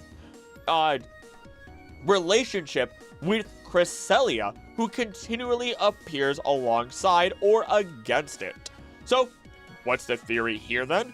Considering that Darkrai doesn't know its purpose and continually just kind of wanders around trying to keep itself safe, it's like somebody who, again, doesn't know what they're supposed to do, where they are, and are scared.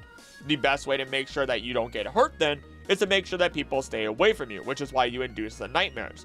Sure, Darkrai has a lot of power and can cause a lot of pain and suffering, but that lays deeply dormant within it and may not even be something that it is actively deciding to do anymore, due to its loss of memories when it was in the Mystery Dungeon world. So sure, you could support this theory pretty nicely with the idea that Movie 10 Darkrai came from the Mystery Dungeon games after Palkia just blasted it. Mega Stones can be created. Theoretically speaking, yes they can. Xerneas and Yveltal have the power to transform Evolution Stones into Mega Stones, as seen with the Ultimate Weapons Blast shot by AZ 3,000 years ago. In addition, according to Professor Sycamore, Mega Stones are the results of evolutionary stones being irradiated in general by the power of these legendary Pokemon. It has been revealed that Mega Stones are also periodically created from meteorites that fall down from the sky in a form of green light. Usually that just means that the meteor is likely burning up, maybe that there are physical elements that are being combined or melted down, chemical reactions in general occurring thanks to change in pressure, things in change in heat, so on and so forth. We could easily assume through this that the firing of the ultimate weapon as it went into space is also the reason behind meteorites still falling down and revealing to have Mega Stones within them, if you don't want to go through the idea of excessive energy around the meteorites, transforming them into Mega Stones. These meteorites may have substances similar to evolution stones, considering moonstones and their connection to the space Pokemon that are Clefairy, necessary as an evolution stone for them, and as such, it would not be entirely out of the realm of possibility for them to be created at will. The problem then is, how do you do that without the ultimate weapon? I mean, they have recreated smaller forms of the ultimate weapon, or even Devincorp has been able to harness similar power or methods to the ultimate weapon and its processes in doing so, as they know about infinite energy. But if you want to go dark with it, then you just need to control the life force of other Pokemon and imbue that energy in incredible amounts into a singular, relevant evolution stone. Need a Mega Steelixite? Just suck the souls out of 100 Steelix or Onix and slap them into a Mega Stone. Because while yes, not every Mega Pokemon that we see was there for the Great War, there likely are far more than we ever saw. Either way, their energy was harnessed and shifted away from their original purpose. And all that excess energy has to go somewhere, likely coalescing into Mega Stones or other evolutionary stones that may have been in space, you name it. From here, it will be very interesting to see if they try to give another way for Mega Stones to be created artificially without taking infinite energy from other Pokemon in excess within the future Legends EA game. But I have a feeling that's going to be a major plot point. Artificial Mega Stones. Rock fossils Pokemon have altered DNA. I love that I have the rock fossil behind me right now. That little my boy Helix. But it's an Ammonite fossil. So let's actually, you know what? I'm gonna go grab it. So this is an Ammonite fossil. It's a Helix fossil by all means, if you want to call it that, whatever. Real life, it is an Ammonite fossil, right? Genuine. And the fun thing about it is that we know you can't really revive anything. They just try to revive the dire wolves, and you can't really actually revive them because they're dead. DNA in general decays over time no matter what it is. So unless it's perfectly preserved, and even then, everything still breaks down, and you're not going to be able to take this and create a new exact copy of a past creature. With the direwolves, what they did was they took DNA from whatever else, matched it, and then adjusted through CRISPR and everything else that they did. I'm not an expert on it, so I'm not going to go in detail with it. And messed with basically the birth of the next creature, making them, what, 99% direwolf, essentially, as close to matching them as possible. So, yeah, sure, you did not revive direwolves, you just recreated them in a new light. Just like if you were to try to bring mammoths to life, or you were to try and bring any other creature back from the past. You're not gonna be able to do so. It's just gonna be a copy and one that is just closely resembling it. So what makes it different then for past Pokemon turning into fossils? I mean, even Aerodactyl is stated through its mega form that even in its regular form, Aerodactyl said that it's not quite complete. But when it mega evolves, it actually gains the rocky spikes on its body that were present on its body when it lived in the past. So we are not properly completing these ancient fossil Pokemon in the modern age. And we are likely reviving them with modern Pokemon energy. Different DNA, different energy than what it was in the past. As such, we can safely conclude that they have altered DNA. That all of our fossil Pokemon are not one-to-one replicas of what they once were in the past. I think the closest that we might actually get are any of the ones that do evolve, not Kabuto into Kabutops, but maybe Omanytes into Omastar. Reason being is very much like Aerodactyl, it seems to just change ever so slightly and seems to be more filled out. Seems to be a grown version of it. One that gets a heavier shell and is not able to hunt as well. It's not traditional evolution, maybe it was, but either way, you have a way for these Pokemon to not overpopulate the waters by becoming older and eventually passing away. It's a tricky subject, and I kind of covered it in like full history of the world with fossil Pokemon video that I have, but again, I've said it in the last video, I kind of want to redo that one. Where is Surd? Surd, otherwise known as Sake, is one of the 3 beasts of Team Rocket in the Fire Red and Leaf Green arc of the Pokemon Adventures manga, and in the Diamond and Pearl arc, she was revealed to be one of the Team Galactic commanders. Surd has direct or indirect relation with all 4 main villainous teams from generations 1 to 4. She was part of both Team Rocket and Team Galactic, and she gave armor and a sword to both Archie and Maxie, the leaders of Team Aqua and Team Magma, respectively. Diamond and Pearl arc version of her reveals that she not only helped Archie or worked with Team Rocket as an undercover mission for her boss Cyrus in order to investigate about Pokemon from outer space, namely Jirachi or Deoxys.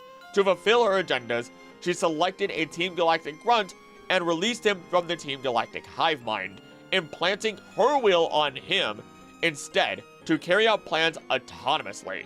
This grunt became known as the Advanced Level Grunt, and inherited Surd's obsession with the pokedex, which she developed after her first encounter with the pokedex holders, which are like your main characters. Following the petrification incident, which happened towards the end, she explains that Mewtwo chased her all the way back to Sinnoh out of revenge for the trainer she petrified, and she barely managed to escape its pursuit. Following this explanation, Riley appears and engages her in battle. She easily avoided all of its attacks and was able to escape along with the other commanders. Though within the Platinum arc, she is revealed to have released Darkrai into the Distortion World, having deemed herself as unable to control it. It is not known what happened to her following Team Galactic's defeat and disbandment. Real talk, there's really only 1 or 2 potential outcomes here. She might be dead. She has had way too many encounters with dangerous legendaries and mythical Pokemon. If she isn't dead from being hunted down even further by Mewtwo, whose psychic power can likely see around the world, considering how psychic Pokemon tend to work within the manga, even weaker ones, then she could have easily gone into hiding forever and just given up on everything, deeming everything too risky to continue, especially since her commander has fallen. Miyamoto's ghost reports. Miyamoto is the mother of Jessie and a former member of Team Rocket. She disappeared while on a mission to capture a Mew from Madame Boss and hasn't been heard from since. Miyamoto was an active duty Class A Rocket. She was the first person to get tangible evidence of Mew, a recording that she took in the South American jungle. After filtering out all background audio, she was left with the faint cry of Mew. And the Madam Boss was like, hey, yo, can we put that on a CD and sell that? That sounds great. When she showed this recording to Madam Boss, she was sent on a mission to capture Mew. And Miyamoto was torn after having to leave Jessie behind, as she was still a child at the time. And thus, she carried a photo of Jessie with her at all times. While on her search through the Andes Mountains, Miyamoto got lost in a blizzard. The harsh weather suddenly broke, upon which Mew appeared before her. After she showed Mew a picture of Jessie, she tried to convince Mew to let her capture it, but Mew vanished and the blizzard returned. An avalanche started, and Miyamoto's scream was the last thing that was heard. Ever since, she was presumed dead. However, she still makes reports in the subsequent years, and Giovanni stated that her current whereabouts are unknown. As far as it is known, Miyamoto may still be looking for Mew. Yet even Giovanni can't seem to find her. What's interesting about this is it makes me wonder, knowing about Pokemon, if she was reborn as a Frostlass at any point. Because a woman who was lost in the mountains, frozen in the cold, that's the absolute basic story of Frostlass, as she is transformed into a Yuki-Onna, and that is exactly what Frostlass is. Though Miyamoto, wanting to see Jessie, being sent on this mission and knowing she cannot return until she completes it, may still wander around as a ghost until she can complete her impossible mission. After all, she was a devoted Rocket and the favorite of Madam Boss, who called her the ideal image of Team Rocket. Though she loved Jessie with all of her heart, a deep love. Knowing that she could not take care of her, she even put Jessie up for adoption and devoted herself to making money to then give to Jessie. What's interesting about this is that Miyamoto seems to be close to Madam Boss, taking orders directly from her and talking about their children together, because yes, Madam Boss is Giovanni's mother before the whole company was passed down to Giovanni. She often has to correct her boss though, when she goes on a tangent about the cost of missions or making easy money.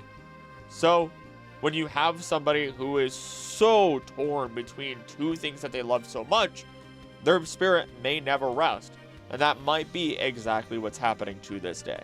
Grimsley is dying. In Pokemon Black, White, and Black 2, White 2, Grimsley appears as the Elite Four trainer of Unova. He is the son of a distinguished family that fell into ruin. As a result, he developed a gambling addiction. Grimsley, having stepped down as an Elite Four member, reappears in Pokemon Sun, Moon, and Ultra Sun, Ultra Moon at Route 15, where he assists the player by registering Sharpedo into their Ride Pager. He also participates as a trainer in the Battle Tree, and in Ultra Sun and Ultra Moon, Grimsley is an accomplished Mantine surfer, where he competes under the name Big G, and holds a high ranking on the leaderboards of all 4 islands' beaches before the player has a chance to beat the boards, or the record, sorry. He is noted to have developed skills for the sport surprisingly quickly, believing that it couldn't be much different from riding a Sharpedo. And according to an interview with Yusuke Omura in Nintendo Dream, Grimsley's design is themed on both vampires, specifically Dracula himself, and gambling. While his clothes are meant to look refined, the blue, black, and red color scheme is a reference to the colors of the roulette.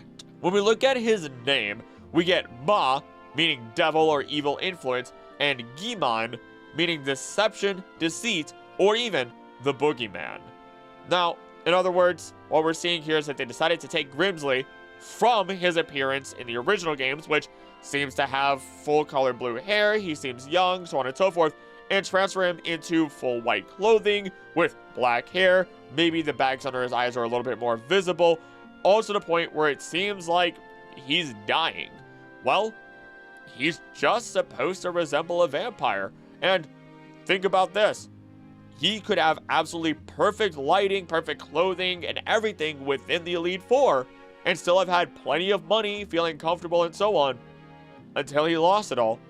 Travels the world, maybe eats a little bit less, maybe looks a little bit more gaunt, doesn't have the hair dye that he needs, and looks a little bit more pale all in all, as he arrives in Alola, where now the sun is constantly beating on him, and he is, again, modeled after a vampire, giving him that incredibly porcelain white skin that he has. So, He's not dying. He's just weird. I don't know how to end that, honestly. Cave of Being Hisui Connection. The Cave of Being, otherwise known as the Cave of Spirit, is a cavern in Unova located on Route 20. It is described as being connected to Sinnoh. Professor Juniper can be found inside here after the player has defeated the champion. If she is spoken to, Uxie, Mesprit, and Azef will appear. They cannot be caught here, rather. Each Pokemon will travel to a different part of Unova, awaiting capture. The description of Cave of Being states, they say the deepest part of the cave leads to the Sinnoh region. And both the inside and outside of the cave are shaped like the Lake Guardian's caverns in Sinnoh. The 3 dry patches on the cave floor represent the 3 places in Sinnoh each Lake Guardian can be found, in Lake Acuity, Verity, and Valor. So I suppose this would be more of a connection to Sinnoh rather than Hisui, even though they're the same place. Though I'm very confused as to why it's specifically stated it has a connection to Hisui, and I could not find any additional leads on this one. Guzzlord was a Zygarde. Now, Reddit user Dialza actually posits the following, and it was actually pretty nicely put, so I will read directly from them. The details presented are as follows. They serve opposite roles. Guzzlord is eating a destroyed alternate Alola in Ultra Sun, Ultra Moon. Zygarde is a protector of nature in our world, which also does appear in Alola. Zygarde, Complete, and Guzzlord have many visual similarities. Multiple appendages, small top heads, large faces on their bodies, color scheme, generally bulky build. They're both Dragon-type Pokemon. In Sun and Moon, Guzzlord can be found in a cave that looks almost exactly like Zygarde's lair. To follow this, both Zygarde, Complete, and Guzzlord have enormous HP stats. Not much of a connection. They are constructed in opposite manners, though. Guzzlord eats everything and anything to grow larger, while Zygarde combines its own specific cells and cores to achieve its complete form. Guzzlord's Moondex entry specifically mentions that its droppings have never been found, suggesting all the matter it consumes simply makes it grow larger. Now, given all this information, I believe Guzzlord is an alternate world Zygarde, a mindless consuming force rather than a protector. However, one detail still sticks out. Ultra Sun Dex entry for Guzzlord reads as follows. Although it's alien to this world and a danger here, it's apparently a common organism in the world where it normally lives. This little bit of info may at first seem to contradict the theory, however, I would argue it does not. Instead of Guzzlord being an alternate world version of Zygarde Complete, I think Guzzlord is an alternate world version of a Zygarde cell. Also, note that in the Ultra Ruin, there's a man in a hazmat suit who explains his people have led to other planets, but he stayed back to keep an eye on Mr. Glutton. This suggests that Guzzlord is not the origin of the world's disaster, as the man refers to it fondly, and that for some reason, the people of that world care about protecting the Guzzlords. Plus, the man explains that the air in that world is toxic, which further suggests a different cause for the destruction of that world. And I will add, yes, Guzzlord doesn't really expel toxic chemicals at all. In fact, it just eats and eats and eats and can literally eat rivers, the ground, everything around it until there is nothing left.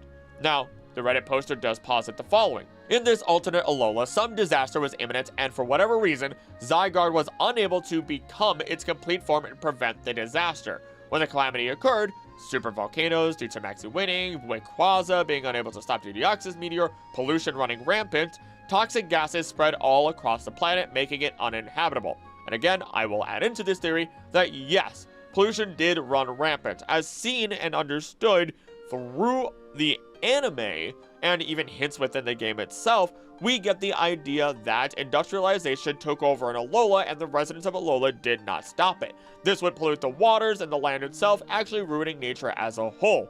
And through this, we have two different things that end up happening.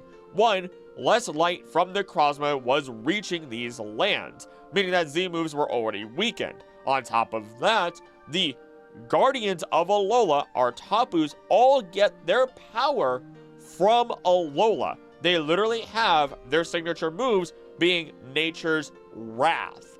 And as such, if there's no nature to derive your power from, then there is no power to use.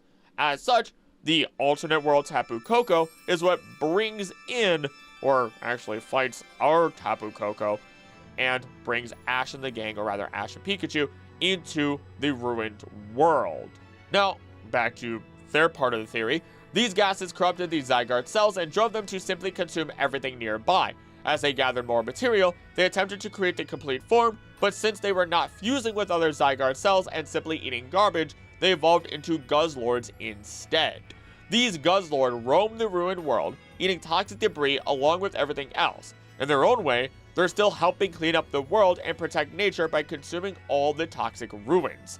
This cleanup and hope for an eventual return to their status as Zygarde cells is what drives the man in the Ultra Ruin to want to protect the Guzzlords and ensure they're left to continue their work safely. So, the only other problem here is that we do find, of course, many other Guzzlords, but if these Guzzlords are all still from Zygarde, it would make sense that there are multiple of them. This would just mean there are multiple other worlds or universes, islands, whatever it is that you might name, that are completely overrun by pollution. And now that Guzzlord's nature is to consume everything, being driven to do so due to its own personal world, when you get Guzzlords added into our world alongside any other Ultra Beasts, they act like a cornered animal. Think about if you were just dropped off in a random location. You're gonna lash out, you're gonna be scared, especially if a lot of people start crowding you because they're afraid of you. And if they start attacking, you're gonna fight back, otherwise you're afraid of dying because you don't understand them at all. So, theoretically speaking, there's a lot of ideas where Guzzlord is a mutated Pokemon, or was derived because of the effect of pollution in some capacity. I'm willing to believe that that is a possibility due to its traits and it being a Pokemon. As I've stated in many other videos, all Ultra Beasts are Pokemon. Pokeballs just have a hard time in lore finding the DNA that identifies them as Pokemon, allowing them to be put into a Pokeball as per a Pokemon's natural ability to do so. Mother and daughter appearances. And no, this isn't a generic mom and daughter, I mean, technically is, but this is literally their accredited names as they appear in multiple Pokemon movies and have no other explanation as to why they appear everywhere other than just being some sort of Easter egg, I suppose, which is really fun. The mother and daughter, otherwise directly translated as usual mother and daughter, are two minor characters who first appeared in the prologue of Lucario and the Mystery of Mew. Since then, they have made cameo appearances in many Pokemon movies.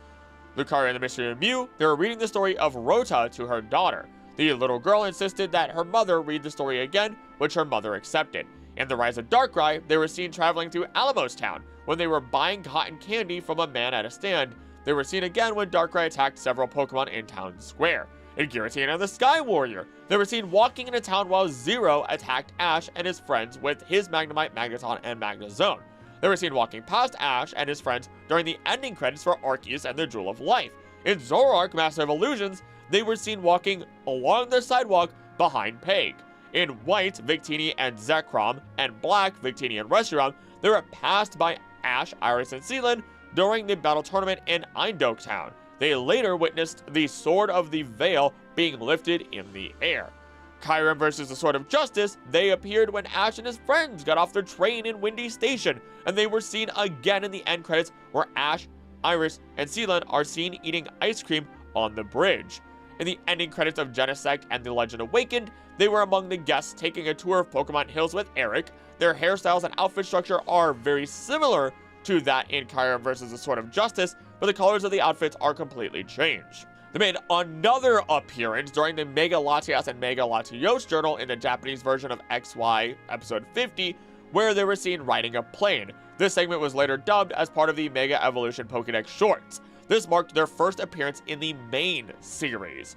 They've infected the timelines, they're appearing everywhere now. In Hoopa and the Clash of Ages, they could be seen when they were evacuated from the time-space collapse via one of Hoopa's rings. Their hairstyles match the traditional designs, but their outfits are completely different, both structurally and color-wise. The pair appeared in Securing the Future among a crowd watching Hala on television. Their hair colors are noticeably different, black instead of brown hair for the mother, and brown instead of orange hair for the daughter. The daughter's shirt, while similar in structure in other appearances, is colored pink over white rather than yellow over pink, but they are still accredited as the usual mother and daughter. In the I Choose You trilogy, in I Choose You, which is set in a different continuity from the Pokemon the series, they were seen walking through an unknown town. Later at the end of the film, they were seen sitting in a garden together with a Poochyena. In The Power of Us, they were seen by a veranda with a bay leaf watching lanterns in the sky. In Secrets of the Jungle, they were seen walking around in Malifa Town. And then their other appearances include Mewtwo Strikes Back Evolution, where they're seen during the end credits, and in A Ripple in Time, they're seen passing Cynthia and her Garchomp. They are everywhere. I feel like when you sit down and you look at stuff like this, and you look at how things have changed, and like think about how Ash and all the different characters and the stories have changed, these are our continuity pieces of the universe. If they die, the entire universe falls apart. Everything will collapse. They are the pin that holds the Matrix together.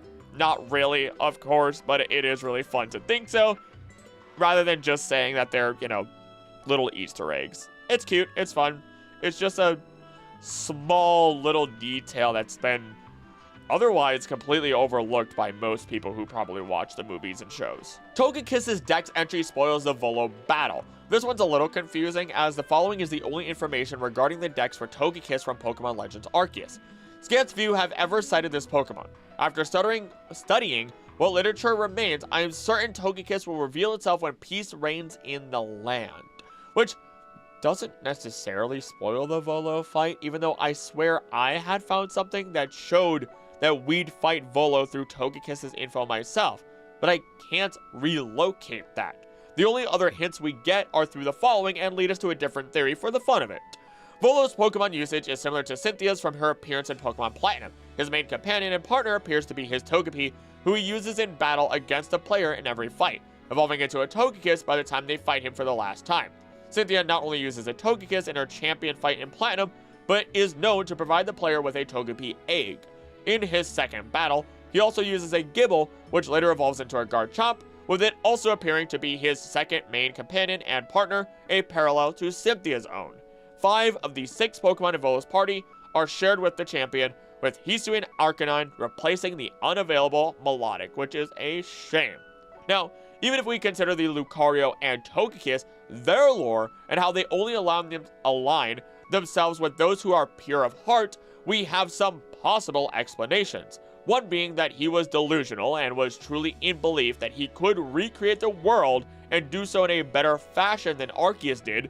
This would be his pure heart that is required to be a partner of these Pokemon, or alternatively, the Togekiss and Lucario simply were treated right by Volo, and there is the chance that they may have seen the strife between the Diamond and Pearl clans and may have seen this as the correct course of action in order to attain true peace. All of this is just honestly making me want to cover a video on Volo and time travel within the franchise and multidimensional travel and so much more. I'm going to put it on the list. Tup voice based on Jesse Pinkman. Tup, otherwise known as Tupper, is a recurring character in the Pokemon the series. He is a member of Team Skull who often appears alongside Zip and Rap and acts as the leader of the trio. According to Billy Bob Thompson, Tup's English voice is based on Jesse Pinkman from Breaking Bad. There's nothing else to explain there. Team Skull has Jesse Pinkman and Usain Bolt. It's dumb, and I love Team Skull so much. Scrapped new Jinx form. This is something that we do very much know is true thanks to the Terra leak that did occur. Turns out that Jinx almost had a more powerful Mega Evolution form in Pokemon X and Y. The art in the leaks depicts Mega Jinx as somewhat similar to her base form, but now she boasts longer, wavier hair, sunglasses, and a blue dress. The reason for it being scrapped was because they decided they didn't want to risk an outburst similar to when Jinx was first created, due to its appearance.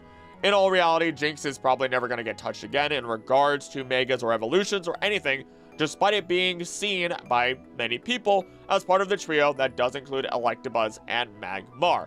And just so that people understand, the ideas behind Jinx was through Gyaru fashion and through some Viking inspiration.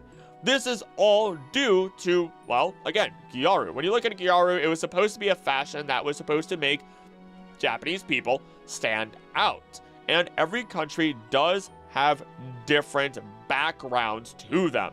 In the case of Japan, they never, to my knowledge, I could be wrong, never did blackface, which is what the problem is here. negative depictions of black people. And as such, when we look at Jinx and its Gyaru attachments, the Gyaru was supposed to be a, yes, darkening of the skin through darker makeup and then changing your hair to be blonde in color. This is because the stereotype for Japanese people is that what? You have lighter skin and you have darker hair. So to stand out, you do the exact opposite.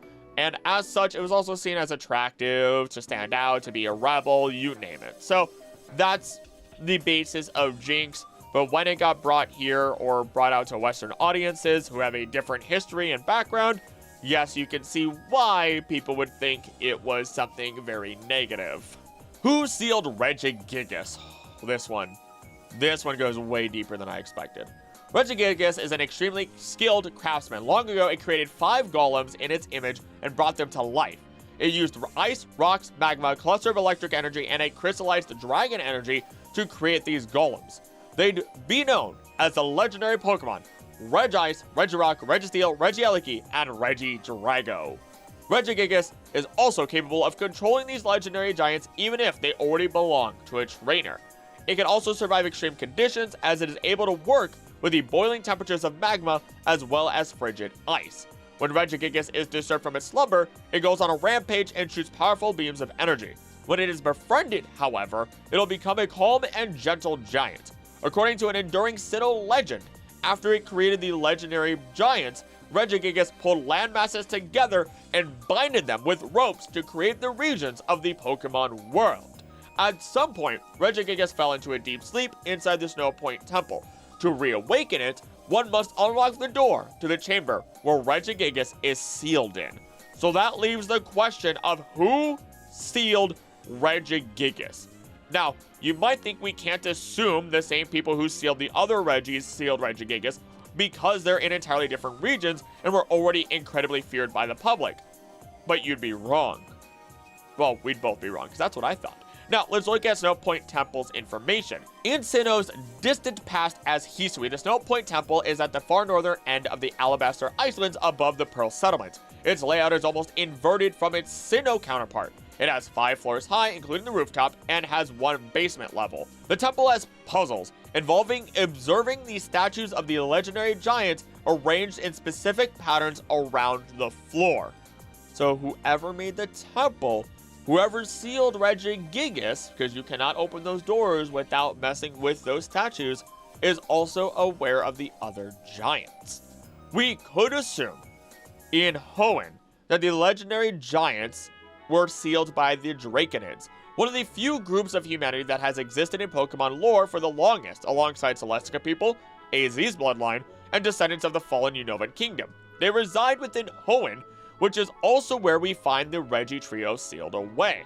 Though, what's also interesting is that considering they have a lore keeper for Rayquaza and the super ancient trio, what stories do the Draconids hold of the other legendaries and mythicals that we haven't been made aware of because they don't worship them? They are called the Draconids after all. They worshipped, dragons? I mean, who knows? Maybe when we lost Aster, we lost lore and every other mythical legendary, since Rayquaza just refuses to talk to Zinnia and flat out hates her in every capacity, ruining her life at every turn, whether that be mentally, physically, spiritually, or even financially, as he just steals her wallet and just bops her off the tower. Bye! Goodbye, Zinnia. Like, I know that's an exaggeration, but seriously, what lore could there be? And when we look into this further, with Rayquaza, you can learn or have it learn Dragon Ascent from Zinnia's grandmother or some random red shirt dude in Seafolk Village in Alola.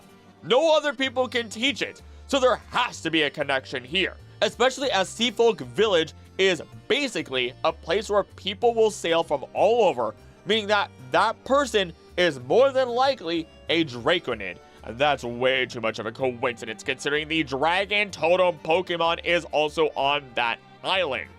Now, I digress. It is most likely that the Draconids were the reason behind the sealing of the Regis, which would potentially imply that they have been to Sinnoh and Galar while using Seafolk Village as a resting spot along the way. I'm just gonna have to make a video on the history of the Regis and Draconids or something at some point, because there's there's way more to go to in detail that would take me easily another hour or two, and I'm not doing that in the Iceberg video. So another one goes to the list. Sandy Shocks is an alien from Reddit user Indiozia. I love Sandy Shocks. It's giving Magneton ferrofluid hair to resemble a caveman that walks around on 2 giant horseshoe magnets. Completely absurd, or is it? Yes, it is, but that's what makes it great. And taking into account how Magnemite is shown to have existed during the Kalos War 3,000 years before X and Y, it's a surprisingly believable ancestor.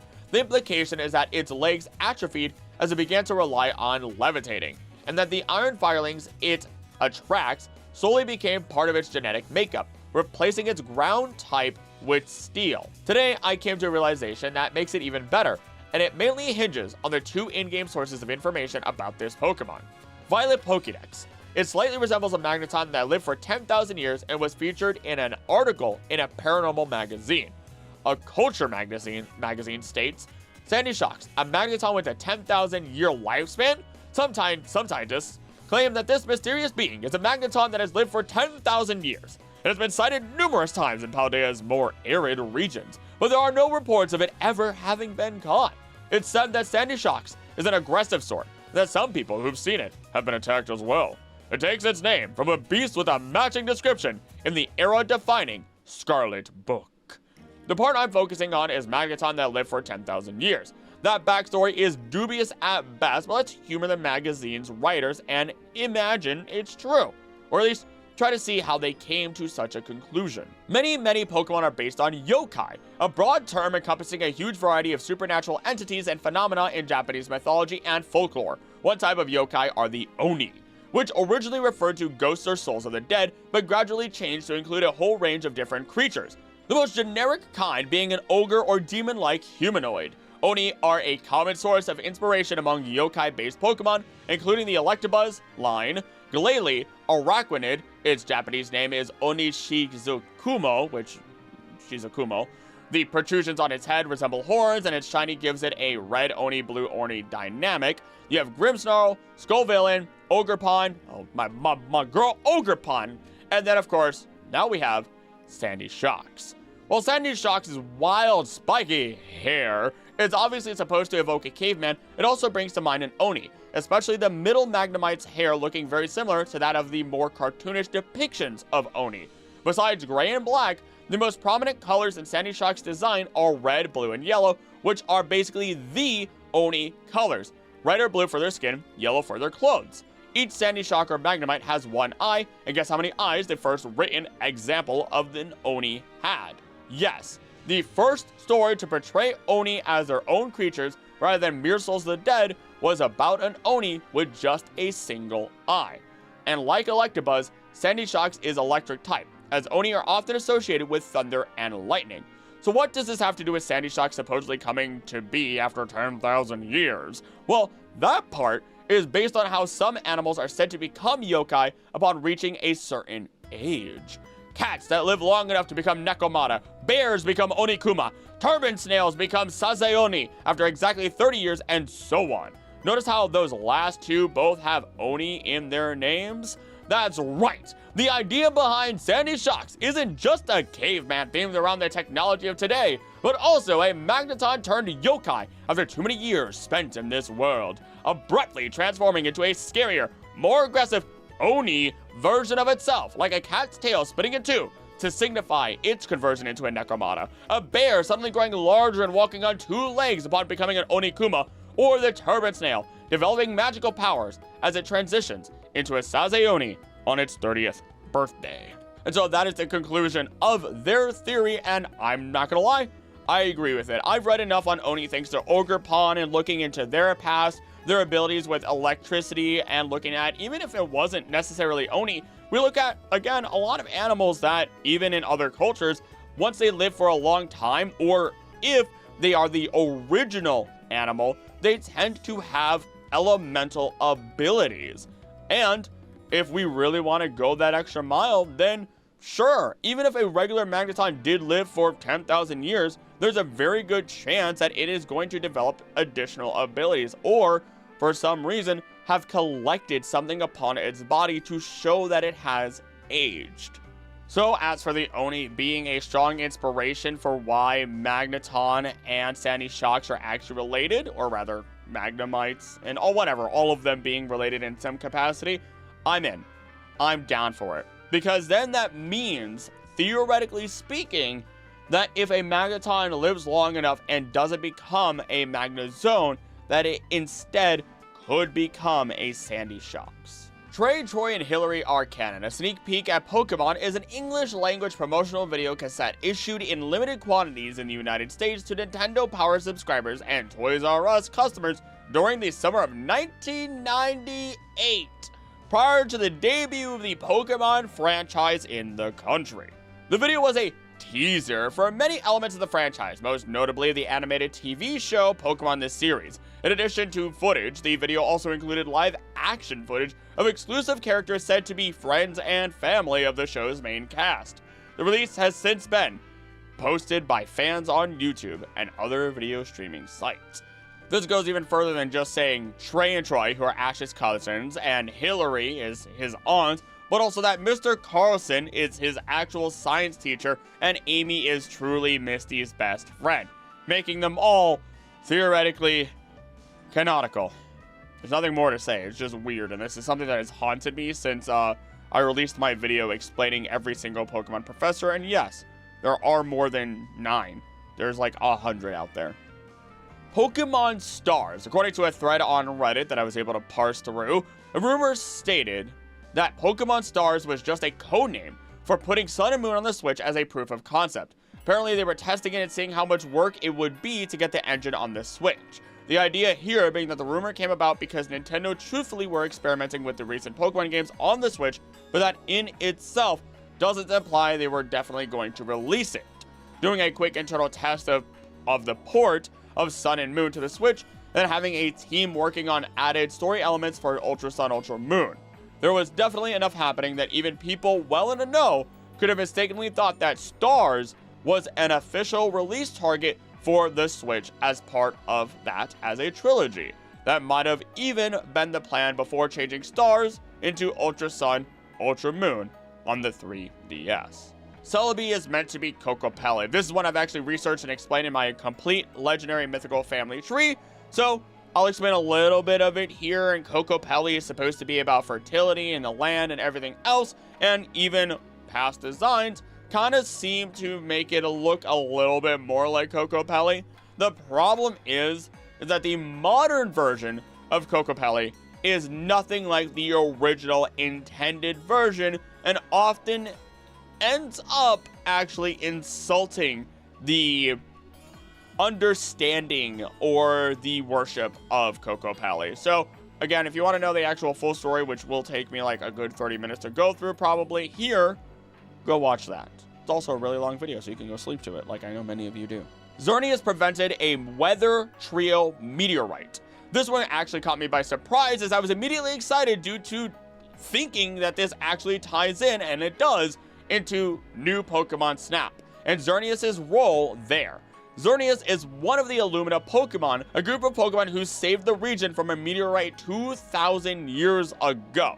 It also believed, or is believed, to be the originator of the Illumina phenomenon and the very first Illumina Pokemon. It resides in the Oris Island Illumina spot. Why this is huge is because of something we have mentioned. Every 1,000 years, Kyogre and Groudon rise up and wreak havoc, whatever, upon the land and the sea. It's just in their nature to do so and reshape the planet. And guess who else we find in these lands? Jirachi. So it all comes full circle.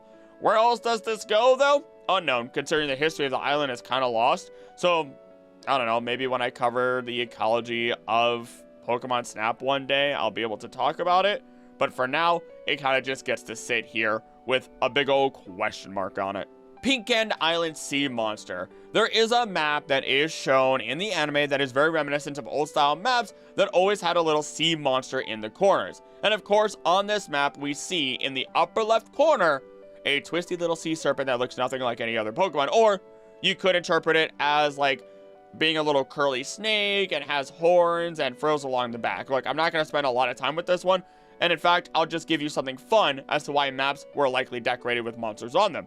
One, being hazards. If you see a sea monster on your map, you're told immediately, unconsciously, hey, don't go there. You can also put it at the edges of the map to signify the unknown or the danger of the unknown. What's fun about sea monsters, though, is that the way that many of them are described, even the Loch Ness Monster itself, matches up with the way that whale penises look. I am not showing that on the screen, not even for educational purposes here. You can do that on your own. It is funny, though. Shamudi Island treasures are Mega Stones. During the events of Movie 2, Pokemon 2000, Ash and the gang arrive at Shamudi, otherwise known as Earthia Island. As depicted in The Power of One, Shamudi and its surrounding islands, Fire, Ice, and Lightning Island, are connected to the balance of nature via the legendary Pokemon Moltres, Articuno, and Zapdos, and their mediator, Lugia. Every year, Shamudi Islands holds the annual Legend Festival. For centuries, the locals have performed a ceremony honoring the prophesied chosen one that would tame the birds of legend should they release their might on the world. The locals dress up in traditional attire, apparently for historical purposes, but some in the younger generation attribute the preservation effort to resulting tourism. According to Professor Oak, ancient writings from many different cultures name the area around this region as the source of all the waters of the world and perhaps life itself, which is something we mentioned earlier. When we look at what their treasures look like, they're orbs, sure, but the inside of them move, similar to how plasma might move and shift, just slower. Whereas when we look at Mega Stones, they are more solid, similar to how marbles look on the inside. So while I don't think they're Mega Stones, I would be all in for them becoming Mega Stones in future games or reiterations of the story. Imagine if you would, one day, that with all these different concepts and old ideas that the Orange Islands gets brought back, and Pokemon can capitalize on all these unexplained concepts or even expand on them, because the Orange Islands has so much lore and strange information within them. After all, they added Mega Evolution to the Mewtwo fight with Red. They could just add a little bit of extra fun without truly changing anything with the development of the franchise. Let the birds have Megas. They fused before in the manga. They have regional variants. Fans love them. Just give them a Mega form. Why not? Lusamine won in Annabelle's home universe. Annabelle, otherwise known as Lila, was the Frontier Brain in charge of running the Battle Frontiers Battle Tower under the title of Salon Maiden, otherwise known as Tower Tycoon, actually. In Generation 7, Annabelle is an international police officer working with Looker. Also, before I continue, since we mentioned the Battle Frontier, we can actually speak about a theory that was brought up last time regarding the inevitable Chatelaine Faller. Thank you to the comments as you theorized that since Ingo and Annabelle were Fallers and heads of their special Battle Frontiers, that one of the Chatelaine sisters are inevitably supposed to become a Faller in a future game. It's bold to state, as you stated, that it was inevitable as per the original theory title, but it actually does make sense. Now, as for why Annabelle would be from a universe in which Lusamine succeeded, it's likely because not only does she know quite a bit about Ultra Beasts in the manga, but she specifically knows about how Cosmog becomes Solgaleo Lunala, and how a massive wormhole created by, as she directly says, the Blinding One was brought about. Here's the kicker. Why does she know about the Blinding One? Because from what I could quickly find, even the Ultra Recon Squad seemed to be working alongside Lusamine, freely or forced, as they tried to bring her to Ultra Megalopolis and confront Necrozma, or even capture it for her own means. So they would likely not be talking to Annabelle. Even then, Necrozma is often just simply called Necrozma until it reaches its Ultra form. Yet Annabelle proceeds to call a creature she would otherwise know nothing about the Blinding One. My proposal is then this. Annabelle, who was in the original Ruby, Sapphire, Emerald games, would have been from a universe alternate to the ones in which Mega Pokemon exist. And considering that she is known to have lost her memory after a considerable amount of time in Ultra Space, which is compounded further with the Ultra Beasts aggressively seeking her out as a faller, we know she has to come from an alternate universe. As such, we can imagine the following. Annabelle is an incredibly skilled Pokemon trainer. After all, she is the Battle Tower leader and is known to have been brought into the International Police, only to rise up the ranks rapidly over her time there. In fact, she is Looker's superior, having been found by him and Nanu in Alola many years ago originally. What this likely means is that before she came to the Sun and Moon timeline, she was from the non-Mega timeline within Ruby, Sapphire, and Emerald, where due to her position, she likely was involved with international or nationwide incidents at the least. And if her current career in this timeline says anything about her skill as a person and a trainer, then she may have even been a chief of the international police in her home universe. She gets brought in to stop Lusamine, but unfortunately she gets flown into Alola too late.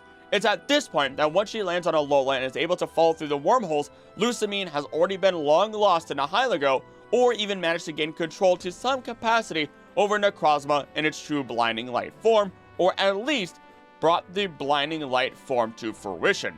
And there's a problem with this. If Ultra Necrozma exists, then the multiverse is being ripped open. I am willing to believe, because of this, that there is only one true Necrozma, and considering how Necrozma seems to just throw Lusamine and Guzma back from Ultra Space, back into our world, within the Ultra Sun, Ultra Moon games, then it may actually know who they are. Now, I will note, yes, I understand I am mixing the manga and games together, but considering we have already hit multiversal levels of plot, we need to consider the other forms of media to fill out our story, especially as Annabelle seems to have a fairly consistent life, consistent skills, and consistent personality throughout the different forms of media we find her in, with exception to some capacity, the main series anime. Back to Annabelle in her original universe though, she likely witnessed many of the Ultra Beasts that were coming out, destroying things, and also witnessing Ultra Necrozma itself, seeing the Blinding One in its full glory. Though there is a major issue even with that, as being near Ultra Necrozma when it's mentally unstable will end in death. Necrozma, at its full power, Ultra form, radiates energy that has all sorts of effects on living beings and even nature itself. Its body temperature exceeds 10,000 degrees Fahrenheit, 5,540 Celsius. Anything that it touches will melt from extreme heat. It can fire laser beams from every part of its body, and these lasers can reach over 18 miles away, burning through everything in their path. While swinging its four wings around, Ultra Necrozma uses its superheated claws to tear its opponents to shreds. In this form, it is known as the Blinding One, due to its brilliant appearance. As seen in the episode The Prism Between Light and Darkness, when Ultra Necrozma uses up all of its light, it reverts to its lightless form and enters into a slumber, unless it absorbs more light. That last part may explain why Necrozma is back to its prism form as we see it, meaning, as it was rampaging, more wormholes opened up. The light it shines, its body temperature, everything is so deadly, as it's using so much incredible energy in rampaging as people are coming after it. The Recon Squad, Lusamine, the Aether Foundation of Annabelle's home world, that it may have flat out killed them all. Guzma. Everybody. Now, Annabelle miraculously survives. Necrozma loses its light as it runs out of energy, as Annabelle then falls into our timeline, into Alola, and we know the storyline from there. And that was just a quick and dirty research. Now, again, Multiverse Travelers, they're getting their own video, and we're going to move on to the next theory. Colosseum beasts were cloned. I only include this part at this point because I spent 30 minutes, nearly an hour, digging through easily 100 different theories and reading up on a number of the admins within Pokemon Colosseum just to find out that Ho-Oh pops up at the end of the game and just looks at them, likely ready to raise flames upon the admins for turning its beloved beasts into shadow Pokemon. Like the real Ho-Oh, not Shadow Ho-Oh. Because yes, I know at some point they have, XD Gale of Darkness, Shadow Lugia, but I'm going to tell you right now, Ho-Oh absolutely loves Lugia. They are two sides of the same coin, a family even. So I propose to you this, considering there is no evidence of the beasts being clones, and it would actually tie into their story as a regular lore piece. Lugia waits for a person with a pure heart to bring them back to Johto proper. Meanwhile, all three of the beasts created by Ho-Oh search for a trainer with a pure heart. This is not a coincidence, as Lugia and Ho-Oh used to perch on the Bell and Brass Tower together in unity before the event that burned the tower that Lugia resided on. The beasts get revived after their death and are sent out to bring Lugia home with the right person. Along the way, as they travel along the world, they get caught by the antagonists of Pokemon Colosseum until they are eventually rescued and Ho-Oh brings fiery pain upon those monsters. Plumeria's parent founded Team Skull. This one took me a little bit, and a much better put together version was brought to you by Dario Pignon on Reddit. The first thing that made me think of this theory was that Plumeria gives you the Poisonium Z. The only characters besides trial captains and kahunas who give you Z crystals are Mullane, who used to be a captain, Guzma, who wanted to be a captain and so hoarded Beginnium Z that he had Team Skull Grunts steal, and Plumeria, for whom there is no explanation as to how she got it. If one of her parents had been a kahuna, she would have had access to Z crystals. Speaking of kahunas, in one of the trailers in Route 13, where you can find Plumeria in the post-game, a Team Skull grunt tells you that Team Skull formed around one of the old kahunas, who was later smacked down by the Tapu. I'm guessing this person was one of Plumeria's parents who used their position as kahuna to aid in their criminal activities. They lived in the mansion in Po Town and built a wall around the town to keep out the police and the Tapu, who were angry that the kahuna was misusing their power.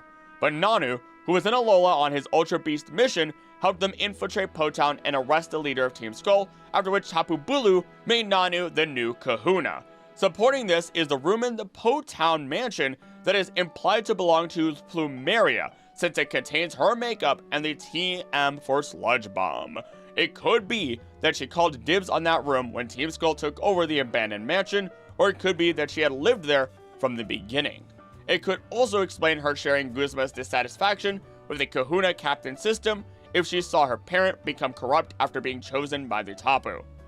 There's also what she says when giving you the Poisonium Z. Be kind to Pokemon or you'll bring about the wrath of the Tapu. She would have experience with this if it happened to her parent. Also, she says when challenging the league in the post-game that Mullane and Nanu convinced her to do it. It's possible that they both came to know her through her parent, with Nanu being the one who arrested them and Mullane having been appointed captain by them. And I do agree with this theory all in all. We don't get any real explanation as to why she has Poisonium Z, and it's kind of filled out through our understanding of it. It also explains how Po Town, how I've always thought it, wasn't actually fully taken over. It was just abandoned. I feel like if they really wanted to, people could absolutely retake Po Town very easily. So why haven't they? It's because that's just what it was. It was created into that by an old kahuna, Plumeria's parent. And that's why right before we come in there, that kahuna is taken away, and they haven't begun the efforts to take down Po Town and revamp it, to bring life back into it, because Team Skull is still living in the corpse of that town that was destitute and meant for criminal activity only, waiting for the day that it gets disbanded, which happens by the end of the games, and for Po Town to be revitalized as a proper part of Alola and its culture. Jessie is from Little Root Town. Upon arriving at Little Root Town's port in Hoenn alone, Jessie indicated that she had been to the town sometime before and referred to it as the city whose colors will never change, though she didn't elaborate further. Her past connection to Hoenn was again hinted in the episode All Things Bright and Beautifly, when Jessie was revealed to have an expired Hoenn contest pass. These are small things, but at the same time she had to come from somewhere. There's a lot of history to Team Rocket overall, and I don't quite know if this is conclusive, but this might be the closest we get to understanding where she is from, because her expired contest pass would definitely mean that she is not from any of the regions prior to Hoenn. She was even part of a biker gang in Kanto, which she may have earned her way up that ladder while doing high-speed wheelies down the cycling path in Hoenn in her youth, which is meant to be an incredibly fast area or fast way to travel through Hoenn, and she was just likely biking in circles around the people in Kanto. Lots of possibilities, and if I ever get to cover Team Rocket's history as the lovable trio that they are, they truly deserve their own video. For our semi-finale, we have Rotom being originally a legendary Pokemon. In Pokemon Diamond, Pearl, Platinum, Brilliant Diamond, and Shining Pearl, Rotom uses Battle, legendary Pokemon, as its battle theme, even though Rotom is not a legendary Pokemon. To date, Rotom is the only Pokemon with this trait. This is what ticked everything and allowed these dominoes to fall and people to think that it may be a legendary. Now, Rotom is not a legendary. It doesn't even match the base stat totals if you want to go mechanically. Also, it can have eggs of it, so that is also disqualifying it from the legendary status. But every other piece of it is understandable as to why it could be deemed a legendary, or at least something with incredible story or impact on the world of Pokemon, because that's what legendaries are. Legendary Pokemon are the first to do something. They are ones that have had incredible impact on the history of Pokemon, you name it. And Rotom lived within the old chateau. While being there, the only way you could encounter it was through special events. And even when you did, you got to listen to this music. It was a unique typing, and eventually it would have multiple different forms that it could take, which only complicated the process or the ideas behind it being a legendary. So, while it seems like it could have been a legendary, and theoretically speaking, you can go one way or another, it is officially not a legendary, even though I think at one point it was also coded to be a legendary, but that was a mistake, admittedly. It is not a legendary, but it's fun. And for our grand finale, Pokemon XY Alien Plotline. The scrapped plotline of Pokemon X and Y, commonly referred to as the XY Files, talks about a 4chan leak concerning scrapped information on Pokemon X and Y, including story, mechanics, characters, and Pokemon. 4chan leaks are not normally to be trusted, as anyone can just throw on information and call it a leak and call it real. We still see that to this day on YouTube and everywhere else. That's why I don't like leaks. But at the same time, there's a lot of interesting coincidences across the board that have been theorized about before reading into these files. The original plot of Pokemon X and Y had much more of a focus on aliens and space. Team Flare was intended to be much more alien, being aliens that posed as Men in Black-like characters that slowly took over Kalos and hunted for AZ. AZ's Floette held the key, or rather flower, to a doomsday weapon set on destroying the Earth. The ultimate goal of Team Flare. The newly introduced Fairy type was also intended to play a role in the plot, as most Fairy type Pokemon were intended to be aliens from the moon. Later in development, this plot was deemed strange and was later scrapped in favor for more mystical fairy tale-like elements. However, even this was scrapped to make development time for 3D models. Let's start with the mechanics. The group of friends, Tierno, Shauna, and Trevor, were originally intended to showcase a mechanic known as teams.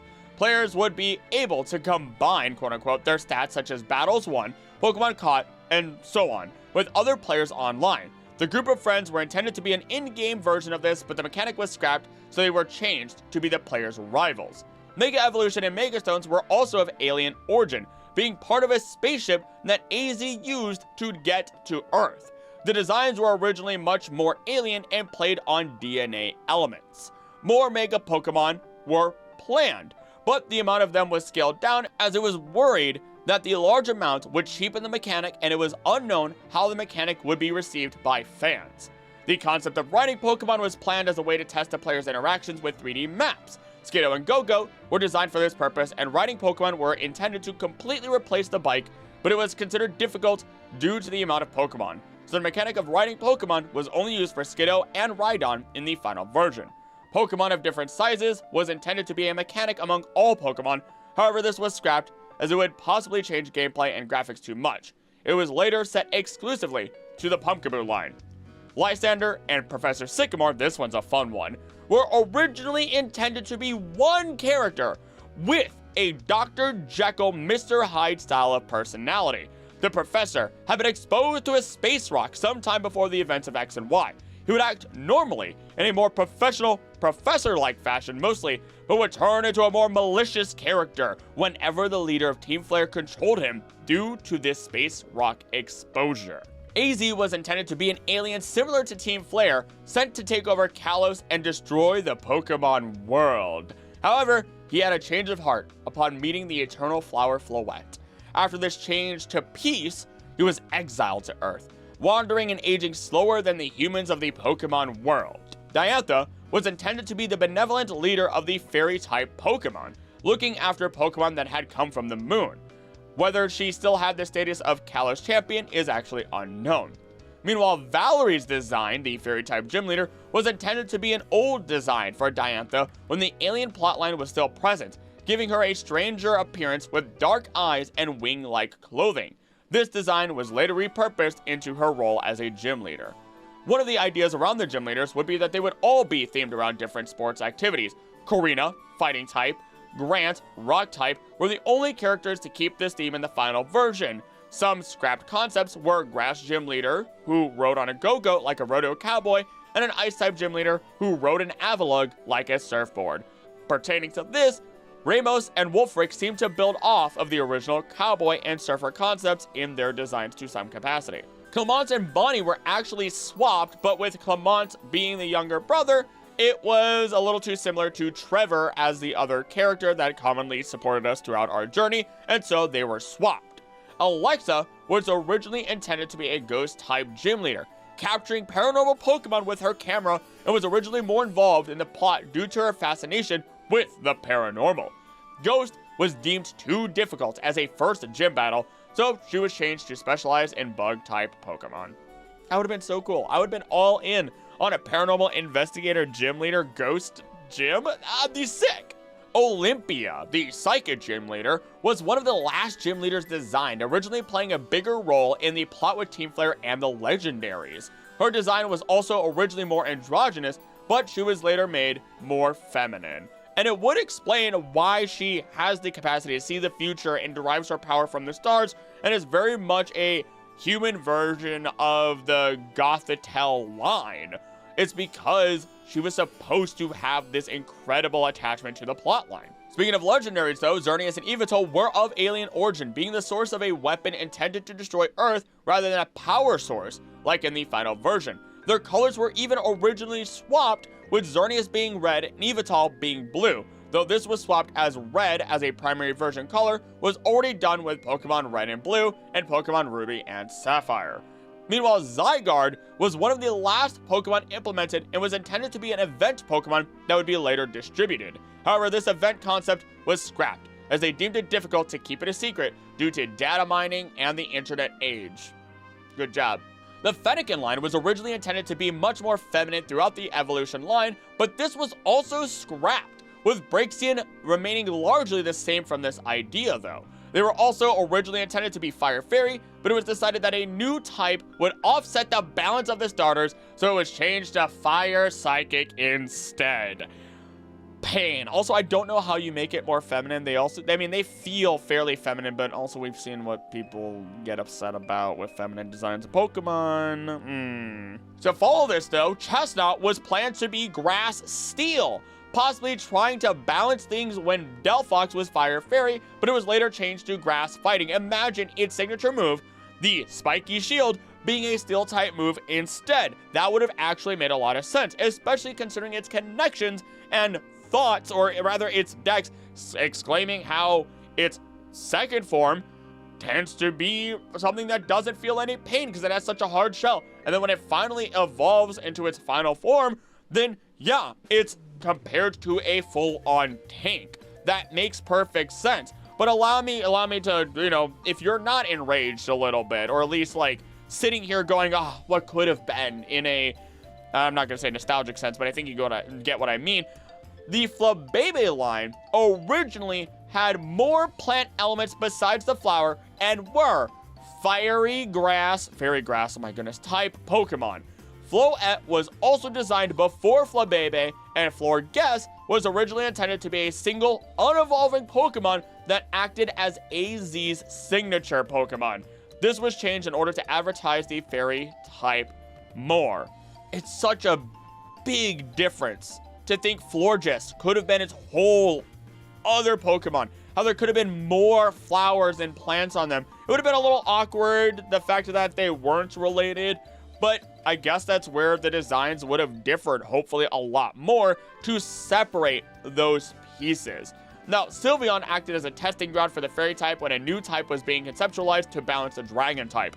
The original design was much more fairy-like, having wings, but these were changed to ribbons as to not confuse it for a flying type Pokemon, which is understandable.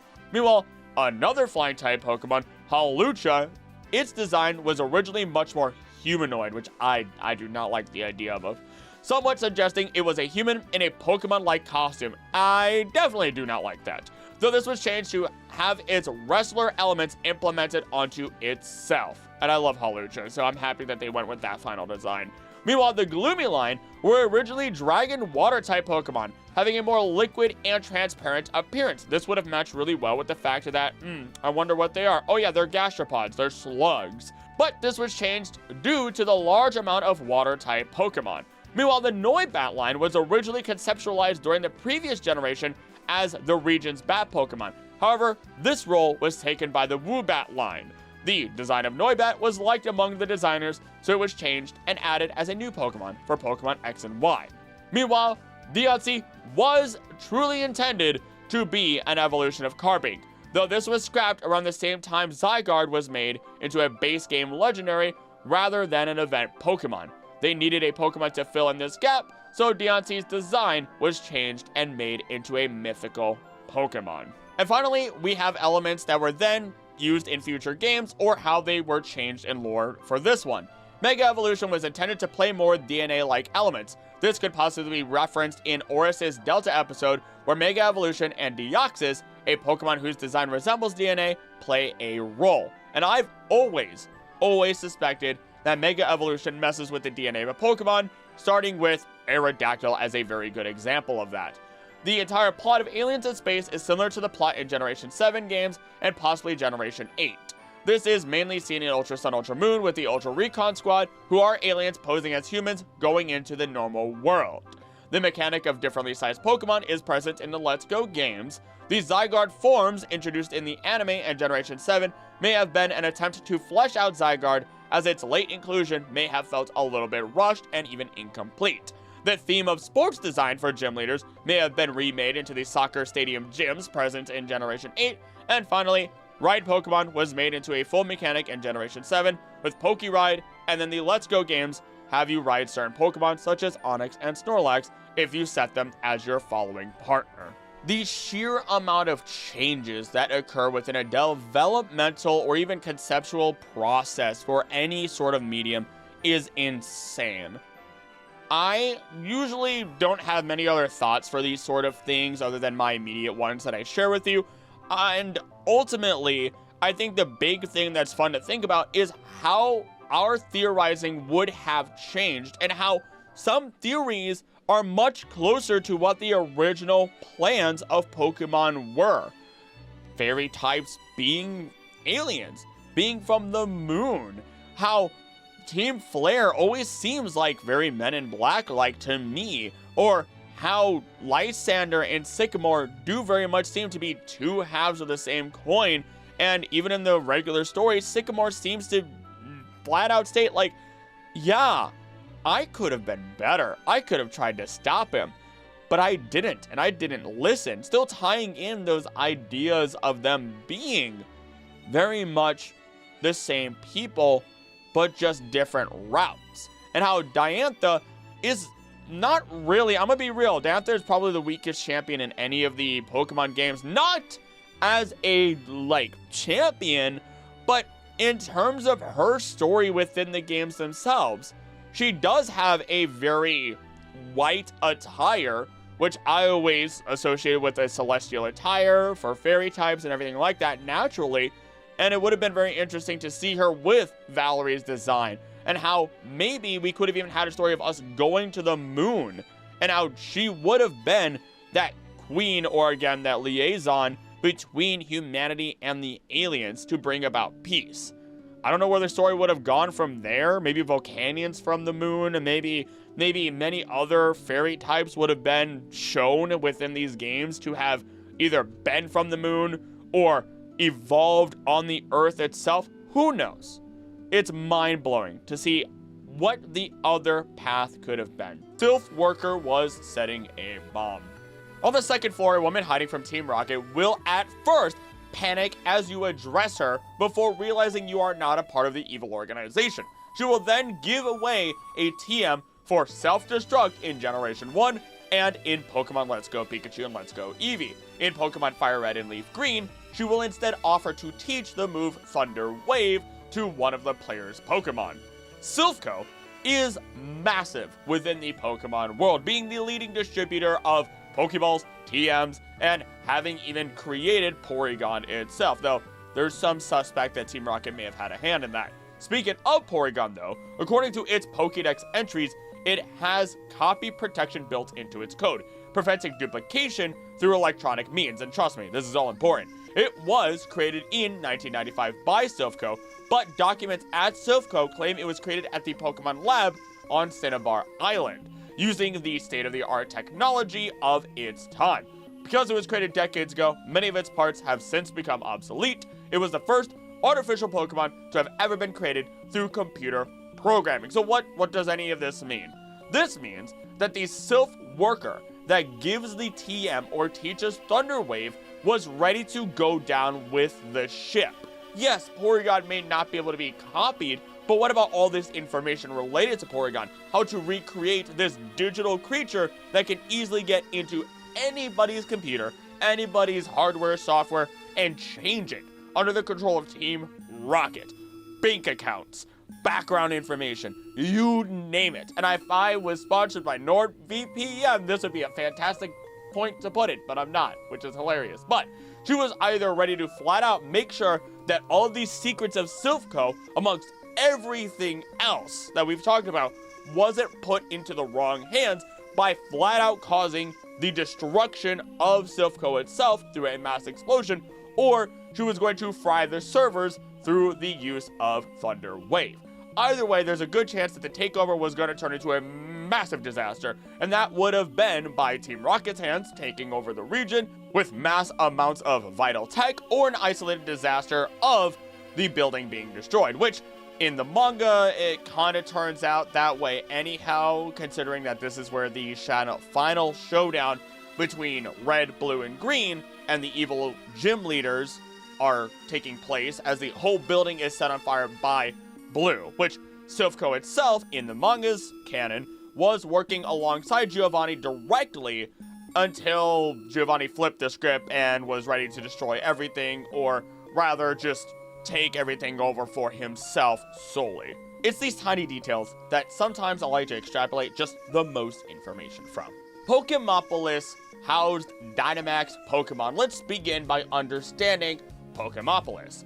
It was discovered by accident in the episode The Ancient Puzzle of Pokemopolis when Ash was battling Brox's Vulpix with his Pikachu. Jigglypuff landed between the two Pokemon as they were preparing to attack each other during a trained battle and were forced to deflect their attacks. Although the two were the ones who uncovered it, an archaeologist by the name of Eve took credit for finding it and was honored for it. Among the artifacts found in the ruins of Pokemopolis were several odd-shaped objects. As it turns out, those objects were ancient Pokeballs, and inside of them were a giant Alakazam and Gengar. The two were released, and it appeared they were going to have an epic battle on the spot. Luckily, a giant Jigglypuff presumed to be the ancient defender of Pokemopolis was released as well. Using Sing, it made the other two giants fall into a deep sleep.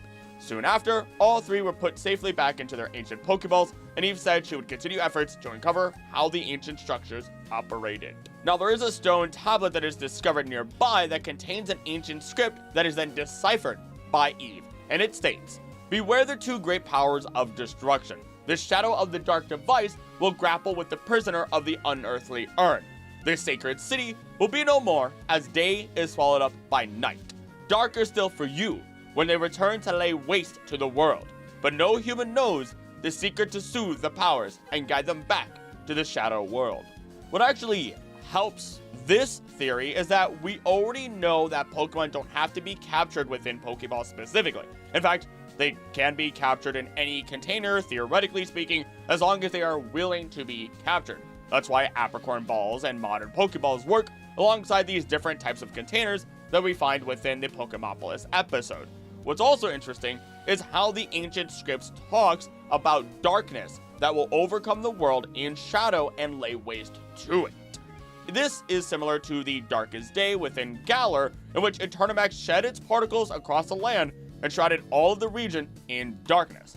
Meanwhile, Eternamex itself was an immediate threat that would bring about destruction, which, in theory, you could absolutely make the claim that these are Dynamax Pokemon, or at least Dynamax adjacent in association with the lore of Galar.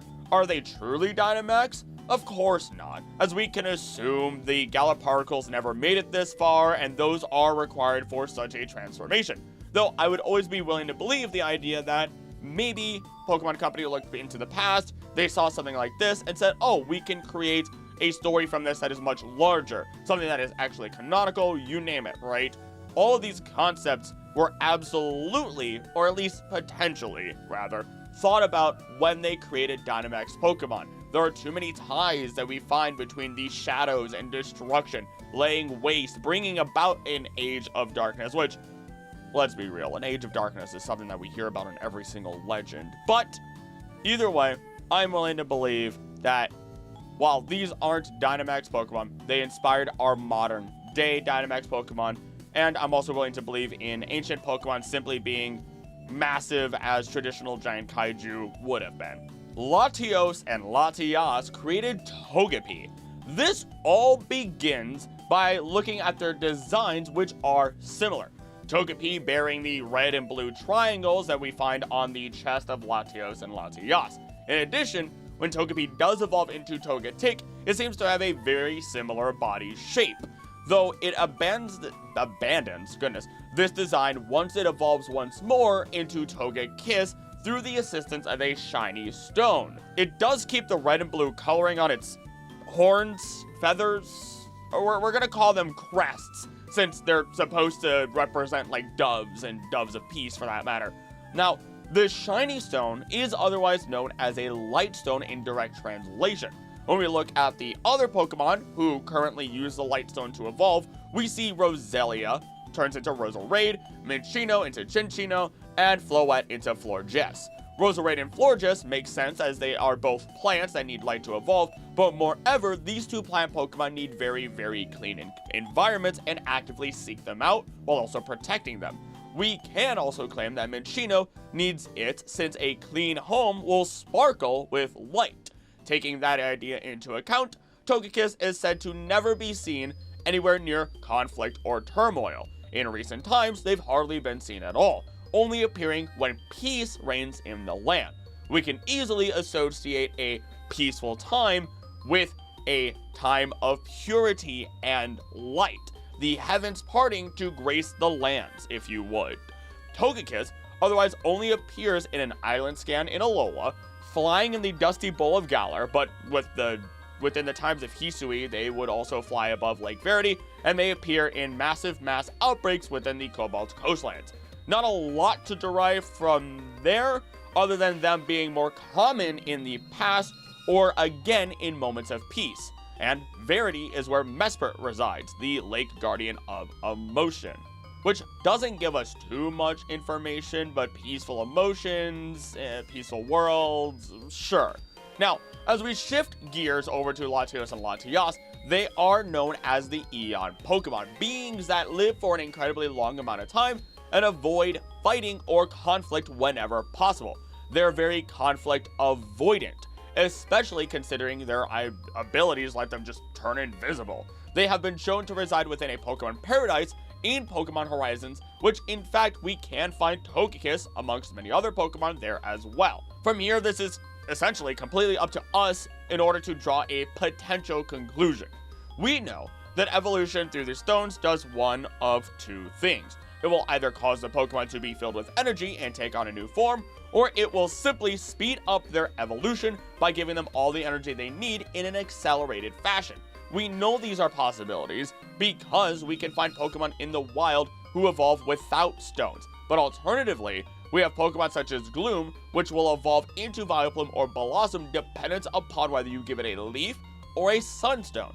And just to cover bases, the Sunstone is going to be different from a Shiny Stone or Light Stone, as we have technically different forms of light. One represents purity, the other one represents, like, sunlight, literally. Following this, we have found that evolution through the stones can have adverse effects. Roserade is more aggressive than Roselia, as it attracts prey with a sweet aroma, then downs it with thorny whips hidden in its arms.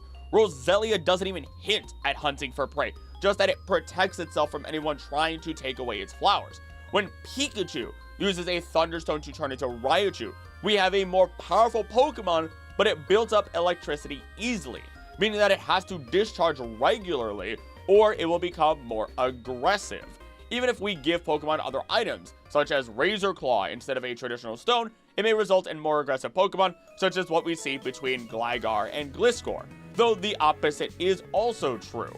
A Reaper Cloth given to Dusclops, a Pokemon that will absorb everything into its body without limit, will become full when given the Reaper Cloth and turn into Dusk Noir. And now it is seemingly a very peaceful Grim Reaper, or form of Fairyman at the very least. Through our understanding of all of these scenarios, we could come to the conclusion that if Togetic were to live long enough, there is the chance, maybe if it lived through an eon of time, that it could turn into Latios or Latias, and a Lightstone just fills it with a different level of power than what it would have gotten by living naturally through time. Of course, this can be completely disproven by saying that their typings are not shared between each other at all, their abilities are not connected to each other at all, but at the same time, it's a very fun theory to explore, and it wouldn't be the first time that a Pokemon could have been something else. We already know that a Pokemon such as Latias was originally designed to be very, very similar to Blaziken, or vice versa for that matter. So who's to say that this wasn't a idea that has been buried in the works? At this point, before we continue, I do want to say thank you so much for watching. If you are enjoying this so far, please make sure that you do subscribe, share the channel with others, and leave a comment in the video. These are the best ways to ensure that you can help a channel grow and boost the reach of a video. So as we go through the theories, counter-argue any of them, add more to it. I love reading the comments, and even if I don't react to them all, I typically read them all, and I appreciate you guys. In addition, if you would like to go the extra mile, please consider becoming a member for as little as $3 a month. By becoming a member, you ensure that this channel stays nice and healthy, as we only have 14,000 subscribers, and I'm only one guy doing the editing, the artwork, the scripting, the recording, you name it, and it would be a great help to the channel in providing stability for the channel itself, as I would then continue to provide you with a slew of quality content as I can. With that though, once again, thank you so much for watching, and on with the video. Shellder is Galarian. This one has plagued my mind, as I cannot find any form of evidence whatsoever that can remotely support this one. We find Shellder in pretty much every other region in relatively the same numbers as any other route, as any other region, and there's no lore stating otherwise from what I can see. And I have gone through, route by route, the ecology of Kanto through Alola. So I'm well versed when it comes to looking through these routes, and again, it's driving me insane. If I even look at Cloyster, yeah, we can only find it in the wild in Unova, Kalos, Kanto, in the Let's Go games that is, Galar, and Paldea, so it's not a theory related to Cloyster at all. The thinnest red line that I can find that might explain where this theory comes from is the idea that within Galar, all you need is the Galarica Wreath to farm Galarian Slowking, where you need a King's Crown in any other part of the world to create a Slowking in general. This theoretically would mean that a traditional Slowking is unnatural, or at least the ones we were first introduced to, while Slowbro, Galarian Slowbro, and Galarian Slowking are all technically naturally occurring Pokemon. This is assuming that eventually there will be enough seeds or their aroma on a Slowpoke's arm or head at some point that it never washes off and attracts a Shellder bite. If this is not the case, then I genuinely have no idea, and maybe you do. Grookey and Rowlet's generation switch. This one, I will also say, holds zero water whatsoever. So allow me to just share info about Rowlet and Grookey regarding their inspirations that strongly tie them to their regions and disproves this idea. Rowlet itself, as you may know, is based on the burrowing owl that went extinct, but not just any burrowing owl. Because when it does evolve into Decidueye as its final form, it is based on the Pueo owl, a common physical form of the Aumakua, ancestral spirits in Hawaiian culture, and I apologize to any people who are Polynesian out there, as I struggle with saying Polynesian words. Or is it Hawaiian words? That, again, I'm a little ignorant when it comes to this, and please correct me. Though it also likely draws inspiration from another extinct owl known as the stilt owl. The only possible argument that could be posed against Rowlet being here in Alola is its Robin Hood inspirations, being that of English folklore. But I would say its extinct real-life counterpart, being so closely tied to Hawaii and its typing, is a much stronger tie. Meanwhile, Grookey, its connection becomes a ton more obvious when we consider Rillaboom and the overall inspiration of not just music, but drumming, and famous drumming in particular, and their ties to the UK. Rillaboom's Gigantamax form appears to draw inspiration from modern rock drummers. Given the UK-inspired setting of Galler and James Turner's British background, Gigantamax Rillaboom's concept may have been influenced by a famous 2007 advertising campaign for Cadbury chocolate in the United Kingdom. This campaign, of course, depicted a gorilla playing the drums to the tune of Phil Collins' In the Air Tonight. Anywho, as such, while the theory was disproved, we learned a lot in a very short amount of time regarding culture and ecological history, so that was fun, for me at least. Deoxys and Staryu are related, the combo creature on the thumbnail itself, and yes, I had a ton of fun drawing that one. These Pokemon are individuals that have a number of abilities or general characteristics that we can use to tie them together. Both have a central core that acts as their true self. This core is known to glow, and we know it houses an official brain for Deoxys. And while neither of them specifically have the Regenerator ability, they can both regenerate the entirety of their bodies as long as their cores stay intact. Interestingly enough, they are also both known to be from space. While there are claims that their move pools are similar as well to tie this theory together, I could not quite find enough matches to agree with that idea. Honestly, even if we look at them, we could always claim that they have the same number of limbs, but that seems pretty useless considering we as humans have the same number of limbs as both of them, technically. But I'd say all of this does hold some level of water. The only thing that detracts from it is knowing that Deoxys was a virus that was hit by a laser and became what it is now.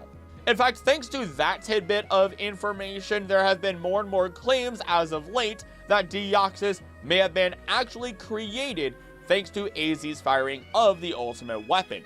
It did release an immense amount of power, and the first firing of the machine did have the power to give life.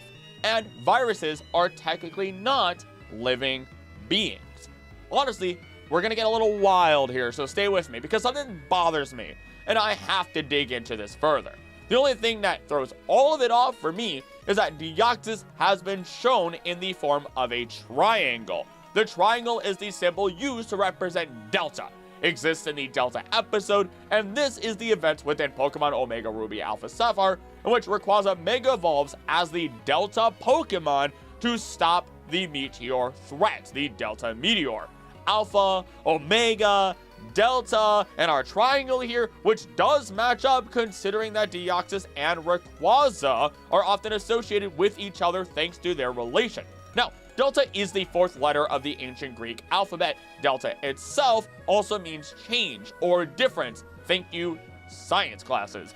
And with Deoxys, it can change into its speed, attack, or defense form, giving it 4 total different forms, and it also matches with deoxyribonucleic acid, DNA Fantastic, Deoxys, you name it, alright?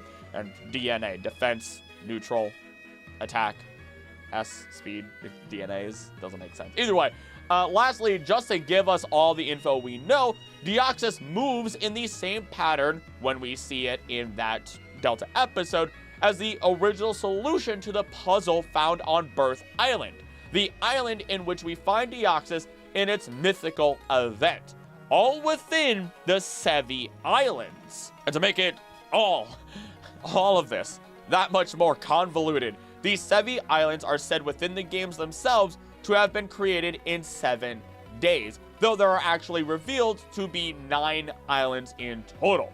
This would be a reference to the 7 days of creation, and with Deoxys existing on an island between 6 and 7, the days in which land animals and humans were created, and then the day of rest, Deoxys is right in between them. Neither land animal nor human, but a virus brought to life that originated from space and born due to random mutation. I'm willing to believe a lot of things regarding Deoxys, willing but not fully committed. It has such a varied relationship while also coming from unknown worlds beyond the stars. A virus is not meant to live without a host. So who or what did this virus originate from? Why was it in the meteor? What was inside that meteor that kept it alive? Either the Pokedex is lying, which the Pokedex has been wrong before, or that meteor could very well itself be alive, or who knows what else. You know, it could very well have come from any of our friends that come from space, including Staryu, making them all potentially related. Maybe there was a tiny little Staryu chunk inside of the meteor, and Deoxys, when it was a virus, didn't need an actual living host, just needed some sort of organic matter to live. I don't know. But Deoxys is so fascinating, and I would love to talk more about Deoxys in the future. But for now, let's move on. Parents complained about Takeshi's Paradise. Takeshi's Paradise, otherwise known as Takeshi no Paradise, literally the same exact thing, is the 9th Japanese ending theme of the original series. Since the ending debuted, it has been used as a part of a running gag in Pokemon this series. Often, Brock will be left to entertain a crowd. It starts well, but he will continue singing this song over and over again because it's the only song I know. And oh my god, I messed that up. At various times, he has received some help in this from his Lombre or Ash's Corphish. Also, as a small note, the basis of my information comes from Bulbapedia. I realized I didn't clarify that. I'm clarifying it now. I can't take credit for every tiny little bit of information, of course. But long story short, through the direct translation, we can find out what the song was actually about. This is because it was never properly translated for English audiences. During the song, Brock calls out saying One-san, though he doesn't have a big sister, so you can imagine where this is already going. The lyrics are otherwise as follows, and I will not sing them, but hopefully I can do his voice without messing it up like I did 3 seconds ago. I fall in love easily. I know, my heart is breaking, spilling and falling. A foothold for my feet isn't there. A frivolous man, they thought I was. The things I did made them laugh at me. Of me I have a dream. Oh, how beautiful that sound of the word. Heartbreak is painful, I know. My heart is weak and withering. Any option but to laugh isn't there. A man who never learns. They thought I was. My clownish ways made them laugh at me. And then it just kind of mostly repeats from there. This is just basically describing Brock's love life as a hopeless romantic that is girl crazy and doesn't know how to talk to women. He is a teenager after all, so, go figure. But now that we know what we're dealing with here, what would have insinuated that there were complaints? Well, there's plenty of imagery of him flirting around and being denied, along with him squiggling with joy every time he says One-san. And while the song debuted at the end of episode 157, it was replaced by the previous ending by episode 163. We can make a number of claims stating it could have been his flirting, but another claim could be that since there was already fear that Brock was an accidental stereotype when the anime came out from Japan to Western audiences, that there would potentially be other offenses being made by having him depicted with maracas and a mustache. There's no official reasoning behind the change that I could find, but all I can say is this. I am Hispanic, specifically Puerto Rican, and while I can't speak for all Hispanics, and while the imagery is more towards Mexican descent, I personally don't really care, personally. Again, being a Hispanic, I don't speak for everybody. It wasn't in a negative light. It's fun, and it's weird to see that Brock and his maracas were even censored in future episodes when he sang his song. If anything, they're making a bigger deal than it needs to be, and give me Brock with his maracas. I love him. Ash's Pikachu is from Sinnoh. While I don't believe this one, it is pretty fun to explore, and it begins with the idea of looking at the Pokeball in which Pikachu is held within, having that little seal of the lightning bolt on it. This lightning bolt, or this seal rather, is something that would have had to come from further generations or a future region, the region of which being Sinnoh, where you can get seals on your Pokeballs. Pikachu is also confirmed to have been a Pichu that was taken care of by a Kangaskhan before everything that happened. It evolved and it arrived back at Oak's lab. Now, Oak is conducting high-energy experiments and may have needed a Pikachu generator of his own, as we've seen a Pikachu generator or backup generator in a Poke Center within the anime. So, maybe he was outsourcing Pichu that he could eventually evolve into Pikachu for his very special generator. Then there's a chance that as Pichu was born and sent over, it left or was with somebody that was supposed to train it up. Either way, it got out and ran away.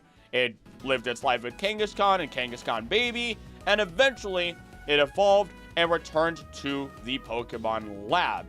And having been a Pokemon that never really received full love and care up until that point by humanity even, it just received it from the Kangaskhan, it either A, never had that bond with humanity, B, feels betrayed by a human it once was with, and that would explain why Pikachu, despite Ash not gaining a badge, would go from not listening and being stubborn to listening so well and building such a strong bond, specifically after Ash risks his life to protect Pikachu from the oncoming Spearow swarm. What also adds to this to some capacity is that Brock is aiming throughout the first episode, or the first series for that matter, at becoming a Pokemon breeder, something that we otherwise do not see throughout Kanto at all originally, insinuating that it was something that was not established within the region. And finally, Pichu are not found in the wild at all. Assuming all of this would actually line up, then the possibility comes down to this. Oak needed a specifically bred Pikachu to help with his duties. Every Pikachu is placed into a specially sealed Pokeball with a lightning bolt on it. Oak gets some Pichu, one escapes into the wild, and this Pichu lives amongst the Kangaskhan until eventually it evolves into Pikachu and comes back to the lab. The only problem now is that this Pikachu is more experienced, and even if it isn't out of the level range for a trainer without a badge to lead, the Pikachu may not want to really be with another trainer or person at all, having lost its trainers. Especially since Ash is a bit arrogant and demanding early in the series, this makes the relationship more strained. He's a kid, he eventually learns, so not really a big deal. But in the end, Ash again proves that he cares for Pikachu by protecting him, thus turning Pikachu into a true ally. And while I don't believe in this theory itself, I can understand all the evidence that might lean towards understanding the possibility of it. Only one Team Rainbow Rocket. This makes perfect sense to me. Giovanni wins in his universe, and we know this because he even states how us battling him in Ultra Sun, Ultra Moon made him feel weirdly nostalgic, but he can't quite remember why. This means that he did have that fateful showdown with Pokemon Trainer Red, but Giovanni won, meaning that he was able to take control of Mewtwo, rule over Kanto, Johto, and even go beyond. He would turn the world into his own personal empire with Mewtwo at his side, a Pokemon that would be stronger than anything found in nature.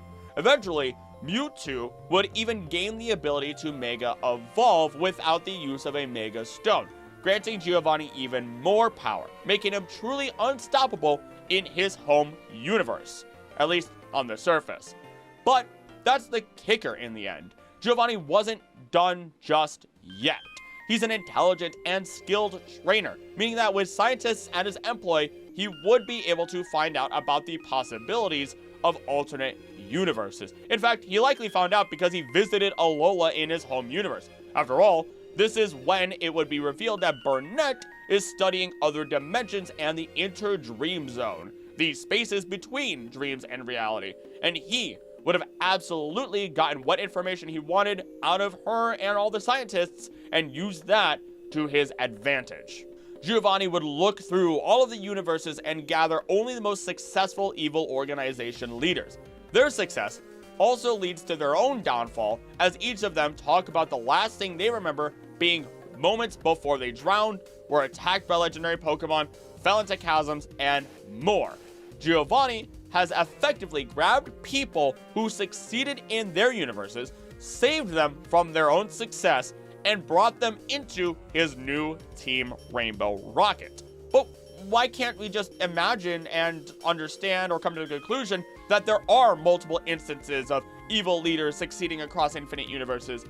Why could there only be one Rainbow Rocket? And I say it's because Celebi itself intervened, and we have actual proof of this. The Time Guardian that fixes time anomalies and intervened during the time in which Team Rocket was calling out for Giovanni to return.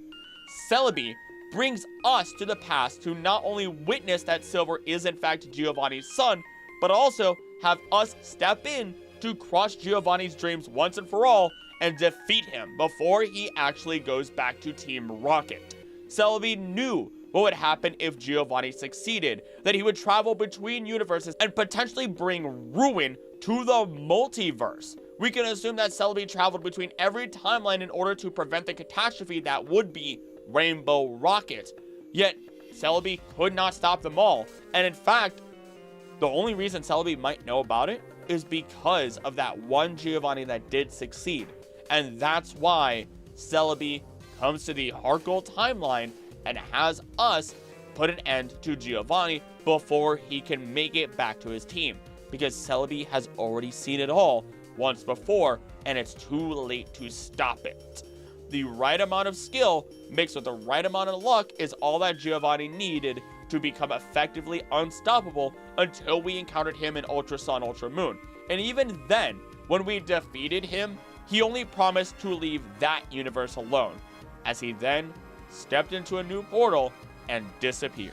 The Unown and Ultra Beasts connection. If you've seen the previous Iceberg, you might remember how in the third movie, we have a character named Molly, who has her father reading her book. In that book, we are told about a Pokemon sun god shining over a region with hibiscus flowers, which of course can all allude to Solgaleo and Hawaii. But what if it goes even further? Because in the storybook that is said to be about legendary Pokemon, we see a number of other creatures or beings. Some people have claimed that in a fly-by-second, as the storybook turns, that we have Xurkitree, or a lady riding upon Xurkitree. Though it's just a spiky black and white mass being ridden by someone, it seems like it's just a creature covered in an aura, as it is being ridden by some sort of princess into an icy land. The next page, because I wanted to look to them all, it's a bit fairy-like in its design overall and its scenery, so maybe that could allude to the idea of fairy kings, fairy Pokemon, you name it. We then have the sun page, and then a monk in front of a page that depicts a mass of unknown in formation. And it kind of looks like how I would expect a Mega Unknown to look like. It's a bit reminiscent of how our Be Not Afraid angels look, and then the last page just depicts a more majestic looking Entei. I cannot reasonably agree that I see any Ultra Beasts here other than our OG Solgaleo, but what I can understand and relatively agree with is the potential that Unown are opening up Ultra Wormholes or may potentially have relation to Ultra Beasts thanks to the effect and how they react to Molly and her father. Regarding Hale, her father, he claims he's been studying Unown for quite some time, but seems to be lacking a number of memories regarding them after all of his traveling between realms of existence. This is often synonymous with fallers, people who have traveled through ultra wormholes, and after some time between universes, they lose their memories, but don't lose their skills or abilities. And he may have alternatively gone quiet as to not remind Molly of her mother, who is no longer with them, and send her into a spiraling panic attack or depression, you name it. Now, the final piece that you could say adds to this theory is that during an interaction with tiles in the movie, Molly could not get them to activate immediately, but Hale's touch immediately causes them to react. This could be seen as something akin to the Ultra energy that lingers on people who travel through Ultra space, the same energy that attracts Ultra Beasts to them and stays on them forever, that we know of at the very least. Now, do I think This was all planned so far ahead of time, and Game Freak, Nintendo, you name it, went big brain on this whole thing? Absolutely not. But what this all could mean is that the Pokemon Company in the modern day is continually looking at the past for small details that they can expand on from the movies, the anime, the games, the games or the manga, you name it, right? And if they are, then great. That's exactly what I love to see in writing. It's not rewriting things or retconning things, it's adding fun references to the past through these thin lines and blowing them up to much greater expanses, I suppose. We haven't seen what the rest of these pages may represent, but I am interested in keeping my eye out to see if we find any more connections in the future. This is also why I like to mix the canons of Pokemon a little bit between the manga, the anime, and the games, because we can always find a little bit of information that might support things in the future, or theories, ideas, you name it. And if we can, then that's just better for us. We've found those thin lines that are true or support greater theories with that logic. Lost rarest shiny Pokemon toy. I want to talk about this one, but other than the image that is provided as part of the Iceberg, it is nigh on impossible to find this on the internet whatsoever. It seems like a red Geodude. I don't know, don't get me wrong, any shiny toy can be incredibly rare and then be lost. It is what it is. I just don't understand what makes this one in particular so special. So if you know, please let me know, because it bothers me a little bit. Berserk Gene was a pre-ability ability. This one also makes perfect sense. The Berserk Gene is something I have not talked about since I actually made my video talking about the lore and mechanics of every single hold item in Pokemon, and yes, hold item, not held item. There is oddly a difference. Just ignore it for now. The Berserk Gene, otherwise known as the Destructive Gene, is a type of consumable held item exclusive to the Generation 2 games. It is heavily associated with Mewtwo. It confuses the holder for a duration of 256 turns and raises its attack by 2 stages as soon as it enters battle. It is consumed upon use. The Berserk Gene is consumed even if the holder is already confused or already has +6 attack stages when it enters battle, such as if it was due to Baton Pass. If a confused Pokemon is switched out and replaced by a Pokemon holding a Berserk Gene, the holder will be confused for the remaining duration of the first Pokemon's confusion, rather than for 256 turns. In the game data of Pokemon Gold, Silver, and Crystal, Mewtwo is defined to always hold a Berserk Gene when encountered in the wild. However, Mewtwo cannot be encountered in the wild in these games, so this data is unused. And even if Mewtwo could be encountered in the wild, the Berserk Gene would be consumed immediately, so the player would not be able to obtain a Berserk Gene from a wild Mewtwo. Considering that, in lore, Mewtwo woke up from being put into a slumber that was meant to wipe its memory, we can understand why this gene works the way that it does. This is comparable to any confused person or animal that doesn't know where it is or what is happening and is scared, resulting in them lashing out. It's an item that you can never actually have, and as such can be considered an ability of sorts, thanks to it originating with Mewtwo. The first ability, the Berserk Gene. Porygon 2 became Deoxys. Once again, a real left field theory, and while I don't believe it, I can see the connections. Porygon 2's evolution from Porygon was the result of it being upgraded from the most cutting-edge technology available. It was upgraded to work in space for planetary development reasons, although its inability to fly limits this ability. It is artificially intelligent and capable of learning new behaviors on its own, including information it does not need to know. It can also speak a strange language only other Porygon 2 can understand. Fantastic, the robots are getting ready to rise up. Exactly what we needed. Always make sure to say thank you to your Googles and your Alexas. As a result, though, it will sometimes perform motions or abilities that are not in its programming. It is generally found in computers or in labs and other buildings working with people. It can survive in a space vacuum, though cannot move very well in zero gravity. Now, without having to reread all the info on Deoxys, we can come to the same conclusions. Similar color scheme, Porygon 2 is technically not a living creature, as it originates from digital space and comes into our reality. And of course, you can associate viruses with technology. But before we move on, I would like to see a version of Porygon where it does actually evolve into Porygon 3 instead of Z, you know, rather than, you know, being this mess. Have it be a properly upgraded version, a Porygon 3 or some sort of Porygon Prime, even, if you would. I don't know what type of Pokemon it could be, but I'd like to believe I'm not the only one waiting for Porygon to receive its justice in its lore. Celestica and Draconid are the same tribe. Alright, I would explain this and anything else related to the Celestica or Draconid people, but I have 2 videos that dig incredibly deep into both of these groups of people. One is called The Divine Truth, and the other one is How the Draconids Control the World.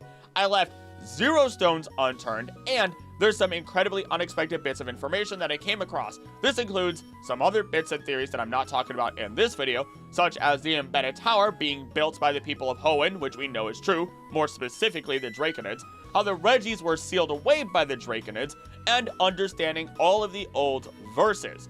It takes me actual hours to fully explain and explore all of those concepts and so much more, and you should definitely go watch those videos if you want to learn about this theory in its full.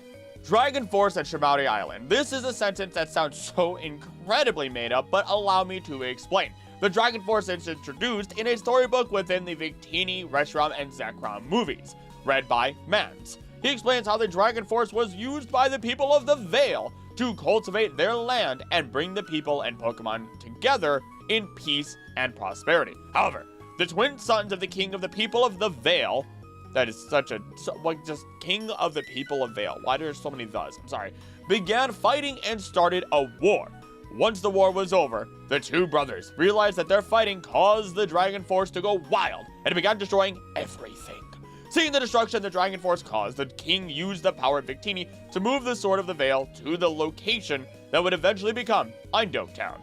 This managed to keep the Dragon Force under control, but the king died from exhaustion soon after and accidentally left Victini trapped inside of the Sword of the Vale's barrier. Guys, you're coming back for me, right? I'm not going to be stuck in the sword for the rest of eternity, right? Years later, Damon, in his attempts to restore the land his people once lived in, took control of the Sword of the Vale and attempted to move it back to its previous location. With the plug keeping the Dragon Force in control taken out, it began to go wild once more. Regretting his actions, Damon, with the help of Ash and Victini, managed to stop the Dragon Force by absorbing it into the Sword of the Vale and then redirecting its power into space. Oh, poor Deoxys. Why any Pokemon that lives in space needs to watch out. Humanity is moving meteors, sending ultimate weapon beams, and shooting out Dragon Force beams into the universe. No wonder Pokemon keep coming to the planet and trying to kill us at this point. The Dragon Force is based on dragon veins, a concept in Feng Shui, oh my goodness, I'm embarrassed, referring to the channels of energy that flow beneath the terrain. What this might also mean is that when we look at the basis for life through the elements, that dragon may actually be one of them. You might be familiar with earth, fire, water, air, the avatar, you name it. If you look at other cultures, mainly Eastern cultures, you may find that nature or wood is an element, lightning is another, or in this case, within the Pokemon world, we find dragon as a potential basis of life. It is an ancient typing, and there are Pokemon that used to be dragon types, so it makes some level of sense. But how about we look into Shimauti Island, then bring it together? Now, I've talked about it before, but as a reminder, Shimauti Island, otherwise known as Earthia Island, Arsha Island, and Asia Island. Wow. We have Asia, India, we have a Southern American continent that I can't remember off the top of my head. There's just a mixture of all these real worlds within the Pokemon world. Either way, Shimauti Island is one of the Orange Islands. As depicted in The Power of One, the movie, Shimauti and its surrounding isles, Fire Island, Ice Island, and Lightning Island, are connected to the balance of nature via the legendary Pokemon Articuno, Moltres, and Zapdos, and their mediator, Lugia. Every year, Shimauti Island holds the annual Legend Festival. For centuries, the locals have performed a ceremony honoring the prophesied Chosen One that would tame the birds of legend should they release their might upon the world. the locals dress up in their traditional attire, apparently for historical purposes, but some in the younger generation attribute the preservation effort to the results of tourism in the area. According to Professor Oak, ancient writings from many different cultures name the area around this region as the source of all the waters of the world and perhaps life itself. So maybe, Kyogre was dropped right here, a little airdrop, boop, for when he started. Either way, when the 3 orbs that are safeguarded on each of the islands are removed from their perfect place, there is incredible turmoil and destruction on each of the islands and the surrounding area. Now, what I pose is this. Instead of it being a dragon force, these are simply the other forces acting without control. If you've ever played the game Golden Sun, we find something incredibly similar, for within a temple there are 4 artifacts that represent the 4 elements, and when those elements are removed, magic is unleashed in an incredible and dangerous amount. This magic causes people to unlock abilities, further their abilities, for tree ents to become enraged and turn an entire village of people into trees, and even for waters to be filled with life-saving energy. The raw power of the elements is something that is not good nor evil. It is just energy, and how that energy is used is up to the planet and the creatures upon it. It may result in destruction, it may result in life, or anything and everything in between for that matter. This is what we see and understand with the Dragon Force and the Shimouti Island treasures. I do not believe they are the same energy, but rather other branches of the basis of life in the Pokemon world. Paldea has a dead league. This is not to say, oh no, all of the gym leaders in the Elite Four, the champion, are actually dead. Oh god, and they've all been replaced. No, but rather that the entire league as a whole is not necessarily active. This one actually makes sense to me as well, and to prove this, we can start with each of our gym leaders. Katie, the bug gym leader, simply runs a bakery, though that bakery is known throughout all of Paldea for its goods. Brassius is the definition of a starving artist on the surface, but it turns out he had gotten incredibly sick and is just getting back on his feet. Iono is a streamer who we have yet to see the full influence of, but we can assume that she does well, considering her entire city, Levincia, is covered in ads, literally everywhere you walk. Though that might also insinuate that she might be desperate for more money and she's putting ads wherever she can. Kofu runs a restaurant, and those are always labors of love. The money that you get out from it is the money that you pour back into it, day by day. Larry is a businessman, a gym leader, and one of the Elite Four. He is by far the most maddeningly overworked individual in any Pokemon game. Rhyme took over as gym leader when her twin Time left and became a teacher at the academy. Meanwhile, Rhyme herself is said to be world famous in the rap scene, also one of the best gym leaders out there, just saying. Tulip manages multiple upstarting businesses while being a model, and Grusha had to retire from being the second best snowboarder in the entire world after an injury he could not recover from. This is arguably the most job-centric league that we have ever had, where their jobs are unrelated to their roles as gym leaders. As we move away and into the Elite Four, we have Larry again, Hassel, who is an art teacher at the academy, Rika, who is the assistant to the champion, and Poppy, who is considered one of the strongest trainers in the region despite being a child. Though I will admit, there is an important distinction throughout all of the games that the strongest or most skilled trainers are separate people. Meaning Poppy is essentially the human form of a Tinkaton, which is really funny considering she does have a Tinkaton as her ace. Then finally we have Gita, who is stated to be a champion mightier than any other. Cynthia and the fan base have a lot of problems with that one. But joking aside, that is again related directly to potentially strength, I assume. She also has a more hands-on approach, even inspecting every one of the gym leaders personally to ensure quality and improvement until she tells us to go do it for her. Each of the league members have their own opinion of her management style, of course, but that is fairly irrelevant to this conversation. We also know that Nemona far excels Gita in terms of being a Pokemon trainer, which will bring me to something that I need to debunk right here before we continue. We are told that we are one of the champions, and that is something that most people are not used to hearing. You are a champion, not the champion. Even back in the early days of Pokemon, that was originally the case. We are informed in Pokemon Let's Go that they recently changed the rules before we attempted our championship, and how originally it was just the Elite Four without a final test of fighting against a champion. In addition to this, we have knowledge of people becoming champions in different regions, but not staying to reign as the champion, meaning there are far more top-level trainers out there. This in turn allows us to debunk this specifically as a reason for why the Paldea League may be dead. What's interesting about Geeta is that she is not only called the top champion, but she also serves a role as a chairwoman of the Pokemon League. This is vastly different when compared to every other region, because the Pokemon League is typically considered an entity that organizes the actual battle leagues within any given region. This just means we have stuffy businessmen telling the gyms, Elite Four, and Champion how to function, or even if they are allowed to form a proper regional league.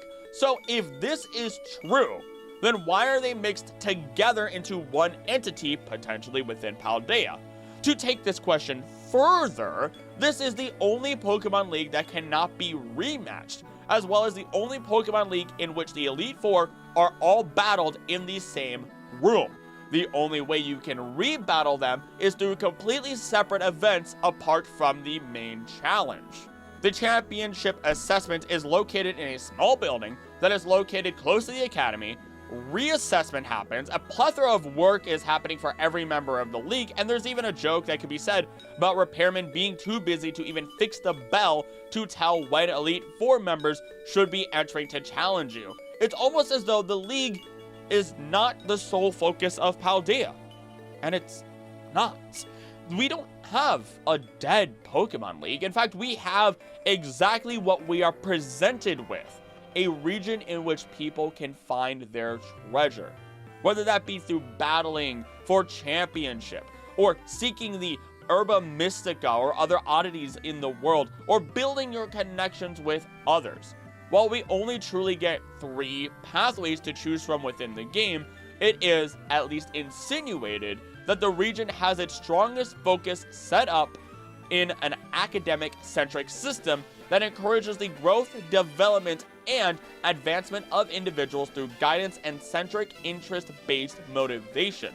In other words, if you want it, they give you the tools and you go to reach your goal with your own discipline and motivation. And who knows, by the end of it all, you may or may not get what your goal is. You might find new goals that will make you feel whole and happy anyway, and that will be your treasure. And honestly, that's life, baby. That's how it works. I didn't mean to swear there. Hoopa knows Emerald is a unique. This is a weird one, but follow with me. Emerald is a boy from the Pokemon Adventures manga, and while I'm not going to dig hard into all that background lore here, I am going to bring the most important and relevant pieces of intention forward. Emerald created a toy gun that fires compressed pellets of dirt or sand that he has gathered from the original homes of all Pokemon. That fact should already be, throwing you through a loop. But it gets better, because the major location in which Emerald finds his soil from is from Faraway Island, the home of Mew itself. This means that Emerald is using soil from the birthplace of all, quote-unquote, Pokemon. And rather than hurt any of them, this actually pacifies Pokemon as it reminds them of their home instinctively through scent. Hoopa suddenly appears one day before Emerald. The reason for this is still unknown as of this day, but there are some incredibly important details that happen here. The biggest of them all is that Hoopa is not pacified by the soil at all. Now, we know that not every Pokemon is actually a descendant of Mew. Arceus isn't, nor are the Origin Pokemon or the Lake Guardian, amongst many, many other Pokemon. And whether a Pokemon is legendary or mythical is not a factor that decides whether or not they are a descendant of Mew. It's simply where they are derived from, who created them in the end. This would effectively mean that since the pellet did not work, Hoopa is not born of Mew, and Emerald may be an individual able to prove that this is the case. In fact, Emerald with the use of that funny little tool of his, would be able to determine the birthplace of any singular Pokemon and find out if they are or are not descendants of Mew without DNA testing, without any sort of genetic testing, without even having to use any sort of scientific formula or anything. It's just shoot them with the pellet. Did they calm down? Then they are a descendant of Mew. If they did not, then where did they come from? This would unlock understanding of the Pokemon world as a whole, Pokemon genetics and more, and somehow Emerald knows about this, and somehow Hoopa is recognizing this, meaning that Hoopa understands Emerald has so much more to him than anybody else ever would know. This is the only explanation that I can actually come up with because the theory title itself is such a vague statement, I will admit. We don't even have a confirmed home of Emerald, so I can't even dig into his homeland to find additional answers, meaning we've discussed everything we can, but at the same time, what if Emerald himself may be a direct descendant of Mew? I mean, we know that humanity as a whole and Pokemon used to be one singular being. Maybe Emerald knows this instinctively. Maybe there's so many different questions that I'm not going to explore right here and now, and instead, I'm going to be covering more of the manga within the next 2 videos, maybe 3 videos, we shall see. So be excited, go listen to my complete coverage of the Red Arc. It has a full synopsis, examples, and it's basically me reading the story while also giving my first real reactions to it. And the manga is by far one of the best ways to experience Pokemon, as it has revived a number of different things that excite me within the world and brought out a lot of questions. So, with that, let's move on to the next theory, being that Team Rocket breaks the timeline. This is directly referencing the anime, not the games. This is also not related to directly breaking timelines to my knowledge, though they've almost done that a number of times thanks to other evil organizations who are also getting involved with their hijinks. Despite this conclusion, I cannot find a single instance in which they truly mess up the timeline more than Ash has through not aging, but also traveling between all the different regions and still having their entire collection of Pokemon. Everyone kind of breaks the idea of time in the anime. It's not much to talk about unless I am missing something major I don't know about. Again, as always, if I don't know, let me know. Digimon is canon in the Spanish dub. This one is short and sweet, as Hunter J in the Diamond and Pearl anime calls her henchmen useless, that there's nothing left to do here, and for them to go to Digimon. We get another instance where Meowth is trying to distract a Scrafty and yells out essentially saying the horrors from Digimon are here. It's so dumb, but it puts a big old smile on me because it just, considering the history of both franchises throughout all these years, it's fun. It's not actually canonical, but it's fun to talk about as a small piece of media that people might not even know about, and you could just sit around the campfire and be like, did you know that Digimon is canon in the Spanish dub of Pokemon? And then you tell them, and then you jump onto another story. I don't know. Your Pokemon can sense red. The final piece to this part of the iceberg before we get into the absolute bottom of this whole thing. In Pokemon Heart Gold Soul Silver, your Pokemon can follow behind you. Not only that, but you can interact with them and see how they're feeling. Depending on the location, their health, how much they like you, and what Pokemon they are, they have different interactions or flavor text that can occur. This is where lots of memes are born through art, as people have drawn Lucario suddenly giving you a hug, only for you to be stabbed by the spike on its chest, or for Dialga to do the same and crush you. Their emotions are stated if they feel anything. They say if they're doing something like crying out or intimidating your foe despite not being in battle. Maybe your Pokemon is staring into the water. But when you are walking up Mount Silver, long before you even reach Red, and you are traveling through the caves leading up to him, your Pokemon have 3 different possible altered moods that are specific to this location. Charizard blew out a plume of fire and looked eager. Pikachu is trembling with eagerness, and Snorlax is feeling eager. These interactions can occur again at any point, any location within the caves as a whole, and you might think these interactions may typically only be reserved for when you are nearing an encounter with a special legendary Pokemon, but that is not the case, because while we do find Moltres in this mountain, here's the kicker. There's other locations that we can look at and find that there's no interactions, or the unique interactions don't involve these Pokemon. Whirl Islands with Lugia does not produce a new interaction. Interactions at the bell tower just talk about Ho-Oh having fun shaking the tower with their voice or looking to the sky and shouting. Seafoam Islands with Articuno has nothing. And then we have the Pichu line at the Kanto power plant who become so happy that they dance, probably because of all the extra electricity there, but it's unrelated to Zapdos. These are all very unique encounters, and what makes this even more fun is that when we look at the Pokemon who have these special interactions in the Mount Silver Caves, again, it's Charizard, Pikachu, and Snorlax. 3 Pokemon that Red has on his team and are heavily associated with him. It's almost as though your own Pokemon are thoroughly aware of the legendary status of Red and the Pokemon that he shares with you, as though they are aware of his Pokemon's legendary status within the world, a bond that supersedes time, just like our own feelings of awe regarding Red. They know what is coming long before you do, and they're ready. Master Ball not mass-produced due to ethics, and yes, this is the case. Now, the Master Ball is a ball that is said to absolutely 100% ensure capture of any given Pokemon. We know that this is not actually the case, considering we've seen many Pokemon either eat a Master Ball or destroy a Master Ball for that matter. Though, what is interesting is the idea that let's assume that they can ensure capture if the Pokemon is at least knocked out or isn't expecting it. The ethics of that is horrid, because that means that you're able to capture literally every single Pokemon in the world and keep them within this one ball, never to release them. Though, there is one kicker to this, and it's catching a Pokemon does not mean that they are automatically your friend. You've only captured them. There's the chance that you could adjust the Master Ball even more to mess with the mind of a Pokemon, which is what Team Rocket would do anyway, or any other evil organization.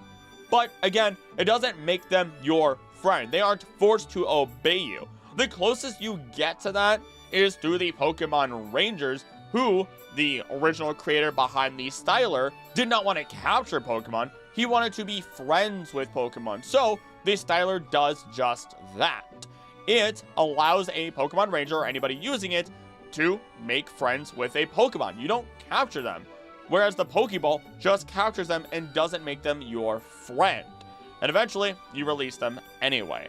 So while a Master Ball was not mass-produced due to the ethics of basically forcing a Pokemon to stay in a small prison until you release them, at least we would know that in a universe where if that were to happen, everything would be okay in the long run, unless, you know, the Pokeballs never break down and the Pokemon can never actually escape. Blue joined Team Rocket. Yet another conspiracy theory, but a fun one that is at least semi-believable. Our wonderful rival, the legendary Blue, the person who somehow always manages to stay one step ahead of us at some point, joined Team Rocket. We start by looking at Nugget Bridge, a place where after dealing, or rather defeating, a number of trainers, we are asked if we would like to join Team Rocket. We deny and move on with our lives after the battle, though this is not to say that Blue did the same. When we see him, before we go across the bridge, he comes to us from the other side of the bridge and says nothing about the Team Rocket individual, and what's most interesting is that throughout the battles we have with him, we see him gain a number of different Pokemon, but it is here in Cerulean City that he gains a Rattata, a standard issue Pokemon for Team Rocket members. Blue could have been offered this position and taken it out of curiosity. He could have done it for that promise of power. He could have done it because he wanted to have a backhanded way of fighting against Team Rocket when the time came, allowing him to have been on the inside already. I, personally, doubt that Blue would have joined due to nefarious feelings and that this was all part of a strategy. After all, Blue has always been depicted to be just as, if not more, intelligent than Red. It's just that at the end of the day, Red was able to learn from Blue and reach a singular inch further and claim the championship title. I, of course, am primarily referencing the Pokemon manga here, but it holds water. As we continue to look at when we encounter Blue throughout the game, we see him on the SS Anne, where there are no Team Rocket members, yet in every single other instance and every other version of this ship's appearance, Team Rocket is using it as part of their evil plans. Whether that be smuggling Pokemon, taking the ship over in general, you name it. Instead, it's just Blue, his Raticate, and then a member of the International Police. And he does specifically state he's tracking down Team Rocket. After this battle, we don't see the Raticate anymore, as the next battle is in the Pokemon Tower, the place where Pokemon are buried. Your knee-jerk reaction is to say that his Raticate died. I instead bring a new theory to light. Blue was genuinely a part of Team Rocket, and with his power, he was supposed to take over the SS Anne, but decided against it. He was given the mission, and he immediately knew that he would not be following through on his given plan. But he would say that he did, or that he failed, and follow other members of Team Rocket to Pokemon Tower and any other additional locations that we find them. Because for some reason, no matter where we go to find Team Rocket, we find Blue there already. And that includes our encounter at Silphco. This encounter within Silphco is arguably the most interesting of them all because Blue states, word for word, "Oh, so you are ready for Boss Rocket." Of course, alluding to Giovanni himself. Why would he call Giovanni Boss Rocket? Why would he bother keeping it secret? Why would he challenge us in such a key moment? Why is he aware of the boss being up ahead? It's all because Blue knew all along that the boss would be here. All because Blue was essentially a double agent on the inside. If we had lost the battle, Blue theoretically would have healed up his Pokemon and walked into the room ahead to take on Giovanni himself. But we won, catching Blue by surprise and allowing us to face Giovanni instead as per our storyline. I've always functioned on the idea that Blue, or Gary Oak, whoever you really want them to be called, has been consistent. They're intelligent, incredibly skilled, but so arrogant that they are rigid in their thinking, and that is the primary reason behind why they lose any given battle early on. He sees himself as above others in terms of skill, but he never sees himself as above others in terms of life itself. In the end, he does care about people and shows respect to others where it matters most. If we apply that to every situation, we can find that it is entirely possible that Blue joined Team Rocket as a double agent to try and take it down from the inside from the very second that he heard about it. The first dead faller. We get to talk about fallers one last time within the entirety of this iceberg, so let's remind us both what's going on with them. Humans that have been passed through an ultra wormhole, such as Annabelle or the player in Alola, have something changed about them. These individuals being labeled as fallers by the International Police. As a result of being exposed to large amounts of energy that pours from ultra wormholes, ultra beasts that find themselves in the same world as a faller will relentlessly hunt them down, seemingly smelling or sensing the residual energy and coming to the conclusion an ultra wormhole awaits to take them home. This residual energy appears to be the same type of energy that Totem Pokemon and Z-moves use, Z-Power. Because of a faller's effective ability to lure beasts, or ultra beasts, the International Police utilizes fallers, typically without their knowledge, as bait to destroy the ultra beast. Examples of this include an unnamed female faller who accompanied Looker and Nanu on a mission 10 years ago prior to the events of Pokemon Sun and Moon, before the duo found Annabelle. This event had led the woman into losing her life from the ultra beast. During the Looker episode, Annabelle has been used to lure away each ultra beast during any given mission. Annabelle eventually gets worn out, and Looker misdirects her in hopes of preventing the same disaster that happened 10 years prior. Aware of the scenario, Looker asks the player to help in catching the ultra beasts. The list of people who have been confirmed as fallers within all forms of media are as follows: Annabelle, Elio/Celine, which is main character, Guzma, Lily, Lusamine, Mon, and then in other media, we have Annabelle again, Guzma, Liza from, Tate and Liza, who has a Celesteela, Lucamine, Professor Willow, Sun, and Moon from Pokemon Adventures. And I will note that the following is the case with Liza, as per Bulbapedia. Liza is not seen owning a Celesteela outside of the Pokemon Masters game, though the pair may reference Tanabata, an annual celebration in Japan occurring every summer, also known as the Star Festival. Celesteela may reference the bamboo trees to which people attach notes with handwritten wishes on them during Tanabata, and Celesteela's dex entry comes from the Pokemon Ultra Sun entry. As such, all these individuals can theoretically be confirmed to not be the fallen or the dead faller. Nevertheless, the international police has caused the death of an individual, but who could that individual have been? The only other bits of information that we can pull from is that she was likely eaten by a Guzzlord, and she wasn't trained for combat. Otherwise, we have no real leads, but we can always speculate, can't we? What if we said that she wasn't trained for combat under the international police, but wasn't a helpless individual? Because within the Sun and Moon games, there's one person that feels like we're truly missing them from the franchise. We get to meet Red and Blue here in Alola after all these years, grown up, but no Green. We get to finally see her in Pokemon Let's Go Pikachu and Eevee games, and she is shown to be a skilled trainer similar to Red and Blue, but she is otherwise entirely absent. With a number of these threads lining up, we can see that there's the chance that Red and Blue specifically became the bosses of the Battle Tower in Alola due to their connections with their lost friend Green. 17 years in real life passed between the events of Generation 1 and Gen 7 in which Alola takes place.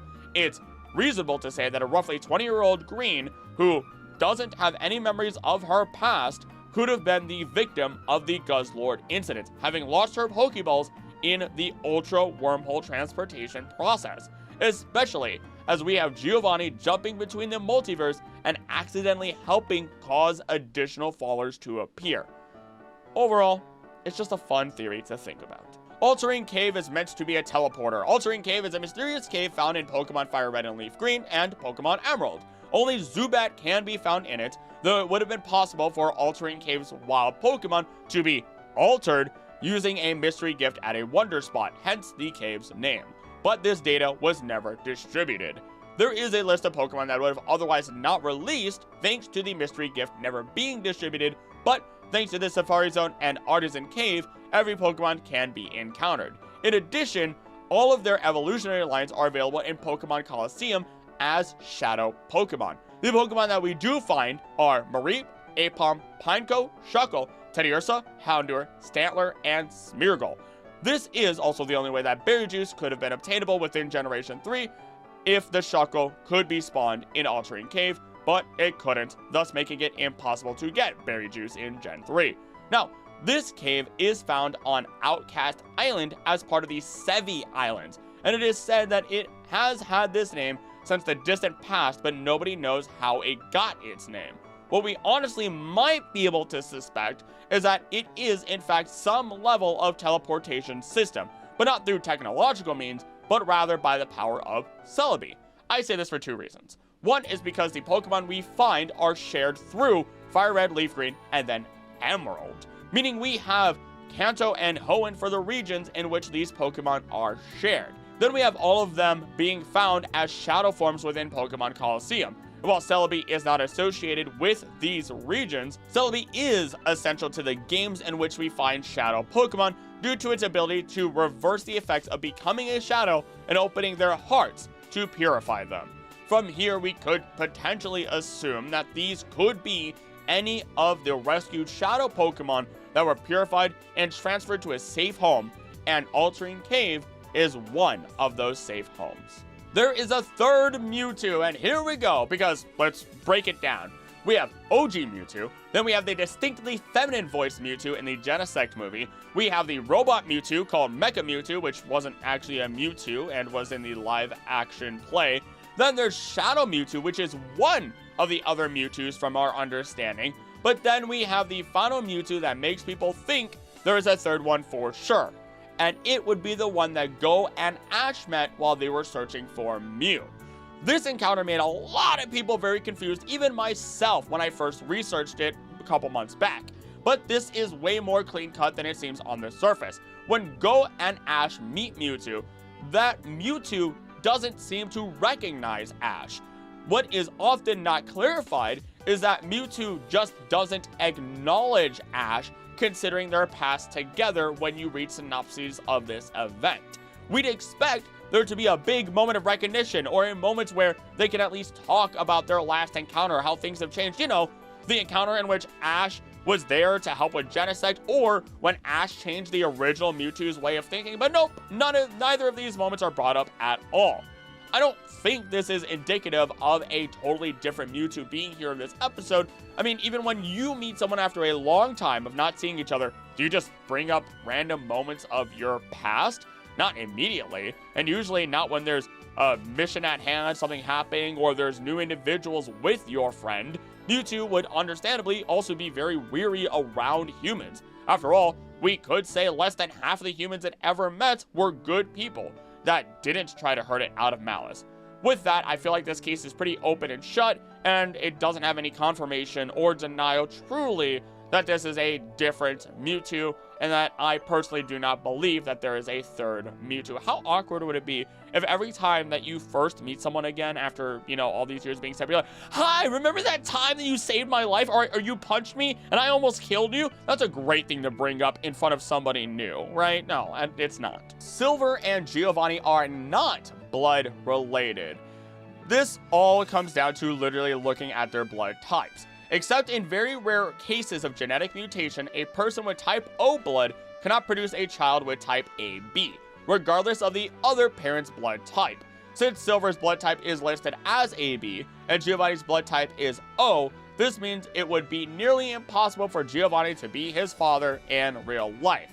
Nearly impossible. But those are statements within the manga and may have been a mistake. I'm also going to piggyback on this one immediately, because this is a short one, onto another theory that is later down the line, saying that Giovanni might instead be Jesse's father. Because it is always said, Giovanni has a red-headed child. And sure, we do have confirmation that Silver is Giovanni's child, but what if that wasn't the case, is what this theory posed, and the red-headed child, and how much Giovanni seems to continually give Jessie chances over and over again alongside the rest of the anime Team Rocket, that with Jessie being a redhead, that she in fact may have been the child of Giovanni. I don't really believe this one at all, but I also just couldn't ignore it. It poses upon tiny little details, and that's why it's so deep into this iceberg. Diglett was the first Pokemon. According to lead designer Ken Sugimori, Rhydon was the first Pokemon ever designed. However, in the Heihachi City Game Freak office in Sun and Moon, if you bring Shigeki Morimoto a Diglett with the Game Boy origin mark, he will tell you that he drew Diglett when he was a child. You know Diglett, right? It's actually basically just a character that I had made up when I was a little kid. I even drew up a flipbook featuring it then. Simply put, Diglett was the first Pokemon ever drawn, but not the first Pokemon ever officially designed. Mystery Dungeon takes place in a Rainbow Rocket universe. While I don't necessarily believe this, we could see exactly how this is possible. The Mystery Dungeon planet is said only to be inhabited by Pokemon, or at least has been referenced as once before. It is unknown how true it actually is, especially as Mewtwo does exist within the Mystery Dungeon universe, meaning that there had to have been some level of humanity to create it, and there are a number of structures that Pokemon reside in that are human-made structures, in addition to the numerous different Pokemon that are man-made Pokemon that would not exist without them. Then if we look at Giovanni and Team Rocket, we could say it's unlikely that they would allow an entire planet of Pokemon that are intelligent enough to build structures and have currency to live freely. But there are possibilities, and we can see where this through line is, which makes me believe it a little bit more as we go along. Giovanni, in the Pokemon Adventures manga, had revealed that he was collecting rare Pokemon to train within Viridian Forest. These Pokemon included a Dratini and a Rhydon, neither of which are native to the forest. In addition, the Dratini was definitely more pensive, weary, scared, you name it, while the Rhydon, amongst other Pokemon that were found there, were far more aggressive. And this is where we would find the most plausible support for this theory. With a divided Pokemon, one side not wanting to train up and be combative, while the other side is built to be aggressive, we can find turmoil and discourse amongst the groups of Pokemon being brought in by Giovanni. Eventually, let's say Giovanni wins in his plan for domination of his planet. He would only make more sections for Pokemon to be trained up and strengthened according to his goals. But the more Pokemon you introduce, the more problems he will begin to have with his plans. Pokemon that don't respect his authority, Pokemon that will not stand up for the abuse, and Pokemon that will retaliate at any given notice. We can look at Pokemon such as Tyranitar or Gyarados, who are incredible destructive forces and often run rampant, destroy everything and attacking everyone in their rampage, no matter if you are friend or foe.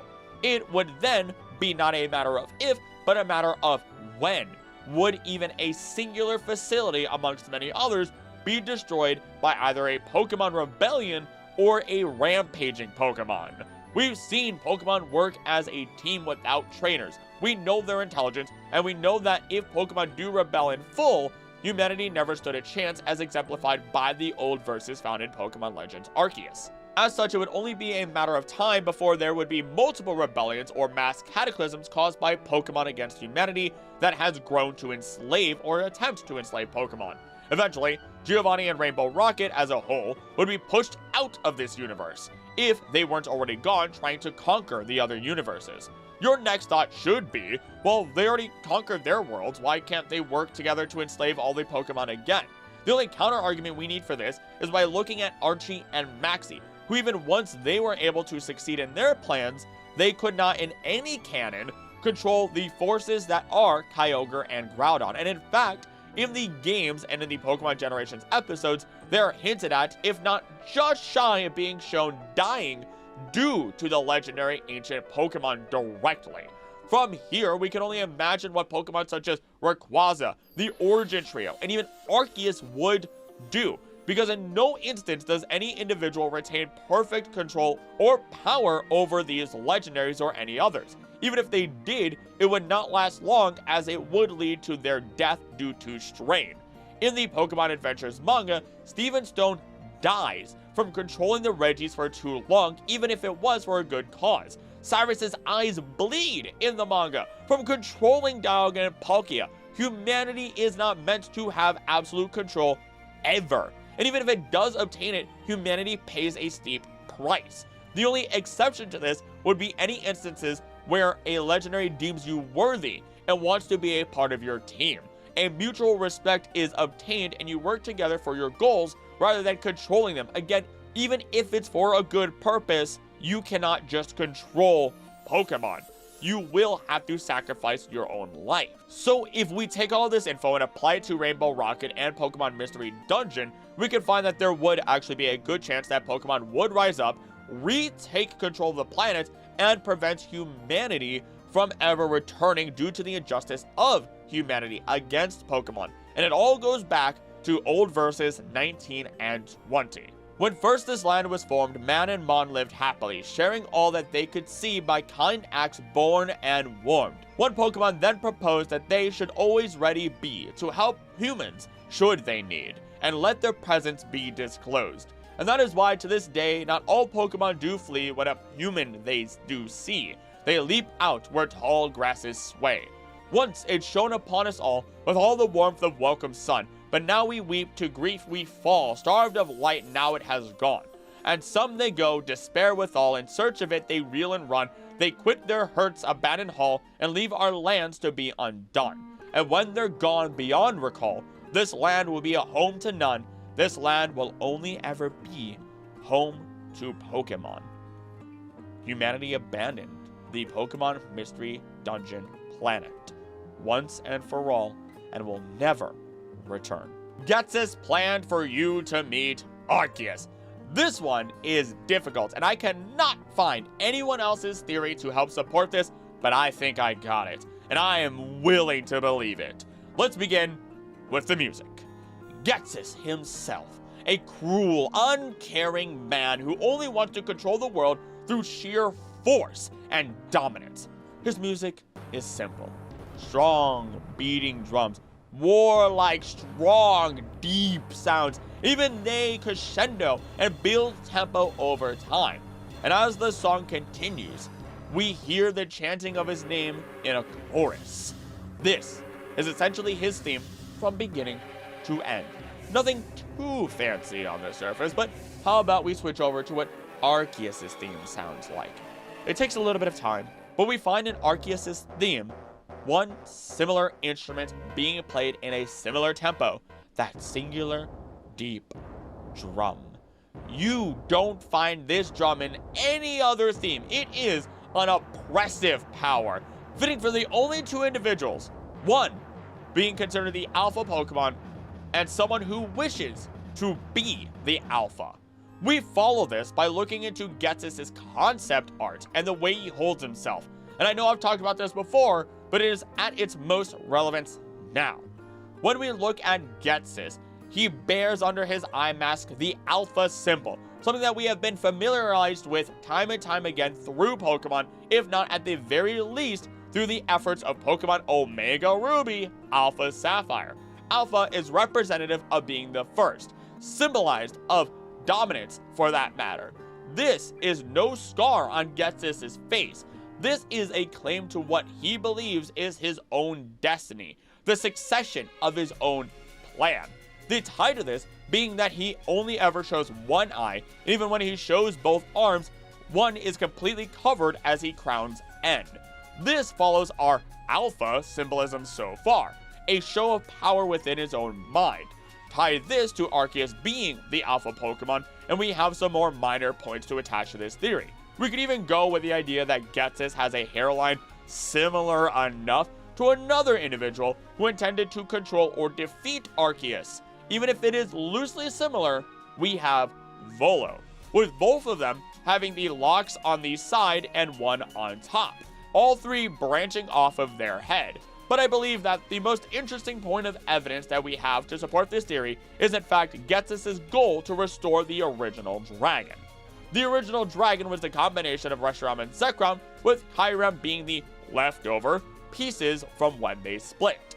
Reshiram representing truth, Zekrom representing ideals. And I will bring to you something I've said in my Divine Truth video by starting with the story of our dragons. The origins of Zekrom and Reshiram are told in legends, as they were once a singular powerful dragon Pokemon used by the twin heroes in order to create the Unova region. But the brothers each sought something different in life, truth for the older brother and ideals for the younger, and they began to argue, then fight, over whose side was right. The single dragon in response split into two Pokemon, Reshiram, who sided with the older twin, and Zekrom, who sided with the younger twin. The two dragons were equally matched as they battled, and neither conquered the other.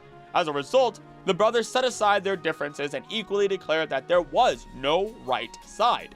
But the sons of the heroes resumed the fight, and Reshiram and Zekrom destroyed the region with their fire and lightning powers. They subsequently disappeared afterwards. In addition, we find the three stones of Reshiram, Zekrom, and Kyurem. The white stone, the black stone, and then an unused asset that is found in the games, the God Stone, a gray stone that likely is supposed to be for Kyurem, or even for all three stones to be combined together to form this god. This story essentially states, though, how truth and ideals are equal. They cannot overtake the other. And allow me to give you this for an example. When someone says that they think something, such as I think apples are disgusting, then you may be able to change that person's mind. But when someone says I believe apples are disgusting, then you cannot change their mind. That is truth versus ideals. An ideal is a singular truth held within oneself. So we're basically pitting truth against an opposite but equal truth with our two dragons, creating a paradox where nobody can win. Thus, if the original dragon is ever recreated, they will create the truth, the singular truth, something we can see as the power only controlled by a god. And that is what Ghetsis is after. Power over this divine truth, this God Stone, the original dragon. And he may even be potentially planning to become Arceus. After all, he was never the front line until he had to be. He was ruling from the shadows, similar to how a god would control everything or create everything and sit away from where people may see them. But how does that relate to us or this theory at all? It's simple. Ghetsis already saw us as the ideal candidate, and it is directly stated so by N. In our encounter with him in Chargestone Cave, he states the following: "I told Ghetsis about you and your friends. After I did, he apparently used the Shadow Triad to find out about you. Sharon is pursuing the ideal of strength. Poor Bianca has faced the sad truth that not everyone can become stronger, and you are not swayed either way. More of a neutral presence, which is apparently a good thing. Team Plasma will be waiting for you ahead. Ghetsis wants to see what kind of Pokemon trainer you really are." It's almost as though a special trainer is needed to control the original dragon, a trainer that perfectly embodies both truth and ideals. This in particular can be further supported by looking at Reshiram and Zekrom, as they will specifically align themselves with people who are strongly following truth or ideals, but not both. They deem people worthy. They are the ones that choose who the next hero of Unova is and attack individuals who try to falsely present themselves as such. This happens in the anime as Ghetsis and N are attacked by Reshiram when they summoned it, and Ghetsis in Pokemon Generations comes to the conclusion that he cannot inherit the title, but N can, and that is why he manipulated N to follow Ghetsis' own ambitions. And now, in this moment, within the games, Ghetsis is already planning on finding a way to manipulate and control you, as he recreates the original dragon and uses you as a figurehead to control it. But how does this turn into you meeting Arceus? My theory, to bounce off of this theory, is this. The one true dragon is a form of Arceus. The Arceus we know is one of the true being's 1,000 arms, a being that is canonically known to be without name, without form, and is likely just a mass of energy. But what if one of those 1,000 arms was a different Arceus? Every single one of them. I know we often state that the unknown are likely the 1,000 arms, but what if special legendaries within the world, godlike beings, are each a singular arm of the one true Arceus? We know the Arceus we know is one of the arms, so this is plausible. Very similar to how Mew is the ancient ancestor of all other Pokemon that are not created by other deity Pokemon. This could potentially mean that we have Pokemon such as Zygarde, Ultra Necrozma, Eternamax, all of them and more technically being a potential singular arm of Arceus separately. Even if they aren't, then we must understand that a being that represents the one singular truth or sole dominion over truth and ideals must be a deity Pokemon similar to that of Arceus, especially since we have the Godstone. And through the assistance of these 7 sages, Ghetsis may have come to that conclusion himself. The conclusion that this one original dragon may be Arceus itself or a form of it. And if he can't control it, he needs someone who can. Meaning when N told you that you were the balance of truth and ideals in Chargestone Cave and how Ghetsis saw this as a good thing, then he may have come up with the potential plan for you to be under his control next, when he could finally form this Arceus-like being. As such, sure, he planned momentarily for you as the main character within Pokemon Black and White to meet Arceus. Alternatively, it was brought to my attention in my live stream of completing this research that Ghetsis may have believed that Arceus may have been the only creature of defeating the original dragon, and all of this could be employed to luring Arceus out, allowing him to fight and potentially control Arceus, and this would also prevent the player from siding with the OG dragon and Arceus to take down Ghetsis if Ghetsis had played all of his cards right. New Pokemon are brought by Celebi. This would explain why in so many different regions we have the Pokedex, which constantly says, oh, it's a new Pokemon, oh, it's a new Pokemon, oh, we never saw this Pokemon species before. Well, Celebi, we've already talked about it a number of times, could be bringing Pokemon from the future or alternate timelines in general to our timeline to balance things out or to try and obtain peace, whether that be Togepi or other Pokemon. And one little piece of support that we could go with this is the fact that Spiky-Eared Pichu is a Pokemon that is brought from a different timeline and is one that cannot be traded around. It is a Pokemon that is meant to be there from Celebi. So, even if it isn't all the Pokemon or undiscovered species that are suddenly appearing, then at least some variants may be brought to our age by Celebi. Though ultimately, this all just mimics what happens in real life. We don't have a Onion Fairy bringing us Pokemon that we've never seen before.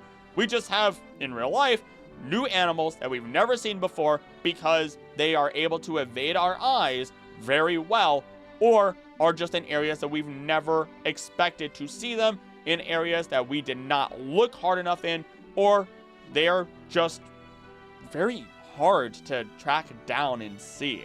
They're elusive. Pokemon Live Lost Pokemon.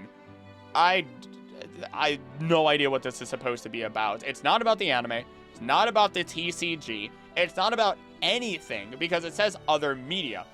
Though, if we were to assume it was the TCG Online, which I'm 99% sure it wasn't unless there's a typo, which that is also possible, then a silhouette, possibly of a Pokemon, was discovered in the coding of the Pokemon trading card game Online. This silhouette was discovered in the navigation bar on the game's tutorial page, combined with images of the Unova first partner Pokemon.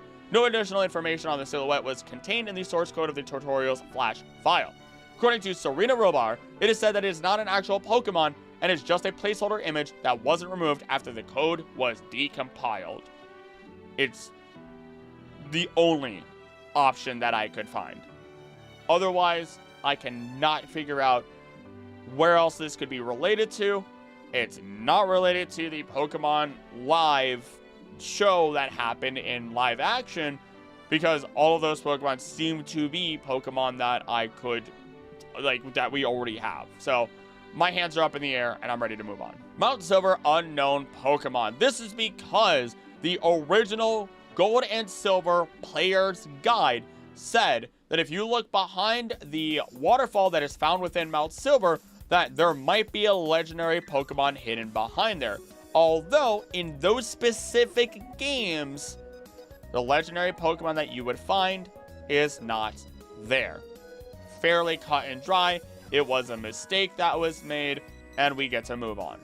Bill helped create Mewtwo in the Pokemon Pocket Monsters manga. In the volume, or rather chapter, Bring Down the Strongest Pokemon, Giovanni kidnapped Bill and his wife in order to finish creating Mewtwo. Yes, he has a wife. Giovanni blackmailed Bill into working on creating Mewtwo, and with Mewtwo completed, Bill's wife was released, and she and Bill went up to Mew to see if it was okay.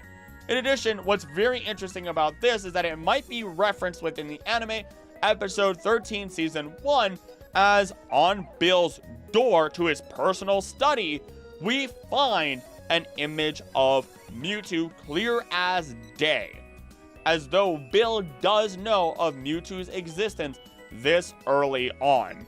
As such, maybe the anime does have some level of play with the whole idea that Bill may have played a part in creating Mewtwo, but he still doesn't have a wife in the anime, nor any other form of media to my knowledge.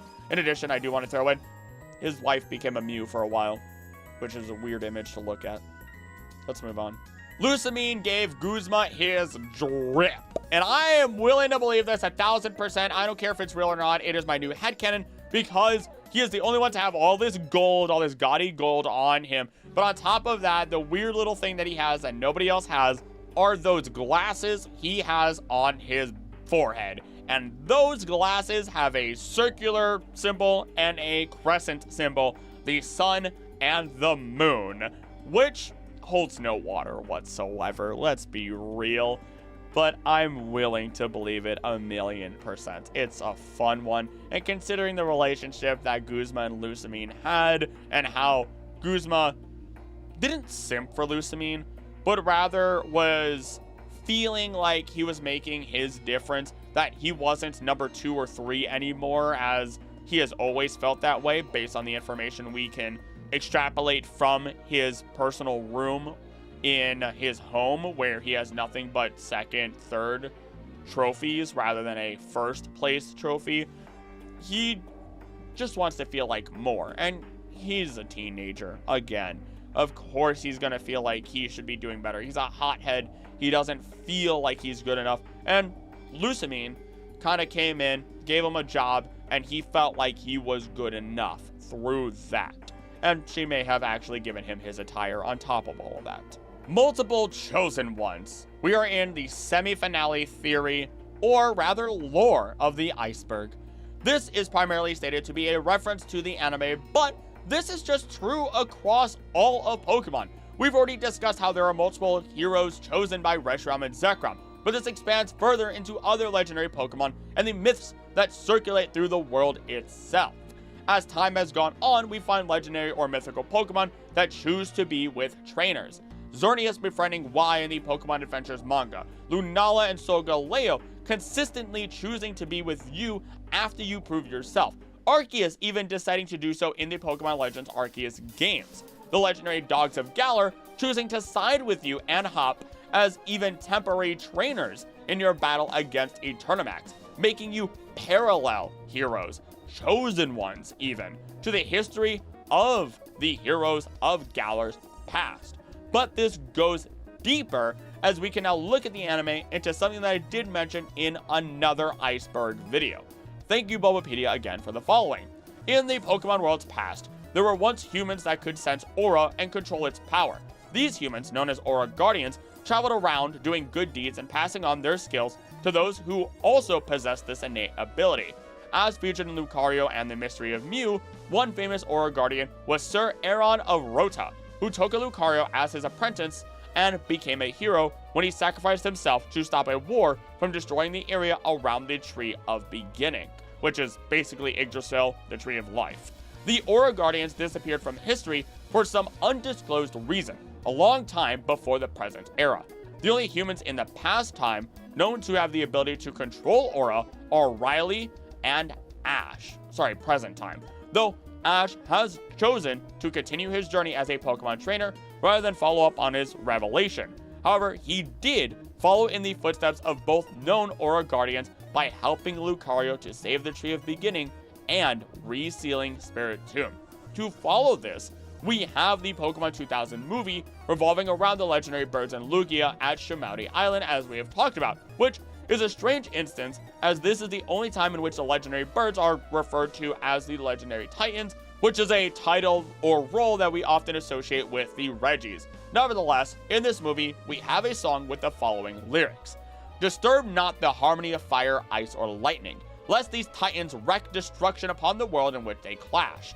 Though the water's great guardian shall rise to quell the fighting, alone its song will fail, thus the earth shall turn to ash. The chosen one, you are the chosen one, O the chosen one. Into thine hands bring together all three, the treasures combined tame the beast of the sea.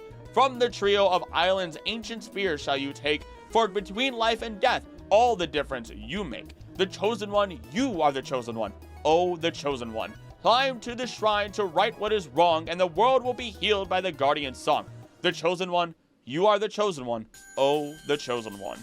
And while yes, we understand that Ash is the one to resolve the turmoil in Shimauti, it theoretically could have been anyone at any time. That's why this song says, you are the chosen one. It's not speaking to anyone in particular, it wants you to feel like you are that chosen one. It is a matter of who stands up to right what is wrong, to do what needs to be done. And this to me is a beautiful thing.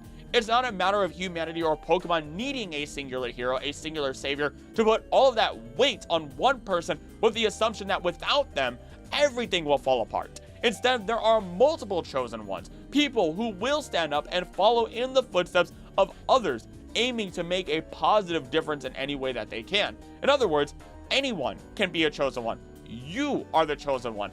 You can be that hero. All it takes is to stand up and take action with the best intentions in mind to create that positive difference through everything that you do. And finally, every Pokemon game is personalized.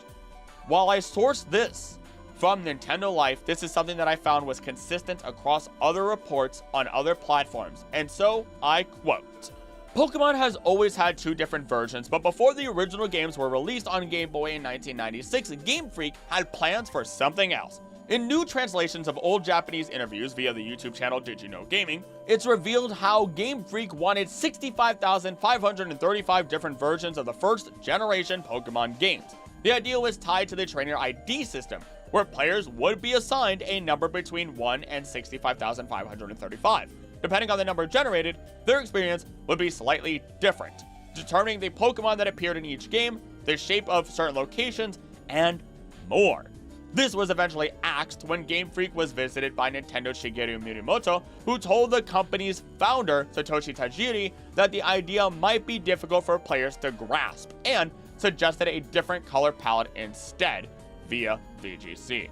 I talked to Miyamoto about how we'd make players understand that every cartridge is different when they buy one, and he told me the system sounded interesting, but it was a little difficult to grasp. He said if players can't tell just by looking at it, then it won't work out, and it would be better if the game's color or appearance were different. Thus, we have red and green, or fire red, leaf green, and you name it, black and white, ruby and sapphire, everything else, you name it. And that's just the beginning of it all. We're at the end of the iceberg, and we just shot right back to the beginning. But what's really fun is imagining that every playthrough is, in fact, made just for you. Right?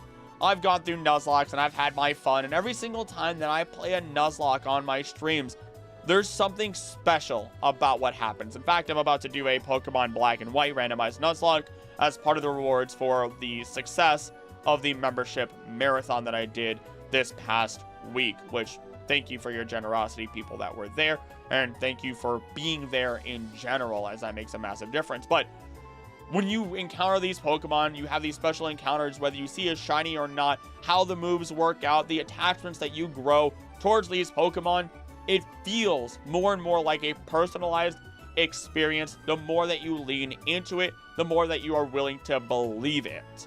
And I think that is what makes Pokemon playthroughs, challenges, Nuzlocks, you name it, feel so very special. I could say Lord Helix, and everybody who's been around on the internet for Pokemon long enough knows who I'm talking about. I could say Team Sky, and everyone's gonna know who that is gonna be a reference to. There's so much that has been built through Pokemon and personal experiences that it almost feels like everything was handpicked just for you, with how much RNG does happen and the attachments that people have grown to these digital creatures. And that's special. We're going beyond just speculation, such as figuring out Corbo's potential family relations or what mega Pokemon anyone might have. I want to talk about solving Hex Maniac mysteries, the ghosts of Kalos, if Mega Evolution hurts Pokemon, and nearly a total of 50 different mysteries.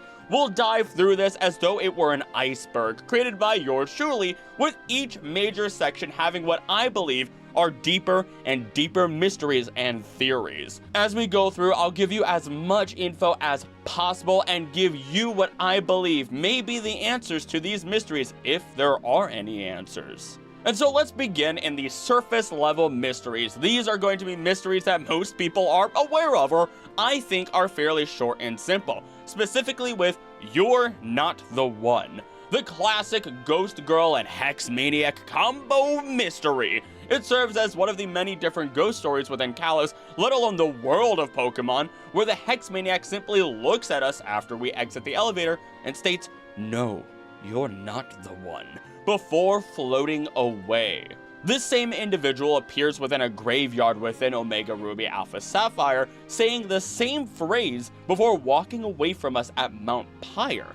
This place being known for having stronger spiritual energy. A concept I have talked about excessively on this channel is the connection that spirits have with mountains and even space itself. Long story short, the closer you are to the sky or space, the closer you are to heaven, resulting in the veil between living and dead becoming thinner or even non-existent in a number of different cultures in real life. Mount Pyre is one of these locations, so is Mount Lanakila in Alola, and we know this is fact thanks to our Elite Four member within Hoenn, Phoebe, who not only comes up to Mount Pyre for her grandmother, but also because she has a strong connection with spirits. There's a whole thing going on there that I've talked about in other videos, but continuing forward, even within her room, she teases us about a ghost being here, and while she plays it off as a joke, there is absolutely a ghost we can see if we just adjust our brightness. Now, regarding this whole "you're not the one" mystery here, now that we've set our basis, there are tons of theories as to what this could mean, and people have even tried connecting it to many of our other mysteries that we'll talk about later, but it may be far simpler than we ever expected. I have to give credit to an individual known as Mao Science who pointed out cultural details that I was missing. One of these details being that the encounter within Kalos occurs on the 4th floor. The number 4 is associated with bad luck or even death within Japanese culture. My first interaction with this would actually be with Mista within JoJo's Bizarre Adventure. His own fear of the number 4 means that despite having what are essentially 6 living rounds, the total number only goes all the way up to 7 and skips 4 entirely, while he also has a deep phobia of the number 4.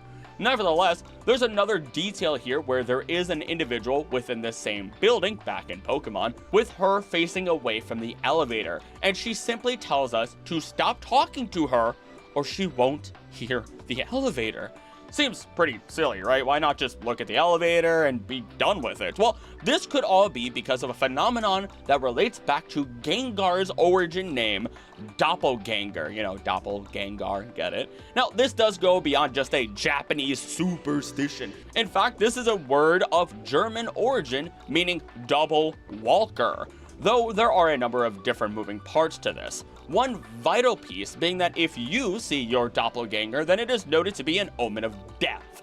They have also been noted to be your spiritual double. If someone else sees your double, then you may become very sick. They are known to give malicious advice. They are your future self that have already lived your life and so much more. Tons of different ideas behind it. It's like a cryptid. And of course, when we talk to this individual waiting at the elevator, they have plenty of ellipses to signify one of two things. Either they are sick, or they are deathly afraid of what may walk out of that door, or rather the elevator. Of course, there is the chance that this is all wrong, but if this stays as a fairly isolated event, I am fully bought by this being the case, the idea of the doppelganger, especially after looking into the evidence myself. But if this does end up extending into future games and there is someone who is supposed to be the one as part of a greater story, then I suppose this was at least a really fun and cultural little walk that we took on these side roads. Does every mega evolution cause pain? Another classic question and partial mystery that we have yet to get a complete answer on. There are plenty of different scenarios that we can look at that tell us Pokemon are absolutely in pain. Tyranitar's back literally splits open, and its dex states that the only thing keeping it alive is the massive amounts of excess energy flowing through it. Then there's Glalie jaw, which literally dislocates as it mega evolves, preventing it from being able to eat, and a slew of other Pokemon that are stated to go into a rage or be in general pain from the energy. Though, despite all this information, when we look in the anime, we find that there are many Pokemon that are not always in this extreme amount of pain. For example, Professor Sycamore's Mega Garchomp. Though there is the special case of Korrina's Lucario, who tells us a lot, and whom she was unable to control properly upon first Mega evolving it, resulting in the energy causing it to go into a dangerous rampage. I mean, I love using the footage of Pikachu getting thrown around because it's brutal. It's not something you think you see in Pokemon a lot, but in the anime, they do it a lot. Later on, though, she's able to quell its rage, and the two of them have a better control over Mega Evolution together, preventing either of them from being hurt. This is an important detail to remember, as Mega Evolution relies on the link between trainer and Pokemon. If this link or bond isn't strong enough, then there are a number of adverse effects that can be incredibly dangerous for both trainer and Pokemon. We can see what happens when Mega Pokemon evolve without a trainer within Legends ZA through interacting and maybe even consuming mega shards that are growing within the city. This in turn causes them to be in an incredible amount of pain, resulting in their rampage and us having to intervene to save them and the people within the city. At the end of the day though, it definitely seems as though many mega evolutions can cause pain, but are we able to assume that with the right bond, that they don't cause any pain no matter what and aren't harmful to the Pokemon? I'd personally like to believe that this is the case. One reason is that it would otherwise seem incredibly cruel and unjust to mega evolved Pokemon such as Tyranitar or Houndoom, who is also in constant pain. My other reason is because Pokemon's message from the very beginning has always been about having a connection between people and each other alongside nature, or connecting with nature itself as well. Not as separate entities, but all as one singular cohesive unit. It would be incredibly strange to go against this message and say that there are mega evolutions that are purely harmful and cruel. But, I mean, then again, the most harmful mega evolutions seem to also be tied to dark-type Pokemon, which are supposed to be supervillains. There's been discourse on this over many different years, all these different years, especially when new mega information started coming out in future regions and remakes, making all of this incredibly blurry. So I hope that ZA takes it a little bit further to explain mega evolution even better. And as a final note before the next entry, to me, it's like having a balloon on the verge of bursting because there's too much air in it. Mega evolution fills the Pokemon with an immense amount of energy, but with enough control, you can ensure that the balloon doesn't burst. Here's another short and sweet one that drove people crazy, being the locked power plant entrances that we find in Kalos. This wouldn't be as big of a deal if there wasn't an entire section in the games where you can walk all the way up to one of the doors, which is isolated, and seems like it absolutely would lead to something in the post-game at the very least, if not in the main game. I remember when I had first played, I was expecting it to open after the events of our time within the power plant, but my live stream chat told me that this was one of the locked doors that I had heard about for so many years, because I didn't play X and Y until about, 2 years ago now. Oops. Now, this might be something that never truly gets an answer, especially as our focus within ZA is within not just Kalos, but Lumio City itself. But there have been confirmed to be underground sections that we will travel through. Because of this, I expect that there is the very small chance that we will get something that alludes to these locked entrances and maybe even have it relate back to Volcanion, considering the sheer amount of steam that we would find within the power plant. Although, I will note that even if they don't, then it isn't a big deal, considering that power plants have these types of entrances and exits all the time. I've walked through sprawling tunnels that seem endless when you're standing within them, pipes over your head and everything. These tunnels are vital for getting around from building to building when the weather is terrible. In the case of Wisconsin, cold and snowy weather, but in the case of Kalos, it would be this arid desert that nobody wants to walk through when you're working a shift. You just end up super sweaty and your clothes stick to you and it's terrible. But this could just be one of the irrelevant tunnels that were originally included in the idea of the game, but were eventually removed because it was simply redundant or not really useful. Now there is a rundown hotel within Kalos called the Lost Hotel, or at least in the modern day that's what it's called. And while in the anime it is very clear what happened to it, whatever happened in the anime may not be the case for the games as we often see. It's given the description: this once famous hotel clings to the shade of its former glory after tragedy left it in ruins. In the anime, this hotel is explained further to have been originally owned by a man by the name of Weston, originally before another man by the name of Mantle had challenged him over ownership of the hotel in a Pokemon battle. His Rotom, having ran away in fear, had cost him the battle, and the hotel was handed over to Mantle, who only proceeded to let it become a run-down building. It seems to thematically match the anime pretty well from the game point, and even having a Rotom appear within trash cans as an encounter alongside you being able to fight punks in the building. matching the thugs that were in the anime. For all we know, the hotel within the games, though, could be abandoned because there simply wasn't a need for it. It's at the center between La Verre, which has Valerie and a bunch of people living hippy-dippy happy lives amongst the woods, their fey dreams, and Route 17, which you can only pass with a Mamoswine, and then Lumio City itself, which has plenty of office buildings, plenty of hotels, you name it, even if we can't enter it. Makes it really feel like an unnecessary location to have a hotel at. But I suppose it would serve as a great resting spot, since the routes are way longer in reality than they actually are within the games. Though, that's as far as that really goes, and it's just saying that, hey, there might be a different reason why the hotel became abandoned than what is shown in the anime. Let's move on, as this was a pretty small mystery. Kalos is a fairly large place, with entire sections separated and organized even within their pokedex, though one region has always been left out, and that's Southern Kalos. This was only made more of a mystery when we find Kuraway train station, which seemed significant, especially with its description of bringing people from great distances to see the huge Majestic Falls here. Majestic Falls, goodness.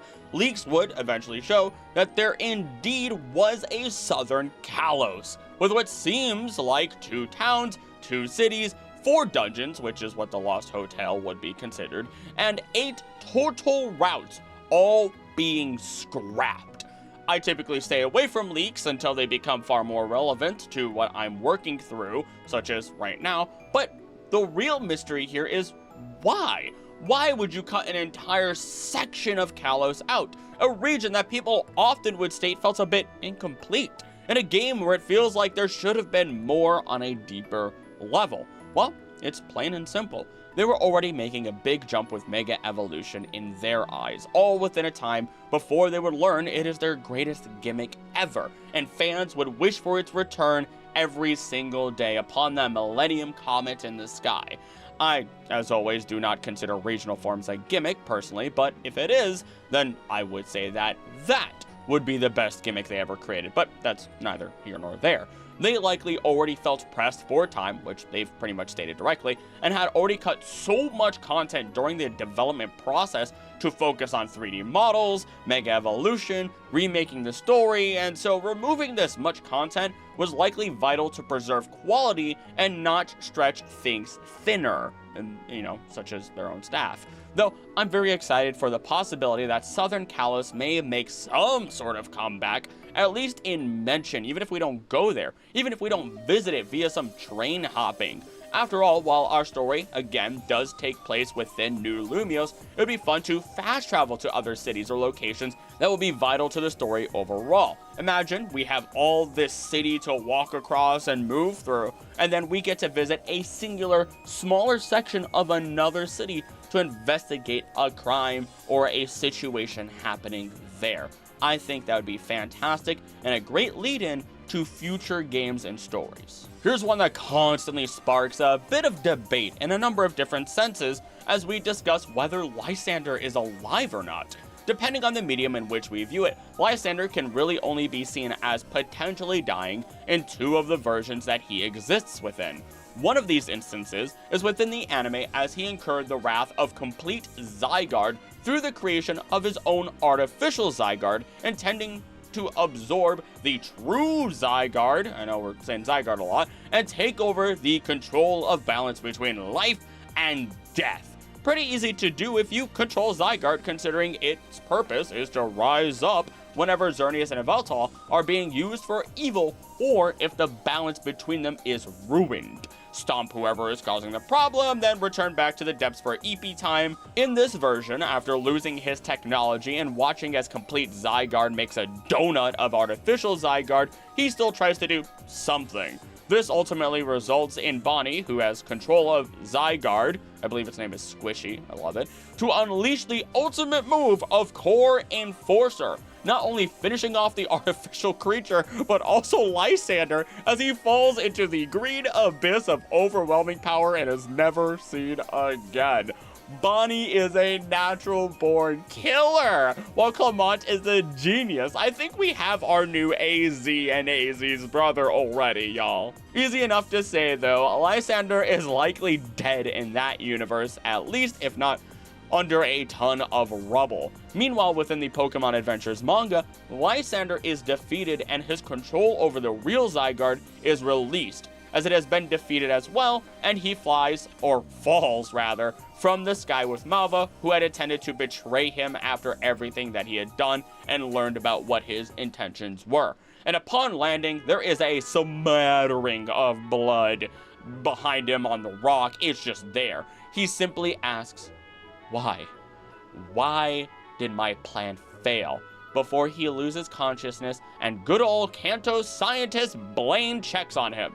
And he reports in, major damage has been done to the spinal cord, but he was still breathing. So I suppose you could say he is technically very much alive here if they can transport him without his spine crumpling in transport. So while these two instances feel clear, never trust an off-screen death, y'all. You know better than that, or at least I hope you do. In fact, even when we look at the games, he fires the ultimate weapon, but it isn't clarified which version he fired. A beam of eternal life, or a beam of death and destruction. When we look at Pokemon Evolutions, which is a short series from Pokemon that gives us scenes from the games in detail and sticks true to them, Lysander clearly states that he will grant eternal life to our protagonists. He states how he wants to curse us with it, to allow us to walk the earth for millennia and feel the same pain and understanding that he has come to know. And this isn't him stating he's been around eternally, he's just claiming he's burdened with the knowledge of the world. After all, he, at least, has seen AZ's information, talked with him, is a descendant of AZ's brother, and, admittedly, is a bit of a genius. Too bad he got it twisted at one point and went off the deep end. Either way, even when he fires the weapon here, he causes a great bit of destruction and then isn't found. This means that no matter which beam you fire, you have the potential of causing destruction. I don't know why, I don't make the rules, and even in his mania, I sincerely doubt Lysander would make such a mistake, even if it would be very fitting story-wise. So, with our understanding of Lysander never being confirmed to be dead, and how he may even be immortal within the games, I know I'll be keeping my eyes open as I play through ZA. You should absolutely, by the way, join me in my live streams, because day one, I will be streaming my playthrough of it live here on this channel. Not on Twitch, here on YouTube.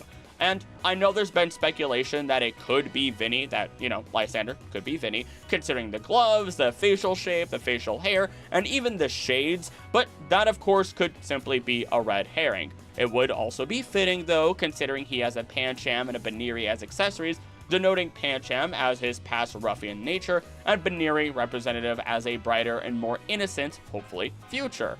I personally hope it is, and Lysander is just out there somewhere existing within Lumiose, and we get to see a potential change in him. Or rather that it's not Vinny. After all, he was afraid of the world growing too much and resources being fought over in wars, and New Lumiose exists as a remodel and expansion project to make homes for Pokemon alongside people. This is something that, if done right, can prove Lysander wrong while also doing a lot of good for the world, people, and Pokemon. Though of course, nothing is better than true nature for any animal. New Lumiose kind of seems like a bit of a zoo. But as a final shot in the dark, maybe Lysander loves the New Lumiose, and whatever comes to threaten it is something that he'll help fight against in some capacity thanks to his change in heart. After all, the people of Kalos did not celebrate his death. They did mourn his loss, at least shown through the professor and in Pokemon Generations. I would also be okay with him being deceased, considering he is a pretty terrible person when he wanted to, wipe out humanity. But knowing the whole revival thing that happened with Floette, maybe Team Flare will try to revive him. I know I said the last thing was the last shot in the dark, but there's so many different theories, so many different things you could go with that could be amazing as long as it's done properly. But let's move on. The origin of Hoopa's lamp could tell us a lot about Hoopa, why it does what it does, and why it's back slamming down Mega Stones throughout the universe of Pokemon. Come on, Hoopa! You just made things, hopefully, less complicated, but you really just kind of threw a wrench into a lot of different theories. But by all means, the prison that it is encased in, that little genie lamp, is called the prison bottle, of course being made to hold Hoopa from when it was in its unbound form, which caused immeasurable destruction in another time and place. We know nothing of what that time and place was, or how Hoopa ended up with a Pokemon employee and then given to us, which is funny that the equivalent of a worker tired with his day is given a lamp of horrifying cosmic power. This isn't a joke, by the way. A clerk literally tells us all about how some creepy guy came in, forced him to trade everything within reach for the package that this guy has, and then left saying, 3 days. For a mere 3 days will Hoopa be unbound. And the response of the clerk as this guy left, really? I was all, stop freaking me out with this nonsense. I was like sweating. The back of my shirt was soaked. Anyway, nothing I could do, so I opened the package and it's just a dirty old bottle. Like, really? So I go, weirdness, wonder what's in it. I'll grab the stopper and carefully pull it loose. Blah! It popped open, but there was nothing inside. So I figure I got totally fooled. Thanks for listening to my story. You know what? I'm gonna give you the bottle from that night, because you're so nice. It's not doing me any good anyway, really. In the animated series, there are characters, though, that are very Middle Eastern in their stereotypical design who have the bottle within specifically the Hoopa movie. What's interesting is we do get to learn about Arch Valley, how it was granted to the people of Arceus. Oh, it's Arc Valley. A-R-C-H-E, Arc Valley, Arceus, that makes sense. And then the destruction Hoopa Unbound caused before the plates of Arceus were used to create the prison bottle. Now, of course, we understand that Hoopa is a mythical, distributed to the games as a promotion for the movie. And we can take the lore at face value and assume that Hoopa's story on the planet begins in Arc Valley. But that still does not tell us the origin of Hoopa, where it came from, why it exists, and why in the world can it summon and control just about every single legendary in existence, including Dialga, Pocky, and Giratina. It's wild, it's awesome, it's cool, but it's wild. You know, the origin Pokemon that were created directly under Arceus' control, these aren't fakes either. These are the real deal, terrifying titans of the Pokemon universe. It's because of this that people have speculated that Hoopa may be equal to Arceus or very close to equal. Maybe Hoopa Unbound is still incomplete, and through some sort of higher evolution, I don't know what that could be, it may reach its full capacity. Maybe through some sort of mega form, Hoopa Unbound becomes Hoopa Unbounder. I don't know. It seems ridiculous, but so does the sheer amount of raw power this Pokemon has, in addition to us really not knowing the story behind it. Maybe the reason Hoopa is opening up the Mega Dimension and traveling between the dimensions is so it can find its home, a Mega Stone, or some other form of power to bring it back to its true original form. Not just this, I can last for 3 days in my unbound form. If so, I would be very down for the boss battle that this will result in. And if I am correct on this or anything else that I've talked about and like really throw my hat into, you know I'm going to be super giddy about this. While there are many questions regarding King AZ, I've split them up into different parts as I find some of them more interesting and potentially deeper than others. For example, here we're going to talk about AZ's relation to the Kings of Unova, because while there are tons of speculation that AZ may be one of the Unovan kings, it gets incredibly messy overall. In some instances, there are individuals who even claim that AZ and his brother were the original brothers who fought with each other and caused the splitting of the original dragon. Though the major issue with this is that while AZ and his unnamed brother were essentially a sort of moral battle between the sharing of intelligence, which can be described as a wealth of knowledge, with the opposing side being his greedy brother who caused the war, as not only he but many other regions sought after the power and knowledge that AZ and Kalos had overall, directly stated. The war between the haves and the have-nots, those with and those without, will never end. All that changes is what they're specifically fighting for. Knowledge, wealth, power, resources like water, you name it. This is a real-life issue. But in the case of the Brothers of Unova, they simply sought different ways of life, not a battle over having something. Guides of truth or ideals were what they fought over, both originally belonging to the true original dragon, something that we could consider to be a god in its own right. After all, truth and ideals are the same thing at the end of the day. One's own truth and one's own ideals are a gray area that is no different than truth against belief.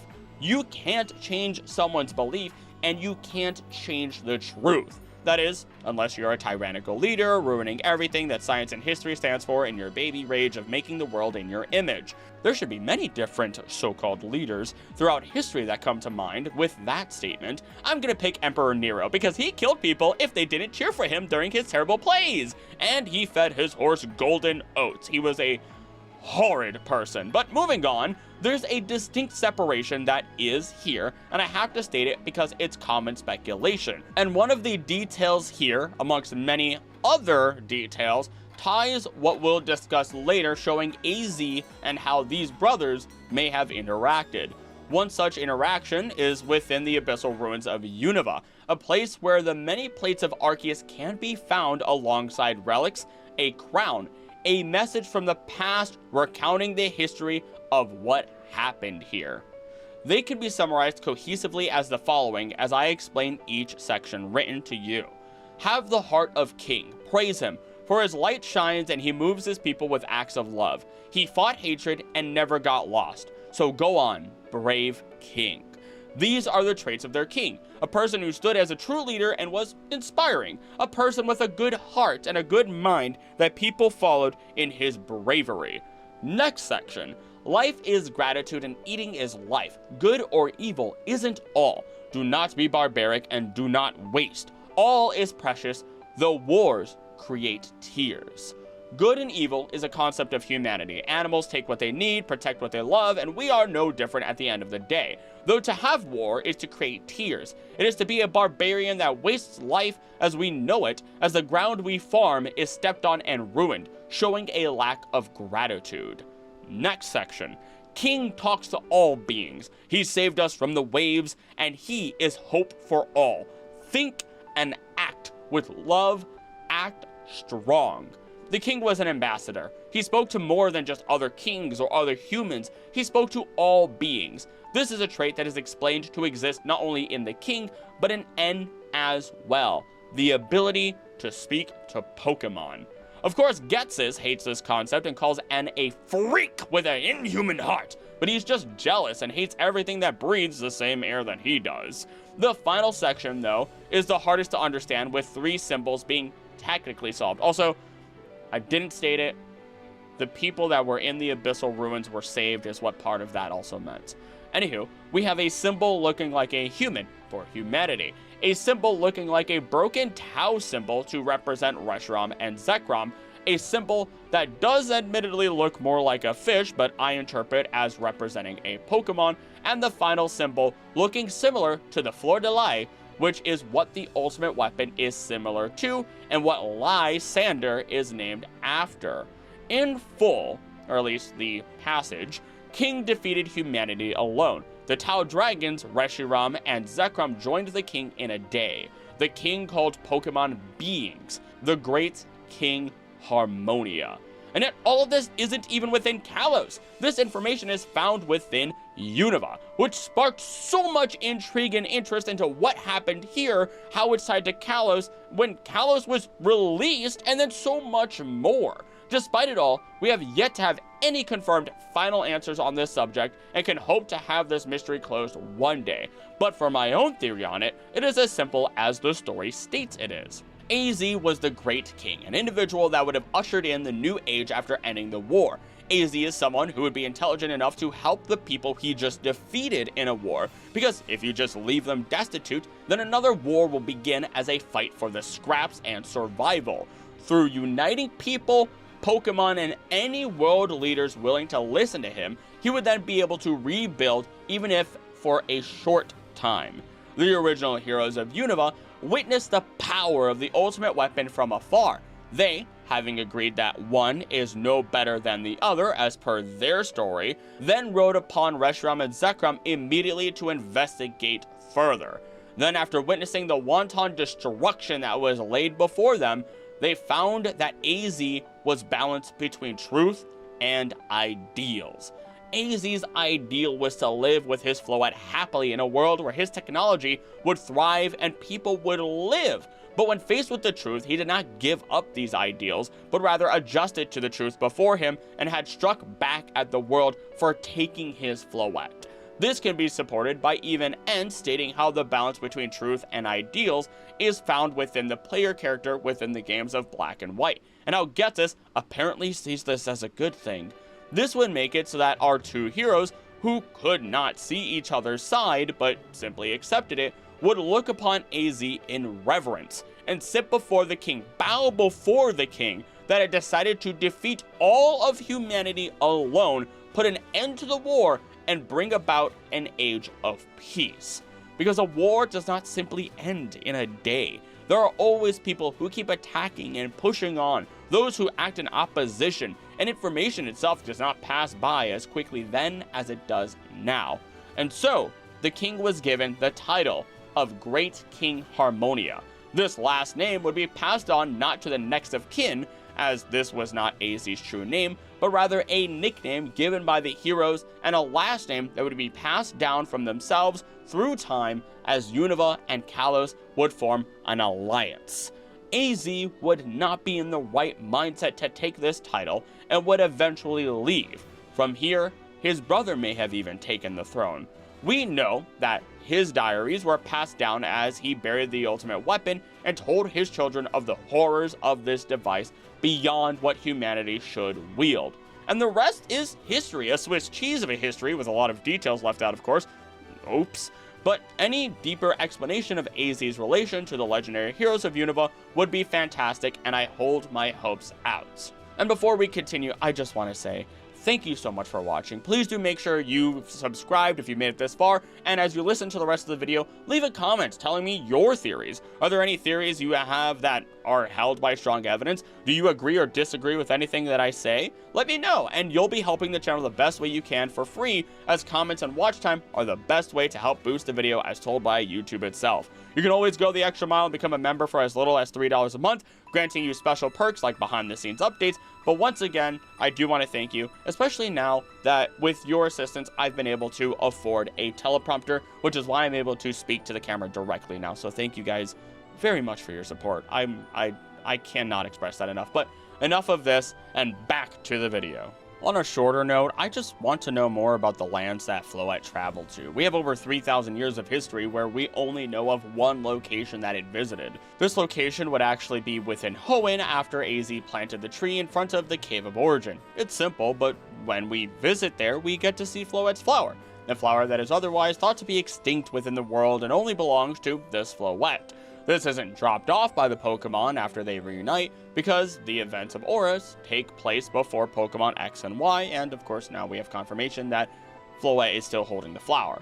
We can then assume that Floette is resting nearby and will return at some point for its flower before reuniting with AZ. But where did it go? Very much like other Pokemon who don't appear during War and Strife, it seems like Floette would also be avoiding anyone who would cause great turmoil, but that doesn't tell us anything about where it went and what it was doing all this time. No real speculation to have here, I'm just curious. We know that while Rayquaza may have been the first Mega Evolution, Lucario is the first Pokemon to have undergone Mega Evolution with a trainer's assistance. This is a tale told through the old Kalos legend and the Tower of Mastery, where we receive our first Mega Stone, and Lucario joins us on our journey, allowing us to parallel the past as we become a hero of the modern day. But there is nothing stating that the old trainer who first Mega evolved Lucario was a hero, nor does it tell us where they come from, as this trainer is noted to have been from a different region. Karina's grandfather, Gherkin, is the Mega Evolution Guru, being the one to explain Mega Evolution and give the Mega Ring to us, showing us just how important he is. There's also tons of speculation that he is a Draconid or related to AZ, and this all becomes even more complicated as within the Adventures manga, he is a source for many of the keystones that major characters receive, even champions. He is a very strange man with a very strange past, and there is the chance that he is the descendant of the person who first Mega evolved their Pokemon. So I suppose that this is two mysteries in one that could be solved: the story of the original trainer and the past of Gherkin. While it seems a little bit dumb on the surface, it is still important to ask why Zygarde is so well known as the protector or guardian of the ecosystems. Because while there are plenty of modern day instances of Zygarde saving the day, it doesn't have as much of an established past as other legendary Pokemon. For example, Lugia and Ho-Oh have their established towers within Johto, in addition to the tower that was turned into the Goldenrod Radio Tower. Or when we look at Calyrex, who has an entire span of time where it was worshipped, and when it stopped being worshipped, it lost its powers. Same can be said about all four of the Regis, as they were also worshipped within Hoenn, the Tapus, Ultra Necrozma, the Ruinous Quartet. The list goes on and on and on with all these brief stories of their past that we don't see in the games, but at least hear about. Yet we have nothing about Zygarde's past whatsoever, just that it appears when the world is in trouble, like a little Superman snake. I do love Zygarde, there's a reason why it's on the top shelf there, but anywho, in the modern day, depending on the version in which you look at, Zygarde accomplishes a great deal of things. It has fought against Ultra Necrozma in the manga, it defeated the artificial Zygarde, and of course it overpowers Xerneas and Yveltal. Even in the games, there originally was going to be a story where Zygarde was intended to fight against an Ultra Beast at End Cave, but don't worry about that. We'll talk more about Zygarde and its connection with Ultra Beasts later on. I'm just saying we need some good, deeper background lore on Zygarde, especially with it recognizing Ultra Beasts and being a strong counter to them as well. There are two Pokemon that have changed history as we know it, with one of them having a Mega revealed recently. I'm talking about Aegislash and Malamar, or Aegislash. I'm not really sure how to say that name. Either way, for Aegislash, its Dex entries directly state its potent spectral powers allow it to manipulate others. It once used its powers to force people and Pokemon to build a kingdom to its liking. Once upon a time, a king with an Aegislash reigned over the land. His Pokemon eventually drained him of life, and his kingdom fell with him. This wasn't a one-time thing either. This is something that happened many times, or at least was influenced to happen many times, as they are noted to apparently be able to detect the innate qualities of leadership. According to the legend, whoever it recognizes is destined to become king after all. Yet despite 3 different Dex entries giving us all of this information, we don't know about any fallen kingdoms due to Aegislash. The closest we could get to understanding that information comes from, or where that information comes from, is due to their first form, Honedge, being located just outside of Parfum Palace. Now, Parfum Palace does have a lot of strange history about it, but we're saving that monster for later. Instead, we can talk about Malamar as well, who is a bit of a demon, arguably the most evil Pokemon of all time. When it comes to strong hypnosis, there's an endless number of people who utilize Malamar for their nefarious deeds. It's said that Malamar's hypnotic powers played a role in certain history-changing events, and anyone who falls under their control loses their memories. And to make matters worse, we do have information from its Mega form. This vividly colored light further amplifies the Pokemon's hypnotic abilities, allowing it to freely overwrite the personalities or even memories of others. A terrifying power that can make someone seem like an entirely different person. Oh no, I used my Mega Malamar to get rid of my social anxiety. Oh no, whatever will I do? Anywho, this is the probably greatest sign that Malamar has done some nefarious work and will continue to do so. I have claimed for nearly a full year that this Pokemon would do something like this, and we finally get to see it in full action in the reveal that we received regarding that Mega Evolution. But here's the problem. Why do we know about this in the first place? Was there a sort of war that occurred between people that were constructed by Aegislash and Malamar? And will the advent of Malamar's Mega form mean that Aegislash will also get one, potentially resulting in a reigniting of potential massive problems through at least part of ZA's story? These are the things that I'm very excited to find out. The last of our shallow mystery section is simply the question on whether the Unown will be brought back or not. The Unown have a massive deep history to them, being the eyes of Arceus itself, which I have a whole video explaining. But while they are a significant Pokemon throughout history, they cannot be encountered in the wild since Unova.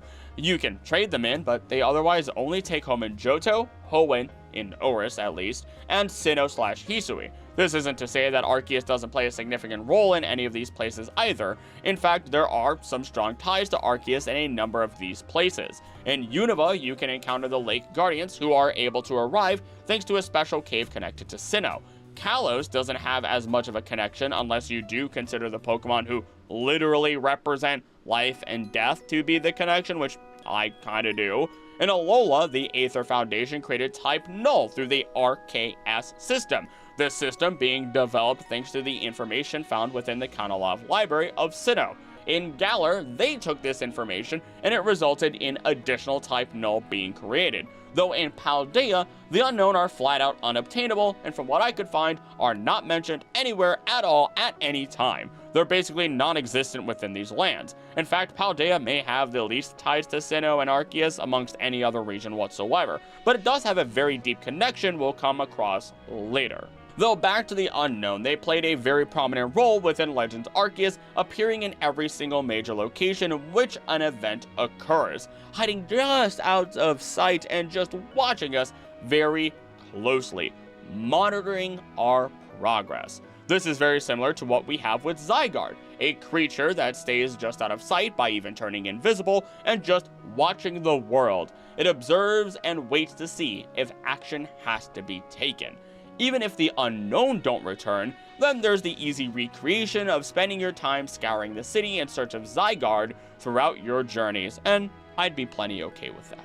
Now we dig into the mid-tier mysteries, ones that people may not know about, ones that feel like they've had more questions raised about them, and even if some are short and still goofy, I find them interesting, so I put them here. One such mystery is a bit creepy, as within the Lumio City train station there is a message hidden on the back of one of the boards that reads, "I'm going to go for help. Wait in the usual place." Time to break out the forensic science degree. Not that it actually helps me here. This is all a digital world after all, but I can try. Train stations are an incredibly busy place typically, meaning it would be a great place to leave a message or meet up with someone and not get caught due to all the hustle and bustle. The message could be interpreted for a number of people, and the most common are people who work there and people who would already know to look for this message here. It doesn't narrow down the possibilities all that much, but it still needs to be stated as part of an investigation. Telling someone to wait in the usual place could also mean anything, but specifically stating they're going to go for help is what throws everything in a bit of a spin. Are they taking the train? If they are, did they go to Kalos City, or did they go to South Kalos, which is unreachable to us? And what was the threat that they were facing? When we look at Kalos, it is the only city in Kalos without a gym. They sell specialty Cinnabarian hamburger steak, which is in relation to Cinnabar Island of the first generation with Blaine. But there's one other piece to it. A Team Flare grunt can be found in a house near the northwestern corner of the city, living with a punk girl. He will tell the player of what happened to Team Flare after their defeat. No gym, no greater power of authority, a secret spot, a Team Flare grunt. It may be circumstantial evidence at best, but I think we've assumed the writer of the note was a person of positive background incorrectly. I believe that when everything started falling apart, this Team Flare grunt decided to return to their home, which is a pretty usual place, to be at or meet up. They may have wanted to go for help, but it was futile and gave up. This is, of course, assuming that there wasn't a side quest within Southern Kalos that was related to this, in which case my theory falls apart, but that's showbiz, baby. It would be interesting to find out that maybe he did go to another place, came back, came to this home, talked with the punk girl, and then, again, it all unraveled from there anyway, and it was all meaningless to try and go for help. Who knows? While you and I know of the war that occurred over 3,000 years ago, there was another war within Kalos 300 years ago.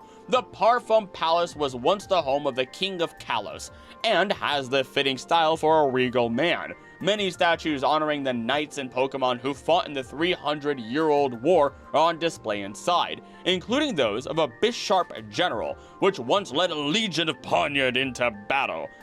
Doesn't seem like much of a hero story considering those are dark types, they're supposed to be evil.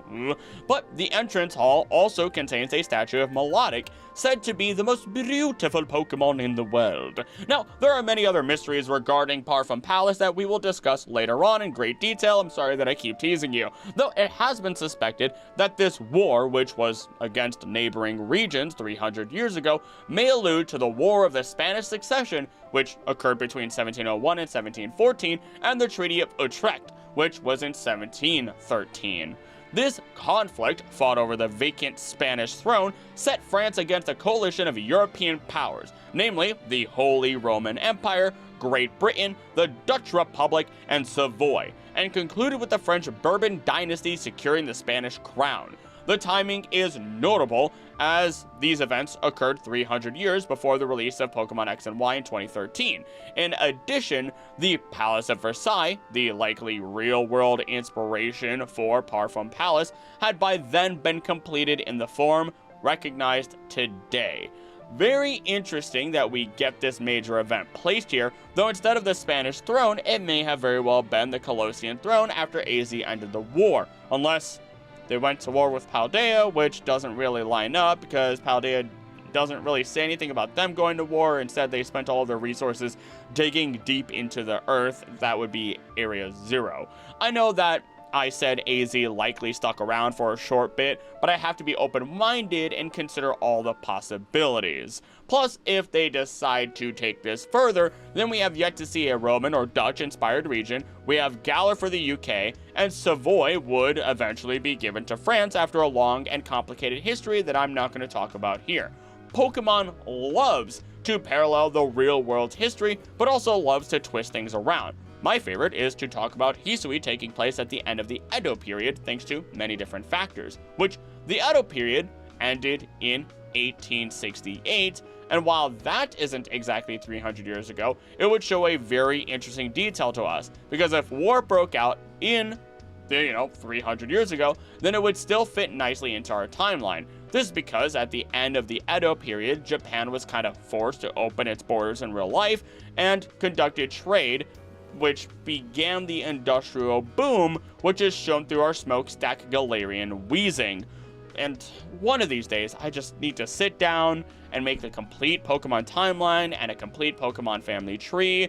Those are major projects, but I'll get there. I'm just one guy doing this, but continue supporting the channel and I'll get there one of these days. Back on track though, we really know nothing else regarding this war that happened. In fact, it's something that is forgotten again and again by people and theorists within the community all the time, including myself. And the reason why other wars or other periods in time are important is because with all the different twists that Pokemon likes to do, it might crunch the numbers, shorten time spans or time frames, and say that because of one war, then this happened instead of other wars causing what they do in real life. This, though, does remind me of the war that Lieutenant Surge claims to have been a part of, and while a lot of people have attributed Surge to have potentially been involved in a number of different wars, ranging from Vietnam to Gulf and other potential wars as the lightning American that he is, or even how there is the war between people and Pokemon within Unova, where the Swords of Justice protected Pokemon from the destruction of humanity and their war between each other. There are just a lot of wars within Pokemon that you would not expect, and we know very little about them, and I really hope to learn more. I feel like a broken record. I feel like I've said it like 6 or 7 times. Oops. Seeing Mabel in Legends ZA as a professor, or acting professor, has sparked a lot of questions, but the largest of them is, what happened to the rest of Team Flare? We have Malva, who was also a member of the Elite Four, alongside Aliana, Brioni, Celosia, and Xerasic. That little rat that he is. While Xerasic was the reason behind the creation of the expansion suit which controlled Emma, he was eventually stopped and put away behind bars. Though I guess now that I've mentioned it, we have to take a mini detour to talk about that event, because Emma was a homeless individual that was eventually taken in by Looker. Through her eventually accepting his kindness, she found a home and learned how to read.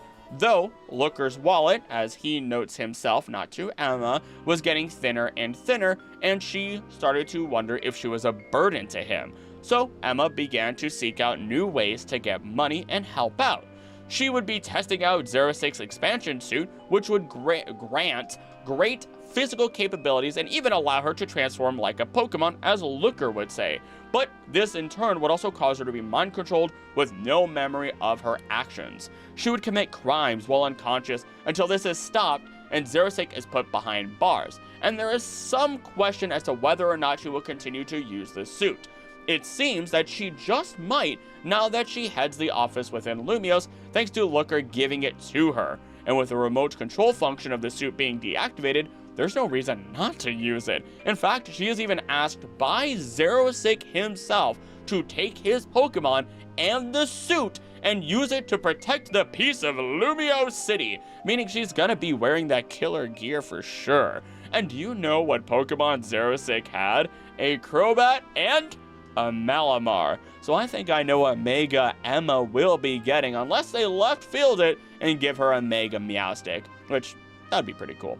Now that that's out of the way though, how about we move on to the rest of Team Flare, starting with Malva. She does help with stopping Xerosic, but is seemingly never discovered to have been a part of Team Flare. She even continues to be an Elite Four member and news reporter after their downfall. Kind of ironic, she reports in on the downfall of Lysander and Team Flare while being an ex-member. She also has a butler by the name of Chalmers who claims himself to be a former admin of Team Flare, sent to talk to you by Malva. It's funny as well because he's bald when he looks like an admin, which he just looks like Pitbull, you know, Mr. Worldwide. We can imagine they haven't changed in what they're doing and were likely some of the more benevolent of the bunch before things went south and they realized just how bad things actually were. Celosia recognizes the fault in what they're doing, but otherwise has no information on what her fate is. She states the following as her last line within the games. In reality, those stones that line Route 10 are the graves of Pokemon. When the ultimate weapon was used to end that horrible war over 3,000 years ago, it stole the lives of all those Pokemon. Their lives were the price of peace then. And if we want to make our own wishes come true today, we in Team Flare also have to sacrifice something precious. Break a couple eggs to make an omelet. Sure, but she is really underselling this when Team Flare is committing genocide to make their omelet, and it's not even filling. To cover our bases, Mabel's one final dialogue after we defeat her was the power of the legendary Pokemon. The power to grant life to all around it. The power to steal life from all around it. It's a mysterious ability that even scientists like us haven't been able to really decode. What do you think would happen to the world if we fuel the ultimate weapon with something like that?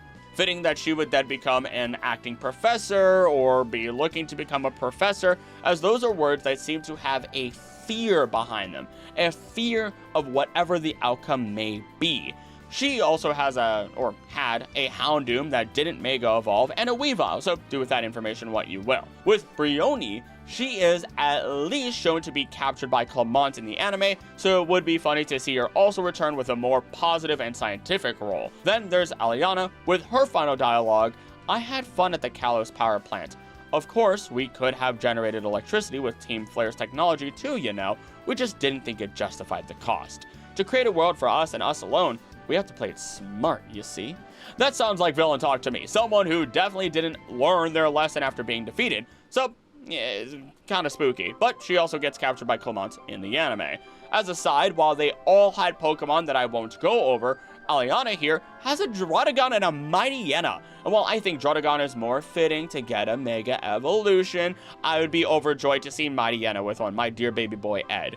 With all these members though, and not knowing where the majority of them are, it brings a lot of questions to mind, especially since we don't know if some of them are trying to revive Team Flare plans. I at least hope we do get more from Malva since she is confirmed to know classified information regarding Team Flare, so she may be the lead we need to investigate the whereabouts of the rest of their members. Volcanion is a massive mystery, and the only reason I put it here instead of in the deeper mystery section is because it's just in that gray area for me as to whether it could be amazing or just lackluster. While it is effectively a Kalos Pokemon, it may not even be from Kalos and has some strange ties to other Pokemon within the world. For example, it seems as though it has a deeper relation with Magearna of Generation 7, another metallic Pokemon that was actually created through the use of infinite energy. We don't know how Volcanion was created, but many do assume that it is a man-made Pokemon because of this connection, in addition to its design and abilities. The most important ability is its steam power, as it doesn't create water itself or draw moisture from the air. It needs to fill something inside of its body with water in order to then use its organ to superheat and create steam. Seems pretty robotic, but at the same time, it isn't the only Pokemon that is part robot, part organic, and that can't create water and just uses water for their powers, such is the case with Staryu and Starmie, at least within the anime.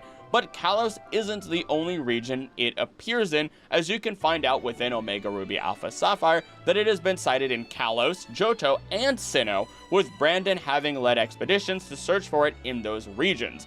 Brandon is the Frontier Brain and Chief of the Battle Frontiers Battle Pyramid, the only one to have the Pyramid King title. He's also only been shown to have legendary Pokemon made up of the original 3 Regis and the legendary Bird Trio as his 2 signature teams. In fact, he consistently has a legendary giant as part of his team through Masters EX and even the Adventures manga. I kinda expect him to appear in ZA now, since the tower is supposed to bring people from all over into Lumiose. All we really know for sure about Volcanion is that it had a hatred of humans and was targeting the Azoth Kingdom to retrieve the man-made Pokemon Magearna, of whom only it knew Volcanion's true identity. Speaking of Magearna, this is about to get wild in ways that you would never expect, because Magearna hails from what is called the Azoth Kingdom, as I stated.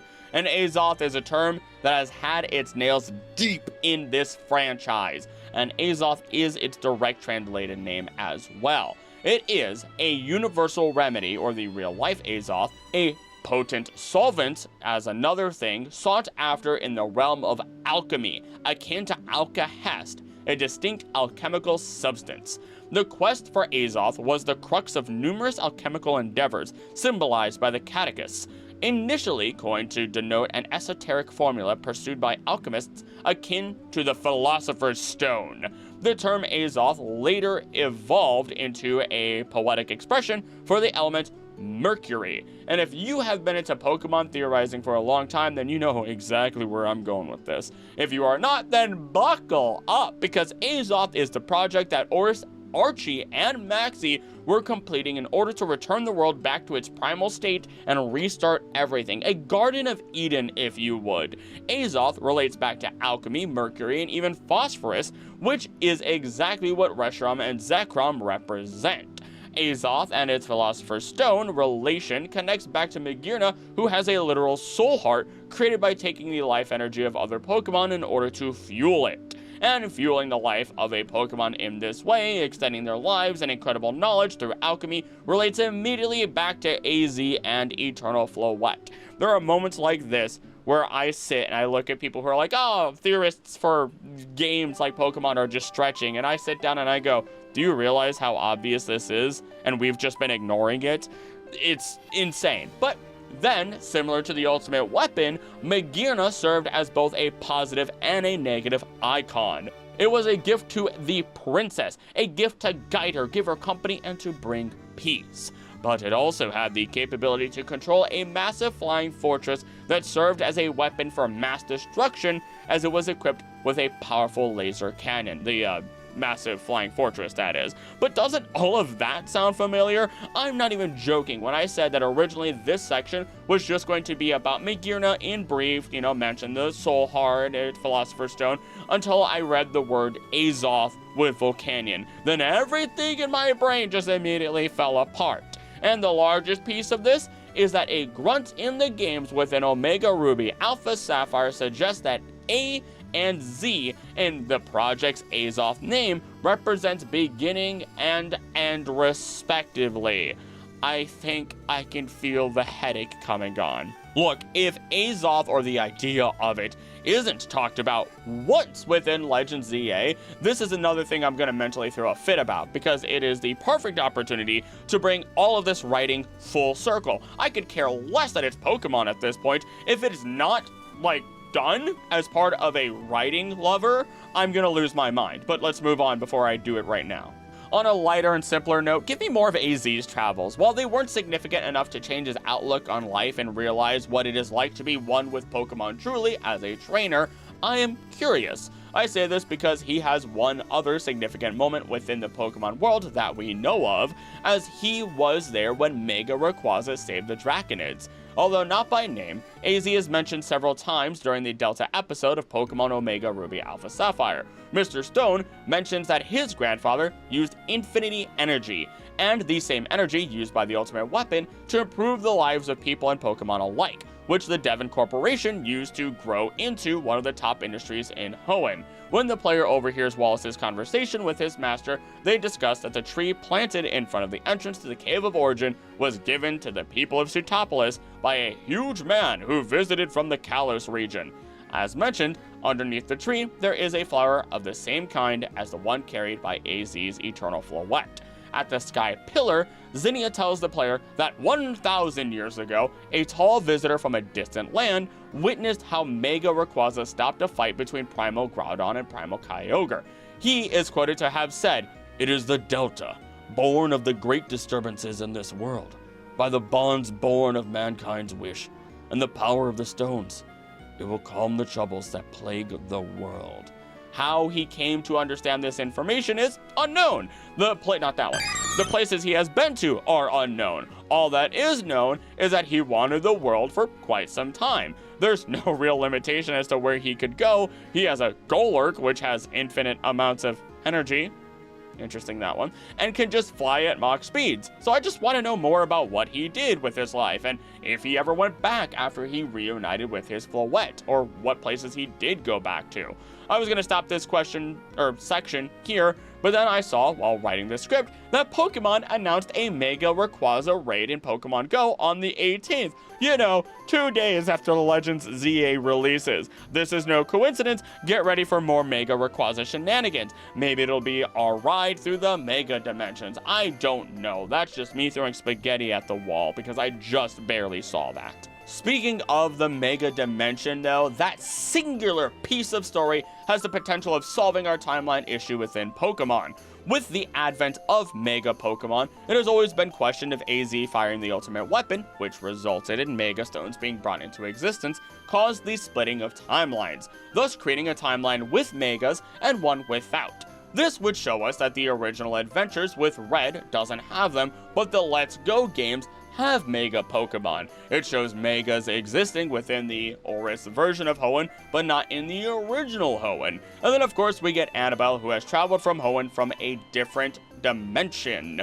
To muddle things up further, multiple timelines and universes already exist, as we can hop between them or drag Pokemon from them since nearly the very beginning. Bill, the OG Pokemon super scientist, had created a time capsule. Actually, he has a southern voice, so it'd be more like, you know, the Pokemon super scientist had created a time capsule that allows the trading between the original Gen 1 and Gen 2 games. There's Volo, who is suspected of time travel, while Professor Toro and Sada didn't travel through time, technically they eventually did, but instead brought Pokemon in from other universes. To quickly explain that one, the future and past Paradox Pokemon are confirmed to be real and should be ancestor or future versions of the Pokemon we have, but there's a problem with that. If they were real, then the Paldean professors would cause massive problems in our timeline, disrupting them by removing an ancestor from it. So they have ultimately actually grabbed Pokemon from alternate timelines that mimic our own past and future, thus granting the Paradox Pokemon their paradoxical nature. Because after all, a paradox is described as a statement or concept that appears contradictory, logically unacceptable, or counterintuitive, but may actually contain a deeper truth upon further examination, meaning these truly are past and future Pokemon. Stepping away from that, though, we also have Sun and Moon games, which allow us to travel between dimensions of not only Ultra Space, but also between the alternate dimensions of the Sun and Moon games themselves. Time and space travel is nothing new, but with all the traveling that is happening, you can understand why things are so incredibly spaghetti, just complicated, just absolutely tied together. It's like throwing your headphones into your pocket and hoping everything works out, except you're messing with timelines and space itself. And now we throw Hoopa into the mix, which I just realized I made the claim that Hoopa will be the one to fix the timeline issue, when in fact that chaotic little gremlin, that I do love, will likely only make things even more chaotic, since it's basically the Loki of Pokemon, even though it's more of Arabic or Arabic origin. Either way, we're doomed. We're absolutely doomed. So while I would love for ZA to give us some answers and help us fix the timeline, maybe even let us see past and future version of characters through our dimensional travel, you know, see like multiple versions of Red, that'd be kind of cool. It might just make things messier, but I'm all here for the fun and the chaos of it at the end of the day, and I'm just being overdramatic for entertainment. A small but sad mystery is the abandonment of two Skiddo in front of the train station. They can be seen sleeping together, but they're noted to have been there for years as they wait for their trainer that abandoned them. And while I want to find out who that trainer is and throw them in a trash bin if they aren't dead, this is likely a reference to Hachiko, a Japanese story of a dog left by its master at a train station. Hachiko was an Aikido dog who waited almost 10 years for their master, who had actually passed away, and now I'm sad and I feel bad. Oh boy. After Ueno's death, Hachiko was treated very poorly by most people who worked at or came to Shibuya Station, or so it's stated. This, though, did not deter him. After he became nationally known, his story of fidelity and loyalty grew, and he became to be treated better. He also had significant health problems his entire life. After he became known internationally, his story led to Helen Keller, wild jump here in the story, bringing the first Akita to America. Since his death, he continues to be remembered worldwide in popular culture with statues, movies, and books. I did read more on the story, but I'd rather not make myself or you sad by telling you the full tale, just like I made all of us sad with the tale of elephants in one of my past videos. If you know the one, you know the one. I do hope, though, that these Skiddo do get a happier story and the individual returns from some ridiculous situation like being thrown through ultra space, but still remembers their babies. That would be nice. The Chamber of Emptiness might be me overthinking, but it isn't something I can ignore, because it is literally an empty cave with only the Mega Stone for Banette and the Spooky Plate for Arceus within it. The place is directly translated as Hollow Room. The only way you can even get the Banette-ite is if you enter the game in post-game with the upgraded Mega Ring at the time in which the Anastar dial is active. The description states a mysterious void. It is said that nothing can exist within it. And while the Spooky Plate never had a significant event to get it before Kalos, I still find it very strange that it is here. We likely won't get an answer on this one, but I couldn't ignore it, like I said. Mewtwo has always been one of the most significant Pokemon within the history of the franchise, so anytime it appears is enough to raise my attention to wherever it actually is and the story behind it. One such case is within Pokemon Village. This is a place within Kalos where Pokemon live in hiding from people due to numerous reasons. It's also visited by Wolfric, who befriended the Pokemon here. One reason they may be hiding from people is because of horrific pasts, such as what we find with Zoroark and how often it is treated as a Pokemon that people are afraid of and then attack. And this was before we knew of the deeper tragic past within Hisui. But did you catch what I said? The place is not tended to by Wolfric as I once thought. It is merely visited by him. This means that the Pokemon here have ultimately created this village of their own according to protect each other. But there has to be one Pokemon, of course, that serves as the greater protector of them all. The Pokemon is found within the unknown dungeon in this area, otherwise named the Nameless Cave. A cave you can only access after entering the Hall of Fame and using Surf to access it. Very similar to what we would see in the original games. It is here that a Soul Mewtwo with either Mutanite X or Y resides. Why Mewtwo chose this place of all places is not truly known, but there's one easy bit of information that I think can potentially solve this case for us. Mewtwo is a Pokemon created by humanity that eventually learns that whether you are a cloned creature or naturally born, it doesn't matter. That no life is above another and life should not be justified or worked to be justified. Mewtwo would eventually grow to be a protector of the cloned Pokemon, taking them away from the rest of society and allowing them to thrive freely as their protector. This isn't to say that these Pokemon are cloned, but that with all the different parallels that we find of this area and the original Cerulean Cave, it seems pretty clear to me what's happening here. Mewtwo has found these Pokemon, and seeing them as Pokemon in need of safety, similar to the cloned ones, decided to make a home here and deter any possible threat that may appear. Makes you wonder how many other places are being protected by Mewtwo, since it can simply appear wherever it wants fairly quickly. I mean, Galarian Ponyta, another psychic Pokemon, can call for help to those outside of Galar, so then what are the limits of the most powerful psychic Pokemon of all, or at least what is claimed to be one of the most powerful psychic Pokemon of all time? Along the same lines as Mewtwo, we also have the legendary birds within Kalos, which are found within the Sea Spirit's Den, otherwise noted or translated to be Watatsumi's Den. Also being pronounced Wadatsumi, a legendary kami or god, Japanese dragon, and tutelary water deity in Japanese mythology. Owatatsumi no Kami, great deity of the sea, is believed to be another name for the sea deity Ryujin, dragon god, and also for the Watatsumi Sanjin, 3 Watatsumi gods, which rule the upper, middle, and lower seas respectively. They were created when Izanagi was washing himself of the dragon's blood when he returned from Yomi, the underworld. While this made me think of Wadatsumi in One Piece, this definitely goes deep, no pun intended, as Izanagi and Izanami erected a pillar with the power of their spears, the basis for the lore of Spear Pillar within Sinnoh. Yomi could be compared to Giratina's domain, as it was always connected to the underworld despite not having any actual dominion over it, but also still being a place where people go to when they pass away, at least within the manga with Archie and Maxie. It gets complicated. While only one of the legendary birds will appear in this den, dependent upon the starter you chose, and only after you beat the game and encounter it 11 times in the overworld. This, of course, then relates back to Lugia.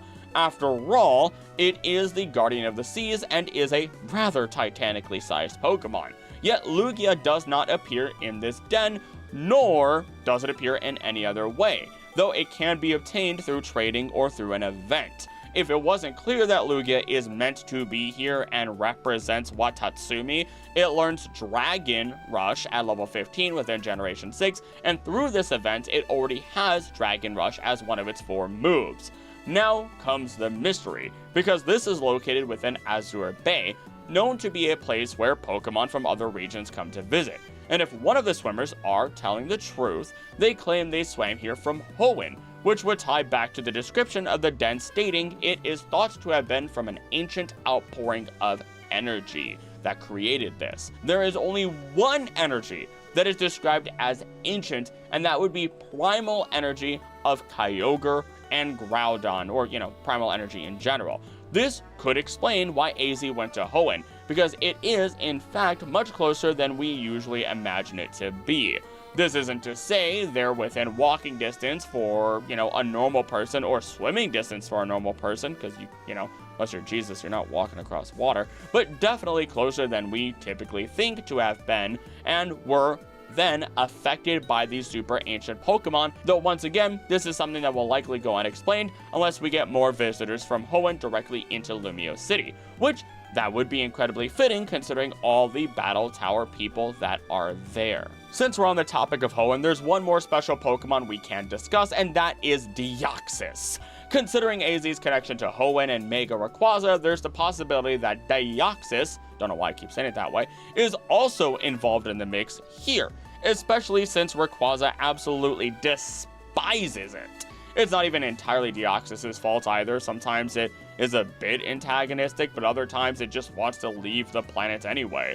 The only reason Ray probably hates Deoxys is because it keeps arriving on meteors. Like, beep beep, sorry my house is on a collision course to your home, buddy, but please don't. Oh, you blew up my house, man. Now I'm angry. In all seriousness, though, there is one interesting speculation that comes from other theorists, but Desi Darks on YouTube was the first to catch my attention with their version of the theory. I won't say everything they talk about in their video because you should just go watch their video yourself and support them, but they claim that Meteor is the Pokemon that was transformed through the blast of the ultimate weapon into Deoxys. Simply put, Deoxys is formed from a virus that was mutated through the power of a laser beam, something that the ultimate weapon's attack can be described as. To help support this theory even further, I looked into things myself, and considering we have the power of Mega Evolution coming into existence from this beam, which typically raises base stat totals by 100,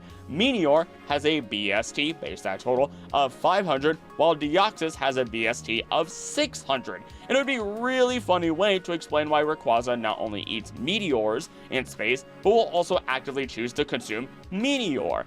As one final piece to help support their theory, what does Meteor do once it cracks open? They dissipate, dying once they are exposed without their shell rather quickly. There are viruses and bacteria that are known to die when exposed to oxygen, which would then explain why Deoxys needs to stay within a meteor unless it mutates, or why it needs to return back to space. This would explain why it's in space, because there is no oxygen in space. And this would give us a full circle back into tying yet another Generation 3 Pokemon into the history of Kalos as a whole. I originally was not on board with this long ago, but after looking to the details, listening to their theory, and adding some extra facts into it, I am bought by this idea, and you genuinely should be as well. Now it's just a matter of finally seeing where these viruses originate from and where all of the Deoxys go once they mutate and return back to space. 2 weeks ago, I released an entire video about the dead follower of Alola, a canonical thing that is caused by the mistake of Looker and Nanu many years before the main events of the game. This unnamed individual has yet to be fully revealed, and while I will save the details of who that dead follower is and why they're significant, I will at least talk about the potential of there being a follower appearing within ZA here. Each follower, or even individual, we've had that has accidentally fallen through space and time has been a leader. This includes Annabelle and Ingo, who were battle leaders, and then Mon, who was a leading individual within the Aether Foundation. This has left a lot of speculation that there should be more fallers, and once they do appear, they would be individuals such as the Chatelaine Sisters of Kalos, or any of the other Battle Tower leaders, Frontier Brains, or otherwise. Even if they don't fall into Legends ZA, there is a massive chance with the ZA Battle Royale bringing in people from all over the world to test their skills that many, if not all, of the battle leaders will arrive. That's also to say nothing of other characters such as Elite Four members or champions. And in fact, I'm about 99% sure that Gito was ready to send Larry to represent Paldea into a new massive competition, which then foreshadows this event. I realize that since Paldea is the most recent in terms of the timeline so far, that ZA absolutely would then be the newest in the timeline and the most recent, which is nice to know if I do ever make that timeline video. My number one bet and personal theory as to who we'll see is Barry's father, Palmer. My reason for this is because he shares the same title as Annabelle, has a melodic, which has received a lot of attention lately, a Dragonite that has a new Mega Evolution, and he has a Regigigas on his team, which Regigigas is pretty significant, especially since we also did see it in Legends Arceus. Plus, his hair looks like a furfrou, sealing the deal for me at least, because that's goofy. I would genuinely find it to be extremely strange if we don't get any new fallers coming to Kalos, or being taken away from Kalos, especially with the Mega Dimension being right there. I guess that first part of all of this wasn't really much of a mystery, as it was a theory that has been circled by the community for a long time, and then me expanding on it and talking about parts that nobody else talks about, but oh well. Back to a shorter mystery or question, it's just the identity of AZ's brother. For the longest time, people thought that his brother was Getsus for some reason, and I hate to say this, but AZ's brother is stated to be dead. and it's too late to send flowers, I'm sorry. Within the files, though, of Lysander's labs, we learn the majority of the information that we know regarding AZ's past outside of what he regales us with. But these papers also tell us about AZ's brother, how he had children, and that he buried that ultimate weapon so that way mortal hands could not use such a tool. The following is specifically what is stated. AZ had a younger brother. It's said that he led a legion of greedy souls who wanted to seize the Kalos region. His dark intention was to make it his own. But when he saw how Kalos had been ravaged by the war, he took the weapon his brother had created and he buried the weapon deep underground. The king's younger brother told his progeny the location of the ultimate weapon and died. That is something to be used by sophisticated powers, not by humans. Human beings must create a world where such a weapon is unnecessary. This is also how Lysander got his hands on the ultimate weapon, because he is a descendant of AZ's brother. Though, I suppose we could question who the other descendants of AZ's brother are, which would lead us to question if they had children and if they continue to live within Kalos, which would be a really cool way to show why Vinny reminds us, or rather so many people, of Lysander. Because they're not the same person, they're just simply related to one another, and that would be a fun red herring right there. Nevertheless, other than knowing he was a greedy man that was a major force behind the war, we don't know his name, what army he raised, nor the rest of his family and life events. This is another perfect opportunity to learn more about Kalos' history through AZ sharing personal stories of his life with us as we continue to work from his hotel. This next one sounds unnecessary at first, but stay with me as I want to know more about Diantha and Olympia, not just their pasts, but also their overall roles. After all, they both had the opportunity to play such greater roles within the games and seem to represent more than just the shown roles. On one hand, Diantha is arguably one of the least involved champions in the entire franchise. Blue was with us through the game, Steven Stone appears on occasion and studies rocks, Cynthia is one of, if not the greatest researcher of myths and archaeology within the world of Pokemon. Again, archaeology, not paleontology. Alder is involved with people and Pokemon closely. We skip Alola, but they're all pretty closely knit there. You could count Kukui if you want to. Galar has Leon, who is everywhere and has had a great influence, while Paldea has Gita, who personally checks in on us and the gym leaders during and after the main events of the game and within the DLC. Do you know what Diantha does? Lysander has a one-sided conversation towards her, and then she leaves only to reappear as champion at the end of the game. Then Olympia is this individual with arguably the greatest psychic premonition power in all of Pokemon, and at least one of the most powerful human psychics in the world. She's basically the human version of a Gothitelle, and once again, I have an entire video talking about the scrapped content of Pokemon X, Y, and Z that goes over way more information than what I'm going to describe here. But if these two have as much scrapped content as I am made to believe, with Diantha being an ambassador of fairy Pokemon and Olympia serving to bridge the gap of humanity, space, and potentially even gods, then these two could have far more going on than we've been given. Now we're in the deeper mysteries. One last time, these are mysteries that I think are very interesting, are the most fun, or the most obscure. This first one is just super fun to me and may not even be all that deep to you. But here we are with the house on Route 14, its horror story and the relation it may have to the Riches family.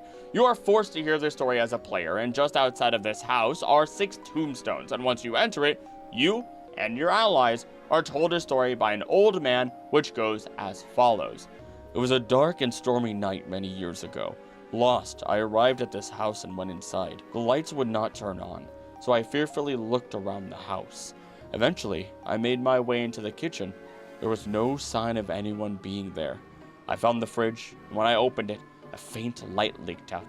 I could finally make out my surroundings, and I saw the faint outline of a man huddling in the corner of the room. I tried to tell him that I was lost, and I was hoping he'd let me stay until morning, but when I approached him, the man suddenly screamed, "Stay back!" I apologized and continued to plead my case. "Please, can't you help me? I'm not talking to you," he shouted. I looked at the man in surprise. When I did this, the man asked me, "Can't you see them? Behind you!" a horde of faceless men. As a horror fan, I always love any level of the spookiness within my Pokemon games, especially when I get to talk about it during Spooky Month. But Route 14 here matches with Route 14 within Pokemon Black and White, a place where the Riches lived. Though they moved away, only one was left behind, making it so that there should have been only 5 graves here. We also know that the Riches moved from Unova to Kalos. We can support this because there is a maid on the ground floor of the unmarked office building who mentions the Riches family and references a Master Miles. Miles is supposed to be the one that we suspect to have stayed behind, but that may have changed later on in time.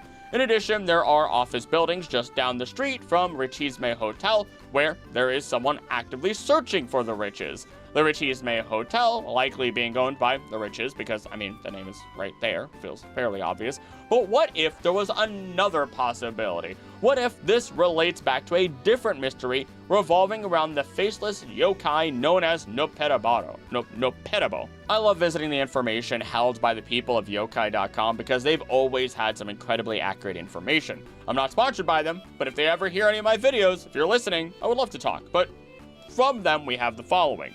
Also called the Faceless Monk, Nopetabo resemble ordinary human beings in almost every way, and blend in perfectly with human society. However, the illusion is quickly shattered when met face to face. Nopetabo actually have no face at all. Their heads are blank orbs with no eyes, nose, mouth, or features of any kind. These mysterious yokai are encountered on quiet, empty roads late at night when nobody else is around. Like many yokai of this kind, their main activity seems to be scaring humans. This they do remarkably well. Nopetabo usually appear in the guise of a man or a woman with his or her back turned towards the observer. When approached, the yokai turns around and reveals its terrifying true form. To maximize the effect, they often appear with a face at first, then wipe their face off dramatically, with their hand at the most opportune time. Nopetabo revel in the terror they inflict upon their unsuspecting victims, and often work together in groups to scare one individual. As their victim runs away in a panic from the first Nopetabo, he runs into another person who asks him what's wrong. When the victim explains what he saw, this person replies, "Oh, you mean like this?" and wipes his face away exactly like the first Nopetabo. They are even known to impersonate close relatives of their victims, and sometimes a poor man will run all the way home, having run into multiple faceless monsters, only to tell his wife what he saw and have her too reply, "Oh, you mean like this?"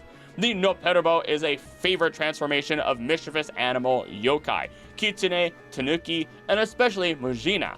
In fact, so frequently are encounters with this spirit blamed on shapeshifting badgers that the Nopetabo are often mistakenly referred to as Mujina. And while there is no Zora on this route, there is one Pokemon that does love to shapeshift and take the form of other people in Pokemon, as many ghosts love to do, and that will be Haunter, which is found here. So even if it isn't a Haunter, we are right by Laver City, which is just a fairy or fey wilderness, so there are a ton of different possibilities as how this Nopetabo could have came into existence, but I think we have solved our case here. Short and a bit sad, we have what happened to Looker's Pokemon. Specifically, we hear this from Emma. He said that when he looks at you, the player, it almost makes him feel like he has his lost Pokemon partner back again. He said there's something in your eyes. Somehow the same look. So he felt he could trust you. You're his partner now, aren't you? Don't let him go alone.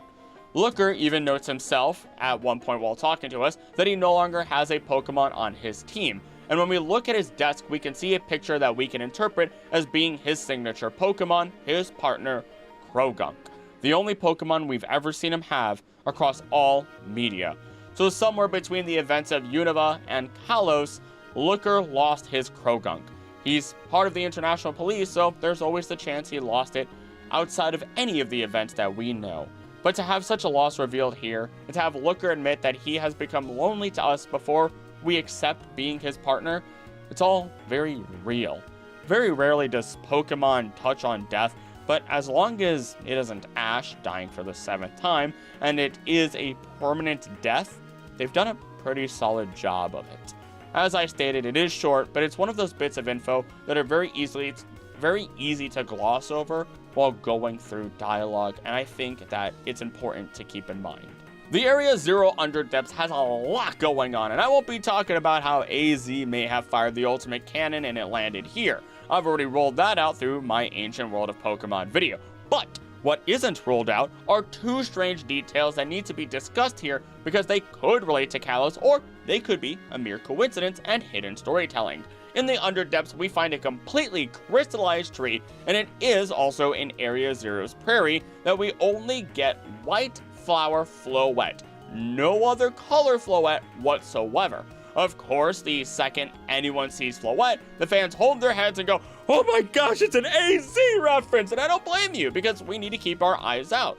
But when we look at white flowers, they often represent purity, innocence, sympathy, and new beginnings, most often being used as part of a funeral. Eventually, once you discover the secret of the professors of Sada and Toro, you'll find out that they've been dead all along, and you've never spoken to them once. They've been dead for potentially even years, with their simulacrum robot taking their place and trying to end their mission of bringing past and future Pokemon to the present timeline. That mission, while thought to bring about a new age of Pokemon, would only serve to ruin the ecosystem of Paldea as these Paradox Pokemon take over the continent, unmatched by natural competition. It was supposed to create like an Eden of sort, or like a perfect paradise, which you could compare to a Garden of Eden once again, which could lead us back to the Azoth stuff, but whatever. Nevertheless, these white flower Floettes are your first sign that all has gone wrong, their own way to symbolize the death within this land. Meanwhile, with the crystallized tree, it is the only tree that is like this that I know of, and I so desperately wanted it to be related to Xerneas, or related to the Tree of Life, which are technically the same thing, but nope. In fact, it is most likely just another form of environmental storytelling, because there really aren't that many trees in Area Zero overall. It's kind of a savanna in a crater. With that in mind, the sheer amount of crystallization that happens is Scarlet and Violet's way of telling us that Terapagos is near and has been affecting the environment around it. Of course, we already knew that, but this tree serves to tell us that nothing is actually safe.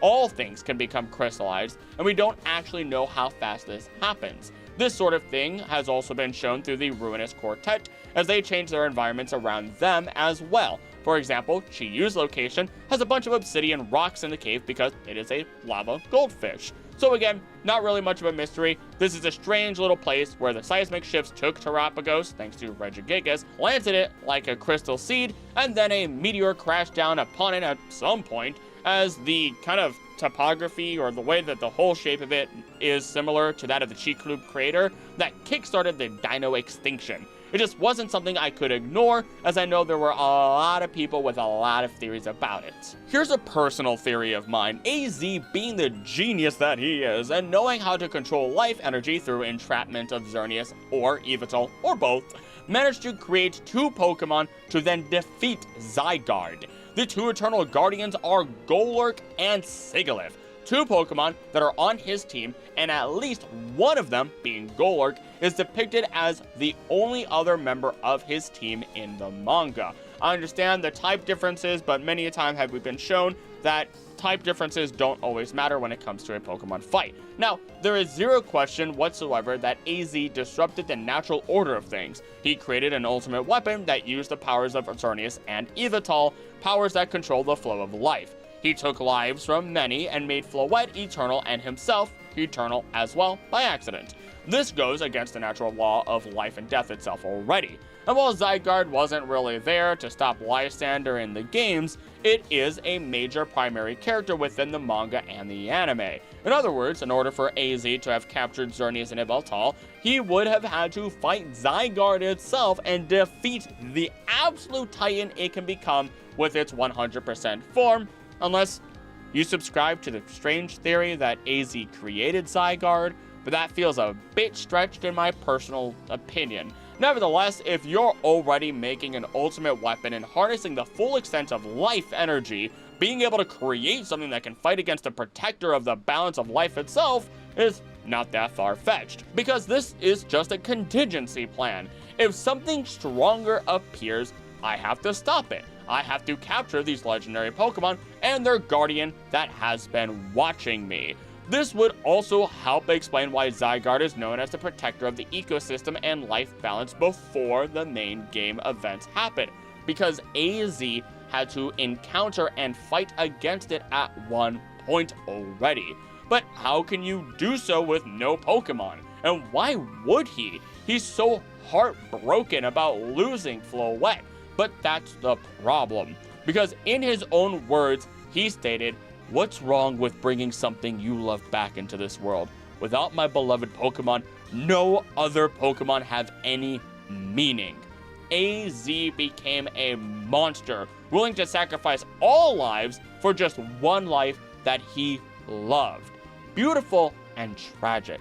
This then brings about why Sigilyph and Golurk are important. Sigilyph is a sentry Pokemon that is constantly patrolling. It fires upon anything that enters its territory. It can not only do this untiringly, but it can call a massive Golurk to it, as shown within Pokemon Snap, which is horrifying to witness firsthand.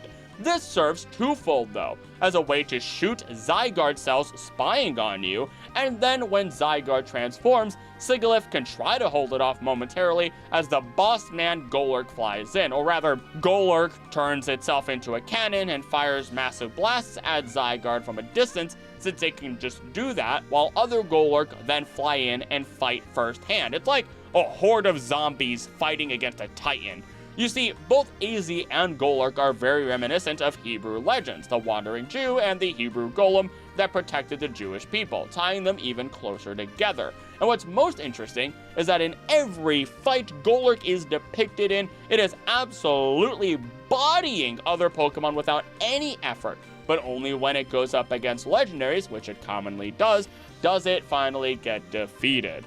But imagine a horde of Golurk coming down onto Zygarde as AZ is doing everything he can to bring back his Floette, while his own Pokemon, created from the lives of other Pokemon, fight to protect him. It's an insane idea in theory, but I stand by it through and through. The Anastar Sundial is another massive theory that I have been strongly holding on to. I've mentioned it a lot recently, and it is a giant crystal that is suspected to be from space, whose pink color is very reminiscent of not only Diancie, but also Hoopa's magenta color and the way that Lumiose Tower glows in one of the trailers. Also, Hoopa and this structure, the Anastar Dial, are both known as Oop Arts, which are out-of-place objects, things that just do not make sense in history in the real world and have just kind of appeared. The actual Oop Art being Hoopa's lamp, or rather his prison bottle. Now, this sundial that I'm just gonna probably call the Sunistar Dial is able to upgrade our Mega Ring and allow us to find hidden Mega Stones whenever the dial is active, which is between 8 p.m. and 9 p.m. This insinuates that there is a resonance between these crystals and the Mega Stones. Furthermore, we can make the leap that this sundial could cause Mega Evolution to occur. This is because of the crystals appearing all over New Lumiose that are now causing rogue Mega Evolutions to occur if we assume they are the same structure. You know, this would be excessively wild, but what if one of our legendary Pokemon just decided to absorb the entirety of the Sunistar Dial and Mega Evolve?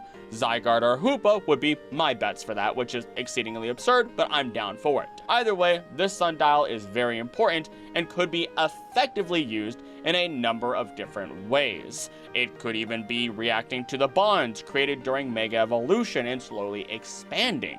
That slow expansion then causes it to appear all over New Lumiose, but Quizartico doesn't see this as a problem, it's just another cash cow, because all you need to do is collect the shards and bring them to Quizartico so they can create Mega Stones for you, likely a sort of refining process using Pokemon life energy. After all, it is confirmed that Mega Evolution consumes a lot of life energy from both Pokemon and their trainers, so who knows where all this could really lead. Alright, I've teased it enough, but now we're going to discuss the absolutely wild situation that is the Parfum Palace. Well, yes, we've already discussed its real-life significance. Let's talk about the statues and other wildly important decor. Not only are there statues of Bisharp and Poniard, who went into battle 300 years ago here, but there is a statue of Melodic as mentioned, and then we get into the Guardian, and then it all goes wild. The palace garden, preceded by a bridge over a pond, contains statues of Reshiram and Zekrom, the legendary Pokemon from the Unova region. In addition, the garden is decorated with 4 hedge mazes, Pokeball statues added in at a later era, and a fountain. The King of Kalos is said to have prized his garden back in the day, even holding garden parties out there.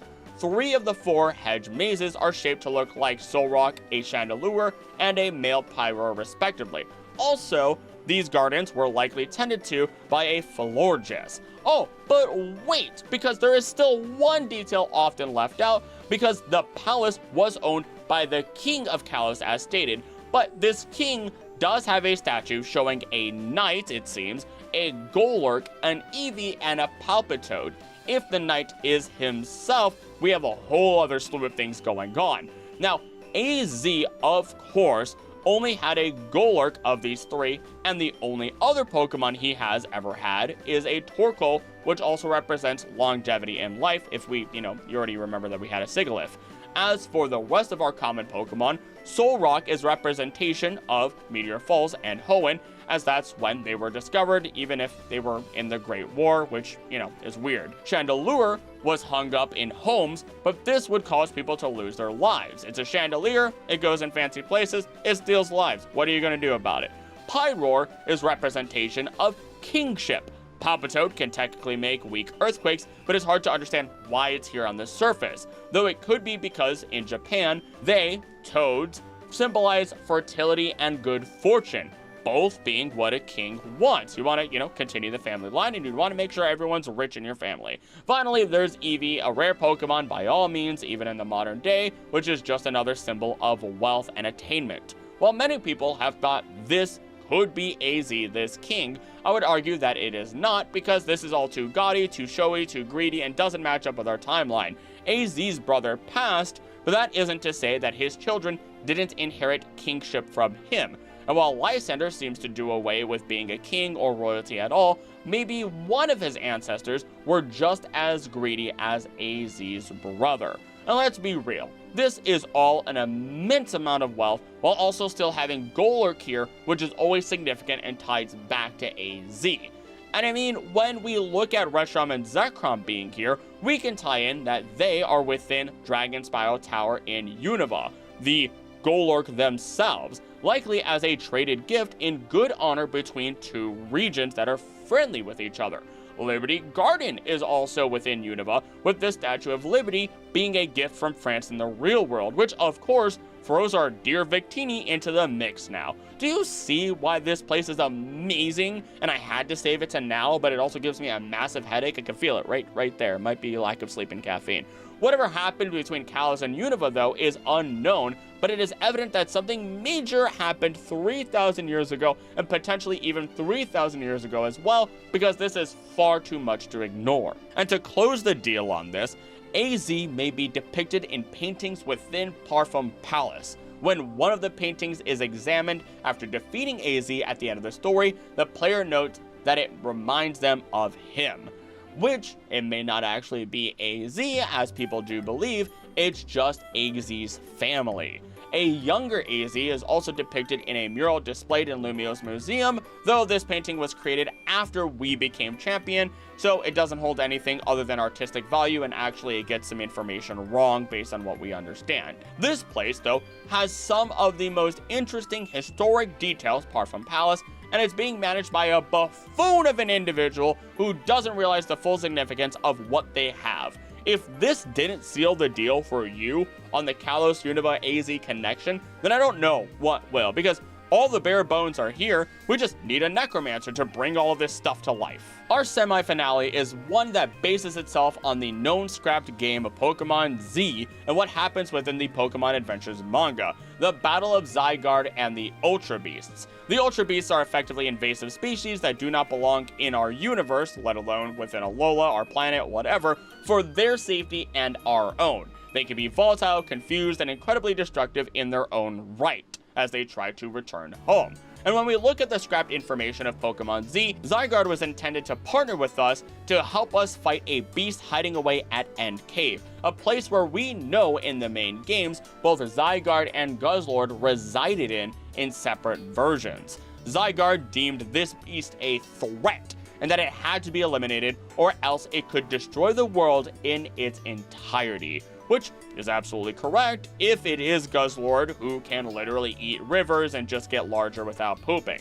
But not only this, but Zygarde, as stated earlier, does go full 100% form to fight against Ultra Necrozma within the Adventures manga, which is wild to imagine two Titanous gods duking it out like this. As a side though, I gotta say, I have covered the red and yellow arcs spanning 7 whole volumes on this channel in 2 videos. And if you want to see more and hear the whole story in a really fun way, go watch those videos, go listen to them. Full story, breakdown, and it's just honestly the best way to enjoy Pokemon, hands down in my personal opinion. That aside though, and back on track, this leaves a lot of room as to what could happen within, or to guys, Zygarde, and what is being called the Mega Dimension. Our dimension could be the Mega Dimension, and then traveling between other Mega Dimensions or other dimensions as a whole. And it is through traveling through time and space that we could be inviting otherworldly creatures like the Ultra Beasts, allowing us to finally see Zygarde's reaction to them, and maybe even fight Ultra Necrozma within the games. Here's our finale, Jirachi's wishes. I have held on to my Jirachi theory for so long, and now it is only expanded. In short, every 1,000 years a comet appears, the Millennium Comet. And when we look throughout history, every 1,000 years a major meteoric event also happens that threatens life in some parts of the world or the world as a whole. This also usually coincides with the advent of Kyogre and Groudon going ham on each other, and Rayquaza coming in to save the day like the parent it is, or all 3 of them working together against a meteor as shown within the manga. These events line up far too well with each other to be a coincidence, especially when we consider the Pokemon Generations episode, The Wish, an episode that mimics that Oris game and story of Zinnia and her people, of how they called out to the sky, wished to the heavens for their savior Rayquaza, and it did appear in full mega form to save them and the world. The same event that AZ witnessed, as this heavenly serpent would save everyone from an untimely demise. And so, while I talk about it more in other videos, it is here that the theory of Jirachi granting Rayquaza Mega Evolution started for me.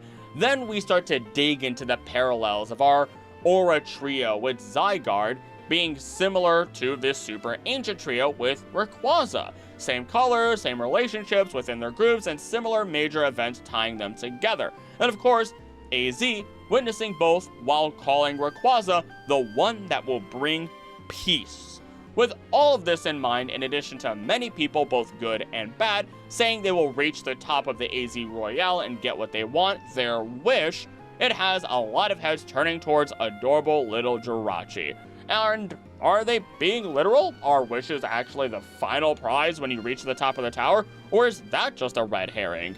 Even if it is, the parallels and ties between Kalos and Hoenn have always been so heavily established at this point that it's hard to imagine that something major isn't on its way. In fact, don't be surprised if we get a surprise meeting of both Rayquaza and Zygarde, the Guardian from the atmosphere and the Guardian of the Earth. And when the heavens and earth combine, they will unify into a renewed world of divine presence for all eternity. Something that matches perfectly with what AZ stated: peace, prosperity, and wishes.